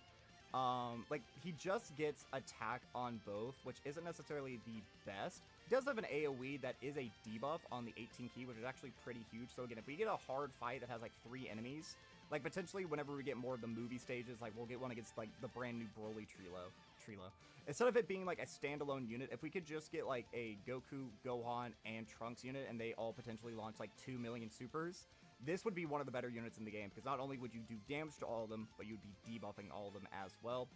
I mean, this 12 key, I mean, it literally doesn't do anything outside of damage, which is fine. This is one of the more damaging units in the game. But, so, the first flaw against him is, again, 3 turns is like, I mean, that's good. But I would much rather that be 5 turns, because a lot of the time, the start of the fight, there aren't too many that pressure you right away. And then the other thing that really holds him against, or that I hold against him, is actually his active skill. Again, it's still very, very good. It's an attack all mechanic. It protects the team. But the conditions are, you can do it on turn 4 if you're running Artificial Life Form or Super Bosses, or just a full Extreme Class rotation from turn 6. So I've been running a lot of movie bosses, right? Obviously having like dual Broly lead. So there have been a lot of instances where I've had this unit on turn 5, he doesn't have his intro up, and 30% damage reduction even with all his stats. He can get cooked. He can. Again, this is just 55% speaking, but I have used him as a friend lead before I actually ended up just pulling him or whatever. Like, his damage is insane, and in these first couple of turns, he can obviously go into slot 1, get his hits in right away, get built up very, very quickly, and then again, he can protect the team. This is probably the second best target all mechanic in the game. It's much better than Beast in my opinion, because it also does the immense amount of damage, and then he just gets this ridiculous amount of defense for 1 turn. The issue with this, though, is, like, you can still get stunned or sealed, so, like, let's say you get hit by a super attack, but it's a guaranteed stun. I mean, he's not getting any benefits out of this, or if it's a seal, you're just launching a bunch of additional normals, which can, you know, still do some damage, because he does have, like, the built-in crit right there, but, I don't know, he's just not, like, the perfect slot 1 unit that I thought he was. There were a lot of instances where I've actually had to put him into slot 2, and even float him. Now, again, that could just be because he's 55%, but when I'm looking at this kit just screams slot 1. He's not really giving any support anywhere. And, like, he's supposed to be so good in his passive that he doesn't technically have super attack effects. I know, again, he has the debuff right here, but he only gets 1 debuff per turn. It's not like EvoCam, where you can launch a billion of these in 1 turn and greatly lower the enemy's attack and defense multiple times. You can still technically do that once during the fight, though, so I do have to give him credit where credit's due. I wish he maybe did the same on his 12 key. I would definitely be singing a different tune. They kind of gave him the same abilities that they did Int Kid Gohan during the 8th anniversary, where, like, I guess they thought his 18 key, where he gets 30% damage reduction and greatly stacks attack and defense, would be too powerful. So they basically made him launch a bunch of additionals, but his additionals is just greatly raise attack for 1 turn. Doesn't make the biggest difference in the world. I mean, at Rainbow status, I've also seen this character get cooked, so I'm not comfortable putting him in the number 2 slot anymore, especially now that I've gotten some experience under my belt wielding him. He is still quite good, obviously, but he doesn't lock down slot 1 the way that I thought he would. And obviously, like, villains do definitely need the help, but kind of restricting him in this way is a little bit weird, because he can be effective on 3 teams, that being Artificial Life Forms, Super Bosses, or Movie Bosses, and he is definitely, like, the best Super Bosses character, and one of the best Movie Bosses characters, but not having Movie Bosses activate his passive, like, you just have to run one other, so this could obviously be DBS Broly, or this could be Broly Chilean Limo, this can be Int Golden Frieza. You have options where you're still able to get his active skill, or his entry activated right away, but why did they give him this, then, is what I don't understand, because he's essentially restricted to 2 categories, maybe 3, but without having all his Super Bosses allies around, Movie Bosses aren't really able to cushion him the same way, I guess is what I'm trying to say. So, I mean, he's still very good damage, very good to decent tanking. He does just taper off a little bit too early on, I think. I think if he had the 5 turns right here, he would be still number 2 pretty easily, but since he does fall off a little bit early on, can get caught, and now that Movie Boss is pretty much about to be like one of the best teams of the game, like I haven't looked at what Ant Broly's Easy A details are, but I did see that they got revealed the other day over on Twitter, so imagine that he's going to be good. We're going to get like Tech Broly's Easy A, and all of those are units who buff a lot of categories. Super Bosses isn't one of them. So having to wait until turn 6 to get this to protect the rest of the team, like right now, like Movie Bosses kind of needs this team protection ability on turn 4, on turn 5, not turn 6, you know what I mean? I don't know. I might be, no, I'm comfortable leaving him there. I'm comfortable leaving him there. So, top 3 time. Now, this is a unit who I have changed my opinion on a lot. This is the trio. We just spoiled who number 2 was. The trio. So, when I first pulled them and I used them a little bit, I actually thought these guys kind of sucked. Because they got caught super early on and very often in that brand new Broly event. I know that brand new Broly event is actually designed to make Super Saiyan Gokus look worse, but I tried running them at a bunch of other events and they just kept getting cooked over and over and over again. But that was because I was running them on movie heroes. Once I started running just their own leader skill, things started to become very different. This is by far the best support unit, I would say, in the game, potentially in this game's history. So, they have 3 key and 200 stats at the start of turn, which is very, very good. They are one of the best orb changers in the game. They just generically create their own physical orbs. This is a unit who really wants to get their own orbs, though, because of how crazy their support is. So every time they get 3 key, so essentially you get them 3 orbs, or just give them 1 physical orb, they're getting an extra 30% defense for the rotation, which is quite good. They have 15% damage reduction just generically, which isn't great, but when you stack that on top of their incredibly high defense, and if it's a super attack, they temporarily, they temporarily get 30% damage reduction against super attacks specifically. This unit actually can be quite tanky. Now, I've seen some conflicting opinions. So I've seen some people say that they actually get their defense at the starter turn. They don't have to get hit for it to proc. I've seen other people say that it does have to get proc. This is one of those reasons why I wish Dokkan would unify their card text, kind of like what Yu-Gi-Oh does, how like we have problem-solving card text, where, you know, you have like your win-if clauses, because there are certain units who have to get hit before they actually get their defense, so they get hit really hard that first attack, and then the next attack they're able to tank. And then you have other units who just the first time that they get hit, and their defense activates at the same time, therefore they take no damage. This is a unit, though, who I haven't honestly been able to tell if they get it both at the same time or not, because if I put them into slot 1, it's because it's up against an easier enemy where I feel very confident putting them in slot 1. Or if I put them in slot 2, normally that's in a much later on part of the fight. They're able to get some supers up at that point. They have their own support up or the other support rotation. So I haven't entirely been able to tell. So if anyone can like definitively tell me, I mean, again, probably in the comment section of this video it'll be devised because I've seen both sides of the argument, people saying it's the same thing. Again, until we have like some like definitive problem-solving card text, I'm not personally able to tell. But overall, just very, very solid kit. These guys do some insane damage, by the way. These guys can actually outperform Broly in terms of their damage, just because of how consistent they are. So they have their 18 key, and then they launch 2 additional supers each that has a 50% chance of being a super as long as you get them to 18 key, which is super easy to do because, again, they create their own orbs, and they get extra key spheres, or extra key per type key sphere obtained. Super, super good. And then right here, this is where they kind of get, like, pretty nutty. So there's other movie bosses, or all-out struggle category ally in the same turn. This is where they get the 15% damage reduction, and then they give all allies 77% defense. If you're running 2 of this guy, you're giving both rotations an extra 154% defensive support. That's, like, by far the most defensive support I think we've ever seen on a unit, and it's easy to get. You just have to run them on one of these 2 categories, and even still, it's not like the full rotation has to be it. It's just one ally. So if you run this guy, and then you just have one all-out struggle category ally on each rotation, or one movie hero ally on each rotation, you're cooking. Or you can have those be your floating units. It doesn't matter. This is so free and easy to get, and it's insane. Because it's not like you need, it's not like a Majin Buu Angel SSJ 3 restriction inherently. Because Angel SSJ 3, he needs one on the rotation at all times, and it specifically has to be one category. You have, not only do you have 2 separate category options, but if you just have 3 all-out struggle floaters, you can still use them on all these different teams, and they can all get all those buffs, and vice versa. Although this is a unit who you pretty much want to keep on rotation, and the same thing with, like, movie heroes. Most movie hero characters are really good. But this guy is, like, 170%, like, all-out struggle, Super Saiyans, and Power of Wishes is insane. It says 200%, like, Connected Hope and movie heroes is a little bit weaker, but just having Power of, like, you have characters like Bulma, you have characters like Tech Ultimate Gohan, you have SSBE, you have EVOKEN, 2 of the units we actually talked about earlier on this list.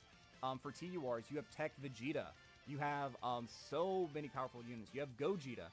Very, very, very, very good 170. So just again, the 200% is where he loses a little bit of his steam. And he doesn't have access to, like, Beast Gohan, which is a little bit upsetting, but it's not, like, the worst case ever. Because you don't really need Beast Gohan to inherently protect this character, because this character is just kind of protecting the whole team with their stupid levels of support. They have a very good 18 key, where they're getting 30% attack and defense for 3 turns, and then they also give support, an extra 30% attack and defense support to all superclass allies. And then right here, they actually have one of these super attack effects where, yeah, they get no defense, but they're essentially buffing the team. We have so many fights that you're able to debuff. This unit is doing insane levels of debuff. I would argue only, like, EVOKEN could potentially debuff a unit as much as this, and I'm specifically talking about LRs. I know that, like, Tech Ultimate Gohan greatly lowers enemy attack, so if you got the 4 super turn with him, he would actually debuff a little bit more, but that's neither here nor there. Very, very good. And these guys have a standby, which is quite easy to activate. You just have to activate it when HP is 77% or less at any turn, or 5th turn from start of battle. Not first appearance, start of battle. And then they have the standby mechanic, and this, again, probably the best standby mechanic in the game. Each time they get hit, they get 1 charge, or they get 3 charges, excuse me. They get 2 charges per physical key sphere obtained, and then they get 1 charge for non-physical key sphere obtained. I don't think this includes them. So I think if they collect a bunch of physical orbs, they don't get a bunch of charges. I may be wrong. I'm trying to remember back to last night. I don't remember if they get charges for their own orbs, but they kind of make up for it because they get the 3 charges per hit received. So let's go ahead and look at the standby. This standby is essentially unkillable. You only have it for 3 turns, which is a little bit unfortunate. It's not as good necessarily, not as good, quotations. It's better, but it's worse in other ways. As opposed to a unit like the Buu Duo. So this unit's not able to attack. So if you're using them, you're using them for their support and their defensive capabilities. They get very high stats at the start of turn, 259% attack and defense, and they have the guaranteed guard. They change all int key spheres into rainbow key spheres. They get 2 key per physical key sphere obtained, and then they get 1 key sphere for a non-physical key sphere obtained. They get 30% defense when receiving an attack for every 3 key sphere. That was English. And then when key is 24, they get an extra 59% damage reduction. So it's very easy to make this unit like the most tanky unit in the game. You can do this on turn 1, you can do this on turn 5, you can do this whenever you really need to. And then they also, again, just give out stupid levels of support. They give 20% defense per key sphere obtained, and then all allies get 7% defense for 2 turns per physical key sphere obtained. So if you collect, I don't know, 10 physical key spheres, you're giving 70% support for 2 turns. Really, really good. And then they have the 2 finished attacks, and they get an extra 100% attack when performing the finished attack. And then if you launch the weak one, which is with 40 or less charges, which I've never seen happen because it's so easy to get this guy key spheres, he gets 15% attack per key sphere obtained, and then he does ultimate damage. Or if you're able to get to 41 or more, 20% attack per key count, and then they do super ultimate damage. Now, from my experience, from what I've seen, this unit's attack, I mean, it does good damage, but it's not as impressive as several other standby attacks that we've seen. Because even though he has the 259% attack at the start of the turn and the 100% here, like, again, let's look at the Budo. With the Budo, they get no attack at the start of turn, but they get 500% attack when performing the finish attack. So, even though this unit can get more charges than that unit very easily, you're stuck with him for only 3 turns as opposed to 5, and then you're not getting as much damage on it. It does still do a lot of damage, just from my experience. I haven't been, like, wowed by the damage by any means, and I've gotten above, like, 90% charges. I think the most I've seen it do is 16 million, which I know saying 16 million is, like, a lot, but not compared to what I've seen the Buduo do. The Buduo, their damage is way more impressive. Then you go back to the base form after you do it. So if you go back to the base form, I mean, these guys are still incredible, and then you can just do it all over again with your other friend leader. So I do feel very confident putting them here. I could actually see them potentially move up with dupes, but as it stands right now, I only have them 55%. I don't think that their standby attack is as crazy as a lot of people like to say it is, but their damage is very incredible. They just, I mean, everything about them is just incredible. But I do think that there are 2 units who just outperform them. So I still think Beast is number 1. But I could see an argument for all 3 of these units being up here. It just ultimately comes down to what you value as a player a little bit more. So let's go ahead and talk about Broly first. So Broly is probably one of my favorite design characters in the game right now. So you could transform into Legendary Super Saiyan turn 1 if you want to. Or you could have this unit who can attack on his first turn, has 90% damage reduction and guard in slot 1, or 70% damage reduction, and then he gives just a stupid amount of support to extreme class allies in slot 2 or 3. So, I've even seen some people float, like, keep this guy in slot 2 for multiple turns. Wait until turn 5, turn 7 even, before they transform with him. Because, yes, he only has his damage reduction for his first couple of turns. For his first turn, actually. He always has the guard. So, if this is what you really value from the character, all this extra support that he gives right here, you can keep him in this form. And as long as he doesn't get tagged by, like, a super attack, he's fine. He will take damage against normals, because just having 200% and guard, he's not going to take, like, a ton, but, like, normals will still definitely hurt him. Or, you can transform with him right away. You can give him 1 support turn. It doesn't really matter.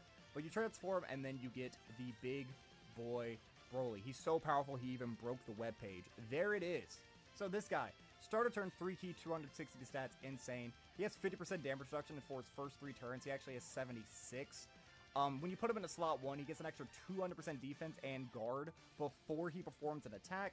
He gets built up super easily. For each attack that he does, he gets 5 key, or up to 5 key, and up to 50% chance to crit.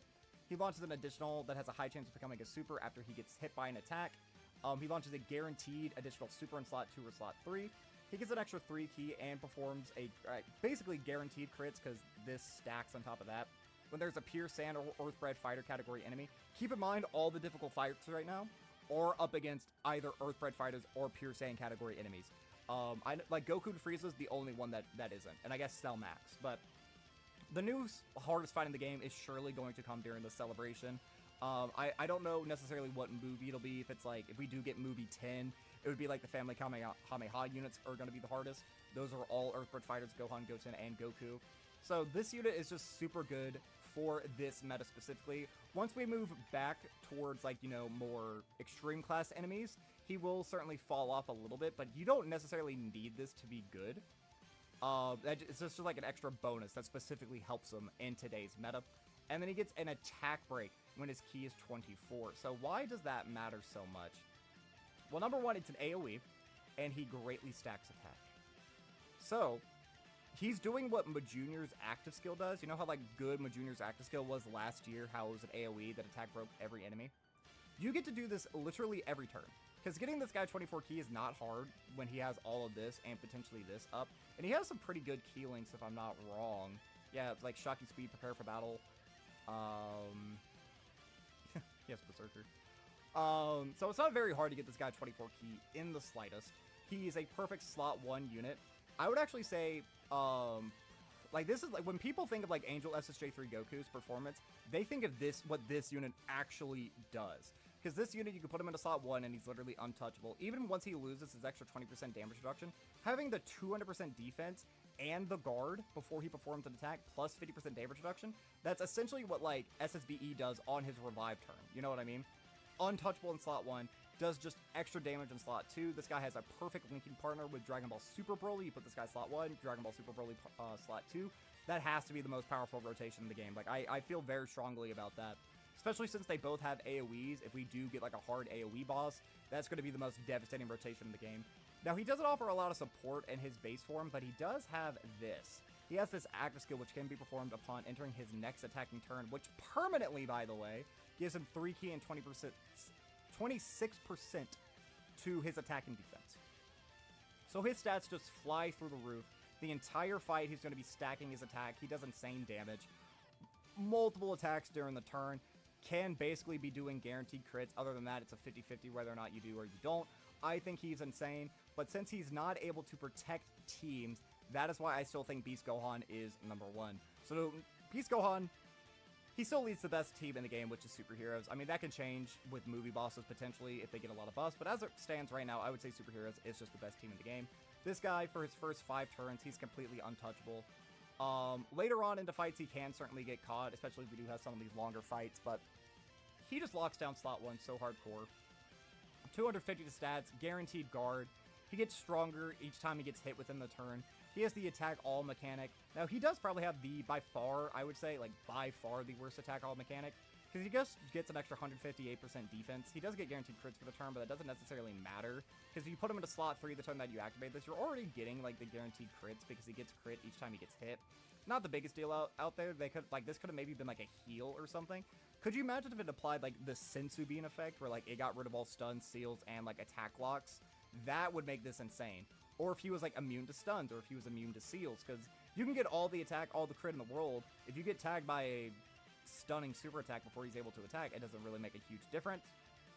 But he also is a stacking character. He does greatly stack attack on both his 12 and 18 key. He gives himself defense for 4 turns on the 18 key variety. He does have an attack break in of himself if there's a Piccolo on the rotation. He just has, like, a very good link set. He's very generic. He doesn't have any real restrictions anywhere into his passive. I still think he is number 1, but again, I could potentially see an argument for any of these 3. This unit, like, after really using them a lot, has, like, rocketed into, like, the stratosphere with how good I think that they are. So I think, like, if we did something like this is how I would rank all the units in terms of, like, how powerful I think they are on, like, a category thing. Like, I think something like that would be, like, this is, like, a tier, this is a tier, this is a tier, this is a tier. I would say something along those lines, but again, let me know what you think about this list. I do just think, like, I don't have a lot to say about Beast, just because I still think Beast is that guy. The top 3, though, like, if I really could see this, I could potentially even see this, because their support is just insane. If they did a little bit more damage, maybe, I would feel more comfortable just going ahead and saying that, like, yeah, Beast has been dethroned. But I don't know, because he doesn't necessarily have, like, the perfect linking partners or, like, the team setups. Because, like, again, he does lead the best team, but because he leads the best team, his attack all mechanic isn't necessarily needed, you know what I mean? Like, if we're looking at, like, his categories, there shouldn't be any units on, like, superheroes. Let's just pull up superheroes. Like, this is a unit who can just dodge a super. This is a unit who can just dodge a super. If they're in Gamma 1, they should be able to eat it after they super. If you're able to debuff, this is a unit who can eat it. This is a unit who can dodge. This is a unit who can dodge. These are dodging units. So, like, superhero doesn't necessarily, like, need top tier, like, protection that way. Same thing with, like, Bondmaster and Disciple, I would imagine. Like, yeah, this is a unit who can, like, pretty much fend for himself. But what I mean by that is, like, you're not going to be at full HP and going to 0. Like, you may still take damage, but you're not going to go from full to taking 0 in any of these instances. Now, if he led just, like, 3 weak categories, yeah, but, like, his active, like, again, it is the worst by far. It does protect the team, but he's on just, like, such a strong team setup, it isn't always the most needed. Like, if Broly had that, like, if Broly could do what he's doing and protect movie bosses as it is right now, like, my movie bosses team, I'm running LR Gold and Frieza, and I'm hoping I'm killing a fight before he runs out of damage reduction. That's a team who could actually really use a team protection mechanic. And I know you're going to say Cell Max, but again, I already discussed why I think Cell Max is a little bit weaker, because if you're not running him specifically on Artificial Life Form or Super Bosses. And then this unit, again, like, there's They do so much damage, though. Do I want to put them above Broly, actually, and say that they're number 2? I'm gonna leave it as it is right now. And again, I can always change my mind later on. Or let me know what you guys think about this list. Do you think I'm crazy? Do you agree with, like, my takes? I don't really... Like, looking at it right now, these 3 units are the only ones that I'm really questioning their position. But I feel very comfortable at you at 10. I feel comfortable at you at 9, you at 8, you at 7, you at 6, you at 5, and you at 4. But the top 3 is a little bit dicey. So, I'm gonna leave it there. Let me know what you guys think. But... Alright, and hello everybody, I'm the Super27, and welcome to another Dokkan Battle video. So, we've known for a long time that Int Broly's EZA is coming just around the corner. You know, it was revealed during the Dokkan now or whatever. And his details were revealed over on the Twitter, the Dokkan Twitter, the JP Twitter specifically the other night. And there's been a lot of doom and gloom about this character, so I want to, like, really read his kit, really dive in, and really kind of give my thoughts on him, on the skeleton that we can see. Obviously, we won't know anything for sure, or for certain, until we're able to, like, actually use him in-game, but I think he shouldn't be too bad. I think he will probably be one of the better EZA TURs, so let's just go ahead and dive in and see what he does. So, for his leader skill, it's Planetary Destruction or Movie Bosses, 3 key and 170 to stats. All things considered, not a bad leader skill. Like, this is a major buff to Turles, just in case you didn't get, like, the brand new summonable Broly, but you still want to use, like, a Planetary Destruction team. This guy should be, like, an effective leader, and then you could bring a friend Broly and kind of fill out the team that way. So I don't think that's too bad. And then movie bosses, obviously, with movie bosses, you have access to characters like Cell Max, all the Golden Friezas, and so on and so forth. Right now, the team hasn't been buffed too much. Outside of just, like, the brand new units, we haven't really seen, like, this is the first EZA that we were getting. We haven't got any sub-EZAs or super EZAs or anything along those lines. So, for it stands right now, this isn't bad. Leader skill, I'm gonna say, it's pretty good. If you didn't get the brand new Broly, it's pretty good. For his passive, he gets 3 key and 260 to stats at the start of turn. Now, if I'm not mistaken, this is doubling his stats. This is what I love to see. I love to see units that have above 200% of stats at the start of turn as of this year, you know, with just all the new difficult content and all the brand new units that we even have around us. Most units nowadays have a bare minimum 200% of stats at the start of turn, so that is a very fantastic start to his kit. He has 26% damage reduction and 26% chance to crit. Now, that is low. This is lower than a medium chance to crit. And then the 26% damage reduction, I mean, that's really not going to make, like, the biggest difference ever.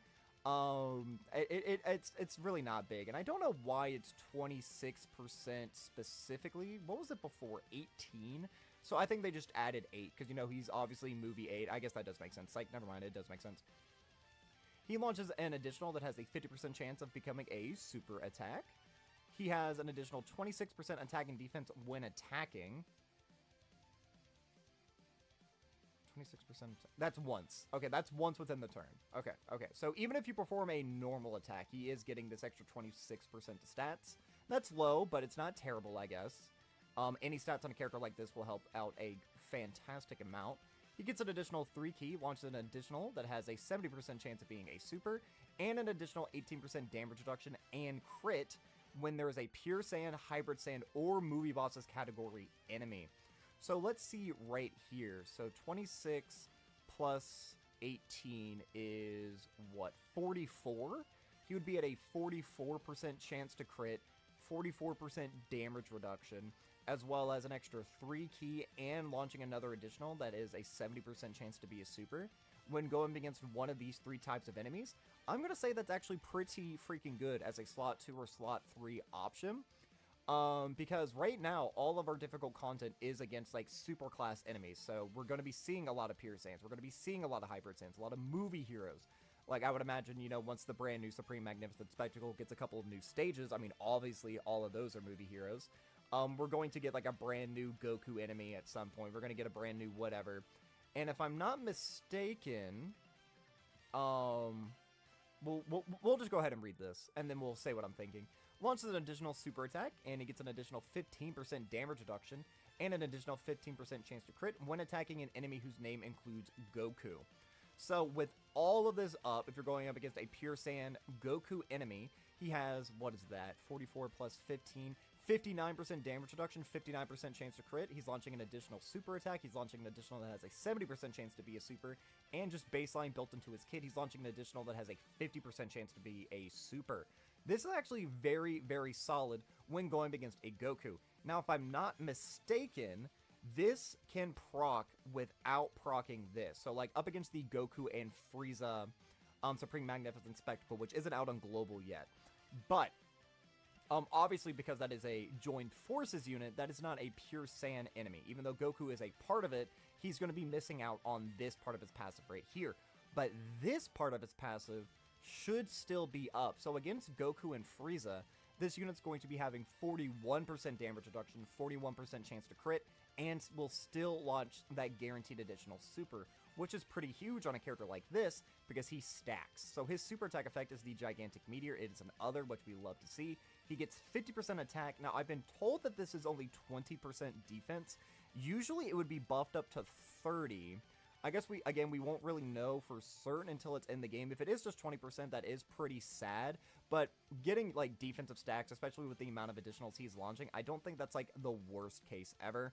And then he does immense damage to the enemy. So no extra effects, no stuns, no seals, no debuffs or whatever. Just making himself way stronger, making himself a little bit tankier, and doing some pretty solid damage. So if we're looking at his kit up against, again, these three types of enemies, or against a Goku, I think this unit's actually going to be very, very good. Now, the problem is he's going to kind of age like milk. You know, once we get a brand new Extreme Class enemy, or, you know, we move away from all these Supreme Magnificent Spectacles and we get back into, like, new red zones, like, you know, new villain red zones. Like, potentially we could get a red zone for Daima. I wouldn't imagine any of those characters are going to be on any of these categories, but I would imagine Daima characters are probably going to be Extreme Class characters, you know, once we see, like, the new Wizard character. I mean, it's probably just, like, an incarnation of Babidi and Deborah, if I had to guess, because that's what it looked like from the first trailer. But, you know, we'll get all these new villains or whatever. And obviously, like, Daima stuff is like, what? It's less than a month away, or just over a month away, if I'm not mistaken. So very, very soon, Daima content is going to be in the game. So once we get to that, these categories for fights aren't going to be relevant. But I don't really think that's, like, the worst deal ever, because he's going to destroy this meta right now.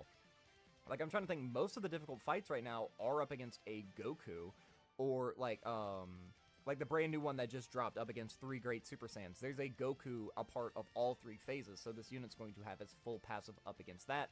And even if he doesn't, like, up against the Beast Gohan Supreme Magnificent Spectacle, which is a 3 million super, obviously you don't have to worry about that because the Beast always supers in slot 1, but he's having 260% defense right here. With this up, so after he performs one attack, that's 286% defense, with potentially 44% damage reduction. Like, he's going to be able to tank any normals. On top of the fact that he's stacking, I think he's pretty, I mean, he should be pretty good. Now, I've seen some comparisons to another character, because I kind of want to do it. So, how many, what does this character do? So, he launches his 12 key, he has an additional here, an additional here, and an additional here. So, that's 4 additionals in a turn, 5 if you include the hidden potential system. So if we go over, I don't know what category would be the easiest way to find him. Hold on, give me just 1 second. This unit. So this unit right here with his Easy A. I've seen a lot of people just over the time say that this guy is one of the best characters in the game. Because let's be real, he is. But he certainly has flaws, and they're different flaws. Because this guy is designed to go into slot 1 and be able to eat a lot of supers, or be able to go into slot 2. But, like, this unit has gotten cooked for me again. If you don't believe me, you look at any footage I have on this channel. I feel like Truth has probably gotten this unit, has been caught with him several times. And not a lot of people really are going to go like, oh, this unit sucks. Oh, this unit is worse than AGL Vegeto from the Worldwide Download Celebration last year. Because that's, like, some of the things I've been seeing on Twitter is that, like, people are really saying that this is just a dog shit, worthless unit. When right now, I think he will be extremely effective as a slot 2 or 3 in our current meta fights. Like, if we can pull up the fights here, like, how many of them just does this guy have his buff up against, I guess is what I should be saying. So this is a pure sand fight, so he would have part of his passive up here. He would have his passive in every single fight in this stage. This is a little bit more dependent. If there would have to be a pure sand Goku, which there are several of, like Evoken. He would have his passive up for the first phase of that, and then he would lose part of it once you go up against Evolution Blue Vegeta. But he would still have it for a good portion of it. And the same thing with right here. There are several fights where he would have his full passive activated, and then there would be some where he would only have part of it. And there would be some where he would have none.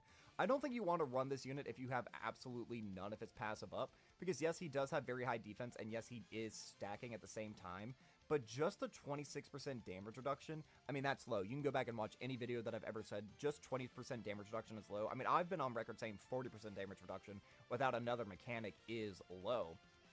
But let's, like, really, like, realistically look at what Beast is doing. So he has significantly lower stats. He does get, for his first turn, he is a little bit better because he has the extra defense and the 30% damage reduction. So generally, his first turn is his best turn, and he doesn't get anywhere near as good as that until, like, turn 5. But he's launching an additional right here that has a 70% chance. Launching an additional right here.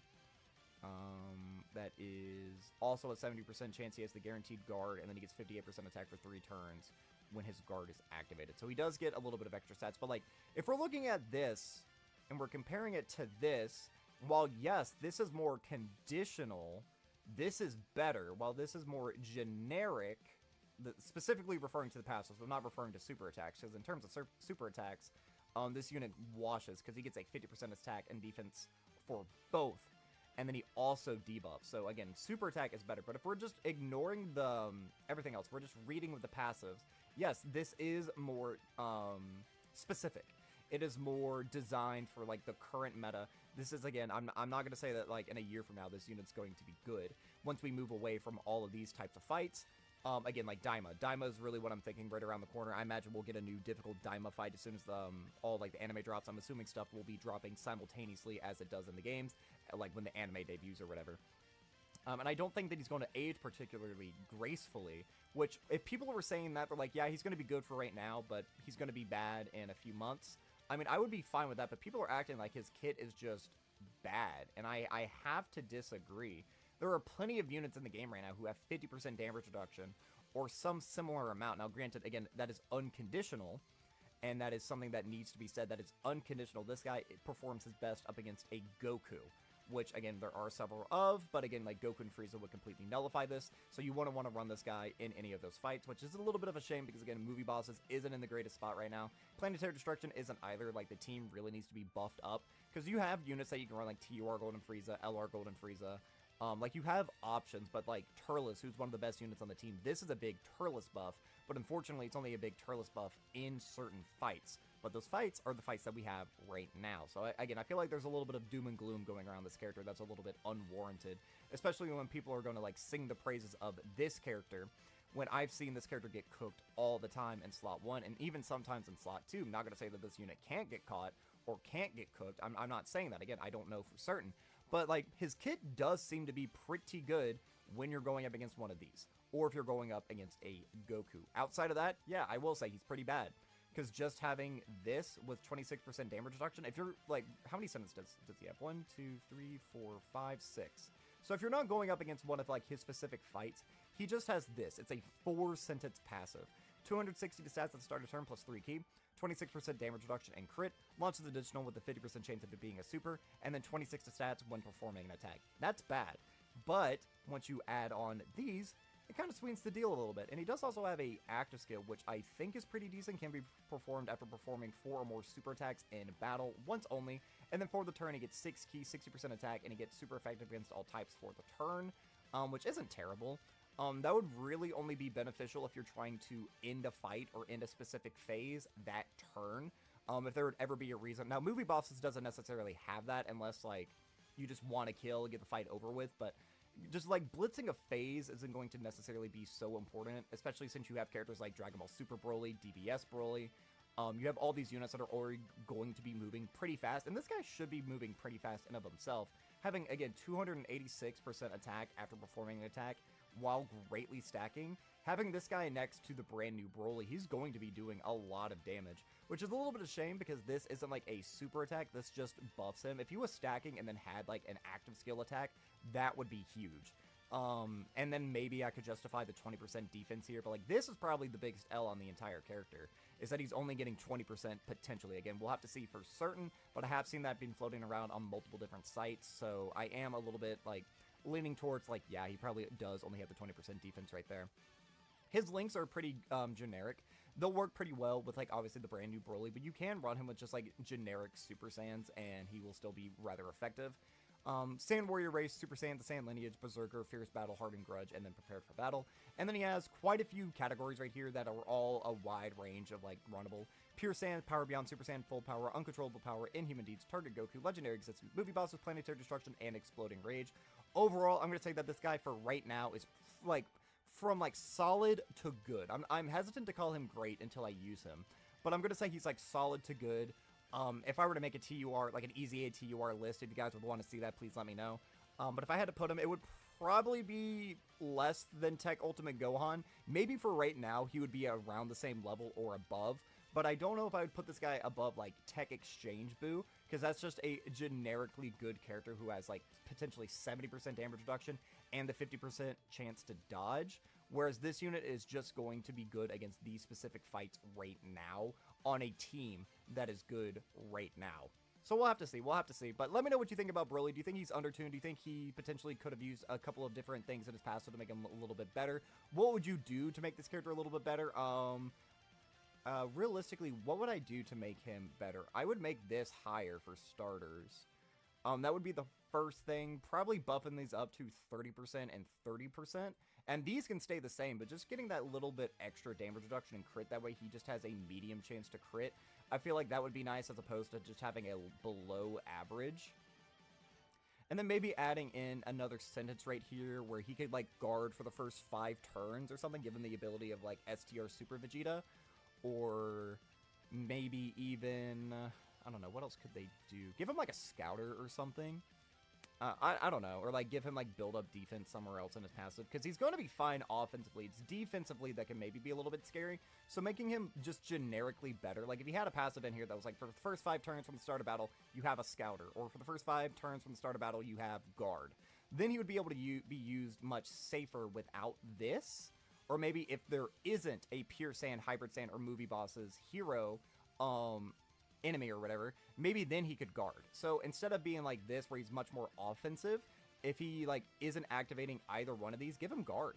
That way he would have a little bit more versatility. It could even be limited guard. Again, it could just be for 5 turns if there isn't a hybrid Pure Saiyan or movie heroes enemy. That could maybe be interesting to see in a unit like this, especially since they love giving passives to characters to make them good for the first couple of turns. But yeah, this unit will be releasing tonight. Actually, as of the time I'm recording it, he might already be live in game. I'm recording this right now. It is 12:43 a.m. I gotta go to bed because I have a very, very, very busy day tomorrow. I have a lot of things that I have to do. That's why I sound a little bit more low energy. I had also a pretty busy day today. I'm a little bit tired, so hopefully I can go to sleep, get everything done that I need to get done tomorrow. We can have a great stream, and then somewhere in between there I can find time to record another video for you guys. But that's all right, and hello everybody, I'm the Super27, and welcome to the second time I'm having to record this video because I hate OBS, and it crashed as soon as I finished my recording. So I have already beaten the stage one time, unfortunately, so this won't be my first go-through, but I do want to do it again. That way you guys are able to kind of see this event, see what it's really able to offer, bring up to the table. It's actually a pretty difficult fight right here. So if we're looking at the fight, this is Goku right here. It's just a one-phase fight. 100 million HP, 600k normals, and 600k defense. Slightly below average damage reduction, usually like 64, 65 is the average. This guy just has 60, but he makes up for that in other parts of his passive. This guy can be certainly very tricky. Only 6 attacks on a turn, which is low, but he is essentially guaranteed to super because his cooldown is 5. He has a very tricky super attack where it gives you a passive debuff of 50%, and it hits for 2.1 million. And then on top of that, he also has this ability right here, where he gets an extra 5% damage reduction each time you hit him, so he can get up to 60% damage reduction. He gets 50% attack when he's below 50% HP, he gets 10% attack at the start of each turn, and then he loses 10% defense at the start of each turn. So he's very, very tricky. If this fight prolonged for a long time, I could certainly see this guy being like a real threat. You're not able to debuff him in any single way, so your units just have to be very good right out of the gate to be able to like kind of tackle what he's offering.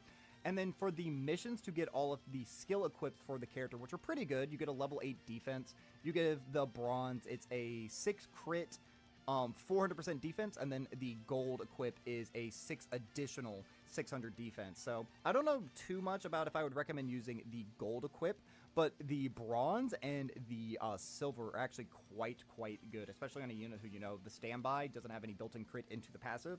So by being able to just give them a little bit of, oh, we're dead. This right here is a loss unless there's no attacks in slot 2 or 3. Spirit Bomb Absorb Goku is certainly, oh.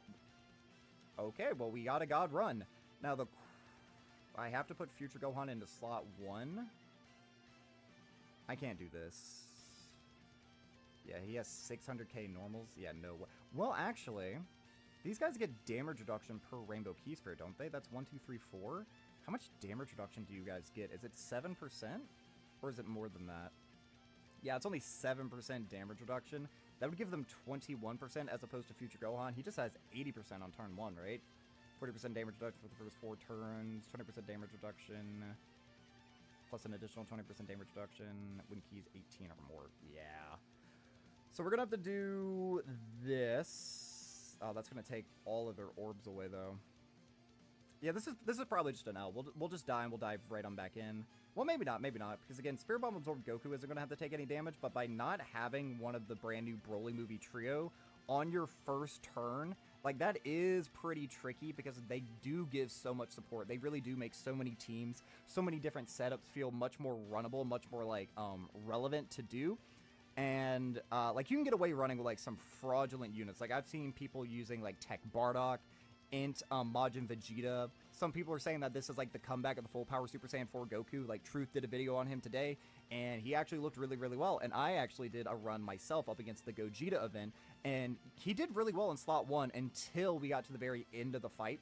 Because the end of the fight actually had him die up against Gogeta Blue, where he ate the super attack for like 854,000 damage. Now, mine is only like 55%, but still, I would say that's relatively good tanking for a 55% unit for who's like not at all designed for that. He only has like 30% damage reduction or something along those lines. It's really nothing too spectacular, but even though he died, I do feel like that was very impressive tanking from them. The only thing I'm a little bit hesitant about to say with the trio and say that they are definitively, like, #1 in the game, I still haven't fully made up my mind, because, like, there are certain times where I run them and they do great, and then there's times where I run them in the Gogeta event and they die against the Blue Boys, like the second phase of that fight the other day.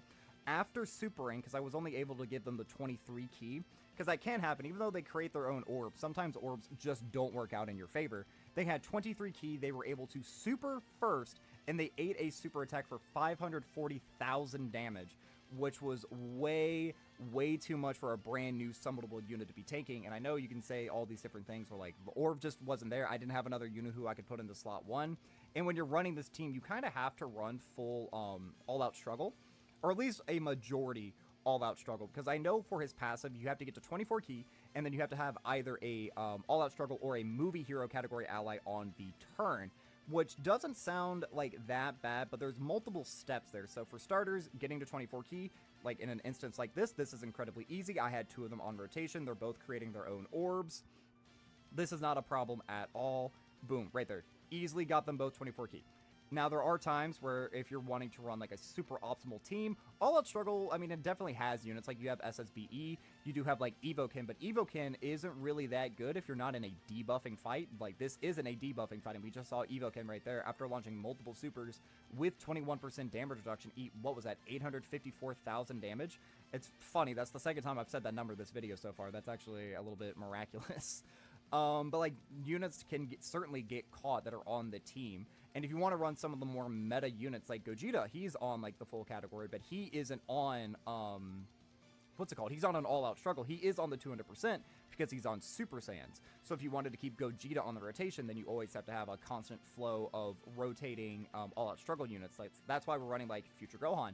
Future Gohan, he's certainly still like a pretty decent option. Like, he's not bad by any means. He is just certainly buffed that much more now that he has all this extra support flooding around him. But he's still not like a top tier unit by any means. He's gonna probably be like a really good floater on this team, I would say. SSBE can certainly stay in rotation, but if you want to run a unit like Tech Ultimate Gohan, Tech Ultimate Gohan isn't on the category, so he always has to be a floater, and that actively hurts him because he is a stacker. So he's not very great on this team, even though you do get all like the passive buffs or whatever. That is a unit who wants to get his greatly raised defense, his greatly raised attack. He can also debuff the enemy with all of his super attacks, so by always having him in slot 3, his damage isn't going to be too impressive, and potentially his defense won't be too impressive. So there are a couple of issues when it comes to like team building with this, but if you're able to consistently give them the 24 key, the support that they're able to offer the entire team is pretty insane. This might just be death again, unless he supers in slot 1, but if he does in slot 1, I don't actually know if Tech Ultimate Gohan could survive this. He does have the double support. What is your defense right now? 300k. I mean, he has 30% damage reduction and guard. I feel like we're probably just dead here. Yeah, dude, Tech Ultimate Gohan, man, he takes so much damage. He is still really, really good. He is really, really good. And again, I haven't actually used the brand new Int Broly, and I'm actually pretty intrigued to use the new Int Broly. I've had him Link level 10 for like the longest time. I'm gonna do, I don't know if you guys would necessarily want to see like a showcase video for him. I know I'm not Truth. I'm not like Garesh or Minato, Celtic Link. I'm not like any of these people, but I feel like a showcase would maybe be fun. I used to do those back in the day, or I used to do like team versus team or character versus character. Those videos were always really fun. I don't know how I would record those now that I'm not just screen recording. I actually have like a recording setup. I don't know how I would do. I mean, I guess I could just make a whole new scene on OBS. Did I mention that I hate OBS and then it crashed on me mid-recording? I love when that happens. Dude, OBS sucks. People say it's like the best, and it probably is the best, like when it comes to recording and streaming or whatever, but God, if this is the best, there are no good options. I hate OBS, man. OBS, fix your product, please. Please, please, please. How many supers have they launched here? Could we potentially kill this turn? No, don't super. Hey, we're good, we're good, we're good.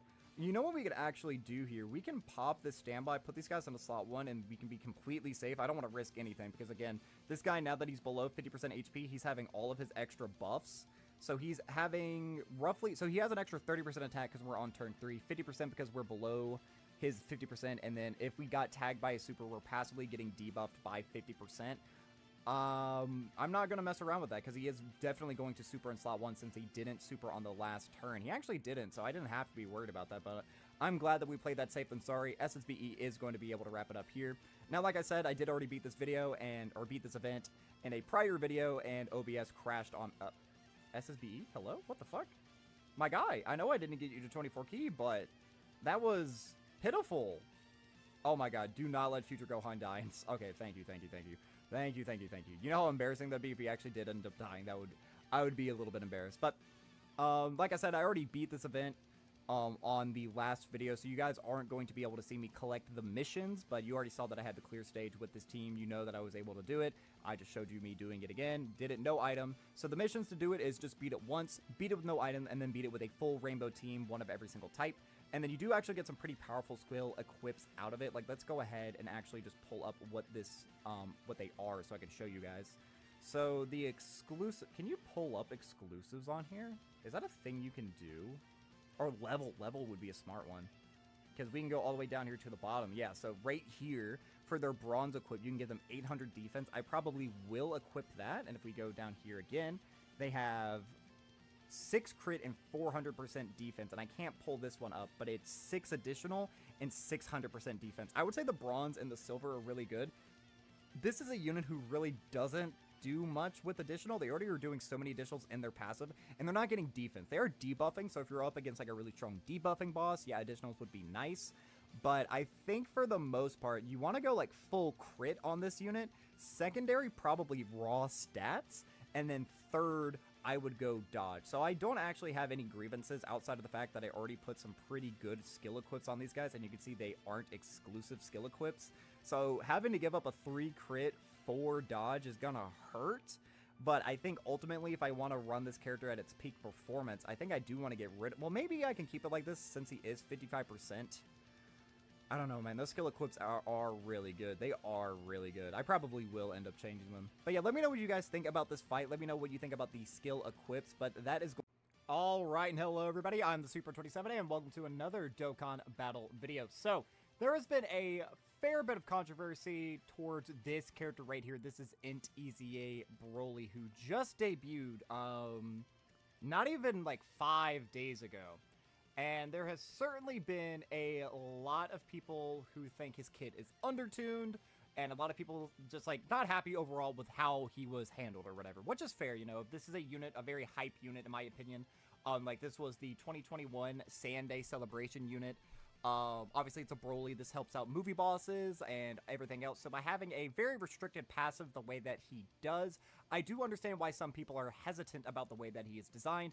However, I do feel like there's a lot of doom and gloom going around in the community right now about this character, so I wanted to throw my hat into the ring. I'm going into this assuming that he is going to be pretty fine. I've used him in several events under the movie bosses category or whatever.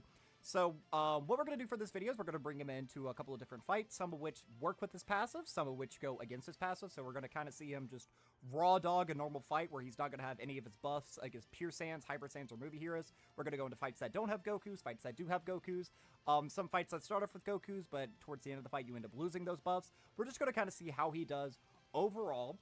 So this is him right here. I did want to show that I do have him full level 10 links, and this is the build that we have on him. This is the build I've had on him for the longest time. I have not changed anything. If I would do anything to his kit, I would probably get rid of the bronze equip and try to get him to 30 dodge and 15 additional. I feel like that would be pretty perfect for him. That way he has a medium chance to dodge character, and then he has a 30% chance to launch an additional, because he does launch a lot of attacks in his passive.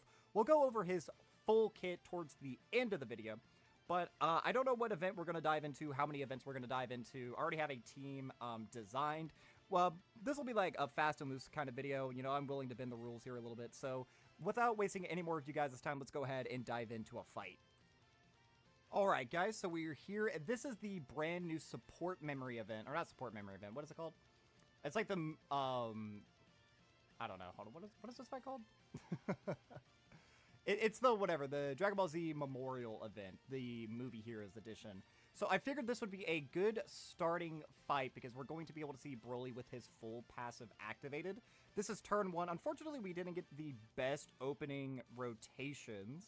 So for this entire video, I do want to keep him on the main rotation. So I think we have to do this because we're having another Broly coming on this upcoming turn. Now, Broly here, the legendary Super Saiyan that is, he doesn't get any of his buffs. Like, he doesn't get anything until he launches a super attack, if I'm not mistaken. So let's see right here. So I guess we can go ahead and show this. I wanted to say this towards the end, but we can go ahead and show this now. So he gets 3 ki and 260 to stats at the start of turn. He has 26% damage reduction and 26% chance to crit. He launches an additional with a 50% chance of being a super. He gets an additional 26% attack and defense when attacking. He gets an additional 3 ki, launches an additional that has a 70% chance of being a super, and an additional 18% damage reduction and chance to crit when there is a Pure Saiyan, Hybrid Saiyan, or Movie Bosses category enemy. And then he gets a guaranteed additional super, an extra 15% damage reduction and chance to crit when there is a Goku. So he's going to have his full passive activated up here. So essentially he has 59% damage reduction, 59% chance to crit, and he's going to be launching 3 additionals, not including his hidden potential system, in this fight. So with all that being said, I don't really feel the most comfortable putting him into slot 1. I do feel like a super in slot 1 would just catch him. But he is going to be having some support. You know, we do have Turles on the rotation as well as the base form Broly. I am going to keep him in base. We'll transform the other Broly when it returns on this rotation. So we'll just do this. So let's go ahead and see what he's rocking with. Starter turn 316 defense right here. So let's just go ahead and kind of see. I do think this first attack will probably do some decent damage, but it doesn't actually matter because we dodge. So this fight right here, 100 million HP, 600k normals. So the normals probably... Actually, we might have double-digit tanked the normals in his form that he's doing right here. All right. The first 2 additionals that we launched, both of them were normals, unfortunately. This is the guaranteed one right here. And we do still have the hidden potential system in our pocket that we are able to potentially get, which we do get right there. So that's not bad. 3 supers on turn 1. So he has, again, the 59% damage reduction. He has type disadvantage, though, so potentially, again, he could get caught here if we do get tagged by a super, because this is a very scary super attack effect. It is a 2.1 million. He debuffs you by 50%, and then he's also getting all these passive attack buffs. So this is a pretty scary fight, but Broly should be rather effective in here. But again, keep in mind that is also with him having all of his support from Turles and that base form Broly. So since this is a dedicated video for Broly, what I think I'm going to do is just pause the recording every single time that Broly is not on the rotation, and then we'll just dive back in every single time that he comes back, unless I die or something, and then we'll try to unpause the video fast enough that I can show you guys whoever died. And by the end of the video, we can actually see who on this team dies the most often. That might be funny. Alright guys, we are back on this rotation right here. So we're going to just instantly transform into this Broly. We're not going to waste any time doing that. Not able to give him his 24 ki, so he's not going to get an attack break, but I don't really care too much about that. Now, these two Broly's do link quite well together, and it is super nice that this unit is able to lock down slot 1 the way that he is. That way, this Broly never really has to feel the pressure of going into slot 1. So with 3 stacks, he's only up to 441,000, a little bit lower than what I would want to see from a unit like this. I do want to get Turles his 24. Is that 24 for Turles? It's not. That isn't either. We could do nothing, I guess.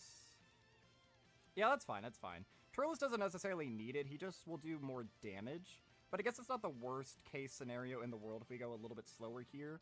I do also need to be a little bit mindful of trying to save orbs, because we do have Broly, Chilai, and Lemma. We did decide to keep them on the main rotation on the other turn, because we were able to get... No, we didn't. We actually floated them. Never mind. We put Golden Frieza in slot 2, so just completely ignore me. Also, look at how good Broly is. Oh my god, he's so good. Such a phenomenally designed unit. This guy never dies. Literally has never died for me a single time. So the first attack right there, we're up to a 9.5. Again, that is with a few stacks up. Now, this character does have, like, a flaw in their kit that I will say is kind of dumb. So, apparently, when they stack, their passive is written in a way that when they greatly stack attack, that is a 50% raise. But the defensive raise, they only get 20% defense. So that is a little bit of a blunder, because we do have other easy ATURs that are able to, you know, like Tech Ultimate Gohan, for example. When he greatly stacks attack and defense, he gets 50% to both. So I would say that is, like, a good flaw. Like, that is a true flaw of this character, is that he doesn't stack up defense nearly as fast. He is very impressive offensively. Like, when you have this unit on the rotation, and on the other rotation you have, like, Dragon Ball Super Broly, or you have Cell Max or whatever, you're 2-phasing every single phase in the game. So you don't really have to worry about your slot 3s a lot of the time. This might do damage to Turles. That did a lot of damage to Turles. I think we're just barely alive, though. See, now this would be a great time to still have... Oh, brother, this would have been a great time to have Broly, Chilai, and Loser on the rotation, because they would create the full field of orbs for us. I think we have to keep Golden Frieza in this slot right here. We're going to be having... Whoa, buddy! Whoa! This guy's been out for like 2-3 weeks by now. Can't get him to Link level 10. I mean, to be fair, my Cell Max isn't Link level 10 yet either. But hey, come on! That's your friend lead right there. Okay, that's fine. We can pop this right here. I'm not going to really try to even, like, play around with potentially having Golden Frieza die here. I mean, this Goku right here is just dead. Like, even if I held back, there's not a way I could hold back with these units on the rotation. Like, Cell Max, obviously, he has the type advantage. Broly's going to be launching, like, massive attack sets. Even though this is his first turn, that's an 18 million right there. And he has a 50% chance of launching another additional. Like, yeah, there's just nothing that this Goku can do right here. All right, that was a not bad showing from the movie Boss's team. But we're going to dive into another event. I don't know what we're going to do. We might jump into... I don't know. Let's dive into a longer event. That way we can see Broly get some stacks up. I feel like that would probably be a smart decision. All right, guys. So we are now in the Gogeta Supreme Magnificent Spectacle fight. This is going to be Broly's first turn. We had him in slot 7, unfortunately, so he is going to be missing out on his stacks. But this is one of these interesting fights where this unit is actually going to lose some of their passive as the fight goes on. So potentially it is really bad that we got them in slot 7. Because this fight, obviously, it starts off with Goku and Vegeta. But as we go deeper into it, Gogeta, he is not, obviously, a Goku unit. So, at least for this turn right here, we could see potentially, 5 supers from this unit? Yeah, he could do 5 supers. So, his start of turn defense right here, again, it's only 224. That's because we don't have Turles and we do not have, what's-his-face? Base form Broly, giving him all that extra support. Excuse me, I had to burp there. Now, Golden Frieza is probably not the best unit to bring in here. I don't know if you're able to bring the nuking leads. If I'm able to bring TUR Golden Frieza and we lose this run, I probably will just swap them out for one another. Because the TUR, most of the time, this team isn't going to be taking a lot of damage. And even if they do, hopefully we could, like, maneuver it in a way that Broly, Chilai, and Lemma would be in the same rotation. So let's see here. That first super attack was just under 7 million. But, like, that right there, just to 7 million, isn't inherently too impressive, but with all of these stacks that we're going to be getting here, he will quickly move up. Like right there, second attack, that is like 7.3. We're starting to get to like still really low damage. Like we're not crossing the damage threshold of like Goku and Frieza, for example, who this unit would, again, have only parts of his passive open for. I understand, like, the frustrations behind it, because, again, if we're going up against, like, a just standalone Goku, the unit is very, very good, but Goku and Frieza, you're going to be missing out on that extra 18% damage reduction and crit, and the additional that has a 70% chance of being a super. We actually didn't get the hit of potential system right there. That is a little bit unfortunate. Again, I think giving him 15% additional would be pretty optimal. So he's double-digit tanking those. Type disadvantage. What is the damage on this kid's normals? Oh, they're only 540. Although he does get an extra 30% for the turn after performing a super. So that is closer to like 700k normals that this guy is double-digit tanking. I feel like that's not too bad right there. All right, let's pause again until we get to the next turn. All right, so here we are. We did finish with Cell Max right there. So unfortunately, Broly on the other rotation is not going to have a stack up. Now, that could be potentially a little bit problematic. We want to go fast, but I feel like we don't really necessarily need to go fast with this team right here. So with all the super settings done, he's just under 500k now. All right, so I think we should go ahead and pop this Broly's active. There's no real reason not to. I do think we want to hold on to this Broly's active, because we'll save it for Gogeta Blue, because the active that he performs, what is the exact? He gets 60% attack, and 6 key, and super effective against all types. So he does a lot of damage. So even if he is under, like, 15 million going up against Golden Frieza and Goku, super effective against all types plus the crit chance, because I know you have to do a 15.5 million with the crit to damage that unit to cross the damage threshold to do 10 million, but I don't know if you would stack crit and super effective against all types. Like, let's say this guy launched a 13 million, for example. Would the super effective against all types be able to push him above the damage threshold? I'm not entirely sure.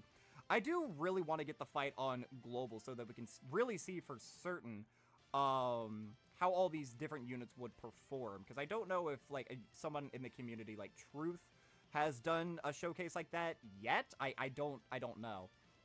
But let's go ahead and see right here. Again, this Broly in slot 1, we're not really going to be worried about him. We really want to see what Int Broly is performing right here. The friend unit actually does give us a nice little cheeky dodge right there, so they probably have a little bit of dodge built into their kit. Probably built a little bit better than my Broly. My Broly, he does just have the really good defense equip and a pretty good offensive equip.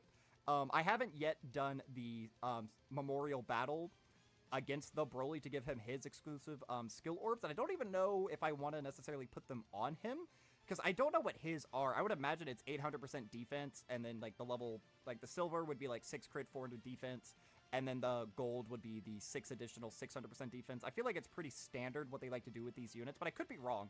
That'll probably be tomorrow's video, if I had to guess. We'll try knocking out that event. I might honestly record that right after this one. All right, so yet again, we do get unlucky with that first additional not being a super. So he is doing, this one was the 70% because we're up against a movie hero. And keep in mind, for the rest of this fight, he's no longer going to have the extra 15% damage reduction and crit, because there is no longer a Goku being a part of this unit.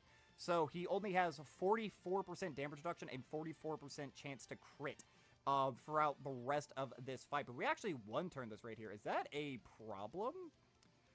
Probably not. I'm going to say no, but I'm going to also chalk that up to Turles support. I don't exactly know what Turles support is. I think it's just 50% attack. Maybe actually look at that real quick so I can really familiarize myself with all these units. Now, this could actually be a problem turn. Do I feel like I need to pop the Cell Max active? I probably should. Again, I won't show this rotation because I don't really see a reason to. This isn't, like, the point of the video isn't about them.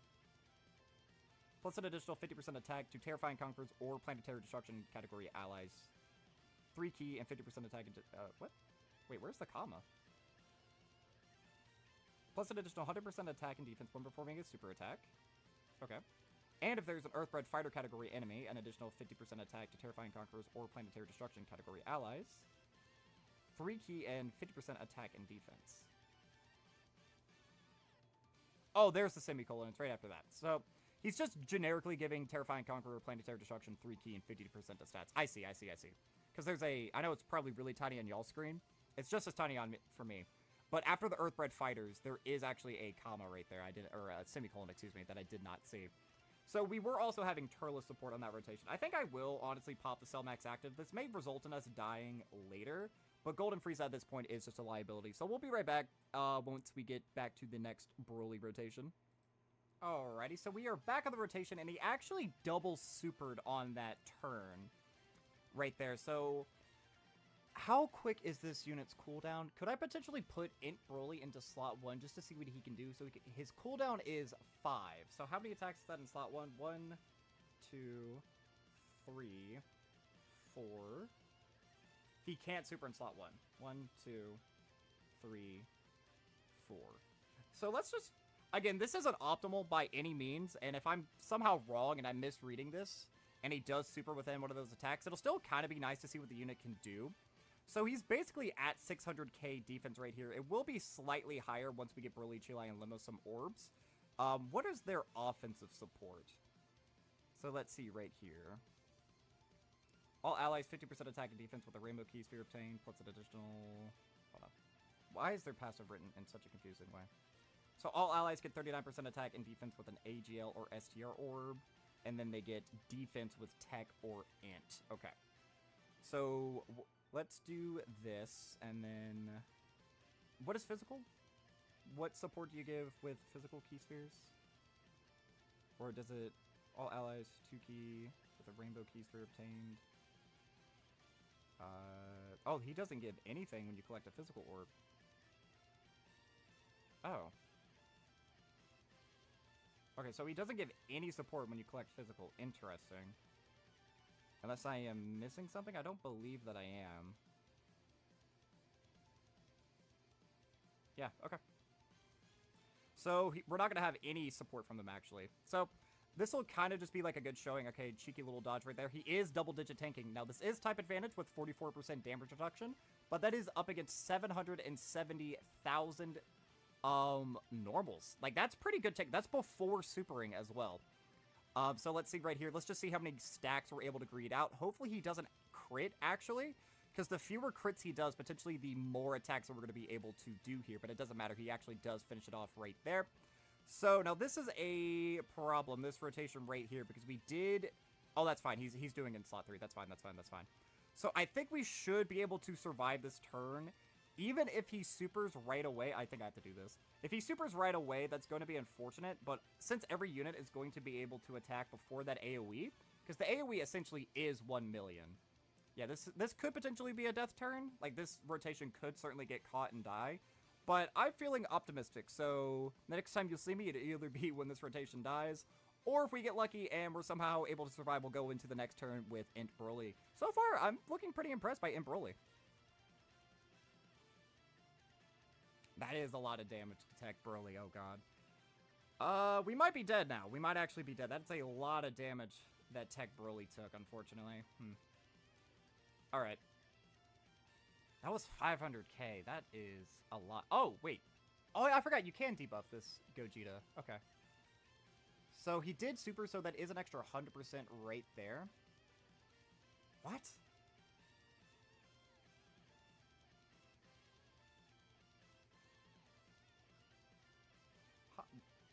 What?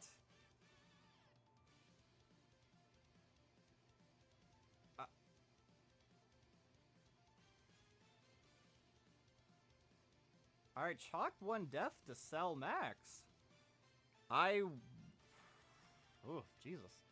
I was not expecting that at all. Huh. Like, I know he falls off. That was 400k on a normal. Okay, though, to be fair,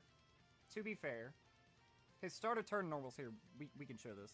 His start of turn normals are 900k, and then you add, you basically just double it.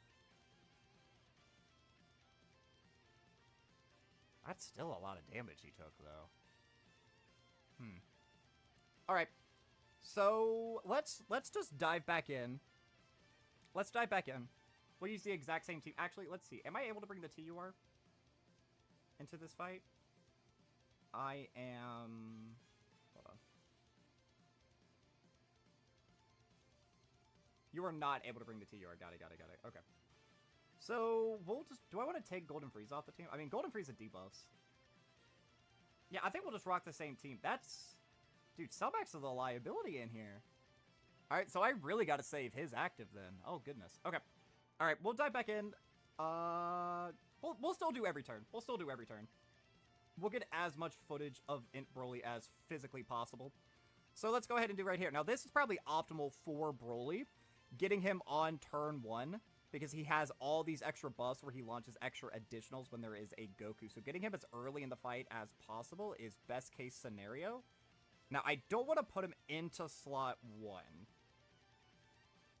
Yeah, I don't want to put him into slot 1 because this Goku can stun. Or no, it's a seal, excuse me. He can seal. And I definitely don't really want to play around with that because I want him to get as many stacks as possible. So Broly, he's not going to be getting Broly support. Still, starter turn 331,000 damage. Defense, 5 out of 7 links are being activated because this guy actually shares Hardened Grudge, which is a decent attack link. I kind of low-key wish that DBZ Broly kept it post-transformation.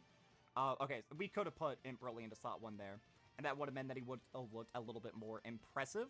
But again, I mean, I can't predict where these units are going to super. So right away, almost a 9 million. Because we are going up against a Goku right here, and he does still have the Turles support. So when Turles is on the rotation, he is going to look a lot better, even though he doesn't particularly link the best with Turles. All right, the 70% was also a hit potential system, but right here, this is guaranteed. So we got 2 normals, which is unfortunate, because again, I was kind of saying like, oh, that's really good that we're actually going to be getting some extra stacks in.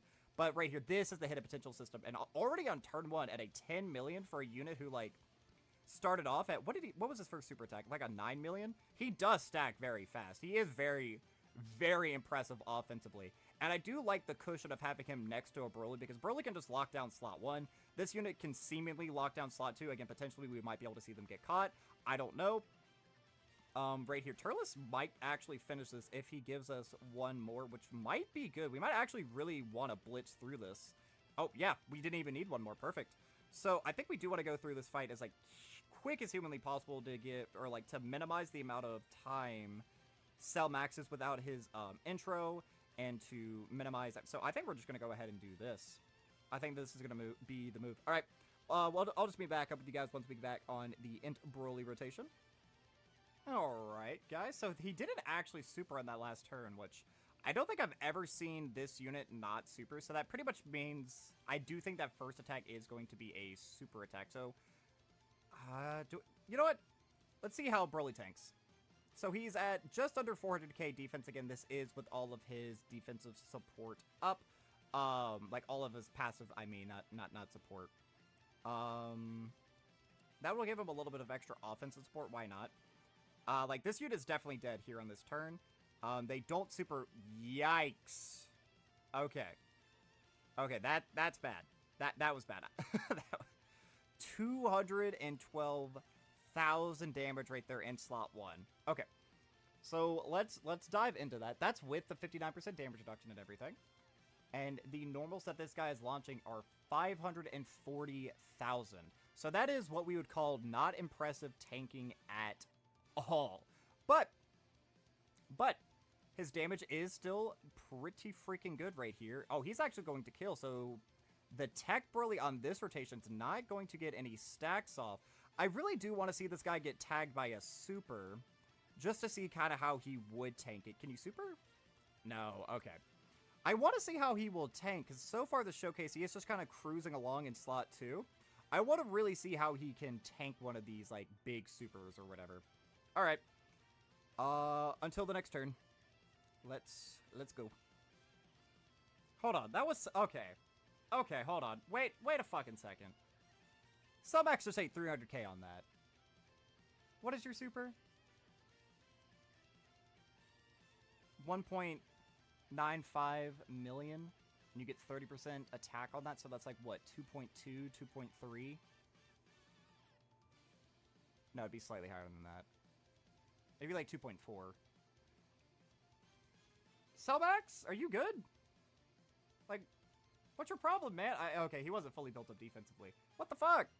He's getting caught left and right in this fight. Alright, here we are up against, this is Tech Gogeta here.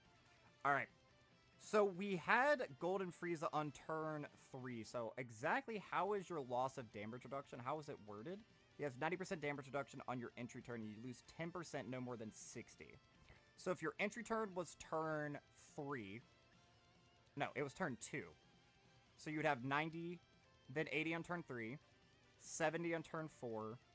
So you're at 60% damage reduction right now. I think that you would be fine against normals.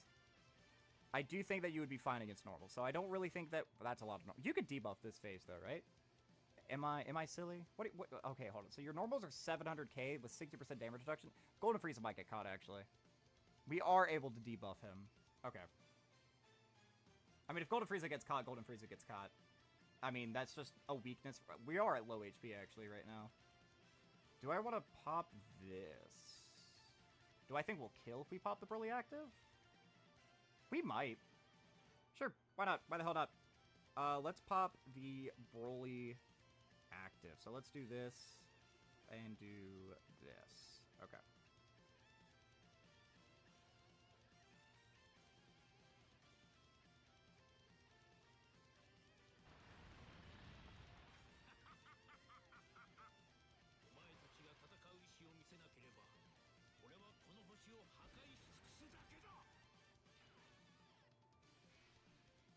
Why was that in Japanese?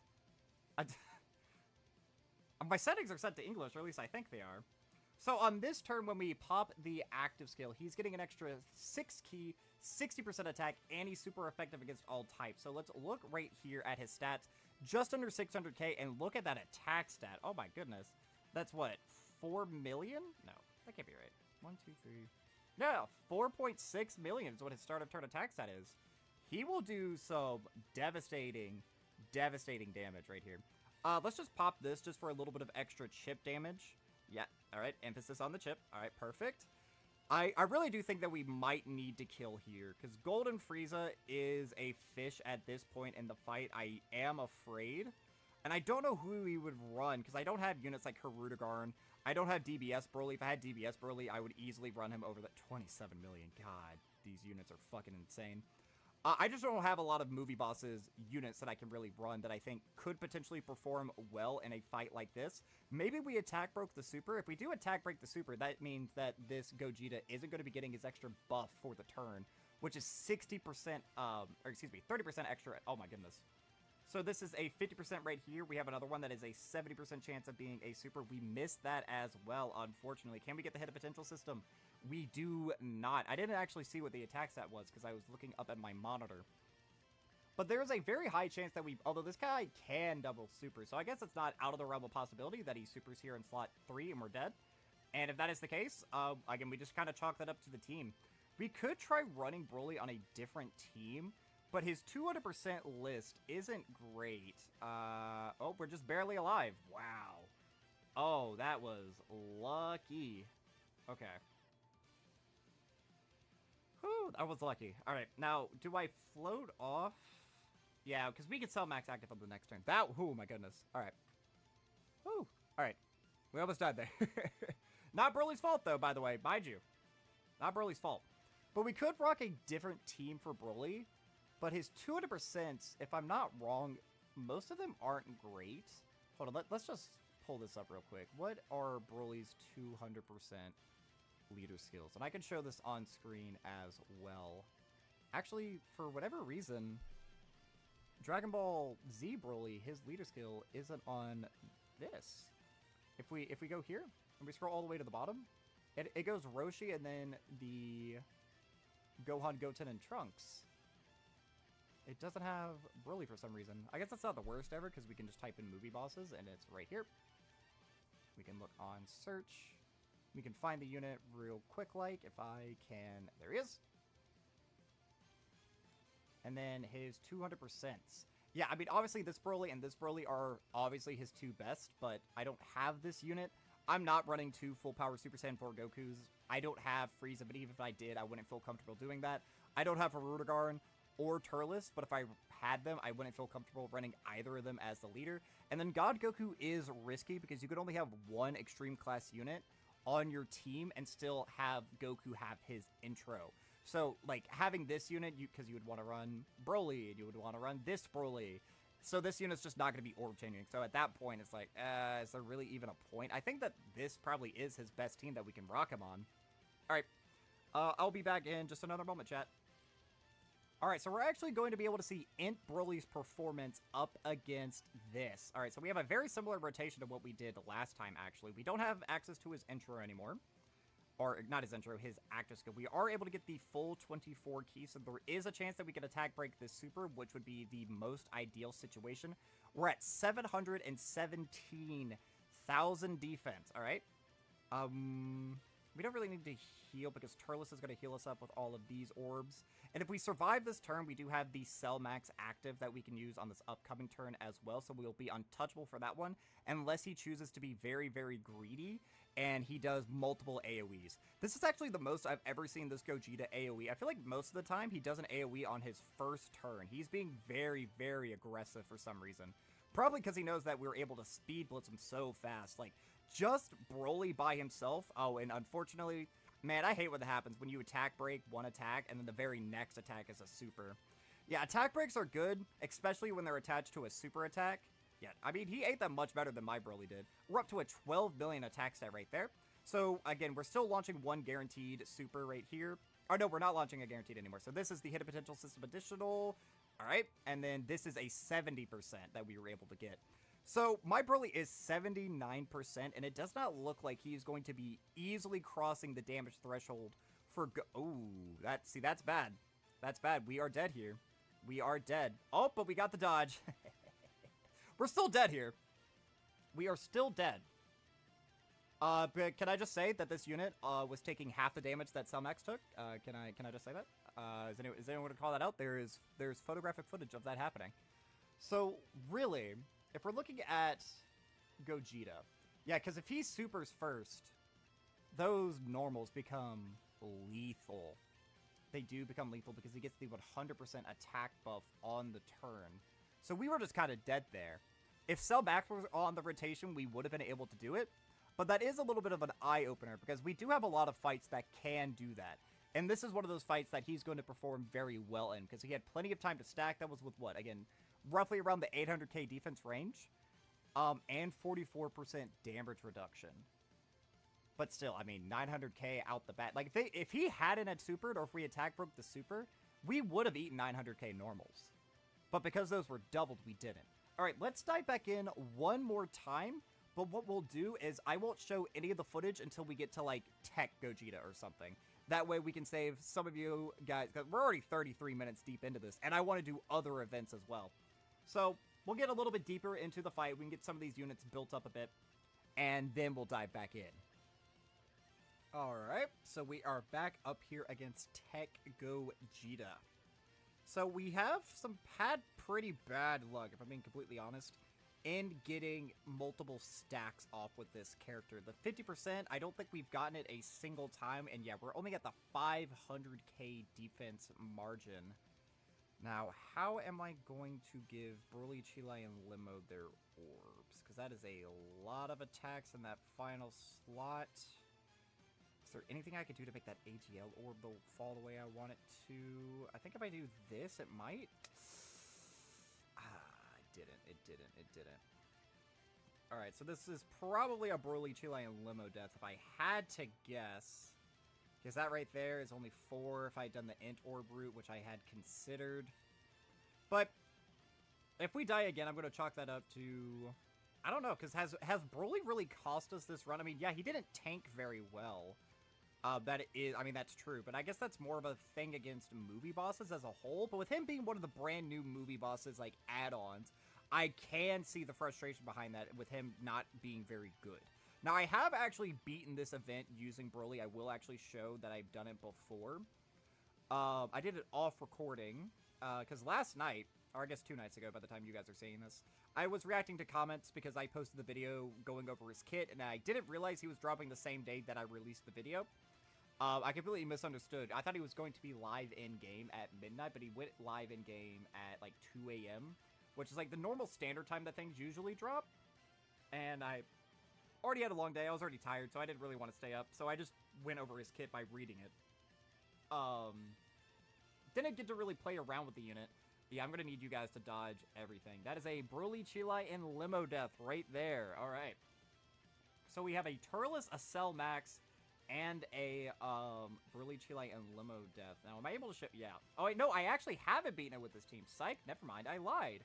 I thought I had. I thought this was one of the fights that I brought Broly into. But yeah, I guess he isn't very good for this fight. I mean, do I want to try one more time? I mean, we're 35 minutes in. I want to do a few other fights. I mean, I've been doing this for a lot longer than just 35 minutes. It's 3 in the morning, my time.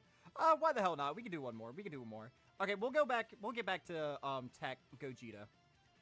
Alright, we are finally back yet again up against Tech Gogeta. And this is the exact same fucking rotation we had last time. Oh boy, am I able to give Broly, Chile, and Limo their orbs? That's only 5. Yeah, we're at about the same percent here. Let's do this. Let's hope we kill. Actually, that AGL orb, if it falls the right way. Oh, perfect. All right, all right. So this is going to be extra offensive support for him as well. We were able to get a few more stacks this time, I believe. But we got here a little bit quicker as opposed to last time. So this is a 24. God, this guy is so good. 24 million from Broly right here. Hopefully we actually get another super from him. Unfortunately, we don't. But he does have that super nice support that he's getting from Broly, Chile, and Limo right here. This is the super right here, so he is missing his 200% extra defense. I'm actually interested to see what this is. 50% damage reduction and guard. Double digits. Whoo, that boy is good. Damn, Broly's good. All right, but now on the active skill turn right here, that is a 19 million. Yeah, he is well above crossing the damage threshold to hurt Golden Frieza and Goku right here. Unfortunately, we do just get a normal right there. Right here, this is the 70% chance, and that is a 20 million. Now, again, keep in mind, this is being slightly juiced up from Broly, Chile, and Limo. They have an extra 39% attack right there. But it looks like we are going to be able to one-turn this. And if we do one-turn this, so hopefully Broly, Chile, and Limo, you guys can finish off right here. Actually, we're not going to be able to. I was going to say that would be best case scenario because we would be entering Gogeta Blue with the target all mechanic from Cell Max. But we just didn't do enough damage. If we got that, if that additional right there, the normal, if it were a super instead, we would be in a much, much better spot. I'm just going to let this whole rotation play out. Thankfully, Golden Frieza is on this rotation right here, so we don't have to worry about that. So hopefully on this upcoming turn, we can just attack break the super. I really think that that's going to be our only way of being able to survive it. Just because, like, Gogeta is ridiculous if he's able to get that off. So let's us see right here. What is the damage looking like? And he's AoEing right out the gate. That is horrible. That is so bad for us. Again, we're at about just shy under 800k defense.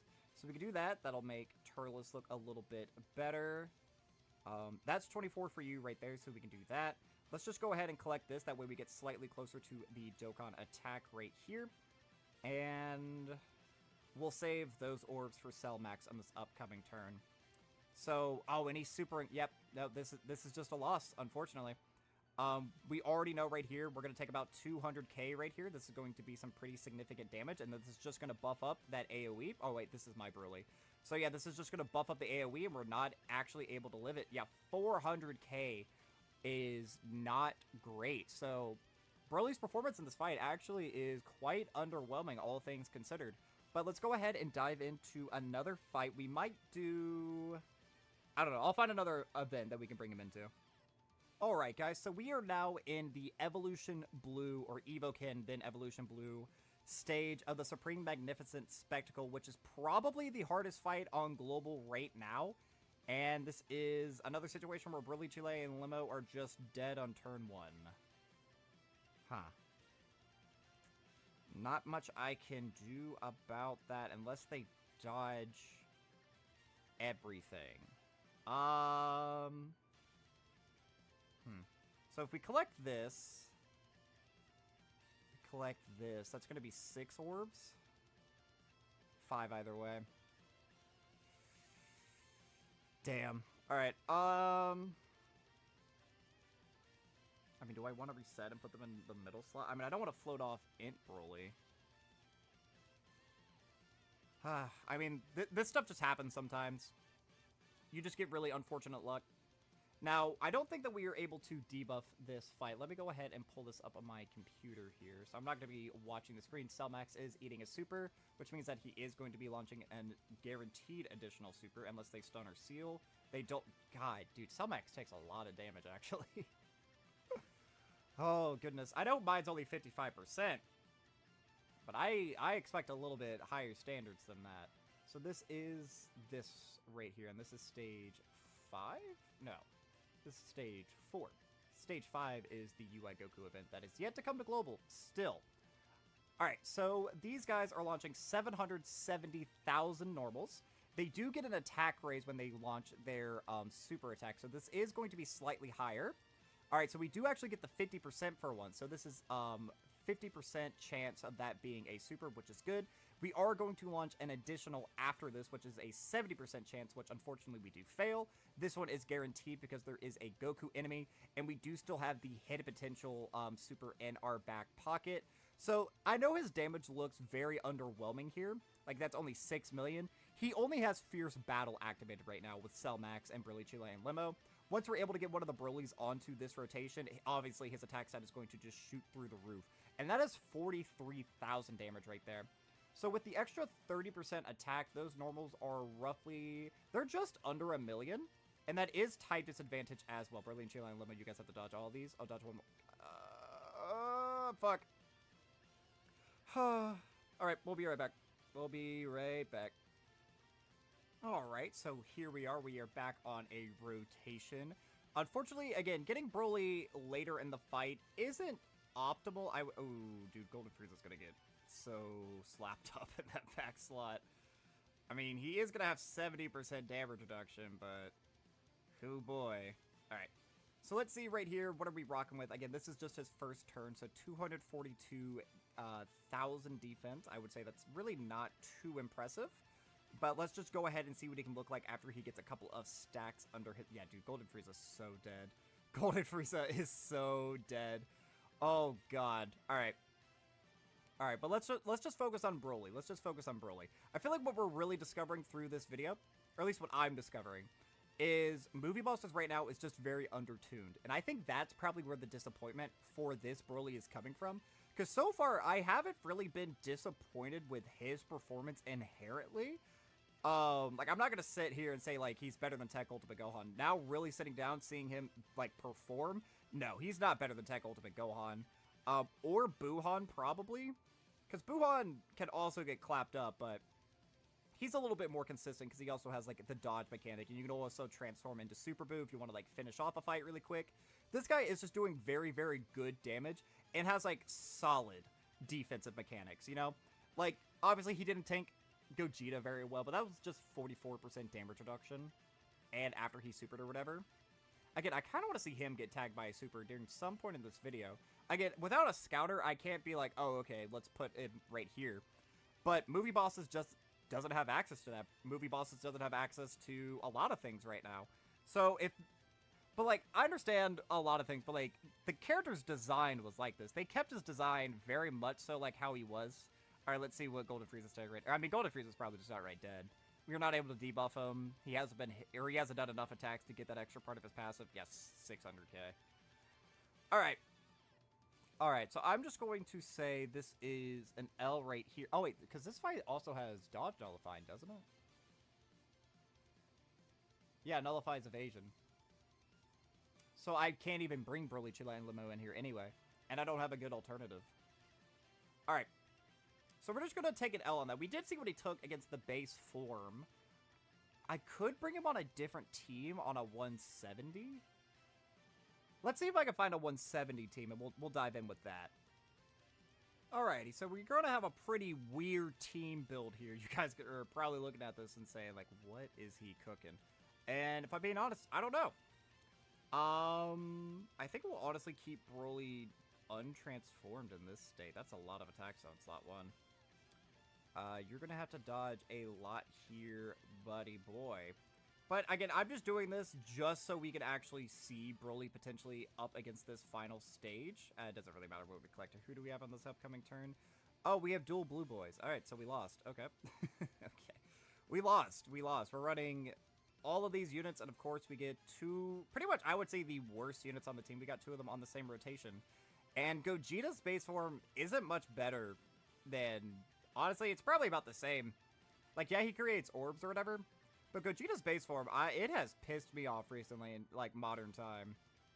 It just gets caught so often, and the starts of so many of these fights. And not enough people talk about it. They'll talk about how bad AGL VEGETA is, which, like, again, like, credit where credit is due. He sucks. Oh my god. Goku. Come on, man.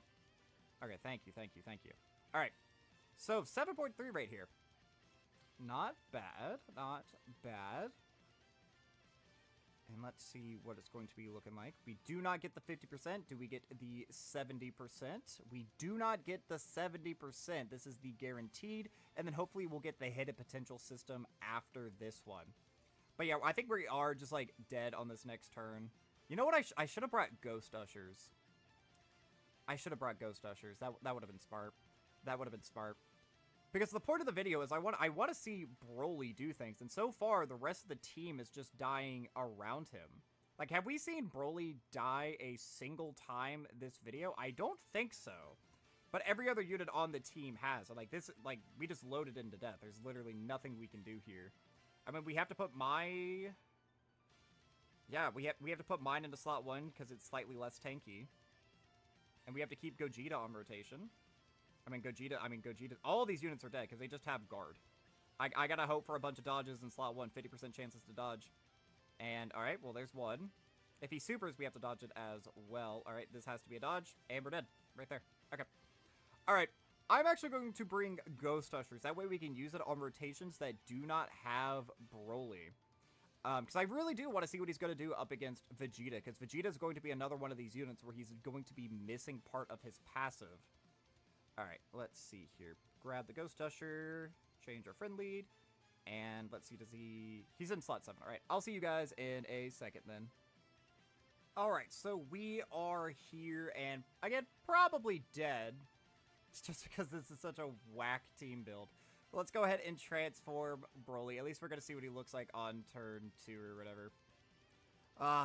Yeah, this video's not going very great. Not at all. This is his first appearance as well. I mean, we're just going to die to Vegeta again. So is that also being held against... I feel like that's being held against me. I don't think that's necessarily against the unit that I don't have all the best options to be running on the team. Like, this would be such a different video if I had Dragon Ball Super Broly, because we could definitely test out his team. And I feel like that would be, like, the most optimal as well, because then you could have one rotation where you have Z Broly, S Broly, and then a floater, and then you could have Z Broly, Cell Max, or this unit in slot 2, and then a floater. And then, because I've seen some debates going around, like, Broly can't be top tier because he doesn't have a team protection ability.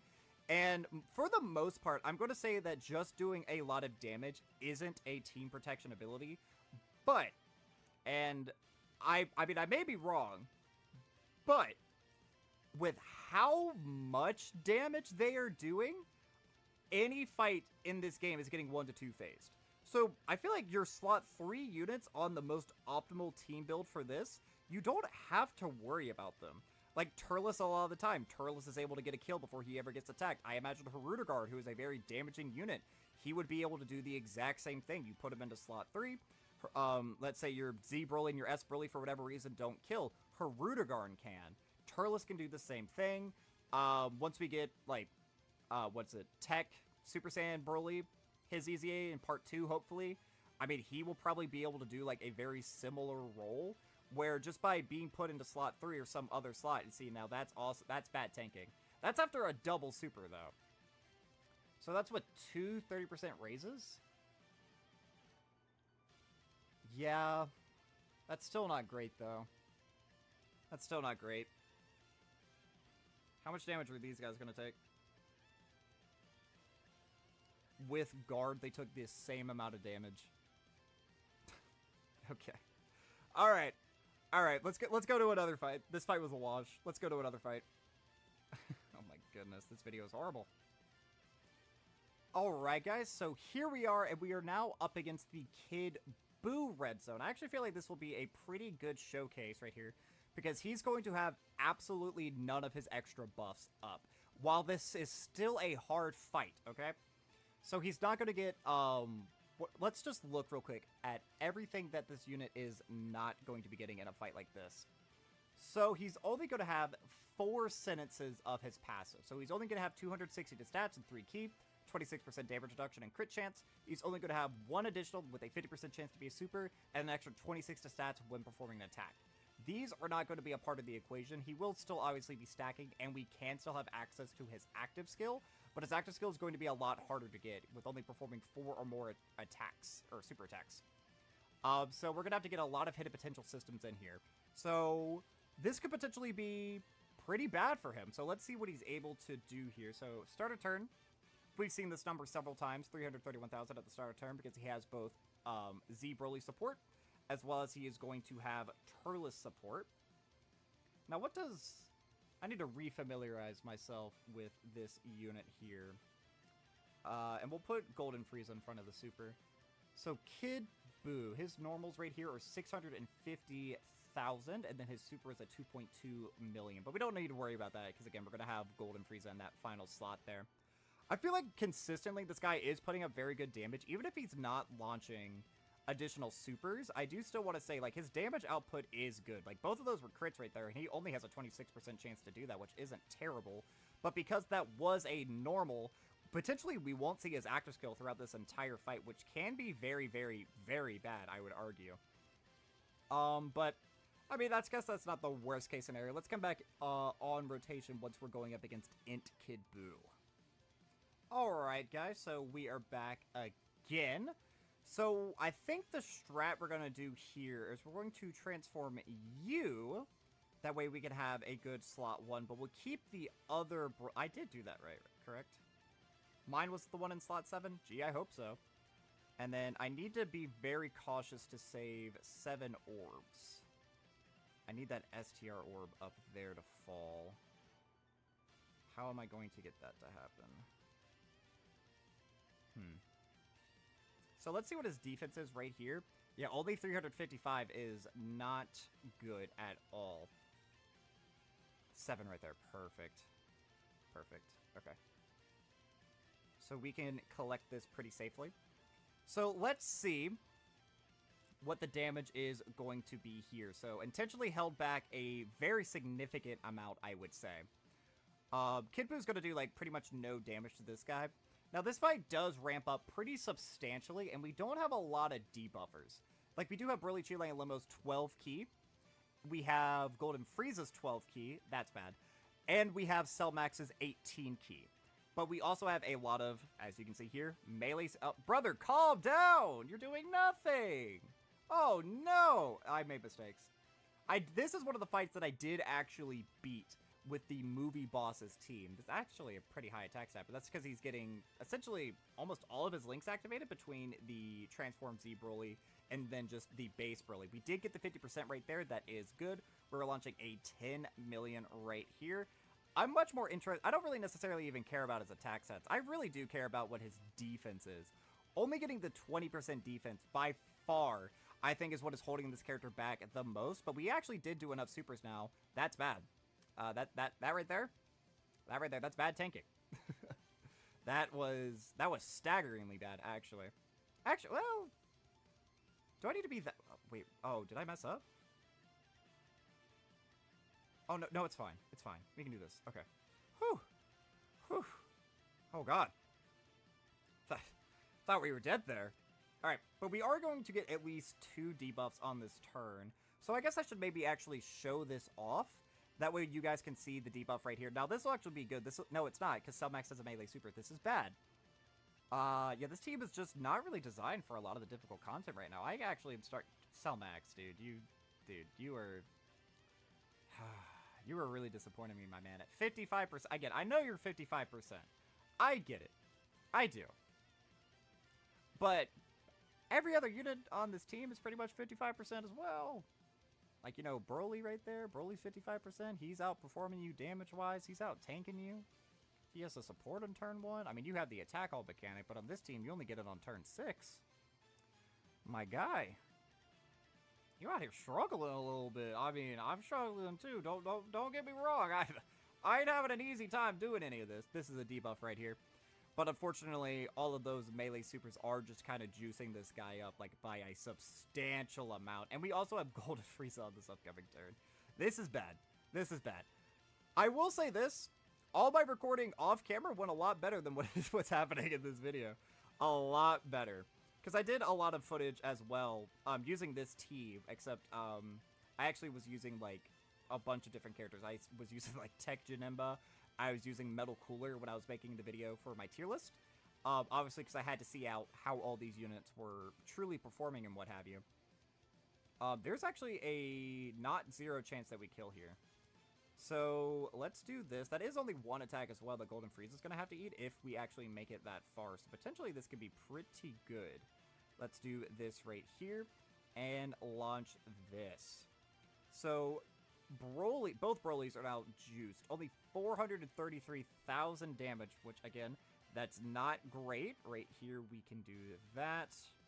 And let's just... I mean, I don't really think it matters. Yeah, let's just do this. So let's see. Let's see. Again, he's not really being able to debuff Kid Buu is a problem. I'll actually be interested right here to see if Broly takes damage. What is Broly going to be able to tank? This is before he supers 200% defense and guard. He's still at the double-digit tanking threshold, which, I mean, that is good. That is good. But he did get to super first. He does actually get extra attack as well for the turn. He gets an extra 30% attack when performing a super. So we do get the attack nullification, which isn't the biggest deal because most of the attacks are up against Broly right here. And I need this guy to stop doing exactly what he just did there. If he wanted to launch, like, an additional that was just a normal, that would be fine. 14 million right here. I guess that's not bad. Now, this is also super effective against all types, so we are going to see some pretty significant damage here. That is good. Unfortunately, we did just get the 50% right there. Do we get the hidden potential system? We do get the hidden potential system, and it's just shy of that 15 million threshold that is so crucial. Can we get a 26% chance to crit? We do actually get it, and then... What? Wait, how did he double-digit tank that? Wait, hold on. Wait, whoa. What? Did we debuff him that much? Wait, hold on. Whoa. Wait, I'm confused. Hold on, wait, I'm confused. I definitely thought we were dead there. So he has 630k normals at the start of turn. Each time we hit him, he gets 5 attack. I believe this is up to 150. I might be wrong. Someone please correct me in the comments if I am wrong. So he got 30% here. I don't know how many times we've hit him. Did we debuff him that much? I guess we would have had to. That's actually... Huh. Okay. Alright. Not bad, I guess. Alright, we will definitely be launching the Cell Max Actisco right here. This rotation might actually kill. Oh, this rotation is definitely killing. Dude, see, that Cell Max looking good. That's that 700 attack whip I have on you, ain't that? Ain't that right? Look at that, look at that. Look at that right there. 700 extra attack, making this boy extra beefy. I might make that defense, honestly. We could do this. I don't really see a reason to save this. Let's give them the AGL orbs, because this will just be extra offensive support. But that is actually kind of insane. How did Broly perform better in this fight without his passive up? Like, that, I'm actually confused. Because that's... He double-digit tanked that with 400k defense and 26% damage reduction. I genuinely thought we were dead. I was about to be like, all right, throw in the towel. We lost. We gave it a good shot. Did we debuff him that much? Like, we had to have, but how? Because, I mean, I'll take it. I'll take it. I really thought we were dead, though. Yeah, hopefully we don't kill this turn, actually. I changed my mind. I don't want to kill this turn anymore. Because depending on how many attacks are in slot 1, I kind of want to put Broly in slot 1. Because this unit normally, like, supers, like, right out of the gate. But if we can maybe get lucky, I kind of want to put Broly in there. I do. Let's just see what he eats against the super. Because at this point, I have no idea what this kid's attack stat is like. I have no idea. I don't think we would live it, necessarily. Okay. Wow. That... Huh. Okay. He doesn't get defense on his active skill turn. Yeah, he just gets 60% attack. Okay. So he's at 600k defense now. Let's just pop the Turles. No real reason not to. We can collect this for healing. And let's collect this for healing. Alright. Wow. And that's an 11 million right there with Turles on the rotation. He genuinely did better in this fight than he did up against Goku Evoken. That's insane. Is this fight that much easier than those fights? No. Like, it took me multiple days to be able to beat this for the first time this stage. There's just no way. I'm confused, man. I am very bamboozled, but wow, common Int Broly W up against Kid Buu of all stages. That's so funny. That's so funny. It's crazy that this team build right here had an easier time than like my Majin Buu Saga team a couple of months ago, or when I brought Powerful Comeback. Oh goodness, go watch that video. That video was a train wreck and a half. Okay, so he did bring Int Broly up against Majin Buu units, and you'll do fine. Dude, what the fuck? I actually can't believe that. That's so funny. Like, I know I said I had beat it before. I should have showed that I had cleared it once with this team prior to this, but I had beat it with this team. But I was able to attack break the super, like, one time. I actually was able to get that with the Broly unit, getting them to 24 key. So there was at least 1 or 2 turns where he did not super. And I thought that's why we lived. I guess we were able to debuff enough. I mean, even Golden Frieza ate 100. If someone can tell me in the comments either what his attack stat was or tell me how to calculate that myself, I mean, I guess I can reanalyze the footage and account for, like, how many attack buffs he would be getting, how many debuffs he was getting. But, yeah. All right. So, again, let's just move on to another fight. All right, so let's see here. This is going to be the final event that I think that we bring him into. This is the brand new Broly event. I'm not going to waste any time on this one. I'm actually just going to instantly transform. I think it's what we want to do. That way we can pop his active skill as quickly as possible as well. So, he does lose, like, a lot of stats. As you saw right there, again, we've seen it multiple times at the start of these fights. 331,000 went all the way down to 275. Because we're missing... What are we missing? The Sand Lineage and Hardened Grudge. That's a pretty big loss rate there. In terms of stats. So, let's go ahead and see what this kid can do. And I don't know what it is about this video, man, but, like, Slot 2 has not been pressured at all. So, like, have we still, like, again, I'm not trying to glaze or anything here. But has Broly died this video? Like, we've had Cell Max die, we've had, like, the AGL Blue Boys die, like, big surprise there.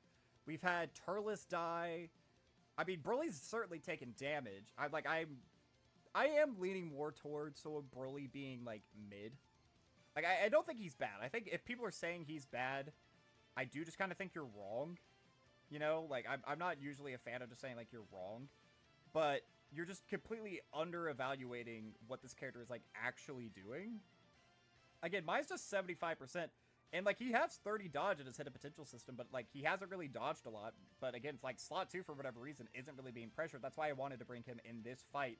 Because this unit always supers in Slot 2. That was a very impressive turn by him, by the way. That is, what, 4 supers that we got right there? That's actually really, really good. So that's going to be a lot of stacks for the boy. So, unfortunately, it looks like we're going to kill. So, we're going to go into the very first turn of, what's his face? Legendary Super Saiyan Broly. Not having him on the rotation, so.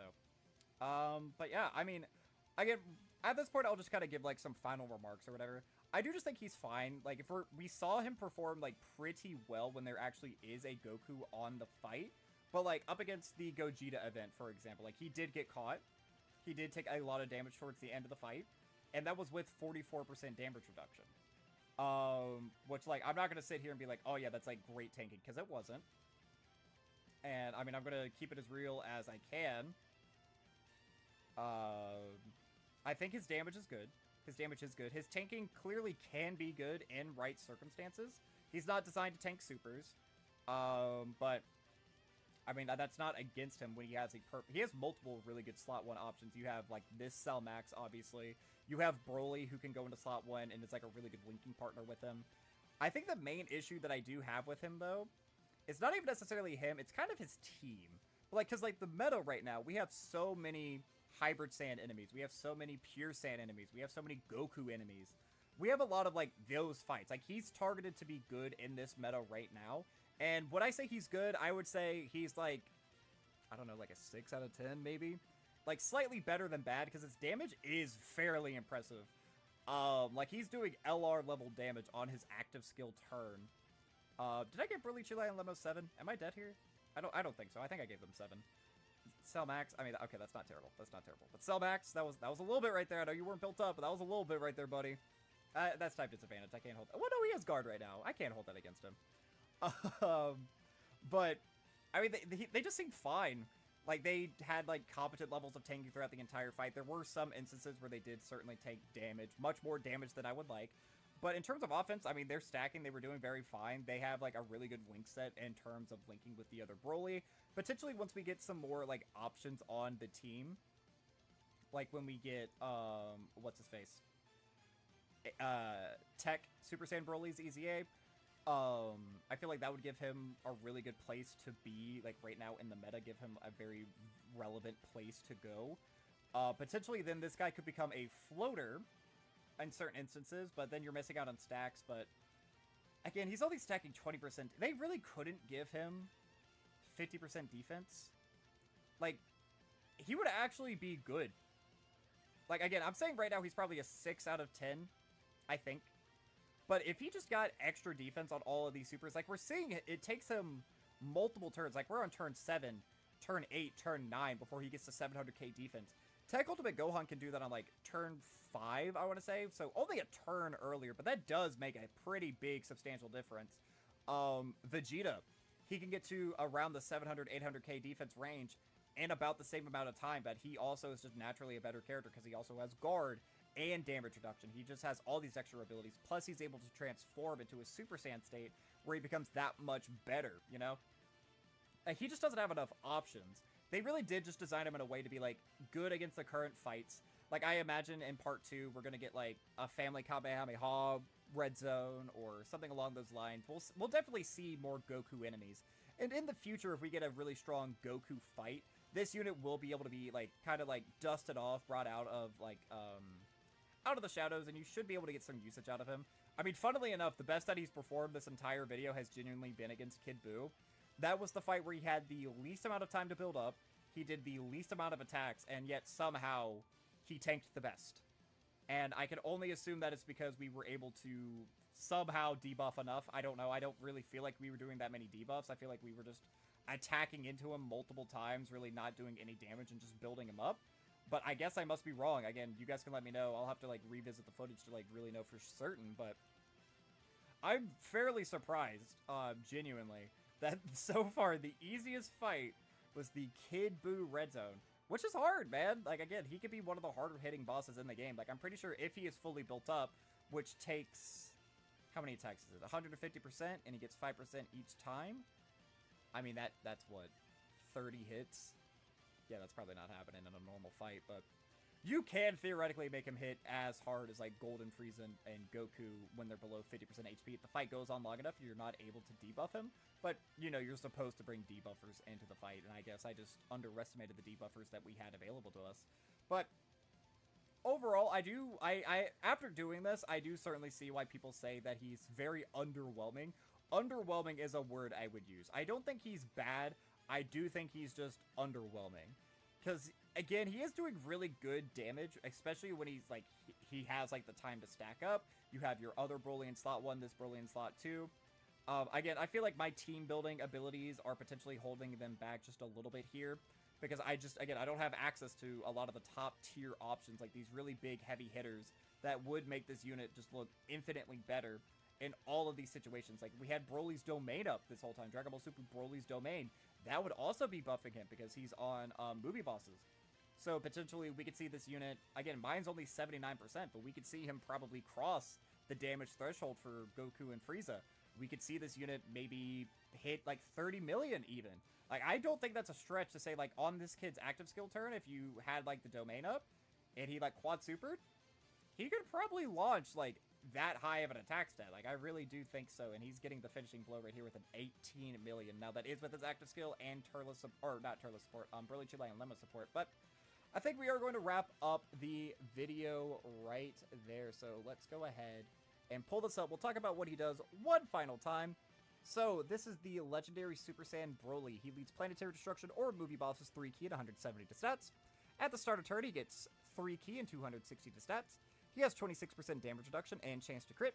He launches an additional that has a 50% chance to become a super. He gets an extra 26% to stats when he performs an attack. He gets an additional 3 ki and launches an additional that has a 70% chance of becoming a super, and an additional 18% damage reduction and crit if there's a pure Saiyan, hybrid Saiyan, or movie heroes category enemy.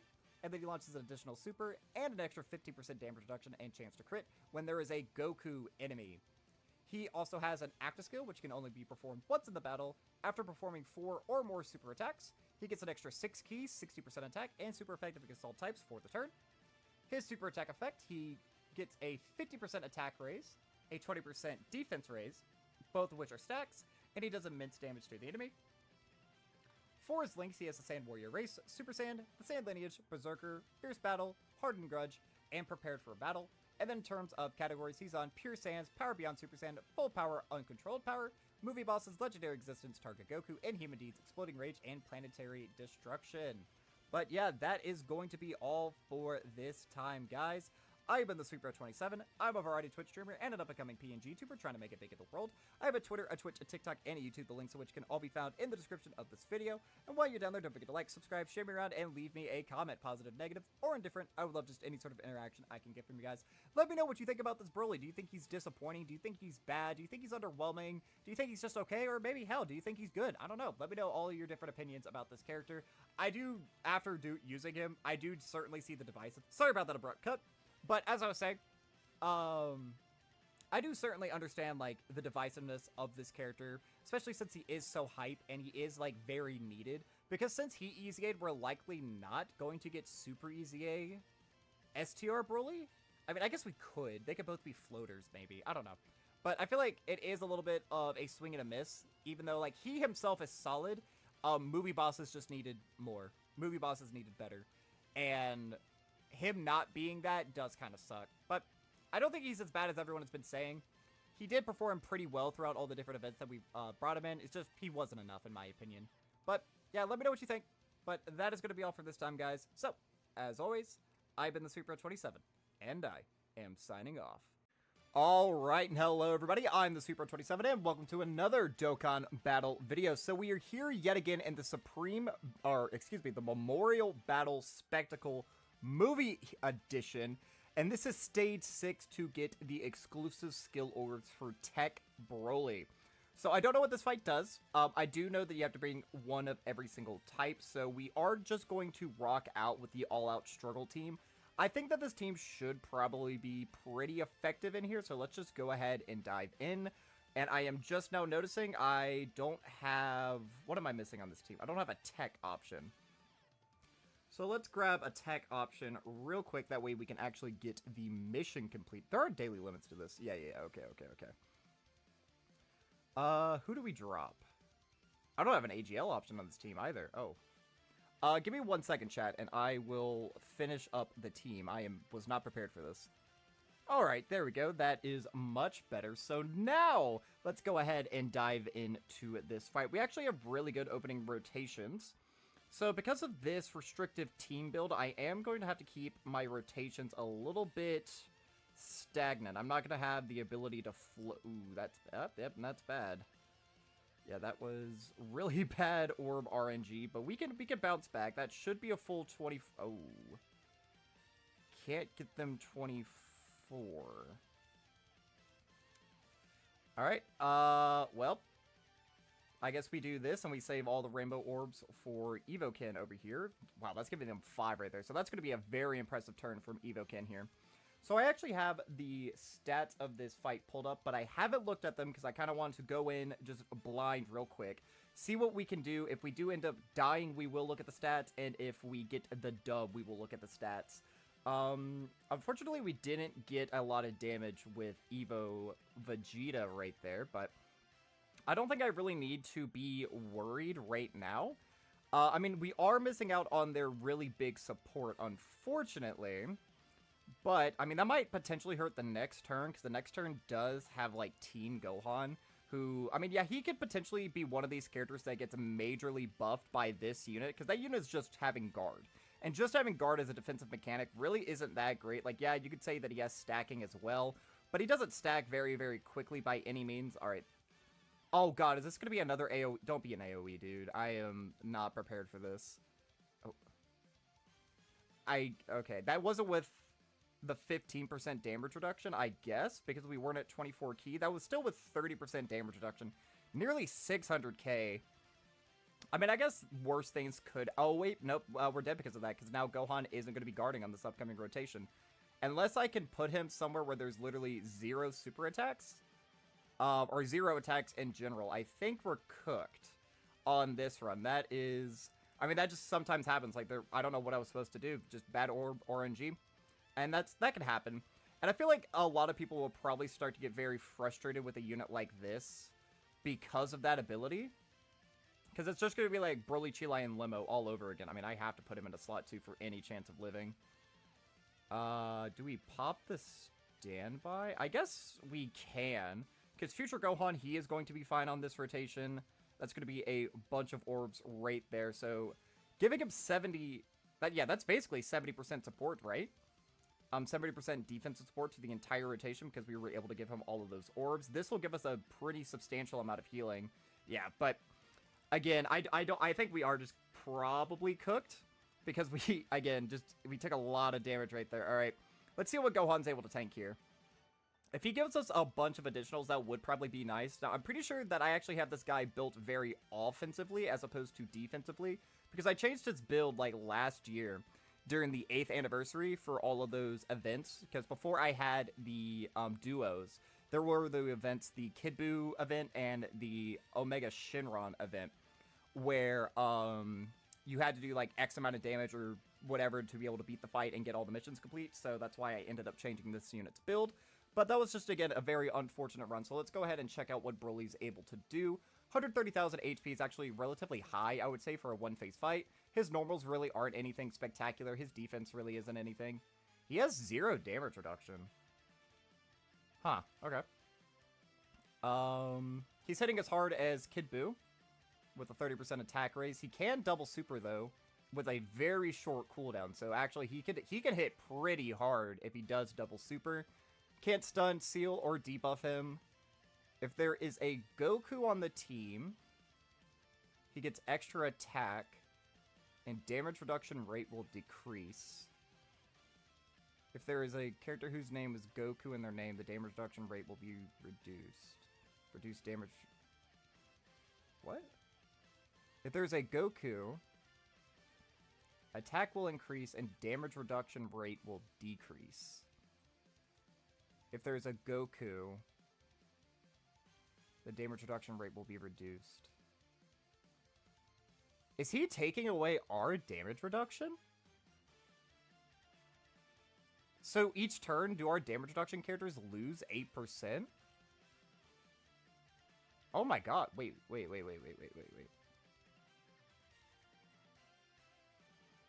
So each turn, he's taking away 8% of our unit's damage reduction, pretty much up to 50%.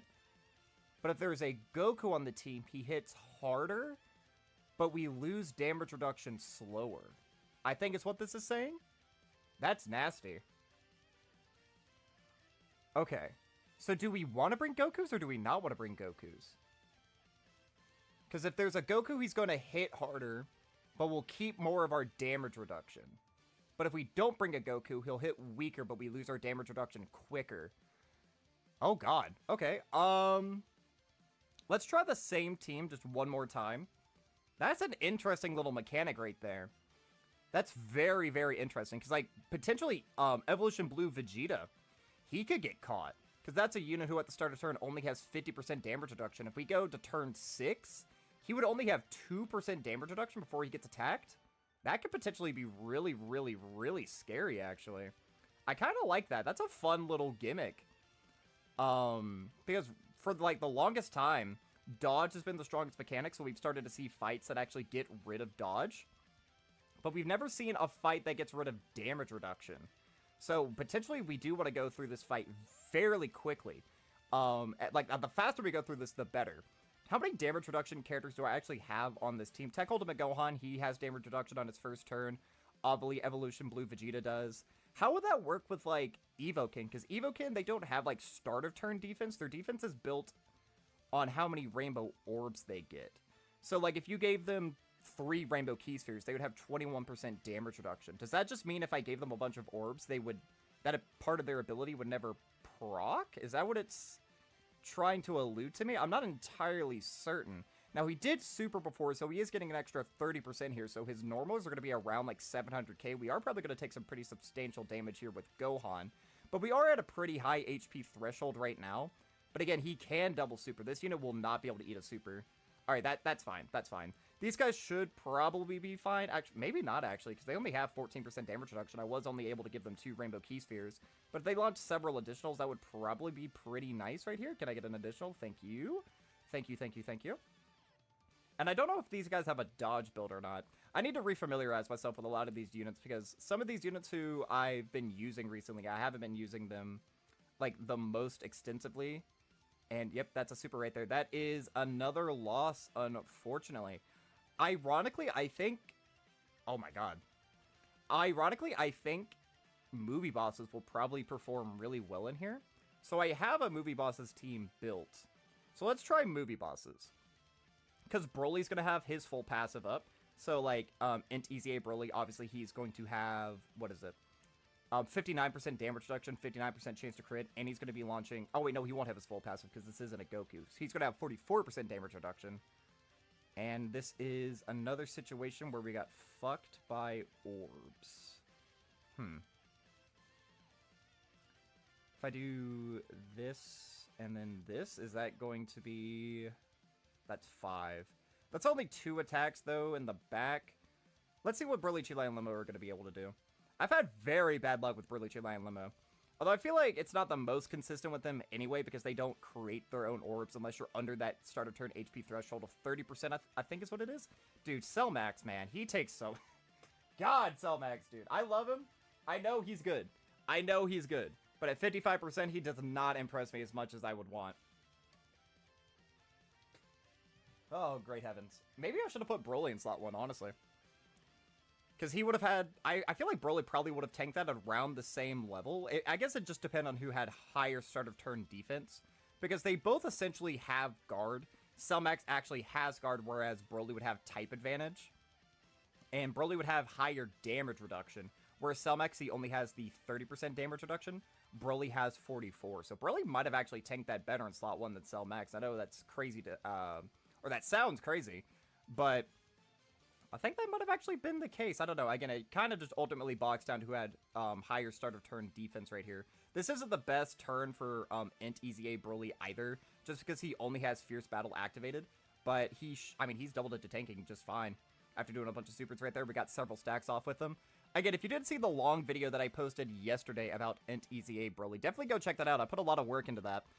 It was like 2 hours of recording. I cut out a lot of it, so it would be very... Don't do this to me, dude. Come on. Dodge. Nope. Hey, we're dead. Ah! Man.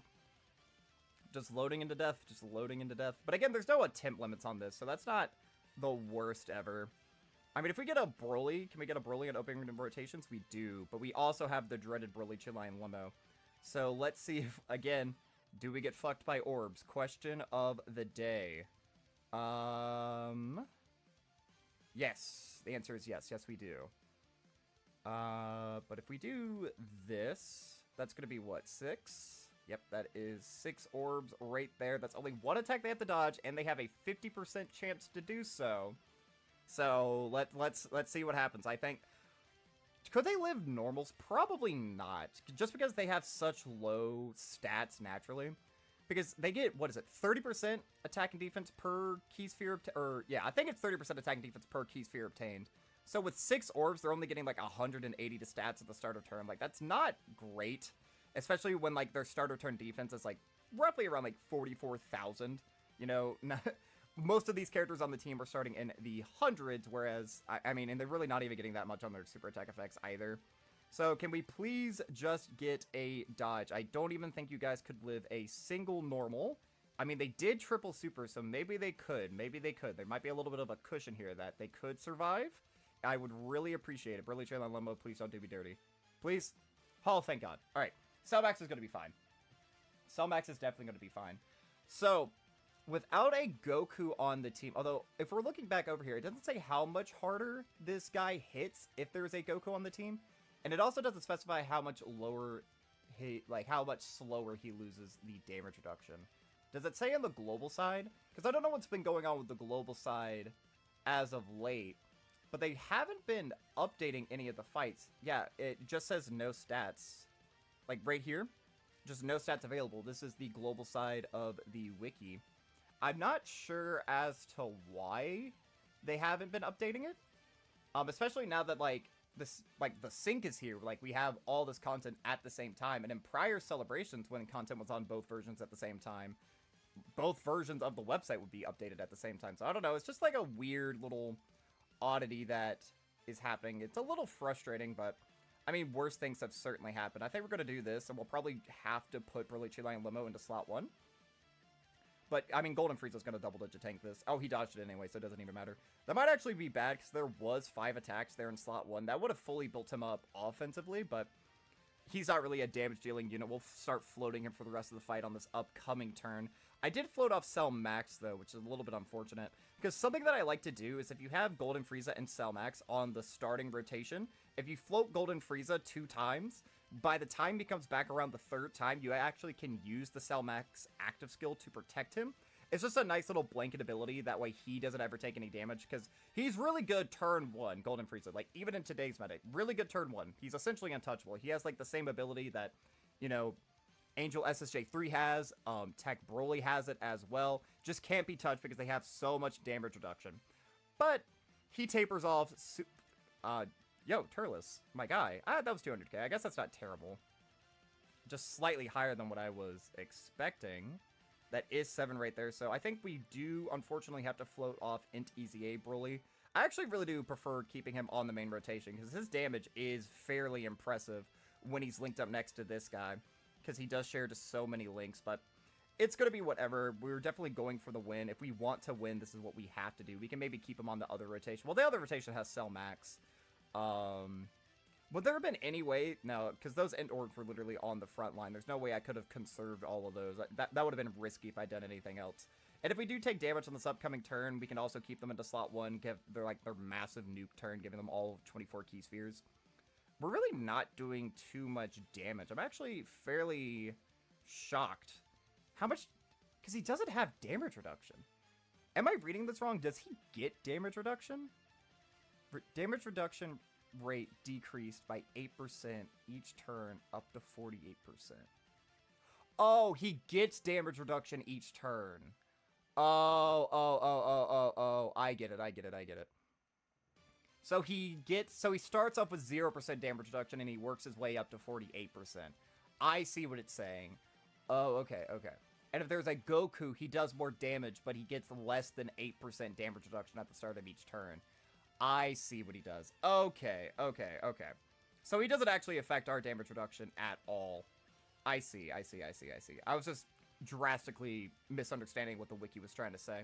Because it's just worded in a weird way. Damage reduction rate decreases by 8%. So that's essentially saying Broly takes 8% less damage each turn up to 48%. I get it. Okay. Again, a little bit of a weird wording, like a little oddity. Ooh, Golden Frieza's gonna have to do a lot in that back slot. And Cellmax isn't guarding anymore. Because we floated him? Because he only guards for 3 turns. So if he gets caught by a super, we're probably dead, actually. Yeah, so far, this run hasn't really been going too swimmingly, but that's fine. That's fine. Because I also have a superhero team that we could bust out. I feel like superheroes should probably be able to do fairly effectively in here. Because you have, you know, 2 Beast Gohans, you have Tech MUI, AGL MUI, SSBE. I forget who was the other unit I have on that team. Because I built all these teams prior to diving into the video. Because you never know. Stuff like this does happen. I do generally like to be prepared. Just in case one team fails, I like to have another backup. I just do hope that all of my backup teams actually meet the team requirement of one of every single... We're probably dead here. Because I know he's not fully built up defensively. He hasn't been hit enough times. And he's not guarding. Yeah, dude, Selmax, this is y'all's GOAT? This is y'all's number 2 in the game? Alright. Screw it. Oh, it was Piccolo. Piccolo's gonna be... Will Piccolo be good in here? Yeah, he'll be fine in here. Alright, let's go. Alright, the gloves are off. We're not playing around anymore, kids. We're going into the deep end. We have had enough of Broly shenanigans. We're busting out the best team in the game. We're also going to be getting an attack break, which is super nice. Although, again, this is one of those, like, weird oddities. Because, like, this is a character, Beast Gohan, who doesn't want an attack break. He's one of the few characters who, like, wants to get hit and is able to get hit, like, very reliably. We could have maybe put SSBE into slot 1, and maybe we should have to get the revive. But we also have AGL MUI on the team, so if we do get caught, it's like, all we have to do is enter an attack and turn below 77% HP, and we can revive at any time. So I'm not really too concerned with that. At least I don't think I should be. But yeah, why does Beast Gohan, of all characters, have an attack break? Because I mean, I guess it doesn't necessarily matter, because most of his buffs that he gets are, like, attack and crit. So the attack break happens after he attacks, so all that extra damage that he gets doesn't necessarily matter anymore, but he does get key and stuff. And he gets key support as well after he gets hit. I don't know. I guess it's not the worst thing ever. But I feel like a lot of people, too, do kind of underrate just how powerful and how useful attack breaks are. Because I was talking about it the other day, during, like, my tier list video, how I really enjoy Broly having an AoE when he has 24 key. And then he gets the attack break at 24. So, essentially, he can do Majun's active skill every single turn. And that can protect the team if there are multiple enemies, or if you put him into a danger slot, he can potentially break a super attack, because so many of these big bosses get, like, they are livable to an extent, but then after you super or whatever, then that's when their super attacks become unlivable. We actually did take a lot of damage. I'm actually fairly impressed that Piccolo got damaged there. That's one of those units who has aged very, very gracefully. But how much damage was he taking? He took like 119 on the first hit, which is fine. And then after that, he was taking like 89, I think is what it was. So he did get to super, right? Yeah, I think he did. I'm actually, because that is one of those units who, like, because he has guard and 45% damage reduction. I think if the full rotation wasn't movie bosses, that's why. Because he gets 15% damage reduction per movie hero on the rotation, so he would have only had 30% damage reduction and guard. That's why he was taking damage. Okay. I'm refamiliarizing myself. Again, I know a lot about this game, but sometimes things just go over my head. I'm not always thinking, but then, every now and then little tidbits of knowledge that just kind of, like, dawn on me. I'm like, oh, that was a misplay. That definitely was a misplay. And speaking of just blunders, you want to talk about a fraudulent unit? A lot of these units, for me, have been pretty bad.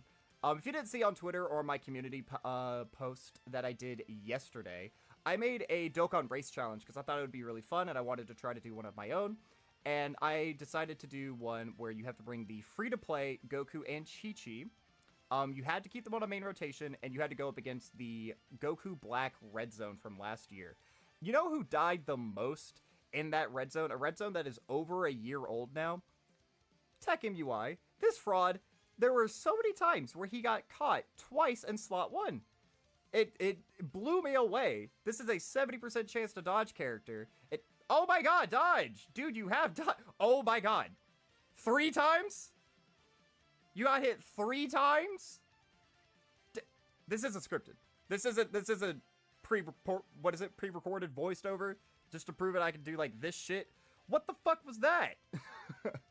Dude, 70%. I don't even care that he didn't take damage. He got hit. There were 4 attacks and 3 of them hit him. What are the odds of that? Fairly fucking low. Jesus Christ. I even have dodge equipped on you, don't I? There are only 3 dodge. Okay, I guess I can't complain that much. Why did I put an attack equip on you? I guess for your counters. I could probably change that. That's not that great. Alright. But I think this is definitely going to be a dub right here. Because that's a lot of attacks in slot 1. That's just going to power up Beast even more. I do still feel pretty comfortable putting Beast as number 1. Just because, like, the trio, yeah, they can do something where, like, they give the ridiculous level of support. More teams probably need the support. Their support is more versatile. But you have to always have that restriction where you need another all-out struggle category ally on the rotation. And you have to be at 24 key for it to activate. Now, I know in the standby there is no such restriction, but I do think the standby is probably the worst thing about the character, because you're missing out on the 18 key stack, as well as you're not doing damage on the turn. I personally haven't been impressed by the standby damage, specifically when comparing it to other standbys, like the DBZ duo, because they get 500% attack when performing the attack, and they can actually stay in their standby for a full extra turn. That just gives you more time to get key charges, because like that Spirit Bomb with 50 charges probably does more damage than the miraculous soul shattering punch or whatever it's called with 100 charges. And it's, I don't know. And then you leave the standby. Orbs aren't always the most consistent afterwards. You do miss out on the stack or whatever. I don't know. I do feel comfortable with him as number 2. I think, but they are just very reliant on like the team around them. And even though they support the team a lot, I can definitely see, like, the team-building issues with them that Beast doesn't have. But this isn't a video about who's top 10 or who's what. This is us getting the exclusive skill equips for Broly. Oh, he actually doesn't get stats on his. They actually just outright gave him crit and additional for both. 4 for both, and then is this going to be 6? There's no way that he's getting 6 crit. It's 5. Okay. I don't know if I love crit on Broly. Because if you're going up against a Goku, he's guaranteed critting. And the rest of the time, it's a 50% chance. I feel like giving him just raw stats is better. Let me know what you guys think about these skill equips and if you would put them on your character. I could definitely say doing this. Like, my Broly has 700% defense. Doing this, I'm just going to give him 800. Had I known that they were going to be getting their own exclusive skill orbs, I probably would have waited to put skill orbs on my Broly and on my Super Saiyan Trio. I guess I can show this up real quick, the skill orbs that I have on them. But I did put some pretty decent ones on here. Like, this is 1 crit, 2 addition, or 2 dodge, 3 crit, 4 dodge for them. And then Broly, I just gave him raw stats. I think he has 700 defense, 700 attack. Yeah, 400 attack, 700 defense. So mine hits a little bit harder than a lot of other Broly's, and he's slightly tankier, but I definitely will upgrade that. I don't know if I want to upgrade that, because, like, he doesn't really get anything on his additional outside of just speed blitzing? I guess. I don't know. I'll have to think. But let me know what you guys think. Let me know how you enjoyed these skill orbs. And let me know what you thought about that fight. I'm sorry that I misunderstood Broly's ability for a great portion of the fight. But that would be cool, though. If he did get a boss that actually lowered damage reduction in that fashion. That would be really toxic, though. But that would be interesting to see how the community would come around and be able to tackle a fight with that. Like, dodge would probably be the most preferred damage mechanic or defensive mechanic in that sort of fight. But alright, and hello everybody, I'm the Super27, and welcome to another Dokkan Battle video. So with the introduction of the Super Saiyan Trio that just debuted on both versions of the game, a lot of people have been experimenting with older units to see how much they are buffed and see if they can actually be relevant in today's meta. So I wanted to bring one of my personal favorites from back in the day, Majin Vegeta. Now, one of my favorite rotations in the game, like last year or the year prior even, was having not Gohan and Trunks, what is his name? Vegeta and Trunks in slot 1, and then having this guy in slot 2, and then, you know, they were creating orbs. Majin Vegeta was healing up a bunch.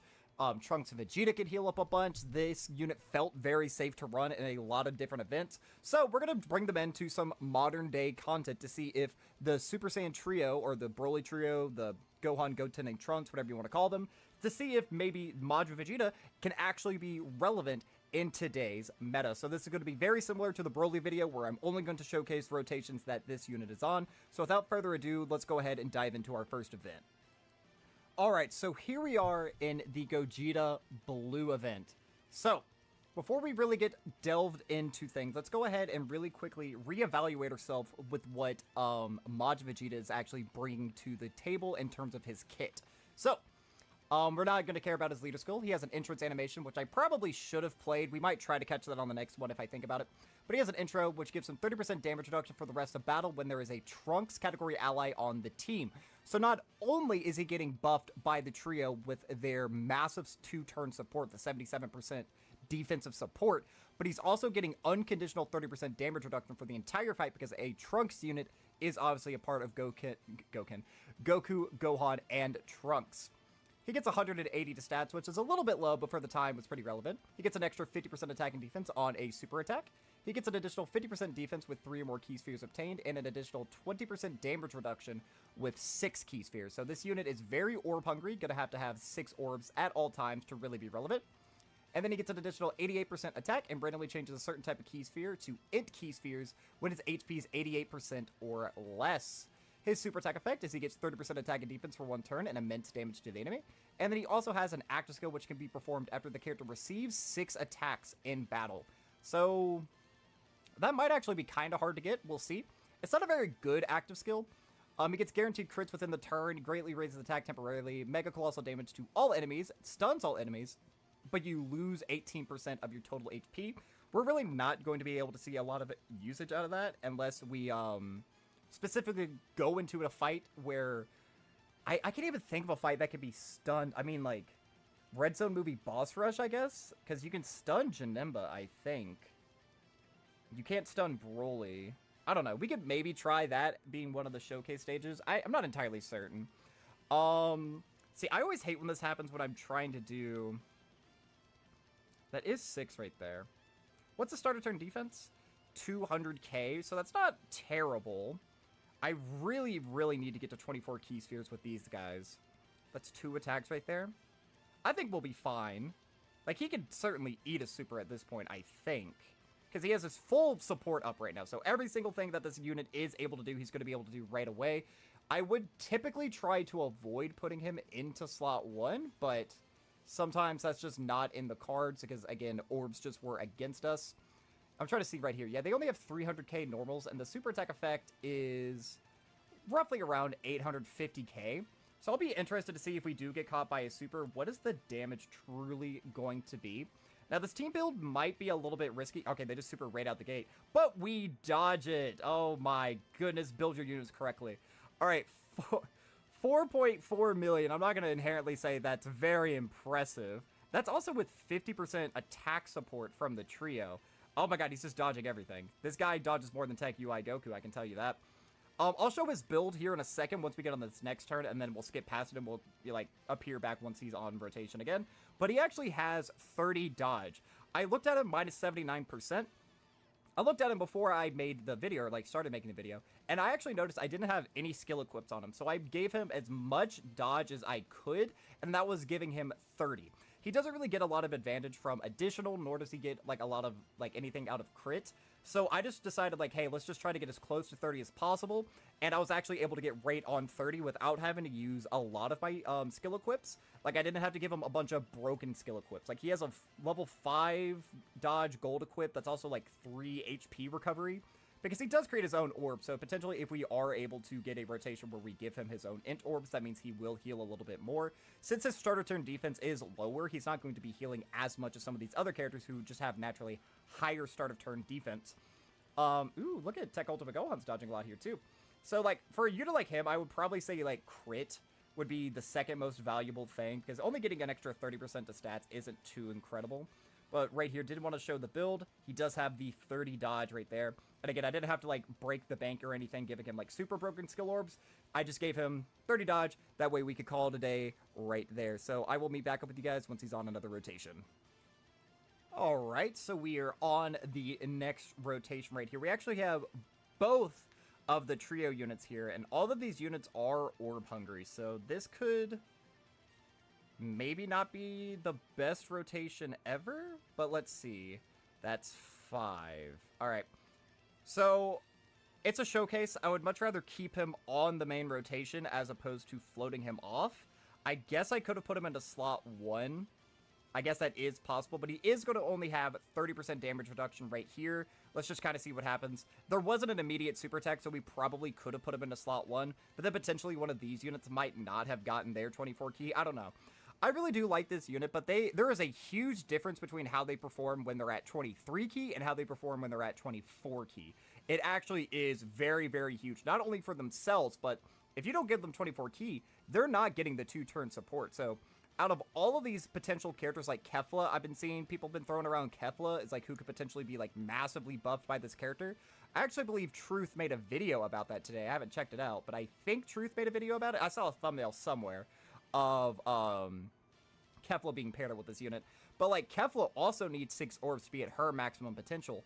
So when all of these characters either need to get a specific amount of orbs, this will actually be good showing right here. So this is type disadvantage, 30% damage reduction, got to super, getting the 2-turn support from both of them, 1.2 million right there, 1.2.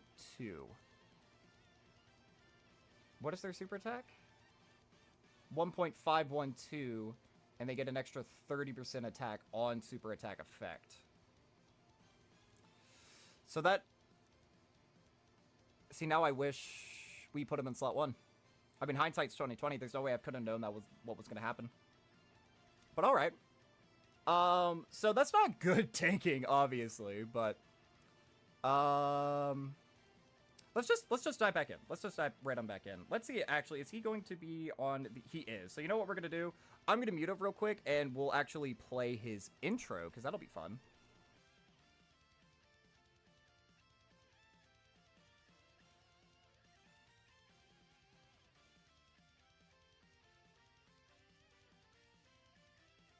Trunks, お前は赤ん坊の頃から一度も抱いてやったことがなかったな。抱かせてくれ。なんだよパパ、やめてよ、恥ずかしいよ。元気でな、トランクス。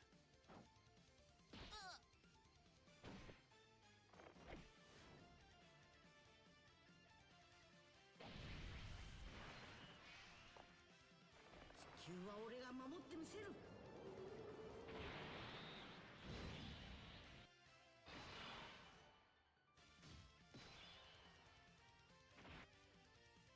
Yet again, the game must like auto reset your language preference, because I don't know why it's on the Japanese version. I'm not entirely certain why it is like that, and this is just another instance where we're getting completely fucked over by orbs. I mean, there's not much I can do here. I guess it doesn't inherently matter if he gets his 6 right here, but he's not going to have the extra support up. Like, I don't know. I mean, we'll keep those tech orbs just in case we need them. But, like, this unit could potentially... I mean, not really. Again, the super and this base form, it's only 840,000. It is a guaranteed stun, and they debuff you by 20%. So I guess, like, it's more annoying than damaging, but... he hasn't supered yet, so potentially he could super in slot 2. We can see how Majin Vegeta's going to eat it. That would be pretty ideal, honestly. It's also unfortunate that we didn't dodge that. Again, that was a 30% chance to dodge on this character right here, and we just didn't get it. But we could have theoretically lived that turn, but that was just, again, very unfortunate. We had 3 super orb-hungry characters all on the same turn. I made the wrong choice, I guess. I should have prioritized Majin Vegeta over all the other units, but I figured...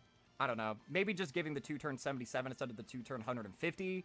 I don't know, maybe that was greedy on my part, but if he supered right away, I didn't know how Majin Vegeta would be able to tank it anyway. But, I don't know, we'll meet back up on his next turn.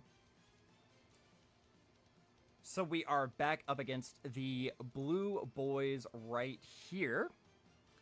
And let's see, again, this is one of these situations. It's like, what do I do? Do I put Majin Vegeta in front of all of those? I mean, I don't think so. I think I have to do this. Prioritize them. Again, I know I just said that might have been a blunder in the last one. But I think I have to prioritize them and hope that he can tank a normal in that metal slot. But that's a lot of attacks there at the beginning. Surely they're going to super. Super? Okay. They did it super.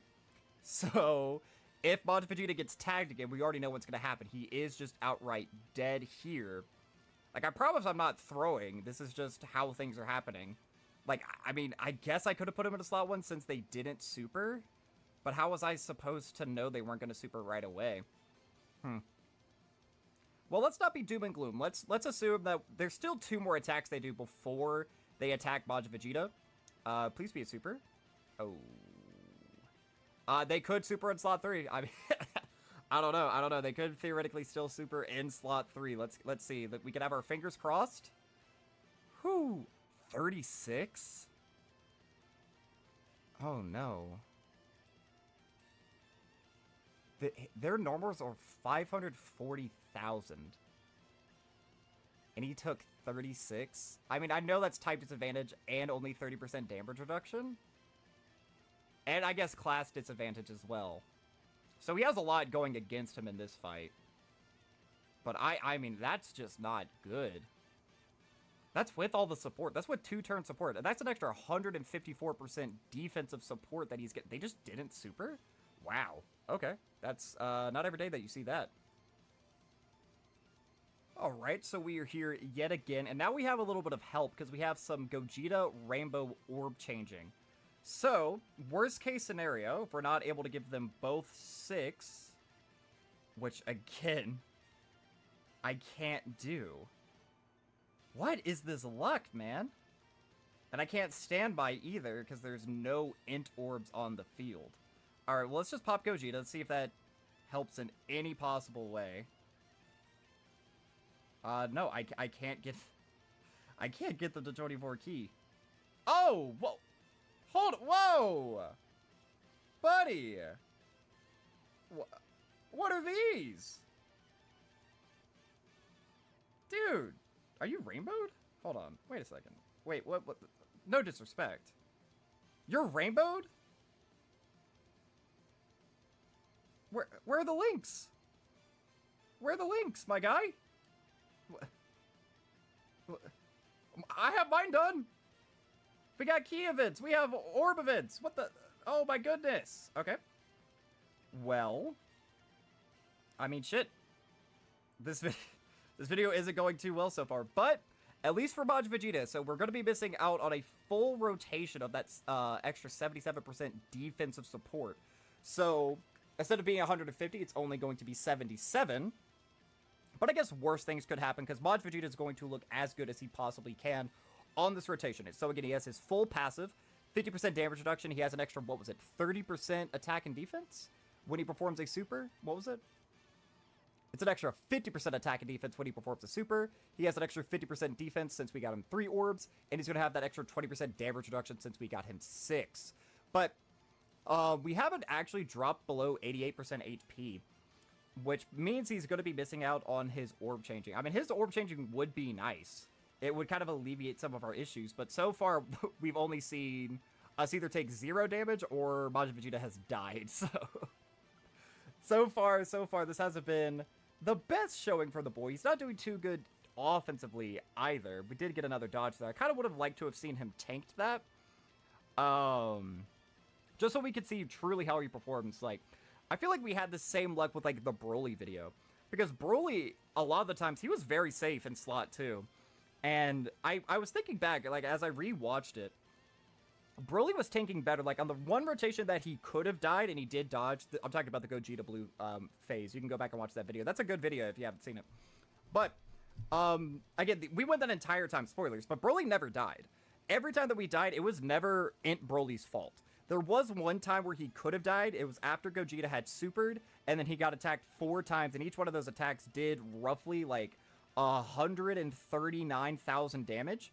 But on that exact same rotation, Turles, after double supering, he was taking 279,000 damage. Which was, like, something that I noticed. I was like, huh, this unit actually tanked better. And I really haven't seen anybody saying, like, oh, well, you know, dude, I need to get SSBE hit. He just hasn't been getting hit. We've just been killing way too fast. Oh, goodness. So we're not going to have a revive up.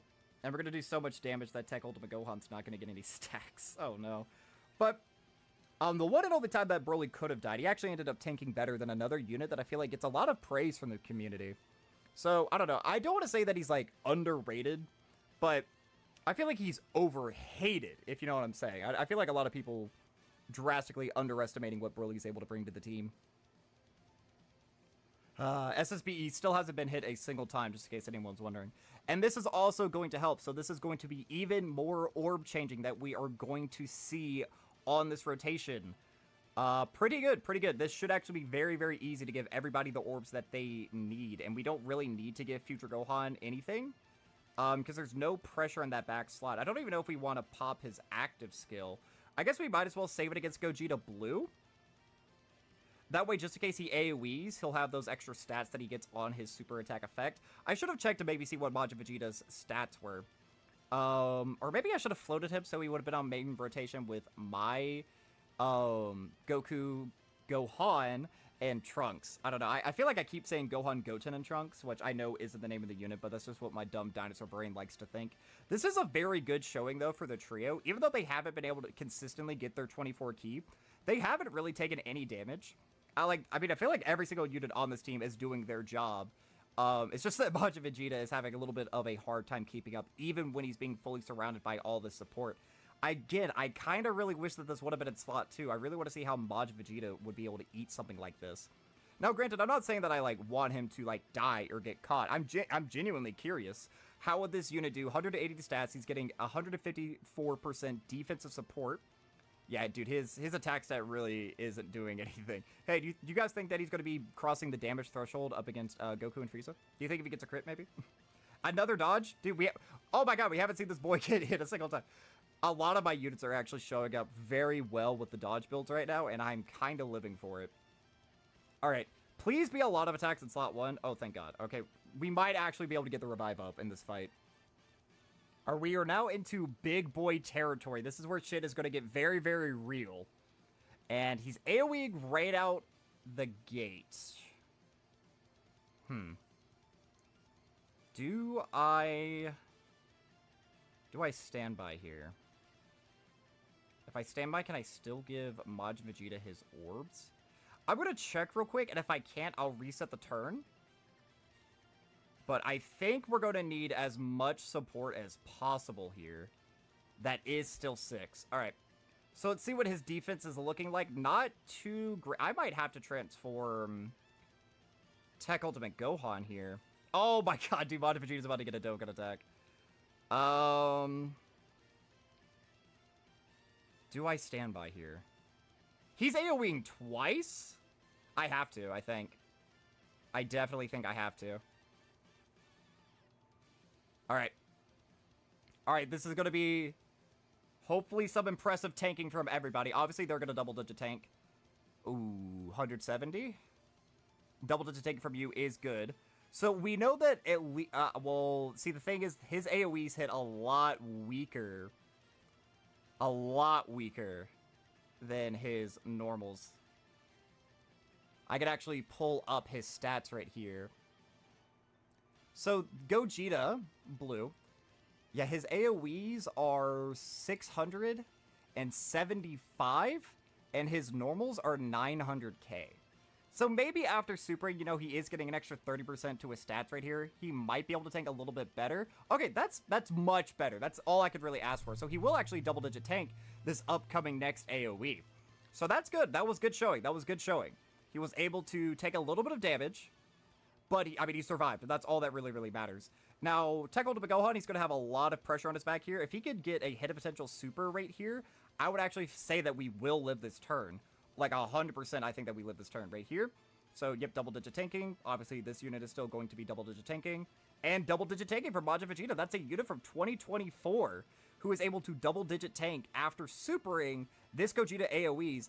Now, that wasn't an AoE after he supered or anything. This unit actually supered in slot 3. I feel like that's not a very common thing to see. We do end up dying by a very lot.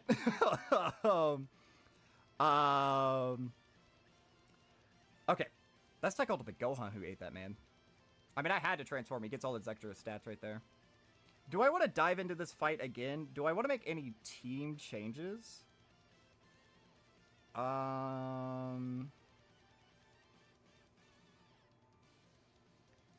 don't think that I do. Ironically, if I took a unit off the team, it would be SSBE. So that maybe we would move a little bit slower. But I'm not seeing anybody who I'd really want him over. Like, maybe we could run Vegeta? Get some stacks off early, but the thing is we didn't take damage. We would literally never be able to transform into Vegeta, and then we would just die. Every other unit on the team is too good. The only unit who took damage was Majin Vegeta.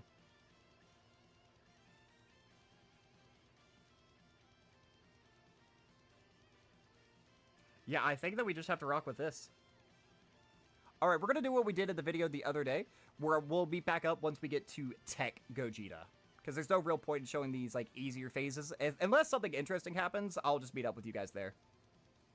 Alright, and we are finally back. We are up against Gogeta Super Saiyan version. Now, this is a Majin Vegeta showcase. So, let's do this. Let's put him into slot 1. Let's see what happens. Can't get them to full 24 keep, but see, that's the misplay if I do that. I mean, do I want the support for the upcoming turn? We have the revive on the upcoming turn, as well as the Gogeta. Yeah, this isn't a big deal. This is a big deal. So let's just see what he eats right here. This is going to be type advantage. Now, this unit has been severely debuffed. It is a super, and we do eat it. So let's just see. What does Majin Vegeta do here? I'm going to be disappointed if he takes a lot of damage. I'm disappointed he took a lot of damage. I mean, the odds of that happening aren't, like, a lot, but he is debuffed and type advantage. What does... He didn't even kill? Oh my goodness. That is a 2.3 million. That gets an extra 30%. So that's like 2.4, 2.5, somewhere around that range. But, like, type advantage, though? I don't know. I went into this thinking Majin Vegeta would perform much better than he has been. I gotta say, so far, I'm not fairly impressed. Alright, so here we are. And I would say that we could actually see the active skill if we wanted to. You know what? Why not? Why not? Let's see the active. Let's do it. Just to see it once in the video. Because I do think that we can... I do think that we can win this. I do. But, is this throwing if I do this? I don't think so, because we... There's definitely 6 tech orbs that we'll be able to collect. So we're going to pop this, then we'll do Future Gohan, then we'll do the standby, put standby into slot 1, and then we'll give all the tech orbs to Majin Vegeta into slot 2, and then Future Gohan can hopefully finish up the fight in slot 3. I think that is our game plan here.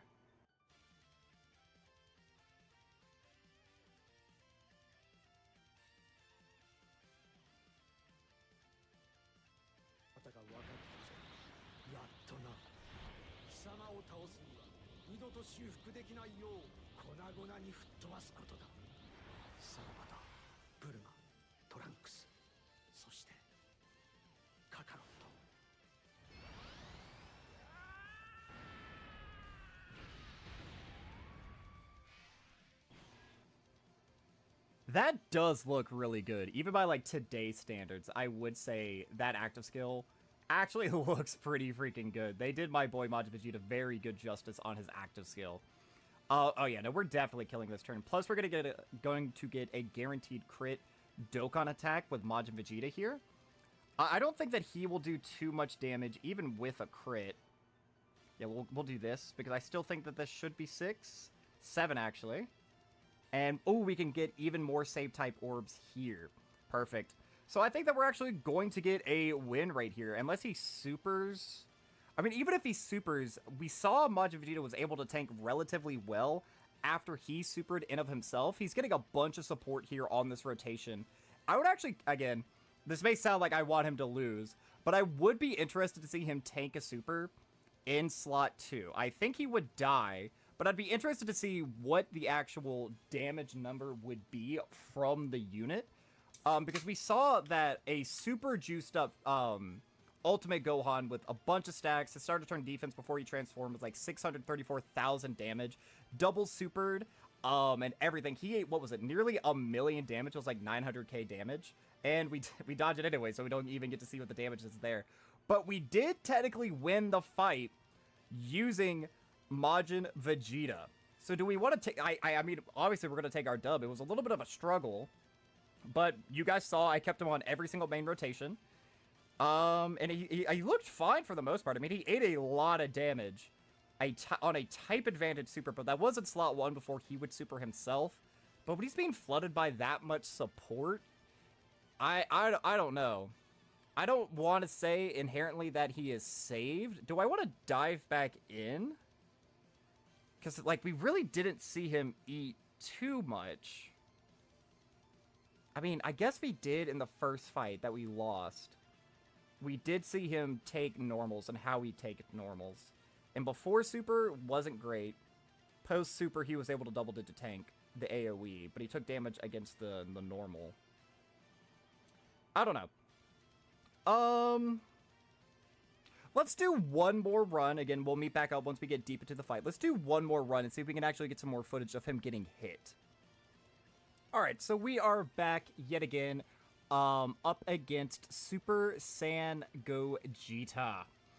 And yet again, awful orbs. Okay, how does this keep happening? Because, okay, so one of the things that's really good about Majin Vegeta, especially in talking about terms of him potentially being revived, is because he is on all-out struggle. Where is it? All-out struggle, right here. So, to get the orb changing for the trio, you need either a movie hero or an all-out struggle unit on the rotation. So I figured, yeah, they're both orb-hungry characters, but being able to just unconditionally proc the ability of them, I thought it would be able to be made up for. But so many times, I've just gotten screwed over, and I have to prioritize one or the other. So I'm going to prioritize Majin Vegeta here, which inherently screws over the rest of the team by not giving them the insane 2-turn support. So I'm going to be very disappointed if he does die here. I don't know if he would, because again, we saw him take 500-something thousand damage in slot 1. Now, that was before supering, mind you. But if he takes, like, even similar amounts of damage to that in slot 2 and we do die, I'm going to be disappointed. And I'm going to say that, no, he's not revived. There's just no synergy. He's not having good enough key links with the trio. Because if we were having all these issues with orbs, but then the trio, you know, they had a bunch of key links together.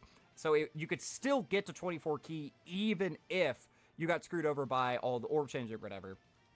Like, that would be one thing, but it's been constantly every single turn. Like, I promise I'm not making this up. You guys see it right here. And I can't even have screwed up the orb RNG on my prior turn because we just entered this attacking turn. I'm honestly getting a bit frustrated with how common of an occurrence this is. He is double-digit tanking here. Can you super? Again, I do really want to see Majin Vegeta eat a super. He doesn't super. So I feel like Majin Vegeta is just kind of getting like a free pass by in this showcase where he really hasn't been put into any sort of pressure. I mean, like, I actively put him into pressure on that last run or whatever that we won, but he's really not contributing anything. Like, he's really not doing any sort of impressive damage.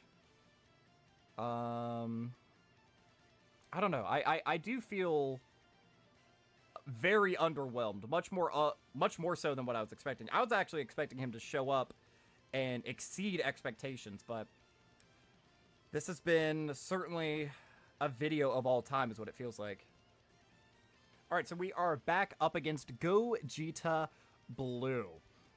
Alright, so if I was playing to win, I would do... Actually, no, I can't even do his active skill. I was about to go on this whole little rant about how it's a showcase. I'm not going to use the team protection ability, but because of how I have just had to float Gogeta, I was actually unable to have the team protection ability even up. So we're going to see Majin Vegeta again. He's going to eat an AoE right here. We already saw that it takes about 200k from it. It's going to actually be even higher. Does the trio live this? This is 3 million right out the gate. Do they live, or are we just outright dead? Yeah. Huh.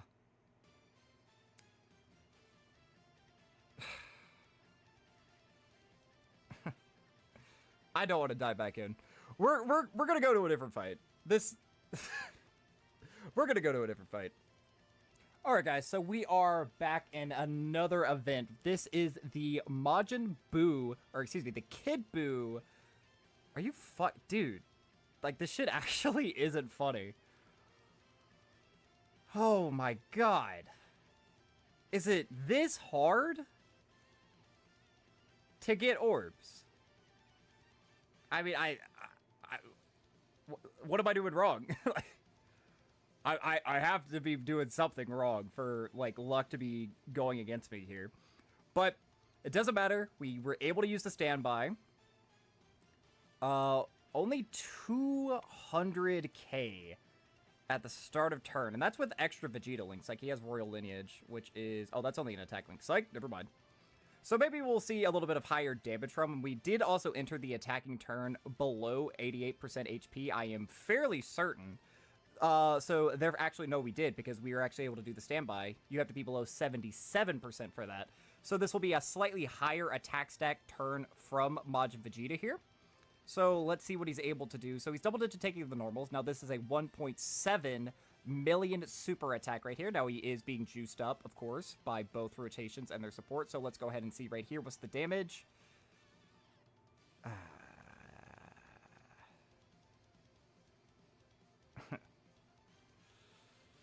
Ooh, okay. All right. All right. Oh, okay, we got him turn 1. So I guess we can see what he does against STR Kid Buu. Oh, chat. Chat, is anyone even watching at this point? Oh my goodness gracious. This is... What the fuck? Are you serious?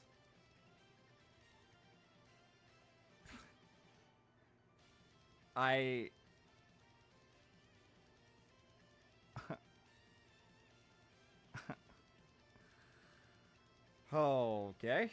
Alright. So let's see how he does against all those.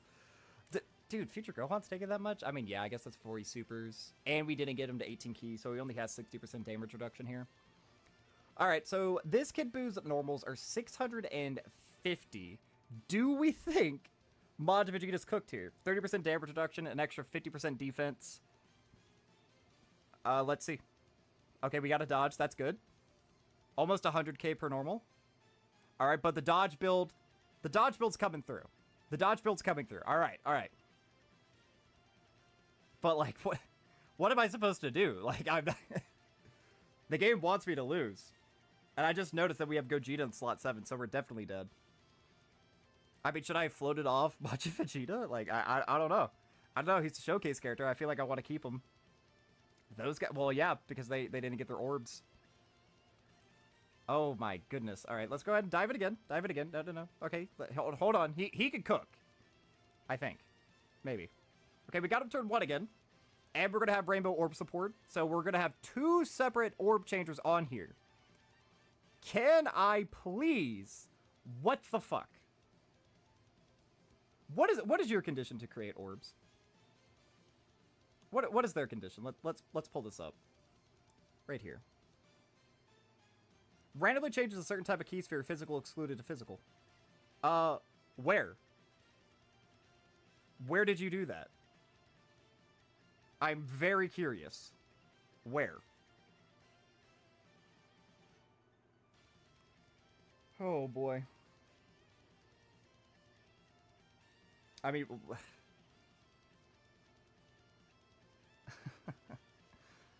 Like, what do I do? I don't know. I don't know. Let's just do this and hope for the best.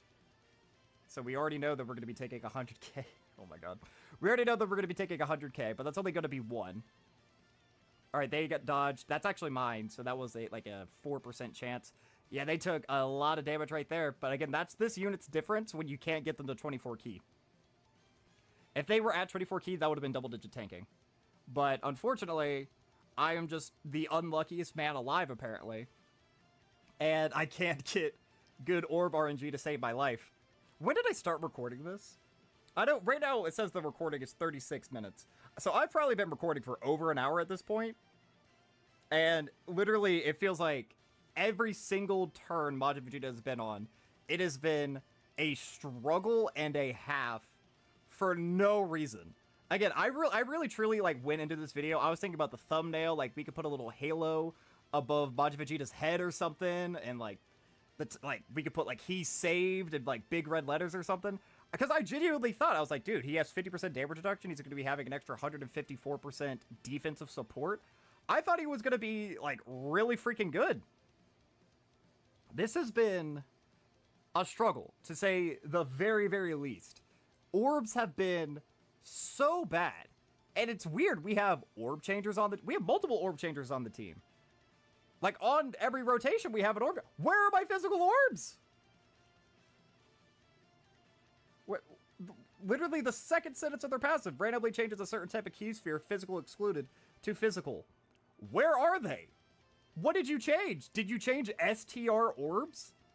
Orbs that aren't even on the field right now?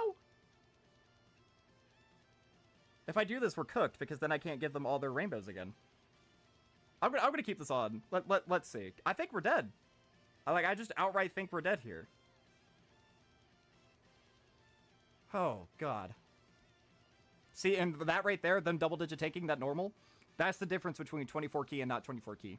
Because I know that they also get defense for every 3 key that they get, so, like, technically 19 key, or 18 key is way better than 17 key because they get extra defensive support. But they explode with how effective they are once you actually get them to 24, because that's when they get their damage reduction as well, which is also very, very huge. This unit doesn't have any sort of defensive mechanic outside of the extra 30% damage reduction against super attacks. If you don't get them to 24 key, they literally are just a raw stats character. They don't tank any better than, like, Super Easy A Goku Black, for example, where that's another unit who gets all of his defense from how many orbs he's able to obtain. And a lot of people are very frustrated with Super Easy A Goku Black, but I haven't seen people been given the exact same treatment to this character. Is it because he creates his own orbs? Or, I mean, so does Easy A Goku Black. Like, this is a unit who is creating his own orbs, and he gets extra key spheres per key sphere obtained.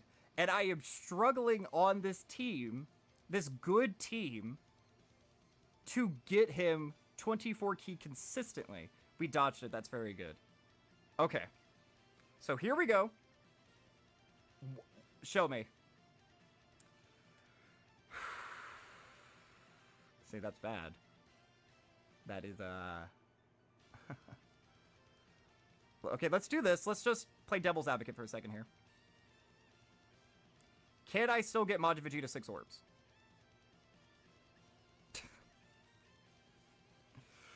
I mean... I mean, what can I say? What can I do?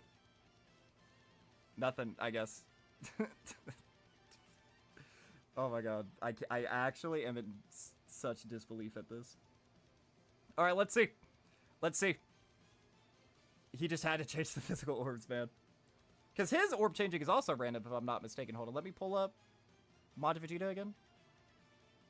So, Majin Vegeta's orb changing is, yeah, it's a random type of key sphere. So he chose physical, when any other type of key sphere would have been 1,000 times more beneficial. I was looking up. I didn't actually see how much we tanked there. I guess I could tell by looking at our HP bar here in a second. So let's see. How much did he take? He took... Okay, I guess that's not terrible. He took, what was that, 84,000 damage, roughly? If I had to guess. Like, somewhere between there, 84, 85,000. I mean, with 30% damage reduction, I guess that's not bad. Because that's, what, his normals are... So Kid Buu's normals at this point are 630. And he hadn't been buffed yet. Okay. I mean, I'm not going to sit here and say that's great, though. Yeah, we definitely float you off. Actually, do we float you off? Well, I didn't mean to do that, but it's fine. Dude. Okay. Because these guys are going to be debuffing like a shit ton.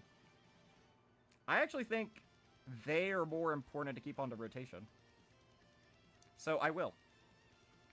Because, I mean, yeah, Gogeta's going to do way more damage. But what I care about right now is debuffing this guy. So Majin Vegeta in this upcoming rotation can actually live the turn. I actually can't believe it how poorly this is going.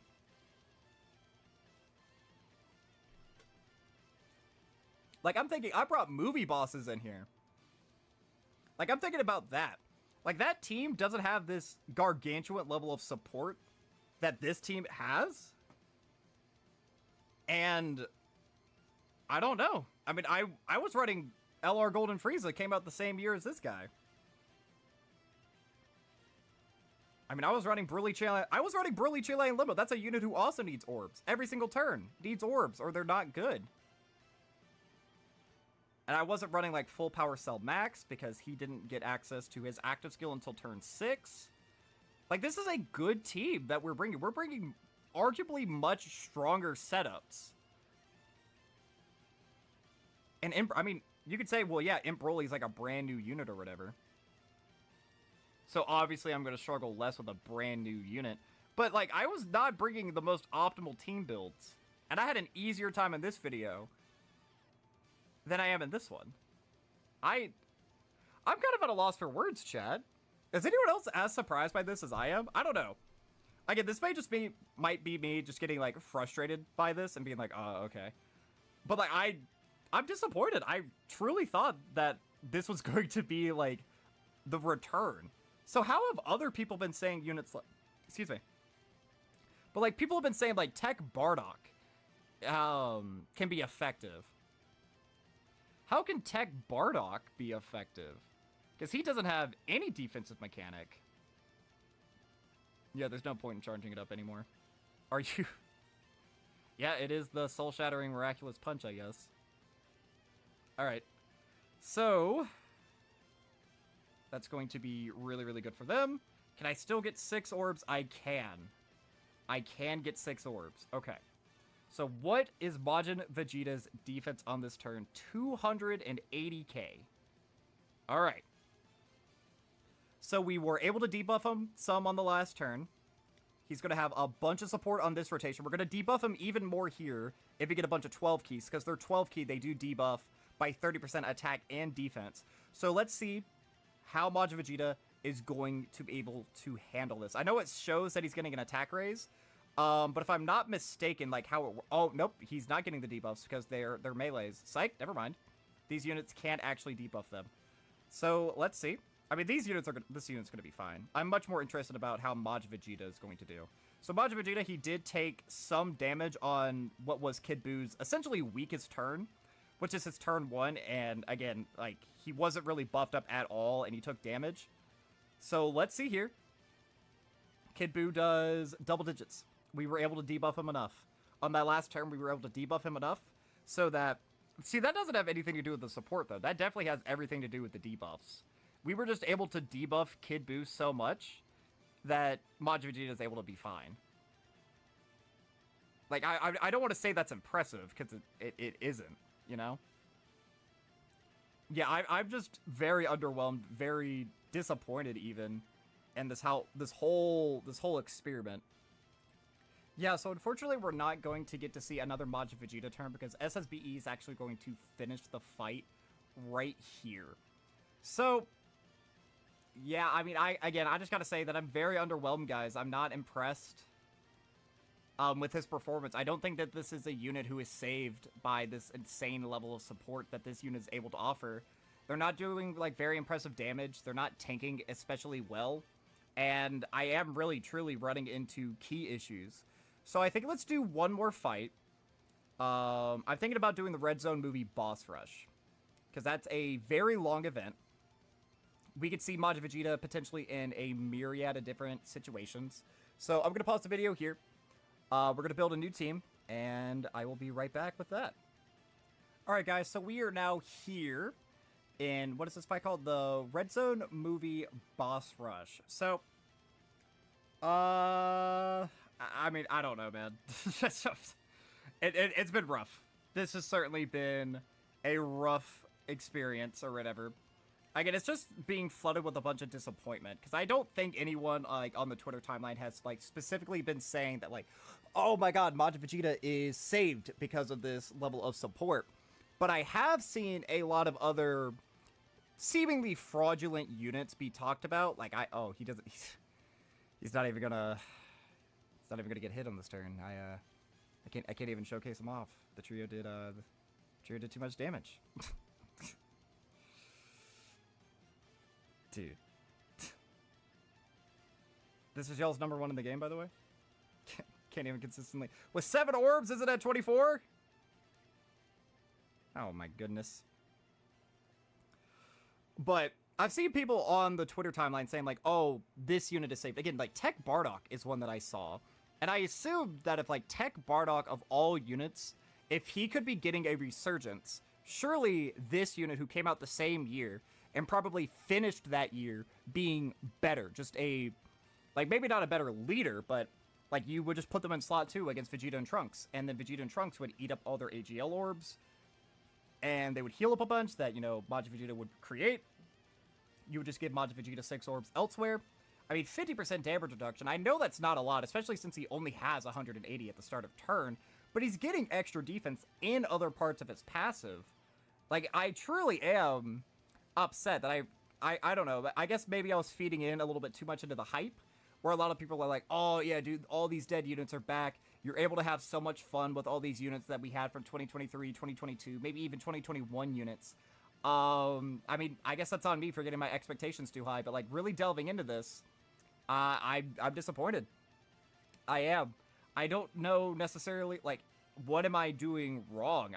I'm loading into all these different rotations, and for one reason or another, I'm not able to give one of them their orbs. I mean, I guess I could float Majin Vegeta, which isn't much of, like, a showcasey thing to do. Like, if I'm wanting to see how Majin Vegeta does, I mean, you can bring a Cyberman on your team, and if you float him the entire time, if your team is good enough, you can win a fight just fine, you know?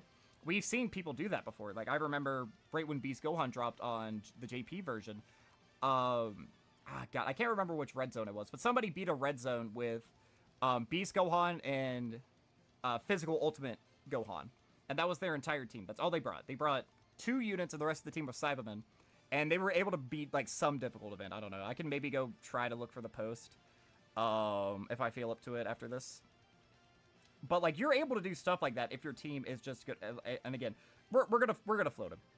We're gonna float him because I actually want to see him get hit. I want to actually see this guy perform just a little bit. Because I'm tired of him just not taking damage in slot 2 or just getting completely screwed over. And I figured that this would probably be, like, a good fight to bring him in just because there are so many different mechanics. Like, there's stuns, there's sealing super attacks, there's debuffs, there's locking, there's double supering once we get to Broly. I figured that this would potentially be, like, a really, really, really good showcase for him right here, but he didn't show up until slot 7, he didn't even do anything, and now it's turn 5, and potentially he might not even be able to do anything. Because a lot of the units, again, we're just bringing very top-heavy, super powerful units, and then we just have him at the bottom. And even with his, like, again, the crazy amount of support that he has, he's just not meeting up to my level of expectation. Let me know. Let me know another unit you guys would want to see me test out. If you made it this deep into the video, if you skipped to this portion of the video, let me know another unit who you would want to see me do. Tech Bardock, I would actually be interested to see how Tech Bardock maybe could be, like, revised from this. Wait. Do they only give support to superclass allies? Is that why? Hold on. Do they only give support to superclass allies? Because if that's the case, this whole video is a waste. All allies get 3 key and 50% attack. If there's another movie hero or all-out struggle category ally attacking the same turn, they get 15% damage reduction for 2 turns. Yeah, no, this is with the support. This is with an extra 154% damage support. And he is still struggling as much as he is. I don't know. I just don't think that this guy can be saved by it. Or people are drastically overestimating how powerful I mean, I might be one of them. Because I think his support is insane. But I don't know. I don't know. Alright, guys, we're back. We're now here against Janemba. And let's see. Yep. This has just been the whole video. Just the entire video. I'm not... Alright, let's do this, man. I mean, at this point, why not? We have the revive up. I mean, maybe if we die here, that'll be good. You know? Because then SSBE will just look way more impressive throughout the rest of the fight. I don't know. This has just been a depressing experience. Oh, he's double-digit taking. That's good. That's good. Yet again, the iconic at this point, 4.47 million super attack stat. He's very consistent. I'll give him that. Very, very consistent. Keep in mind, that's with 50% offensive support. And he's rocking a 4.47. And because of the build I have on him, he very rarely crits. And he doesn't launch a lot of additionals. He's supposed to be a very tanky unit. And so far, the best tanky we've seen him do is when he gets a 30% hit and potential system dodge, man. Yeah, no, I feel like there has to be something that I'm missing. Like, parts of their passives have to be clashing in a way, but I don't know. I don't know. If you guys enjoy these videos, because, like, the Broly one did very, very well. And I like the idea of doing this. I like showcasing off things through, like, a little bit more of a realistic lens, you know? Because I'm not a whale by any means, so I feel like whenever I do gameplay videos, it represents what, like, an average player is most likely to see. Like, I'm not trying to juice any character, you know, I'm not flooding the team with support. This is just a real team that someone who plays the game every single day, this is something that they could realistically have in their box right now. Dude, you've actually got to be kidding. And yet again, like, there's just no way. There's actually just no way that this stuff keeps happening, man. So I missed 2 turns in a row of the defensive support, man. It's because of this. Like, this video right here is why I still think Beast is on top. I do. It's so easy to get him to 24 key. He doesn't need to be at 24 key, really, to be, like, at his peak. He gives key support. He's, like, he has the team protection ability that just saves him at, like, the entire rotation at any single moment. I do truly think that right now, I do prefer Beast Gohan over anything that this unit is doing. Because even the argument of, oh, they save old units, clearly not. Because I'm bringing one of my favorite units from back in the day. And I'm feeling nothing. Like, nothing's happening. I don't think, like, he's saved by any means. Like, this, I've just been struggling. I have been genuinely struggling. So why would I bring Majin Vegeta when, like, number one... Like, yeah, it would be fun to use some old units or whatever.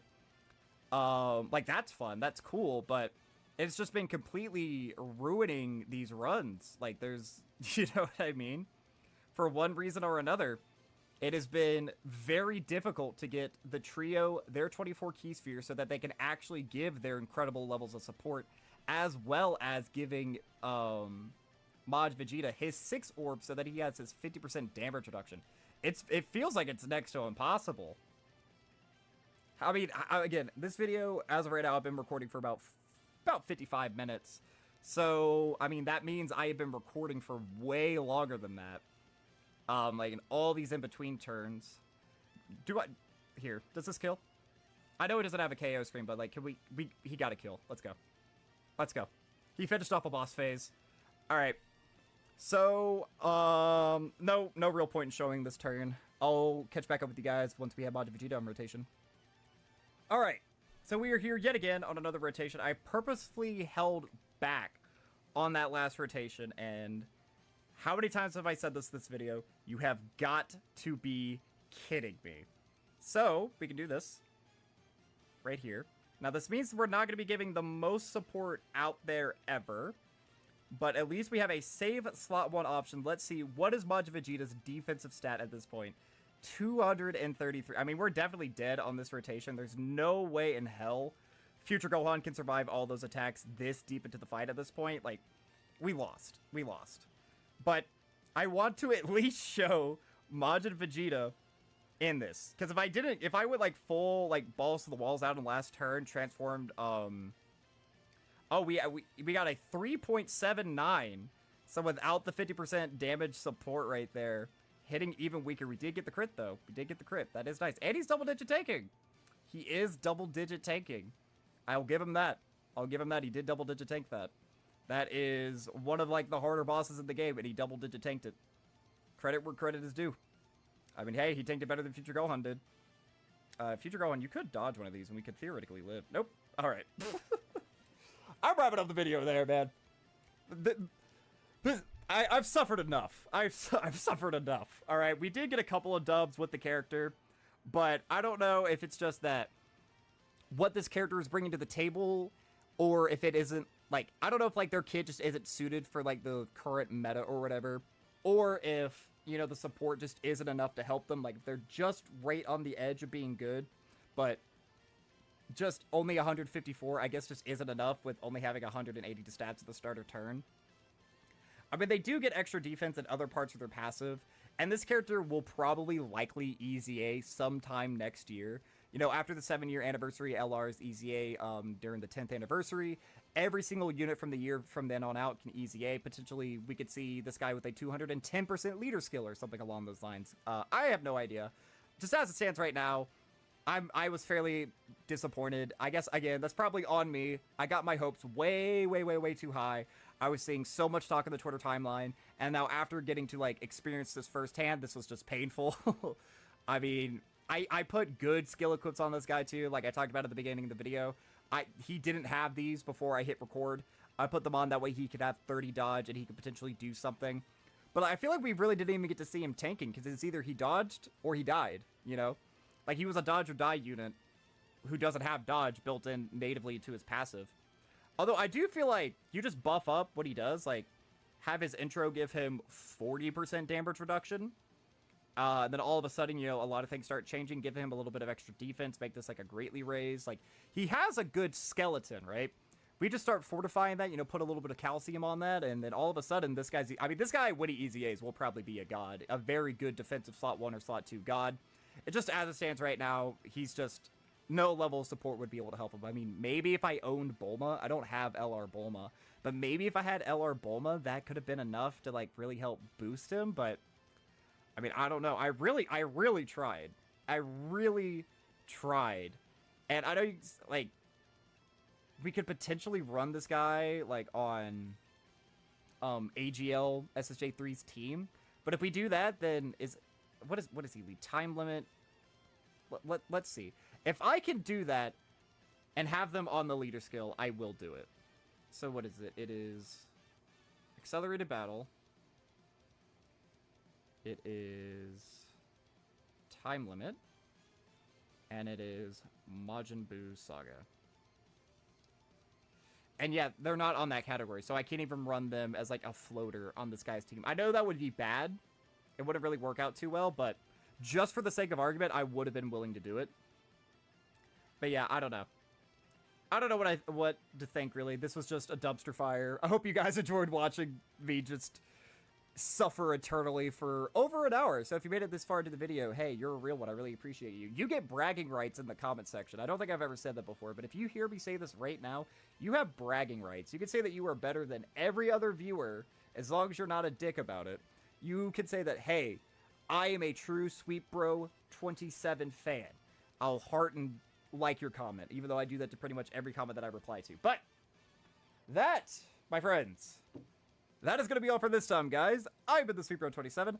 I'm a variety Twitch streamer and an up-and-coming PNG YouTuber trying to make it big in the world. I have a Twitter, a Twitch, a TikTok, and a YouTube, the links of which can all be found in the description of this video. And while you're down there, don't forget to like, subscribe, share me around, and leave me a comment, positive, negative, or indifferent. I would love just any sort of interaction I can get from you all. But that is going to be all for now. So, as always, actually, before I wrap it up, again, I know probably should have said this at the start of the video. What are some other characters you guys would want to see me test out in this fashion? All right. I guess I could do this real quick. Might as well. So, we can do your LR, Super Saiyans, Power of Wishes, and, nope, All Out Struggle. Partial match, I guess. There we go. So, any character you see on this list, let me know if you would want to see a dedicated showcase for them, just like I did this video. You know who would be really... This guy. This would be an interesting video, actually. Because I love this guy. That would be fun. I know he wouldn't have any of his big villain links. But we could also bring you. We could have a scuffed villain run, man. But if you see any units that I have here, this is my box that I all have at UR or LR status. If you'd want to see me bring them in here, like Tech Gogeta could potentially be a fun one. See how Tech Gogeta does in here.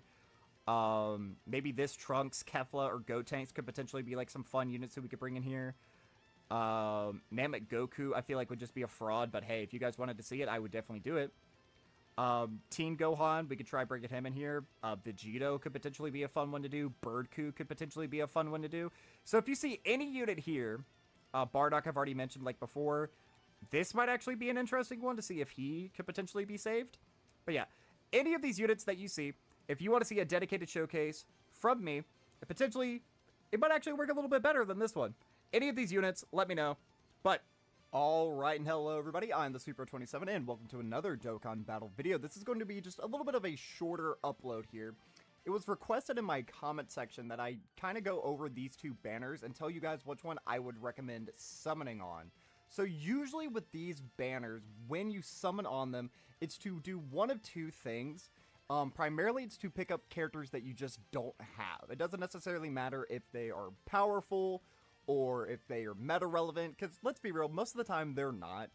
Potentially there are like relevant EZAs on here or characters who could EZA in the nearby future that would be nice to be picked up, and that would be the second reason to do so, is if you're expecting like this or that character to EZA during this celebration or an upcoming celebration because they haven't EZA'd yet, or they just recently EZA'd and you can get some value out of them there.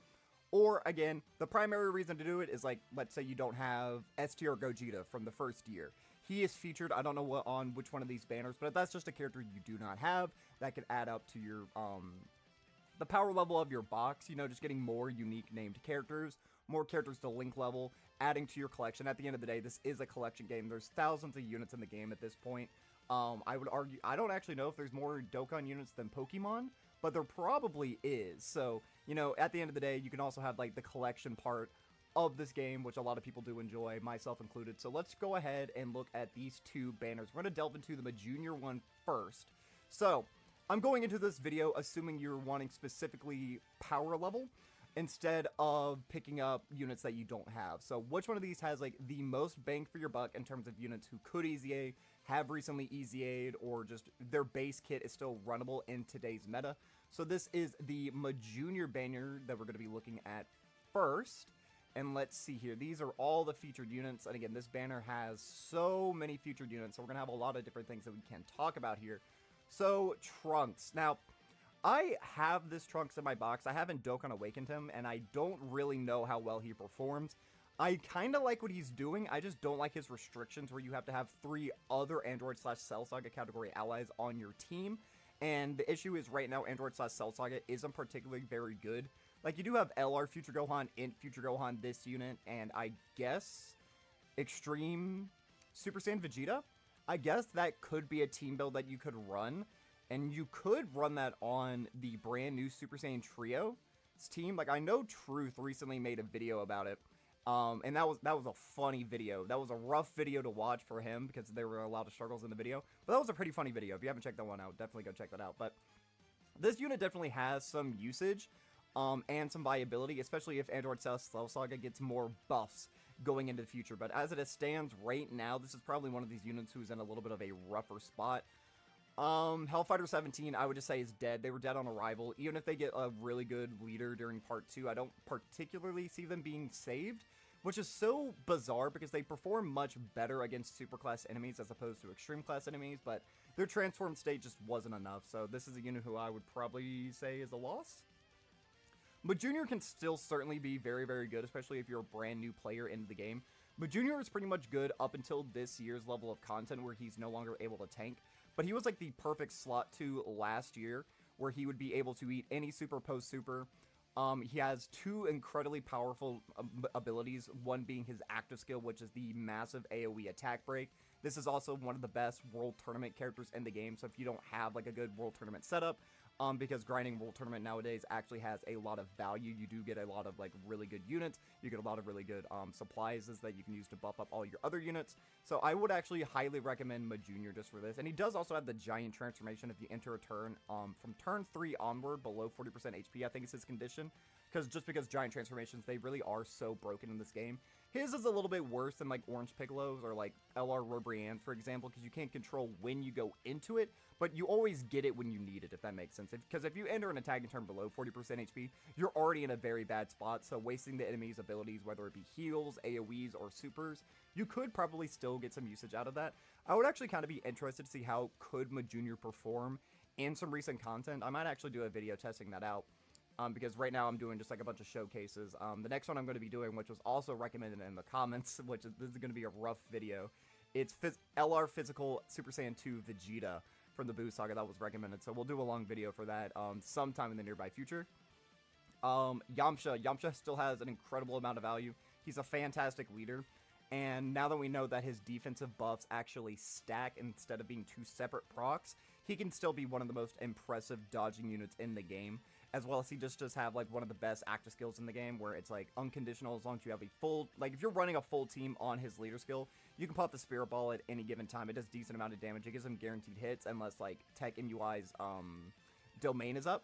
But this is very fine. I would say you could run Yamcha. He is like the most dodge or die units of all dodge or die units, but you can certainly get some value out of Yamcha.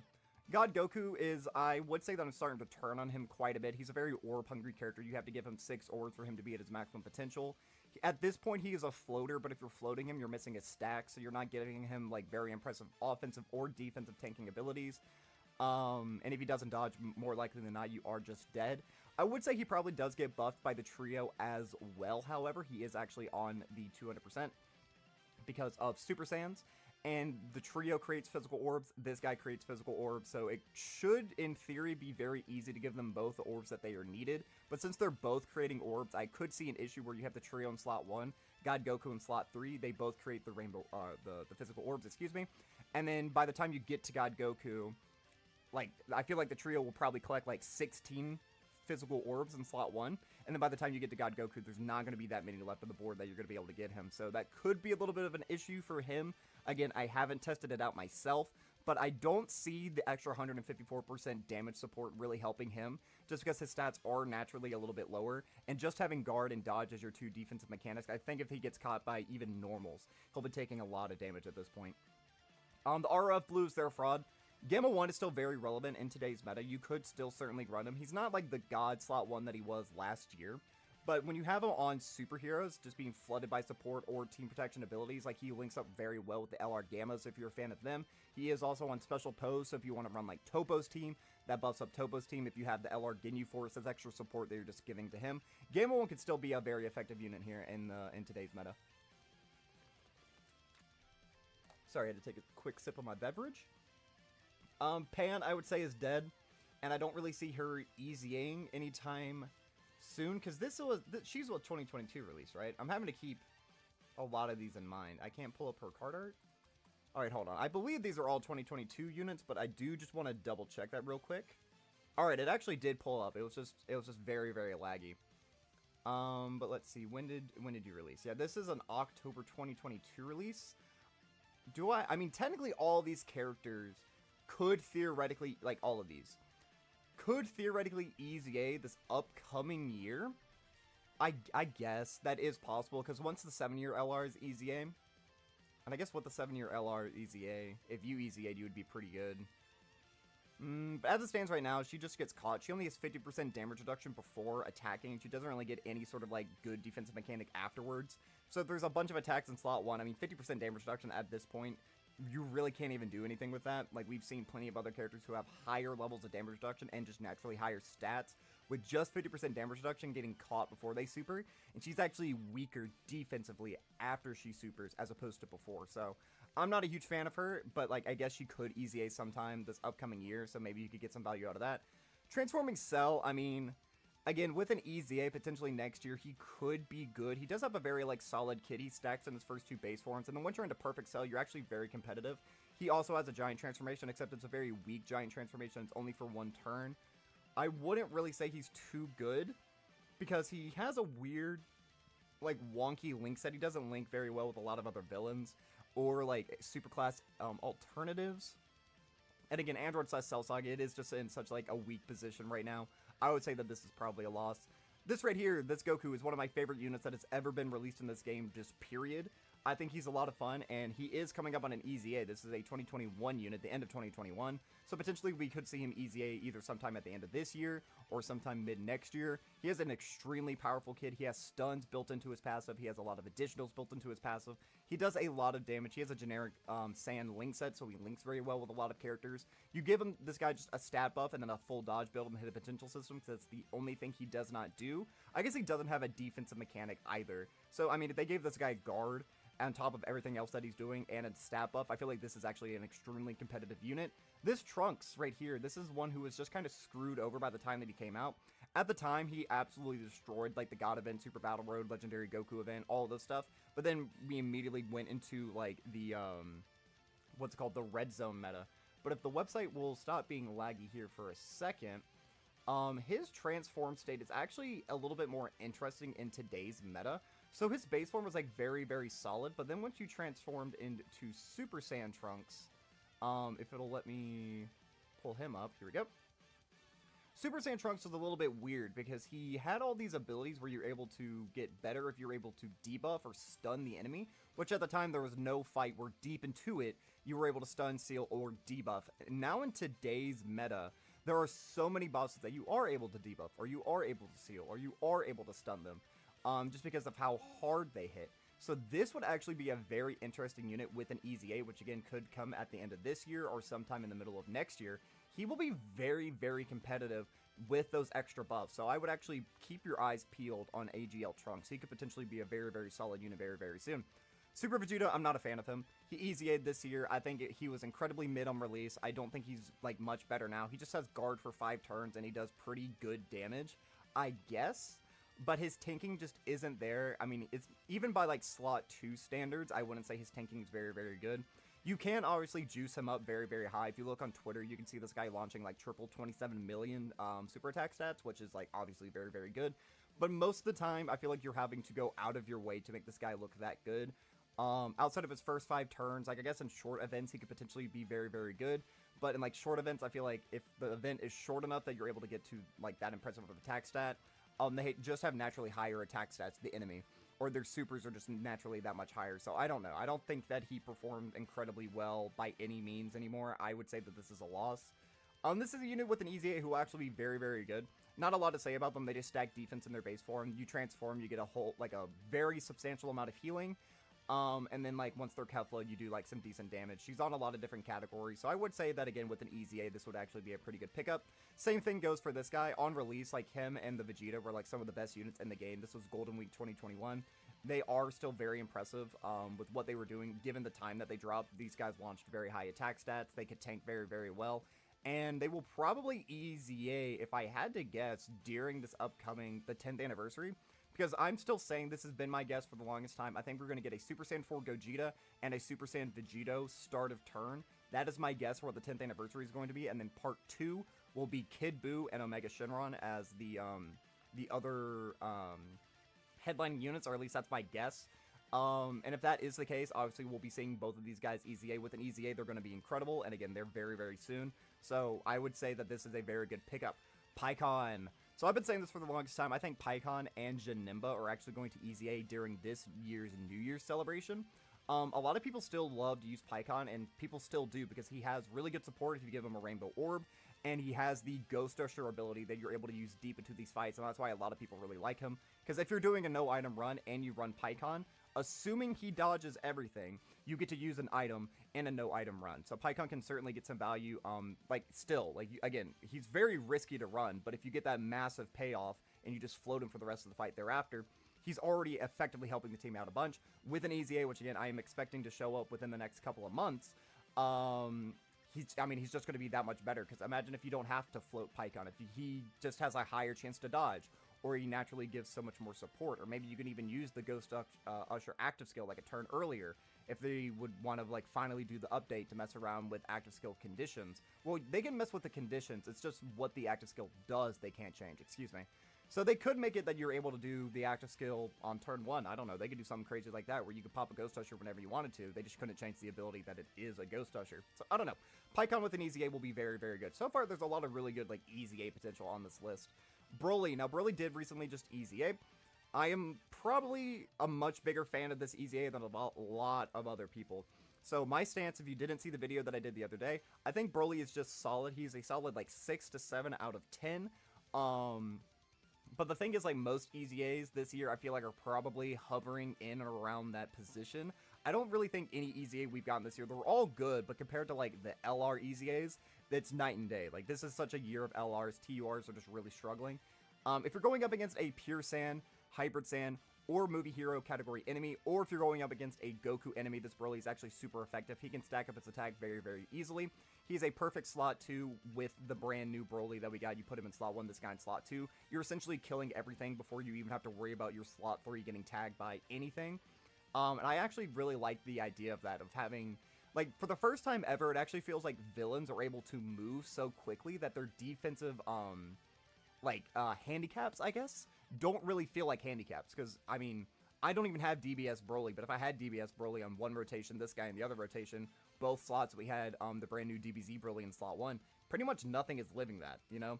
You're able to 1 to 2 phase literally almost any phase in this entire game with just how quickly these guys are able to move. Now, he can certainly get caught. Like, again, I have a video that I did the other day where he was taking like 190,000 damage on Gogeta Blue's normals, which are roughly around the 1 million mark, which, like, I mean, to be fair, that's not great.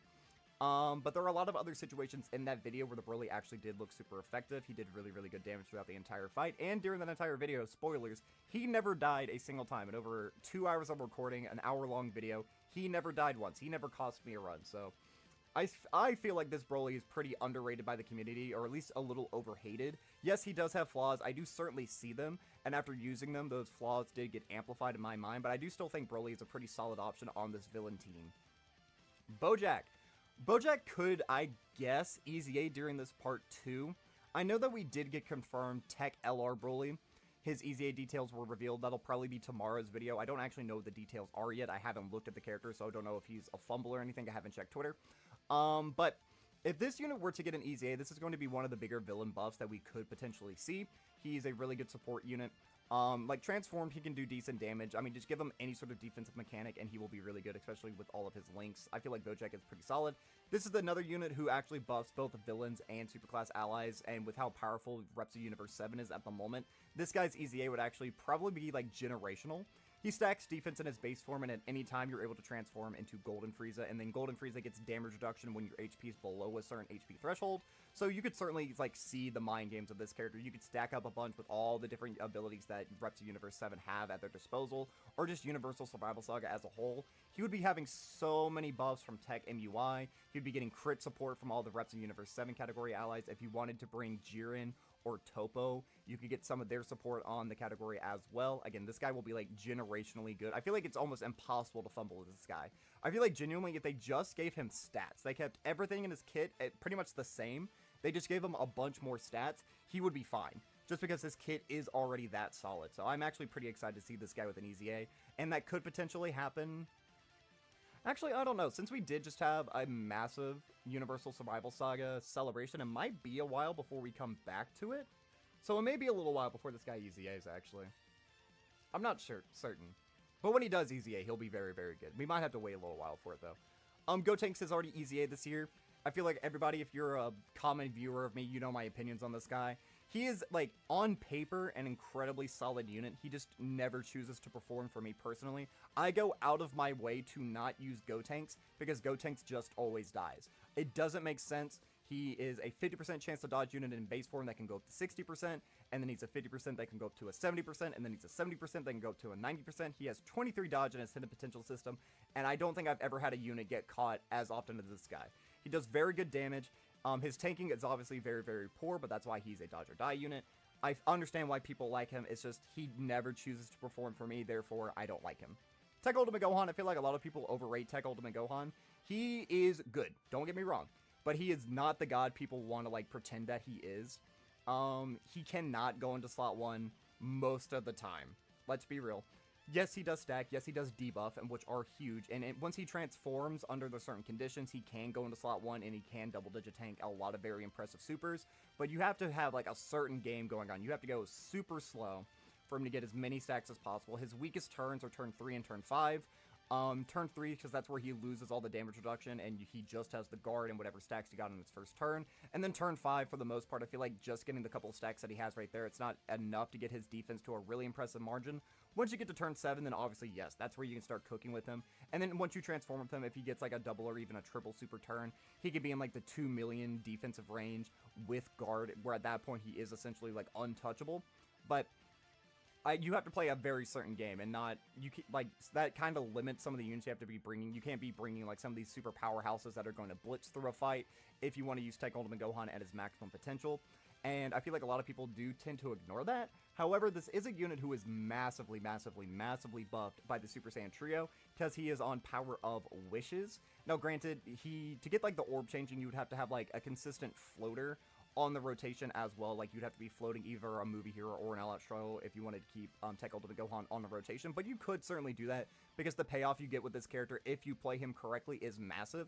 I just feel like, for the most part, you have to play the game very differently if you want to see this guy at his maximum potential. Again, he is still good, don't get me wrong. He's the best easy ATUR in the game, probably, but he can still certainly run into some issues. Again, this is just not the year of TURs, unfortunately.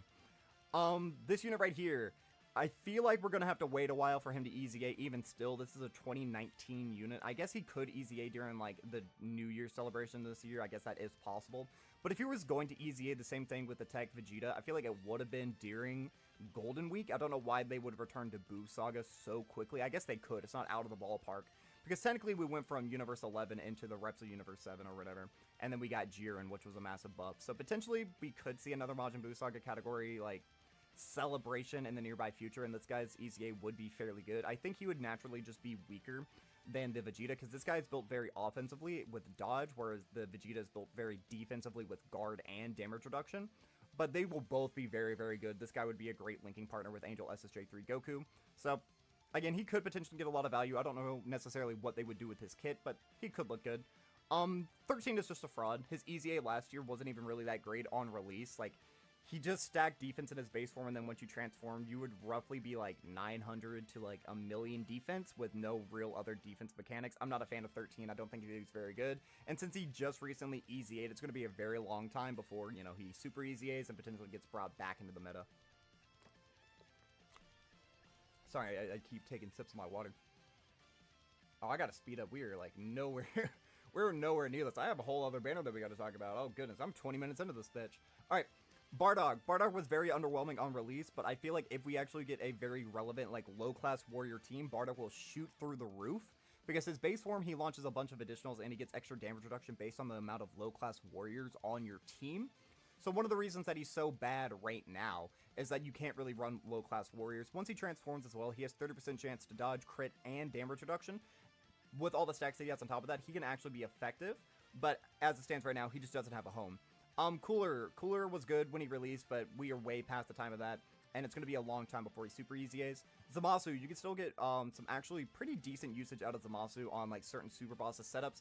You have to, like, baby him a lot. You have to give him as many stacks as possible, just because having 50% damage reduction with stacking is not enough in today's meta. But he does link very well with a lot of other extreme class characters, like Fusion Zamasu obviously comes to mind, Physical Rose Goku Black. He has options, because you can also just give him big bad bosses right there. That's a huge buff to him. Again, in certain situations, this guy's still very, very solid.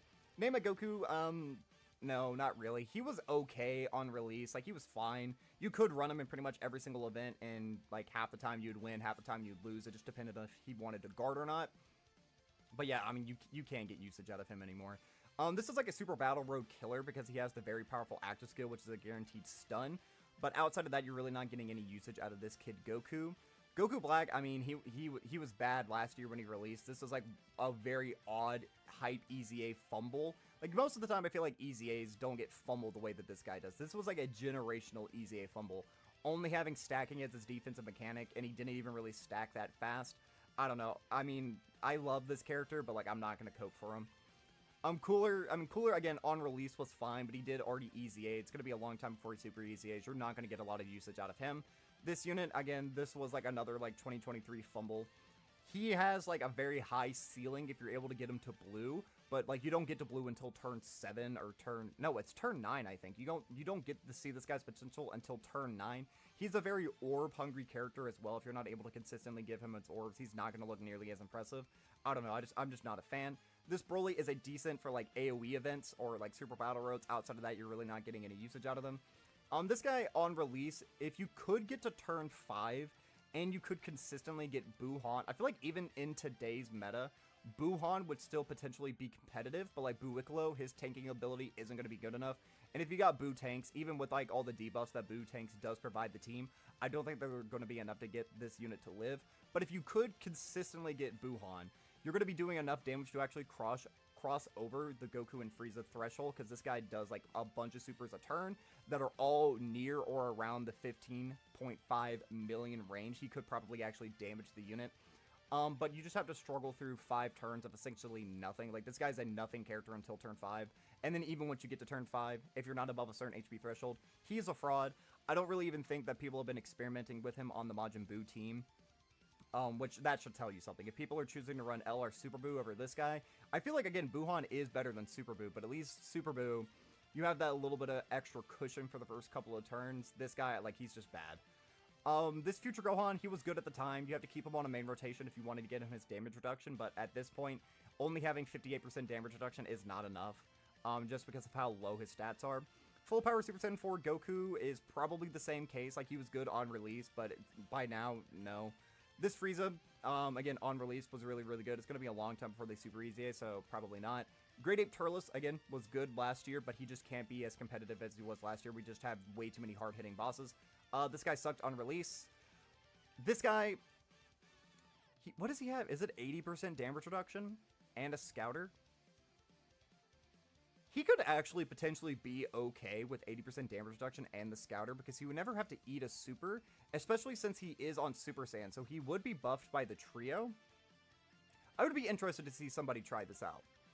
But he does have really low defense, is the only thing. Like, yeah, you have 80%. Well, to be fair, Golden Frieza has 90% damage reduction, and most of the time he tanks normals for like 4 or 5 digits. Super Vegeta might actually be okay. Broly, unless he gets a Super EZA, which could theoretically still happen during this celebration, but unless he gets a Super EZA, this guy's a fraud. This guy, I would also say, is on fraud alert. It's going to be a long time for this guy Super EZA. Same with you, same with you, same with you. And then pretty much once we get here, like, these units could all Super EZA this year. Like, this guy, there's still a chance he Super EZAs during this celebration. There's also a chance that you Super EZA during the celebration, because this is just, like, a movie thing. Like, I know, obviously, it's Broly-centric, but right after Bio Broly, the very next movie actually is Janemba. And you know what would be, like, so hype and draw a lot of players back into playing this game? You would give one of the most memorable units in the game a Super EZA that is generationally good. A lot of people would be naturally just drawn back to the celebration. So, again, 2 potential Super EZAs that could happen during this celebration. 4 Super EZAs that could happen relatively soon. But yeah. I mean, this guy could also theoretically Super EZA sometime soon as well. But yeah, overall, there are a lot of very solid options on the Majunior banner. But let's go ahead and check out the 23rd World Tournament Goku banner and see how it stacks up. Yeah, I'm not a fan of Turles. I don't like what Turles is providing. And even with, like, all the different villain buffs that we've gotten over the past 2 years, he's not relevant enough to be run. Like, we have a brand new movie boss's leader, and Turles really hasn't made any guest appearances, which is really, really funny. I've always been a fan of Kale. I think Kale, like, even on release, I was probably a little bit more sour on her, but I've learned to love this character so much, especially with all the Universe 6 buffs that we've got during this year. I have tried experimenting with her in a bunch of different setups. The only issue is, even still, her team just isn't strong enough around her to protect her, because you can keep her in her base form for a long time. As long as she gets 3 supers, she does get 60% damage reduction. And then you transform, she can go into slot 1 in some certain situations. She gets 100% defense for her first 6 turns. She gets guard and an extra 150 to stats, I believe, after receiving a hit, if there's another Universe 6 category ally on the rotation. So she can be fairly tanky after you do all that. But I don't know. She's probably not good enough anymore. But I feel like maybe if we get like a hit or something, she could actually be like a solid like option 6 on the team or something along those lines. 23rd World Tournament Goku, he is still runnable, especially since we have so many different revive characters. So many good characters like AGL, MUI, SSBE, Fat Boo, still the GT duo to an extent. It's very easy to get a revive on a lot of these different teams, which means it's pretty easy to go into his God mode. However, his God mode isn't really that impressive anymore. It's like 1.2 million defense with guard. Like, cool. You're still dying to supers, my guy. He could probably tank any normal in the game, though, when fully built up, but a single super could potentially screw this guy over, but he does have the 50% chance to nullify beam supers, so potentially you could still get some usage out of this character. He does also debuff on his super attack effect, so in any of these debuffing fights, he could potentially be a very valuable asset. So, I mean, I don't know, maybe that would be value. I've seen people saying Tech Bardock has been revived. I haven't seen it. I have personally tried using Bardock one time off screen, and I don't know, even with the support that he's getting from the SSJ trio, I just don't see it. He's very reliant on his orbs, and he doesn't have really any defensive mechanic. He gets 50% attack and defense with like 1 Rainbow Key Sphere. He's super effective against all types with 2, and he gets crit with 3. Like, his damage isn't impressive. Yeah, you get the Scouter for the first 5 turns, but it's only 5 turns. Most of the time when you really need a Scouter, it's either like turn 1 up against like Cell Max, or it's deep into a fight up against like Gogeta Blue. And you're not going to get any value out of that in these longer fights. So I don't really think that Bardock is saved by any means. Path to Power Kid Goku, I don't even think Roshi saved him. Like, yeah, he can be flooded with a bunch of support, and he's a very good support unit in of himself. The issue is, like, enemies are just hitting too hard now. It's too much of a liability to try to keep this guy safe just because he doesn't really have any true defensive mechanics. I would be interested to see, like, people trying to run him on the Roshi team, but, like, if you're running this guy, you're naturally making Roshi a little bit weaker, because, yes, Roshi gets a stack, but he's missing out on all those stats in his passive, because he's not a Peppy Gal. So, I don't know. Potentially, he would be good on the Roshi team, but I just personally don't see it. Gamma 2 was undertuned on release. Like, yes, he was one of the more impressive offensive units in the game, but he could get caught by pretty much any super in the game. So if he could get caught 2 years ago, he's definitely getting caught now. Chadits. Yeah. Ginyu. A lot of people thought Ginyu would be saved with the introduction of the LR Ginyu Force, but even with being flooded with the amount of support on the Special Pose team or the Ginyu Force team, it just wasn't enough for this guy. He literally only stacks until you're able to transform with him, and that's when he gets the build-up dodge mechanic. But he's just too much of a liability early on into these fights. He doesn't offer enough. He's not doing enough offensively or defensively to really be relevant. This guy, I mean, he has a decent leader skill. He could theoretically EZA this upcoming year. I don't know, generic link set. Once you transform with him, he actually is relatively solid after you get hit 5 times as Gohan. I guess there is some value with him with an EZA in this upcoming future. This guy with an EZA, which could happen, again, with any time within the next couple of months, this will be generational. This will be one of the biggest buffs to villains, especially the Majin Buu team from Golden Week, because this guy can do damage right now, and that's the main struggle that team has, is not being able to do a lot of damage. They naturally move a little bit too slow. This guy, who is very reliant on defense, like, he's actually pretty solid with all the defense mechanics that he has, and he's doing a lot of damage on top of that. You give him an EZA, you buff up his stats a little bit, maybe you give him guard, maybe you give him a little bit of damage reduction for the first couple of turns or whatever, that way he can get built up with his hits, or you can activate the active skill right away, and then all of a sudden this guy is going to be cooking. Majin Vegeta. Now, Majin Vegeta, I did recently just do a showcase for him. He's extremely undertuned, even with, like, all the support that's on the Super Saiyan Trio's team. He just isn't enough right now. With an EZA, though, I mean, he has a very solidly designed kit. 50% damage reduction as long as there's a Trunks on the team and you give him 6 orbs. Potentially, if they make it get 4 orbs or something, it's a lot easier. Or buff up the amount of damage reduction he gets. Like, maybe his intro gives him 50% damage reduction, and he gets an extra 20% if you give him 6 orbs. That way, he would have 70%. He would be a very solid, like, defensive unit. He's not designed to do damage. Like, I know he gets an extra 88% attack if you're below 88% HP. But, like, he's Like, he wasn't designed to do damage back then. He wouldn't be designed to do damage with an EZA, at least I would hope not. He could potentially be very, very solid with an EZA in this upcoming months.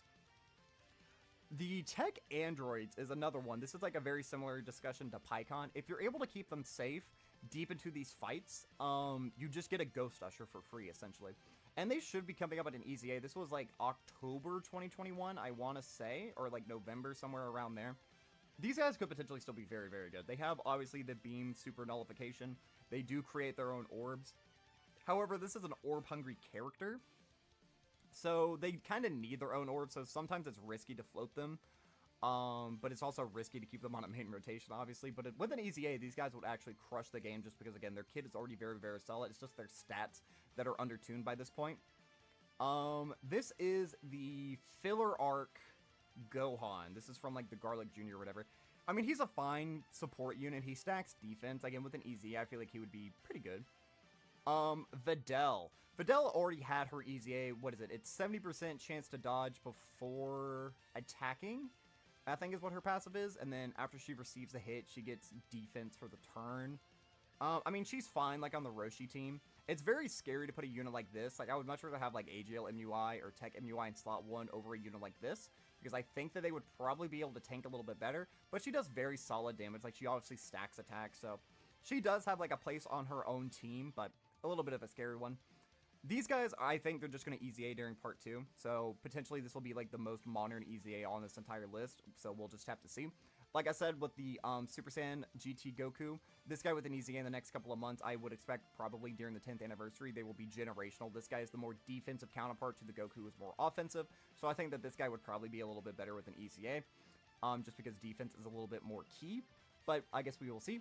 Janemba, I do think that he will EZA during this New Year celebration, and I do personally prefer Janemba a little bit more. You give him 4 orbs, 2 of which are rainbow. He's giving a bunch of support to the entire team. He's a fantastic support unit. Right now, he just has guard as his defensive mechanic, but even in some certain situations, like, if you can still run him as a floater, as long as slot 3 isn't being bullied, and you can actually help out a bunch of different villain teams. So I'm actually very excited to see what Janemba does. I feel like he's a very good pickup. This guy is probably going to EZA very, very soon. Again, this will be like a generational EZA. He's incredibly, incredibly powerful. He has a bunch of different things that he does in his kit. He has the counter.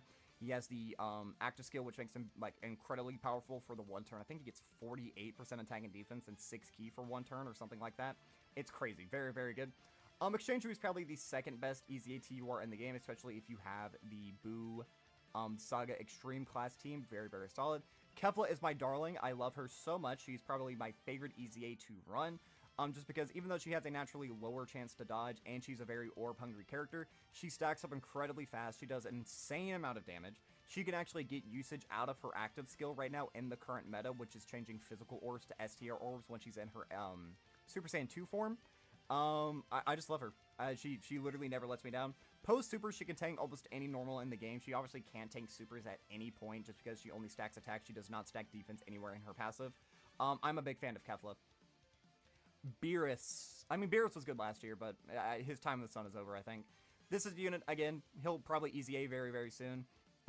He will be generational because he has guard and damage reduction built into his passive as long as you give him a certain amount of orbs. Very, very solid.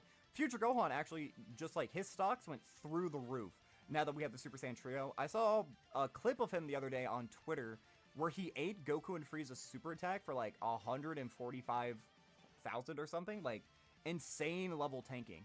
Because he stacks defense in his base form. Once he transforms, he stacks attack. He has guard in his base form, and then he gets 59% damage reduction once he's Super Saiyan. I think it's his defense mechanic. I'm not entirely certain, but I believe it's something along those lines. So if you link this guy with, like, Tech Ultimate Gohan, and you have the support from all, like, the Super Saiyan trios, as well as having stuff like All in the Family and Brainiacs being activated, I think that's an extra 45% defense. That's a very competitive rotation that, like, I would love to experiment with myself. This guy's a fraud. This guy you could actually still run on a lot of different Reps of Universe 7 teams just because of how much support is being around. His active skill is probably still one of the more devastating active skills in the game just because of how high his attack ceiling can get. Because he gets an extra 59% attack and defense after he's been hit a couple of times. He greatly stacks his attack, and then I do think that, like, the Universal Super Spirit Bomb is probably one of the more devastating attacks that you could do, especially if it does crit. So I actually do fairly still like this guy in, like, shorter events. This guy, I wasn't a fan of him last year. I'm not going to be a fan of him now. You can still run Gogeta. I mean, 50% chance to dodge in his base form, 70% chance to dodge in his secondary form once he's blue, and he gets guaranteed crits once you transform. He's not going to be crossing any damage thresholds, but if you need just a slot 6 unit, you could run Gogeta still. Hit with an EZA, or no, he already EZA'd. With a Super EZA, he would be good, but, I mean, right now, he's just like a stunner sealer. He has very low stats. You can't really run him. This guy, I feel like his time in the sun is certainly up. I mean, MVP 17 is one of these units who, like, depending on the units around him, his stocks go up, they go down, they go up, they go down. I guess you could run him on the Reps to Universe 7 team. He does give defensive support. He does have built-in damage reduction. You get him up to 54% damage reduction, I think it's what he is, because he has 17% at the start of turn. And if you drop below 77% HP, he gets all that extra damage reduction. I guess he could still be fine as a slot 6, but I don't know why you would run him over, like, Team Universe 7, 17 and Golden Frieza, so on and so forth. This Goku, again, his time in the sun is over. Bardock, Super Saiyan 3 Bardock, he had a very underwhelming EZA on release. I don't see him being saved anytime soon. We're not even going to talk about you.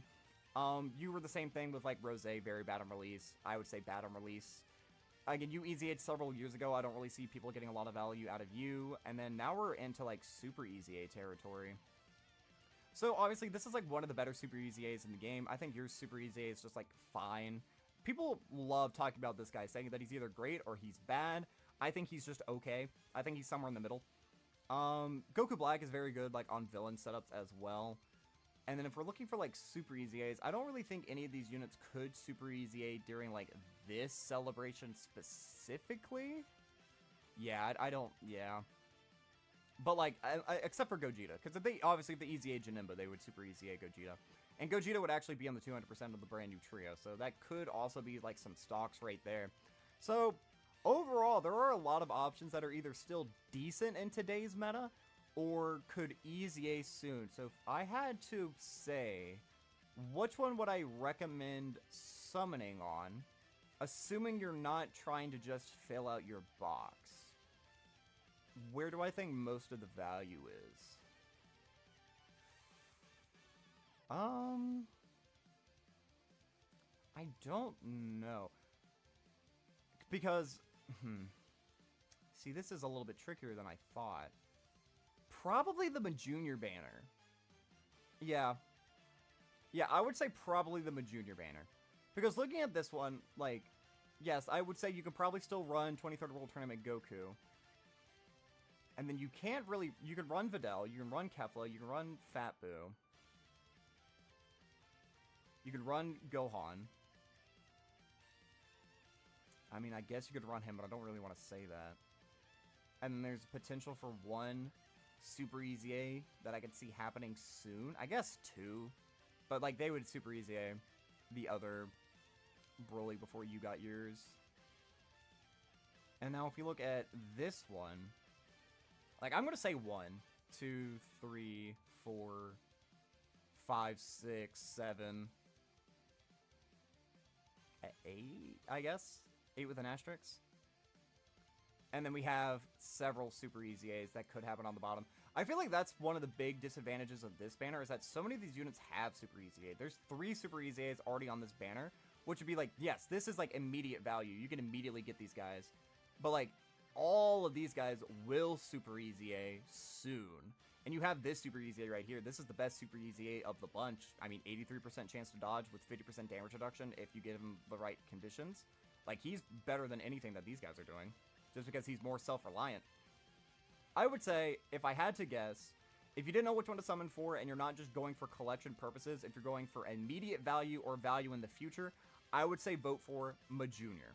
Because you're getting, like, I mean, this guy, again, he's a perfect dodge or die unit. You could run this guy with the trio. This guy can still be good in slot 1 or slot 2 under certain situations. This is one of the most popular units of all time just because of his Ghost Usher ability, and will be EZAing a lot sooner than the tech androids. This guy right now is pretty solid. This guy right now is pretty solid, pretty solid. This guy will be generational when he EZAs. If we get low-class warriors, you could get, like, a lot of stocks. Yeah. Alright, so I'm gonna say, if you don't know who to vote for, and again, you're not only summoning not to, like, add collection or add power level, if you just want value with units you could potentially get right now, or units who could potentially EZA or Super EZA in the nearby future, I'm talking within, like, the next 6 months, I would say go Majunior. I'm not going to say you're crazy if you go for 23rd World Tournament Goku, however, because again, most of these are like dual Dokkan Fest-esque characters, so like they have counterparts that are very solid. Like obviously the counterpart on this one is Majin Vegeta, but I feel like just with everything, take it into account. This wasn't an easy choice, so I don't think either decision is inherently wrong. Like when I summoned, I personally summoned for this one.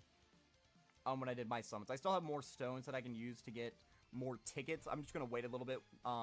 That's what I'd also recommend. I probably should have said this at the start, but most of the time I do recommend waiting to like spend red coins or purple coins or red stones, whatever we get, memorial stones. I generally like to wait until the end of a celebration. That way I can see what units have super easy aid, what units have easy aid, because sometimes the value could change. Like right now, my opinion would completely change if out of nowhere they're like, oh yeah, by the way, this unit's gonna easy A, this unit's gonna easy A, and this unit's gonna easy A, all within this celebration. Well, then all of a sudden, this banner has way more value than the other one. You know what I mean? Or if there's like a dual easy A, like Majin Vegeta and the Super Saiyan 2 Goku, they both easy A at the same time, but this guy's easy A is just 1,000 times better and they fumbled the other one, then all of a sudden it's like, oh, well now I want to summon for this one, but I can't because I wasted my tickets already. So generally I like to wait, and that's also why this video is coming out a little bit later into the celebration. Again, like part 2 announcements just happened last night. I believe there's like a live stream happening on the 11th. I'll definitely be trying to live stream that if I can. That's just, yeah. I hope this video was helpful. I gotta really quickly edit this because this has got to go up in 2.5 hours. I'm very far behind. I had a very busy day yesterday, but we're gonna wrap that up here. Again, I don't think you're crazy if you summon for both. Again, I would probably hold on to everything that you have just until we get a little bit deeper into the celebration, because these banners are up for another month. So you still have a month to make your final decision. So that's another 30 days that the power level of these banners could wildly change. Again, new easy A's could be announced, or we could get new difficult content that, like earlier I said, you could probably still run 23rd World Tournament Goku. We might get a new fight that just makes 23rd World Tournament Goku look like a fish, and he's completely unrunnable. That could happen. You never know. You never know. There's plenty of, like, I know 30 days doesn't sound like a lot, but with how, like, dry part 1 was, part 2 is probably going to be flooded with a lot more stuff for us to do. So I would imagine we're going to get a lot of new difficult events. We're going to get maybe some, like, new free-to-play events. Hopefully we'll get, like, some link leveling keys or, like, a guaranteed link level stage, like the Guru event or a meet event, something. Something that we can grind. You never know. But that is going to be all for this time, guys. Let me know, which banner are you summoning for? Do you agree with everything I had to say, or do you disagree? I don't know. Let me know in the comment section down below. But that's going to be all for this time, guys. I've been the Super27. I'm a variety Twitch streamer and an up-and-coming PNG YouTuber trying to make it big in the world. I have a Twitter, a Twitch, a TikTok, and a YouTube, the links to which can all be found in the description of this video. And while you're down there, don't forget to like, subscribe, share me around, and leave me a comment, positive, negative, or indifferent. I would love just any sort of interaction I can get from you all. But that's going to be all for now. So, as always, I've been the Super27, and I am signing off.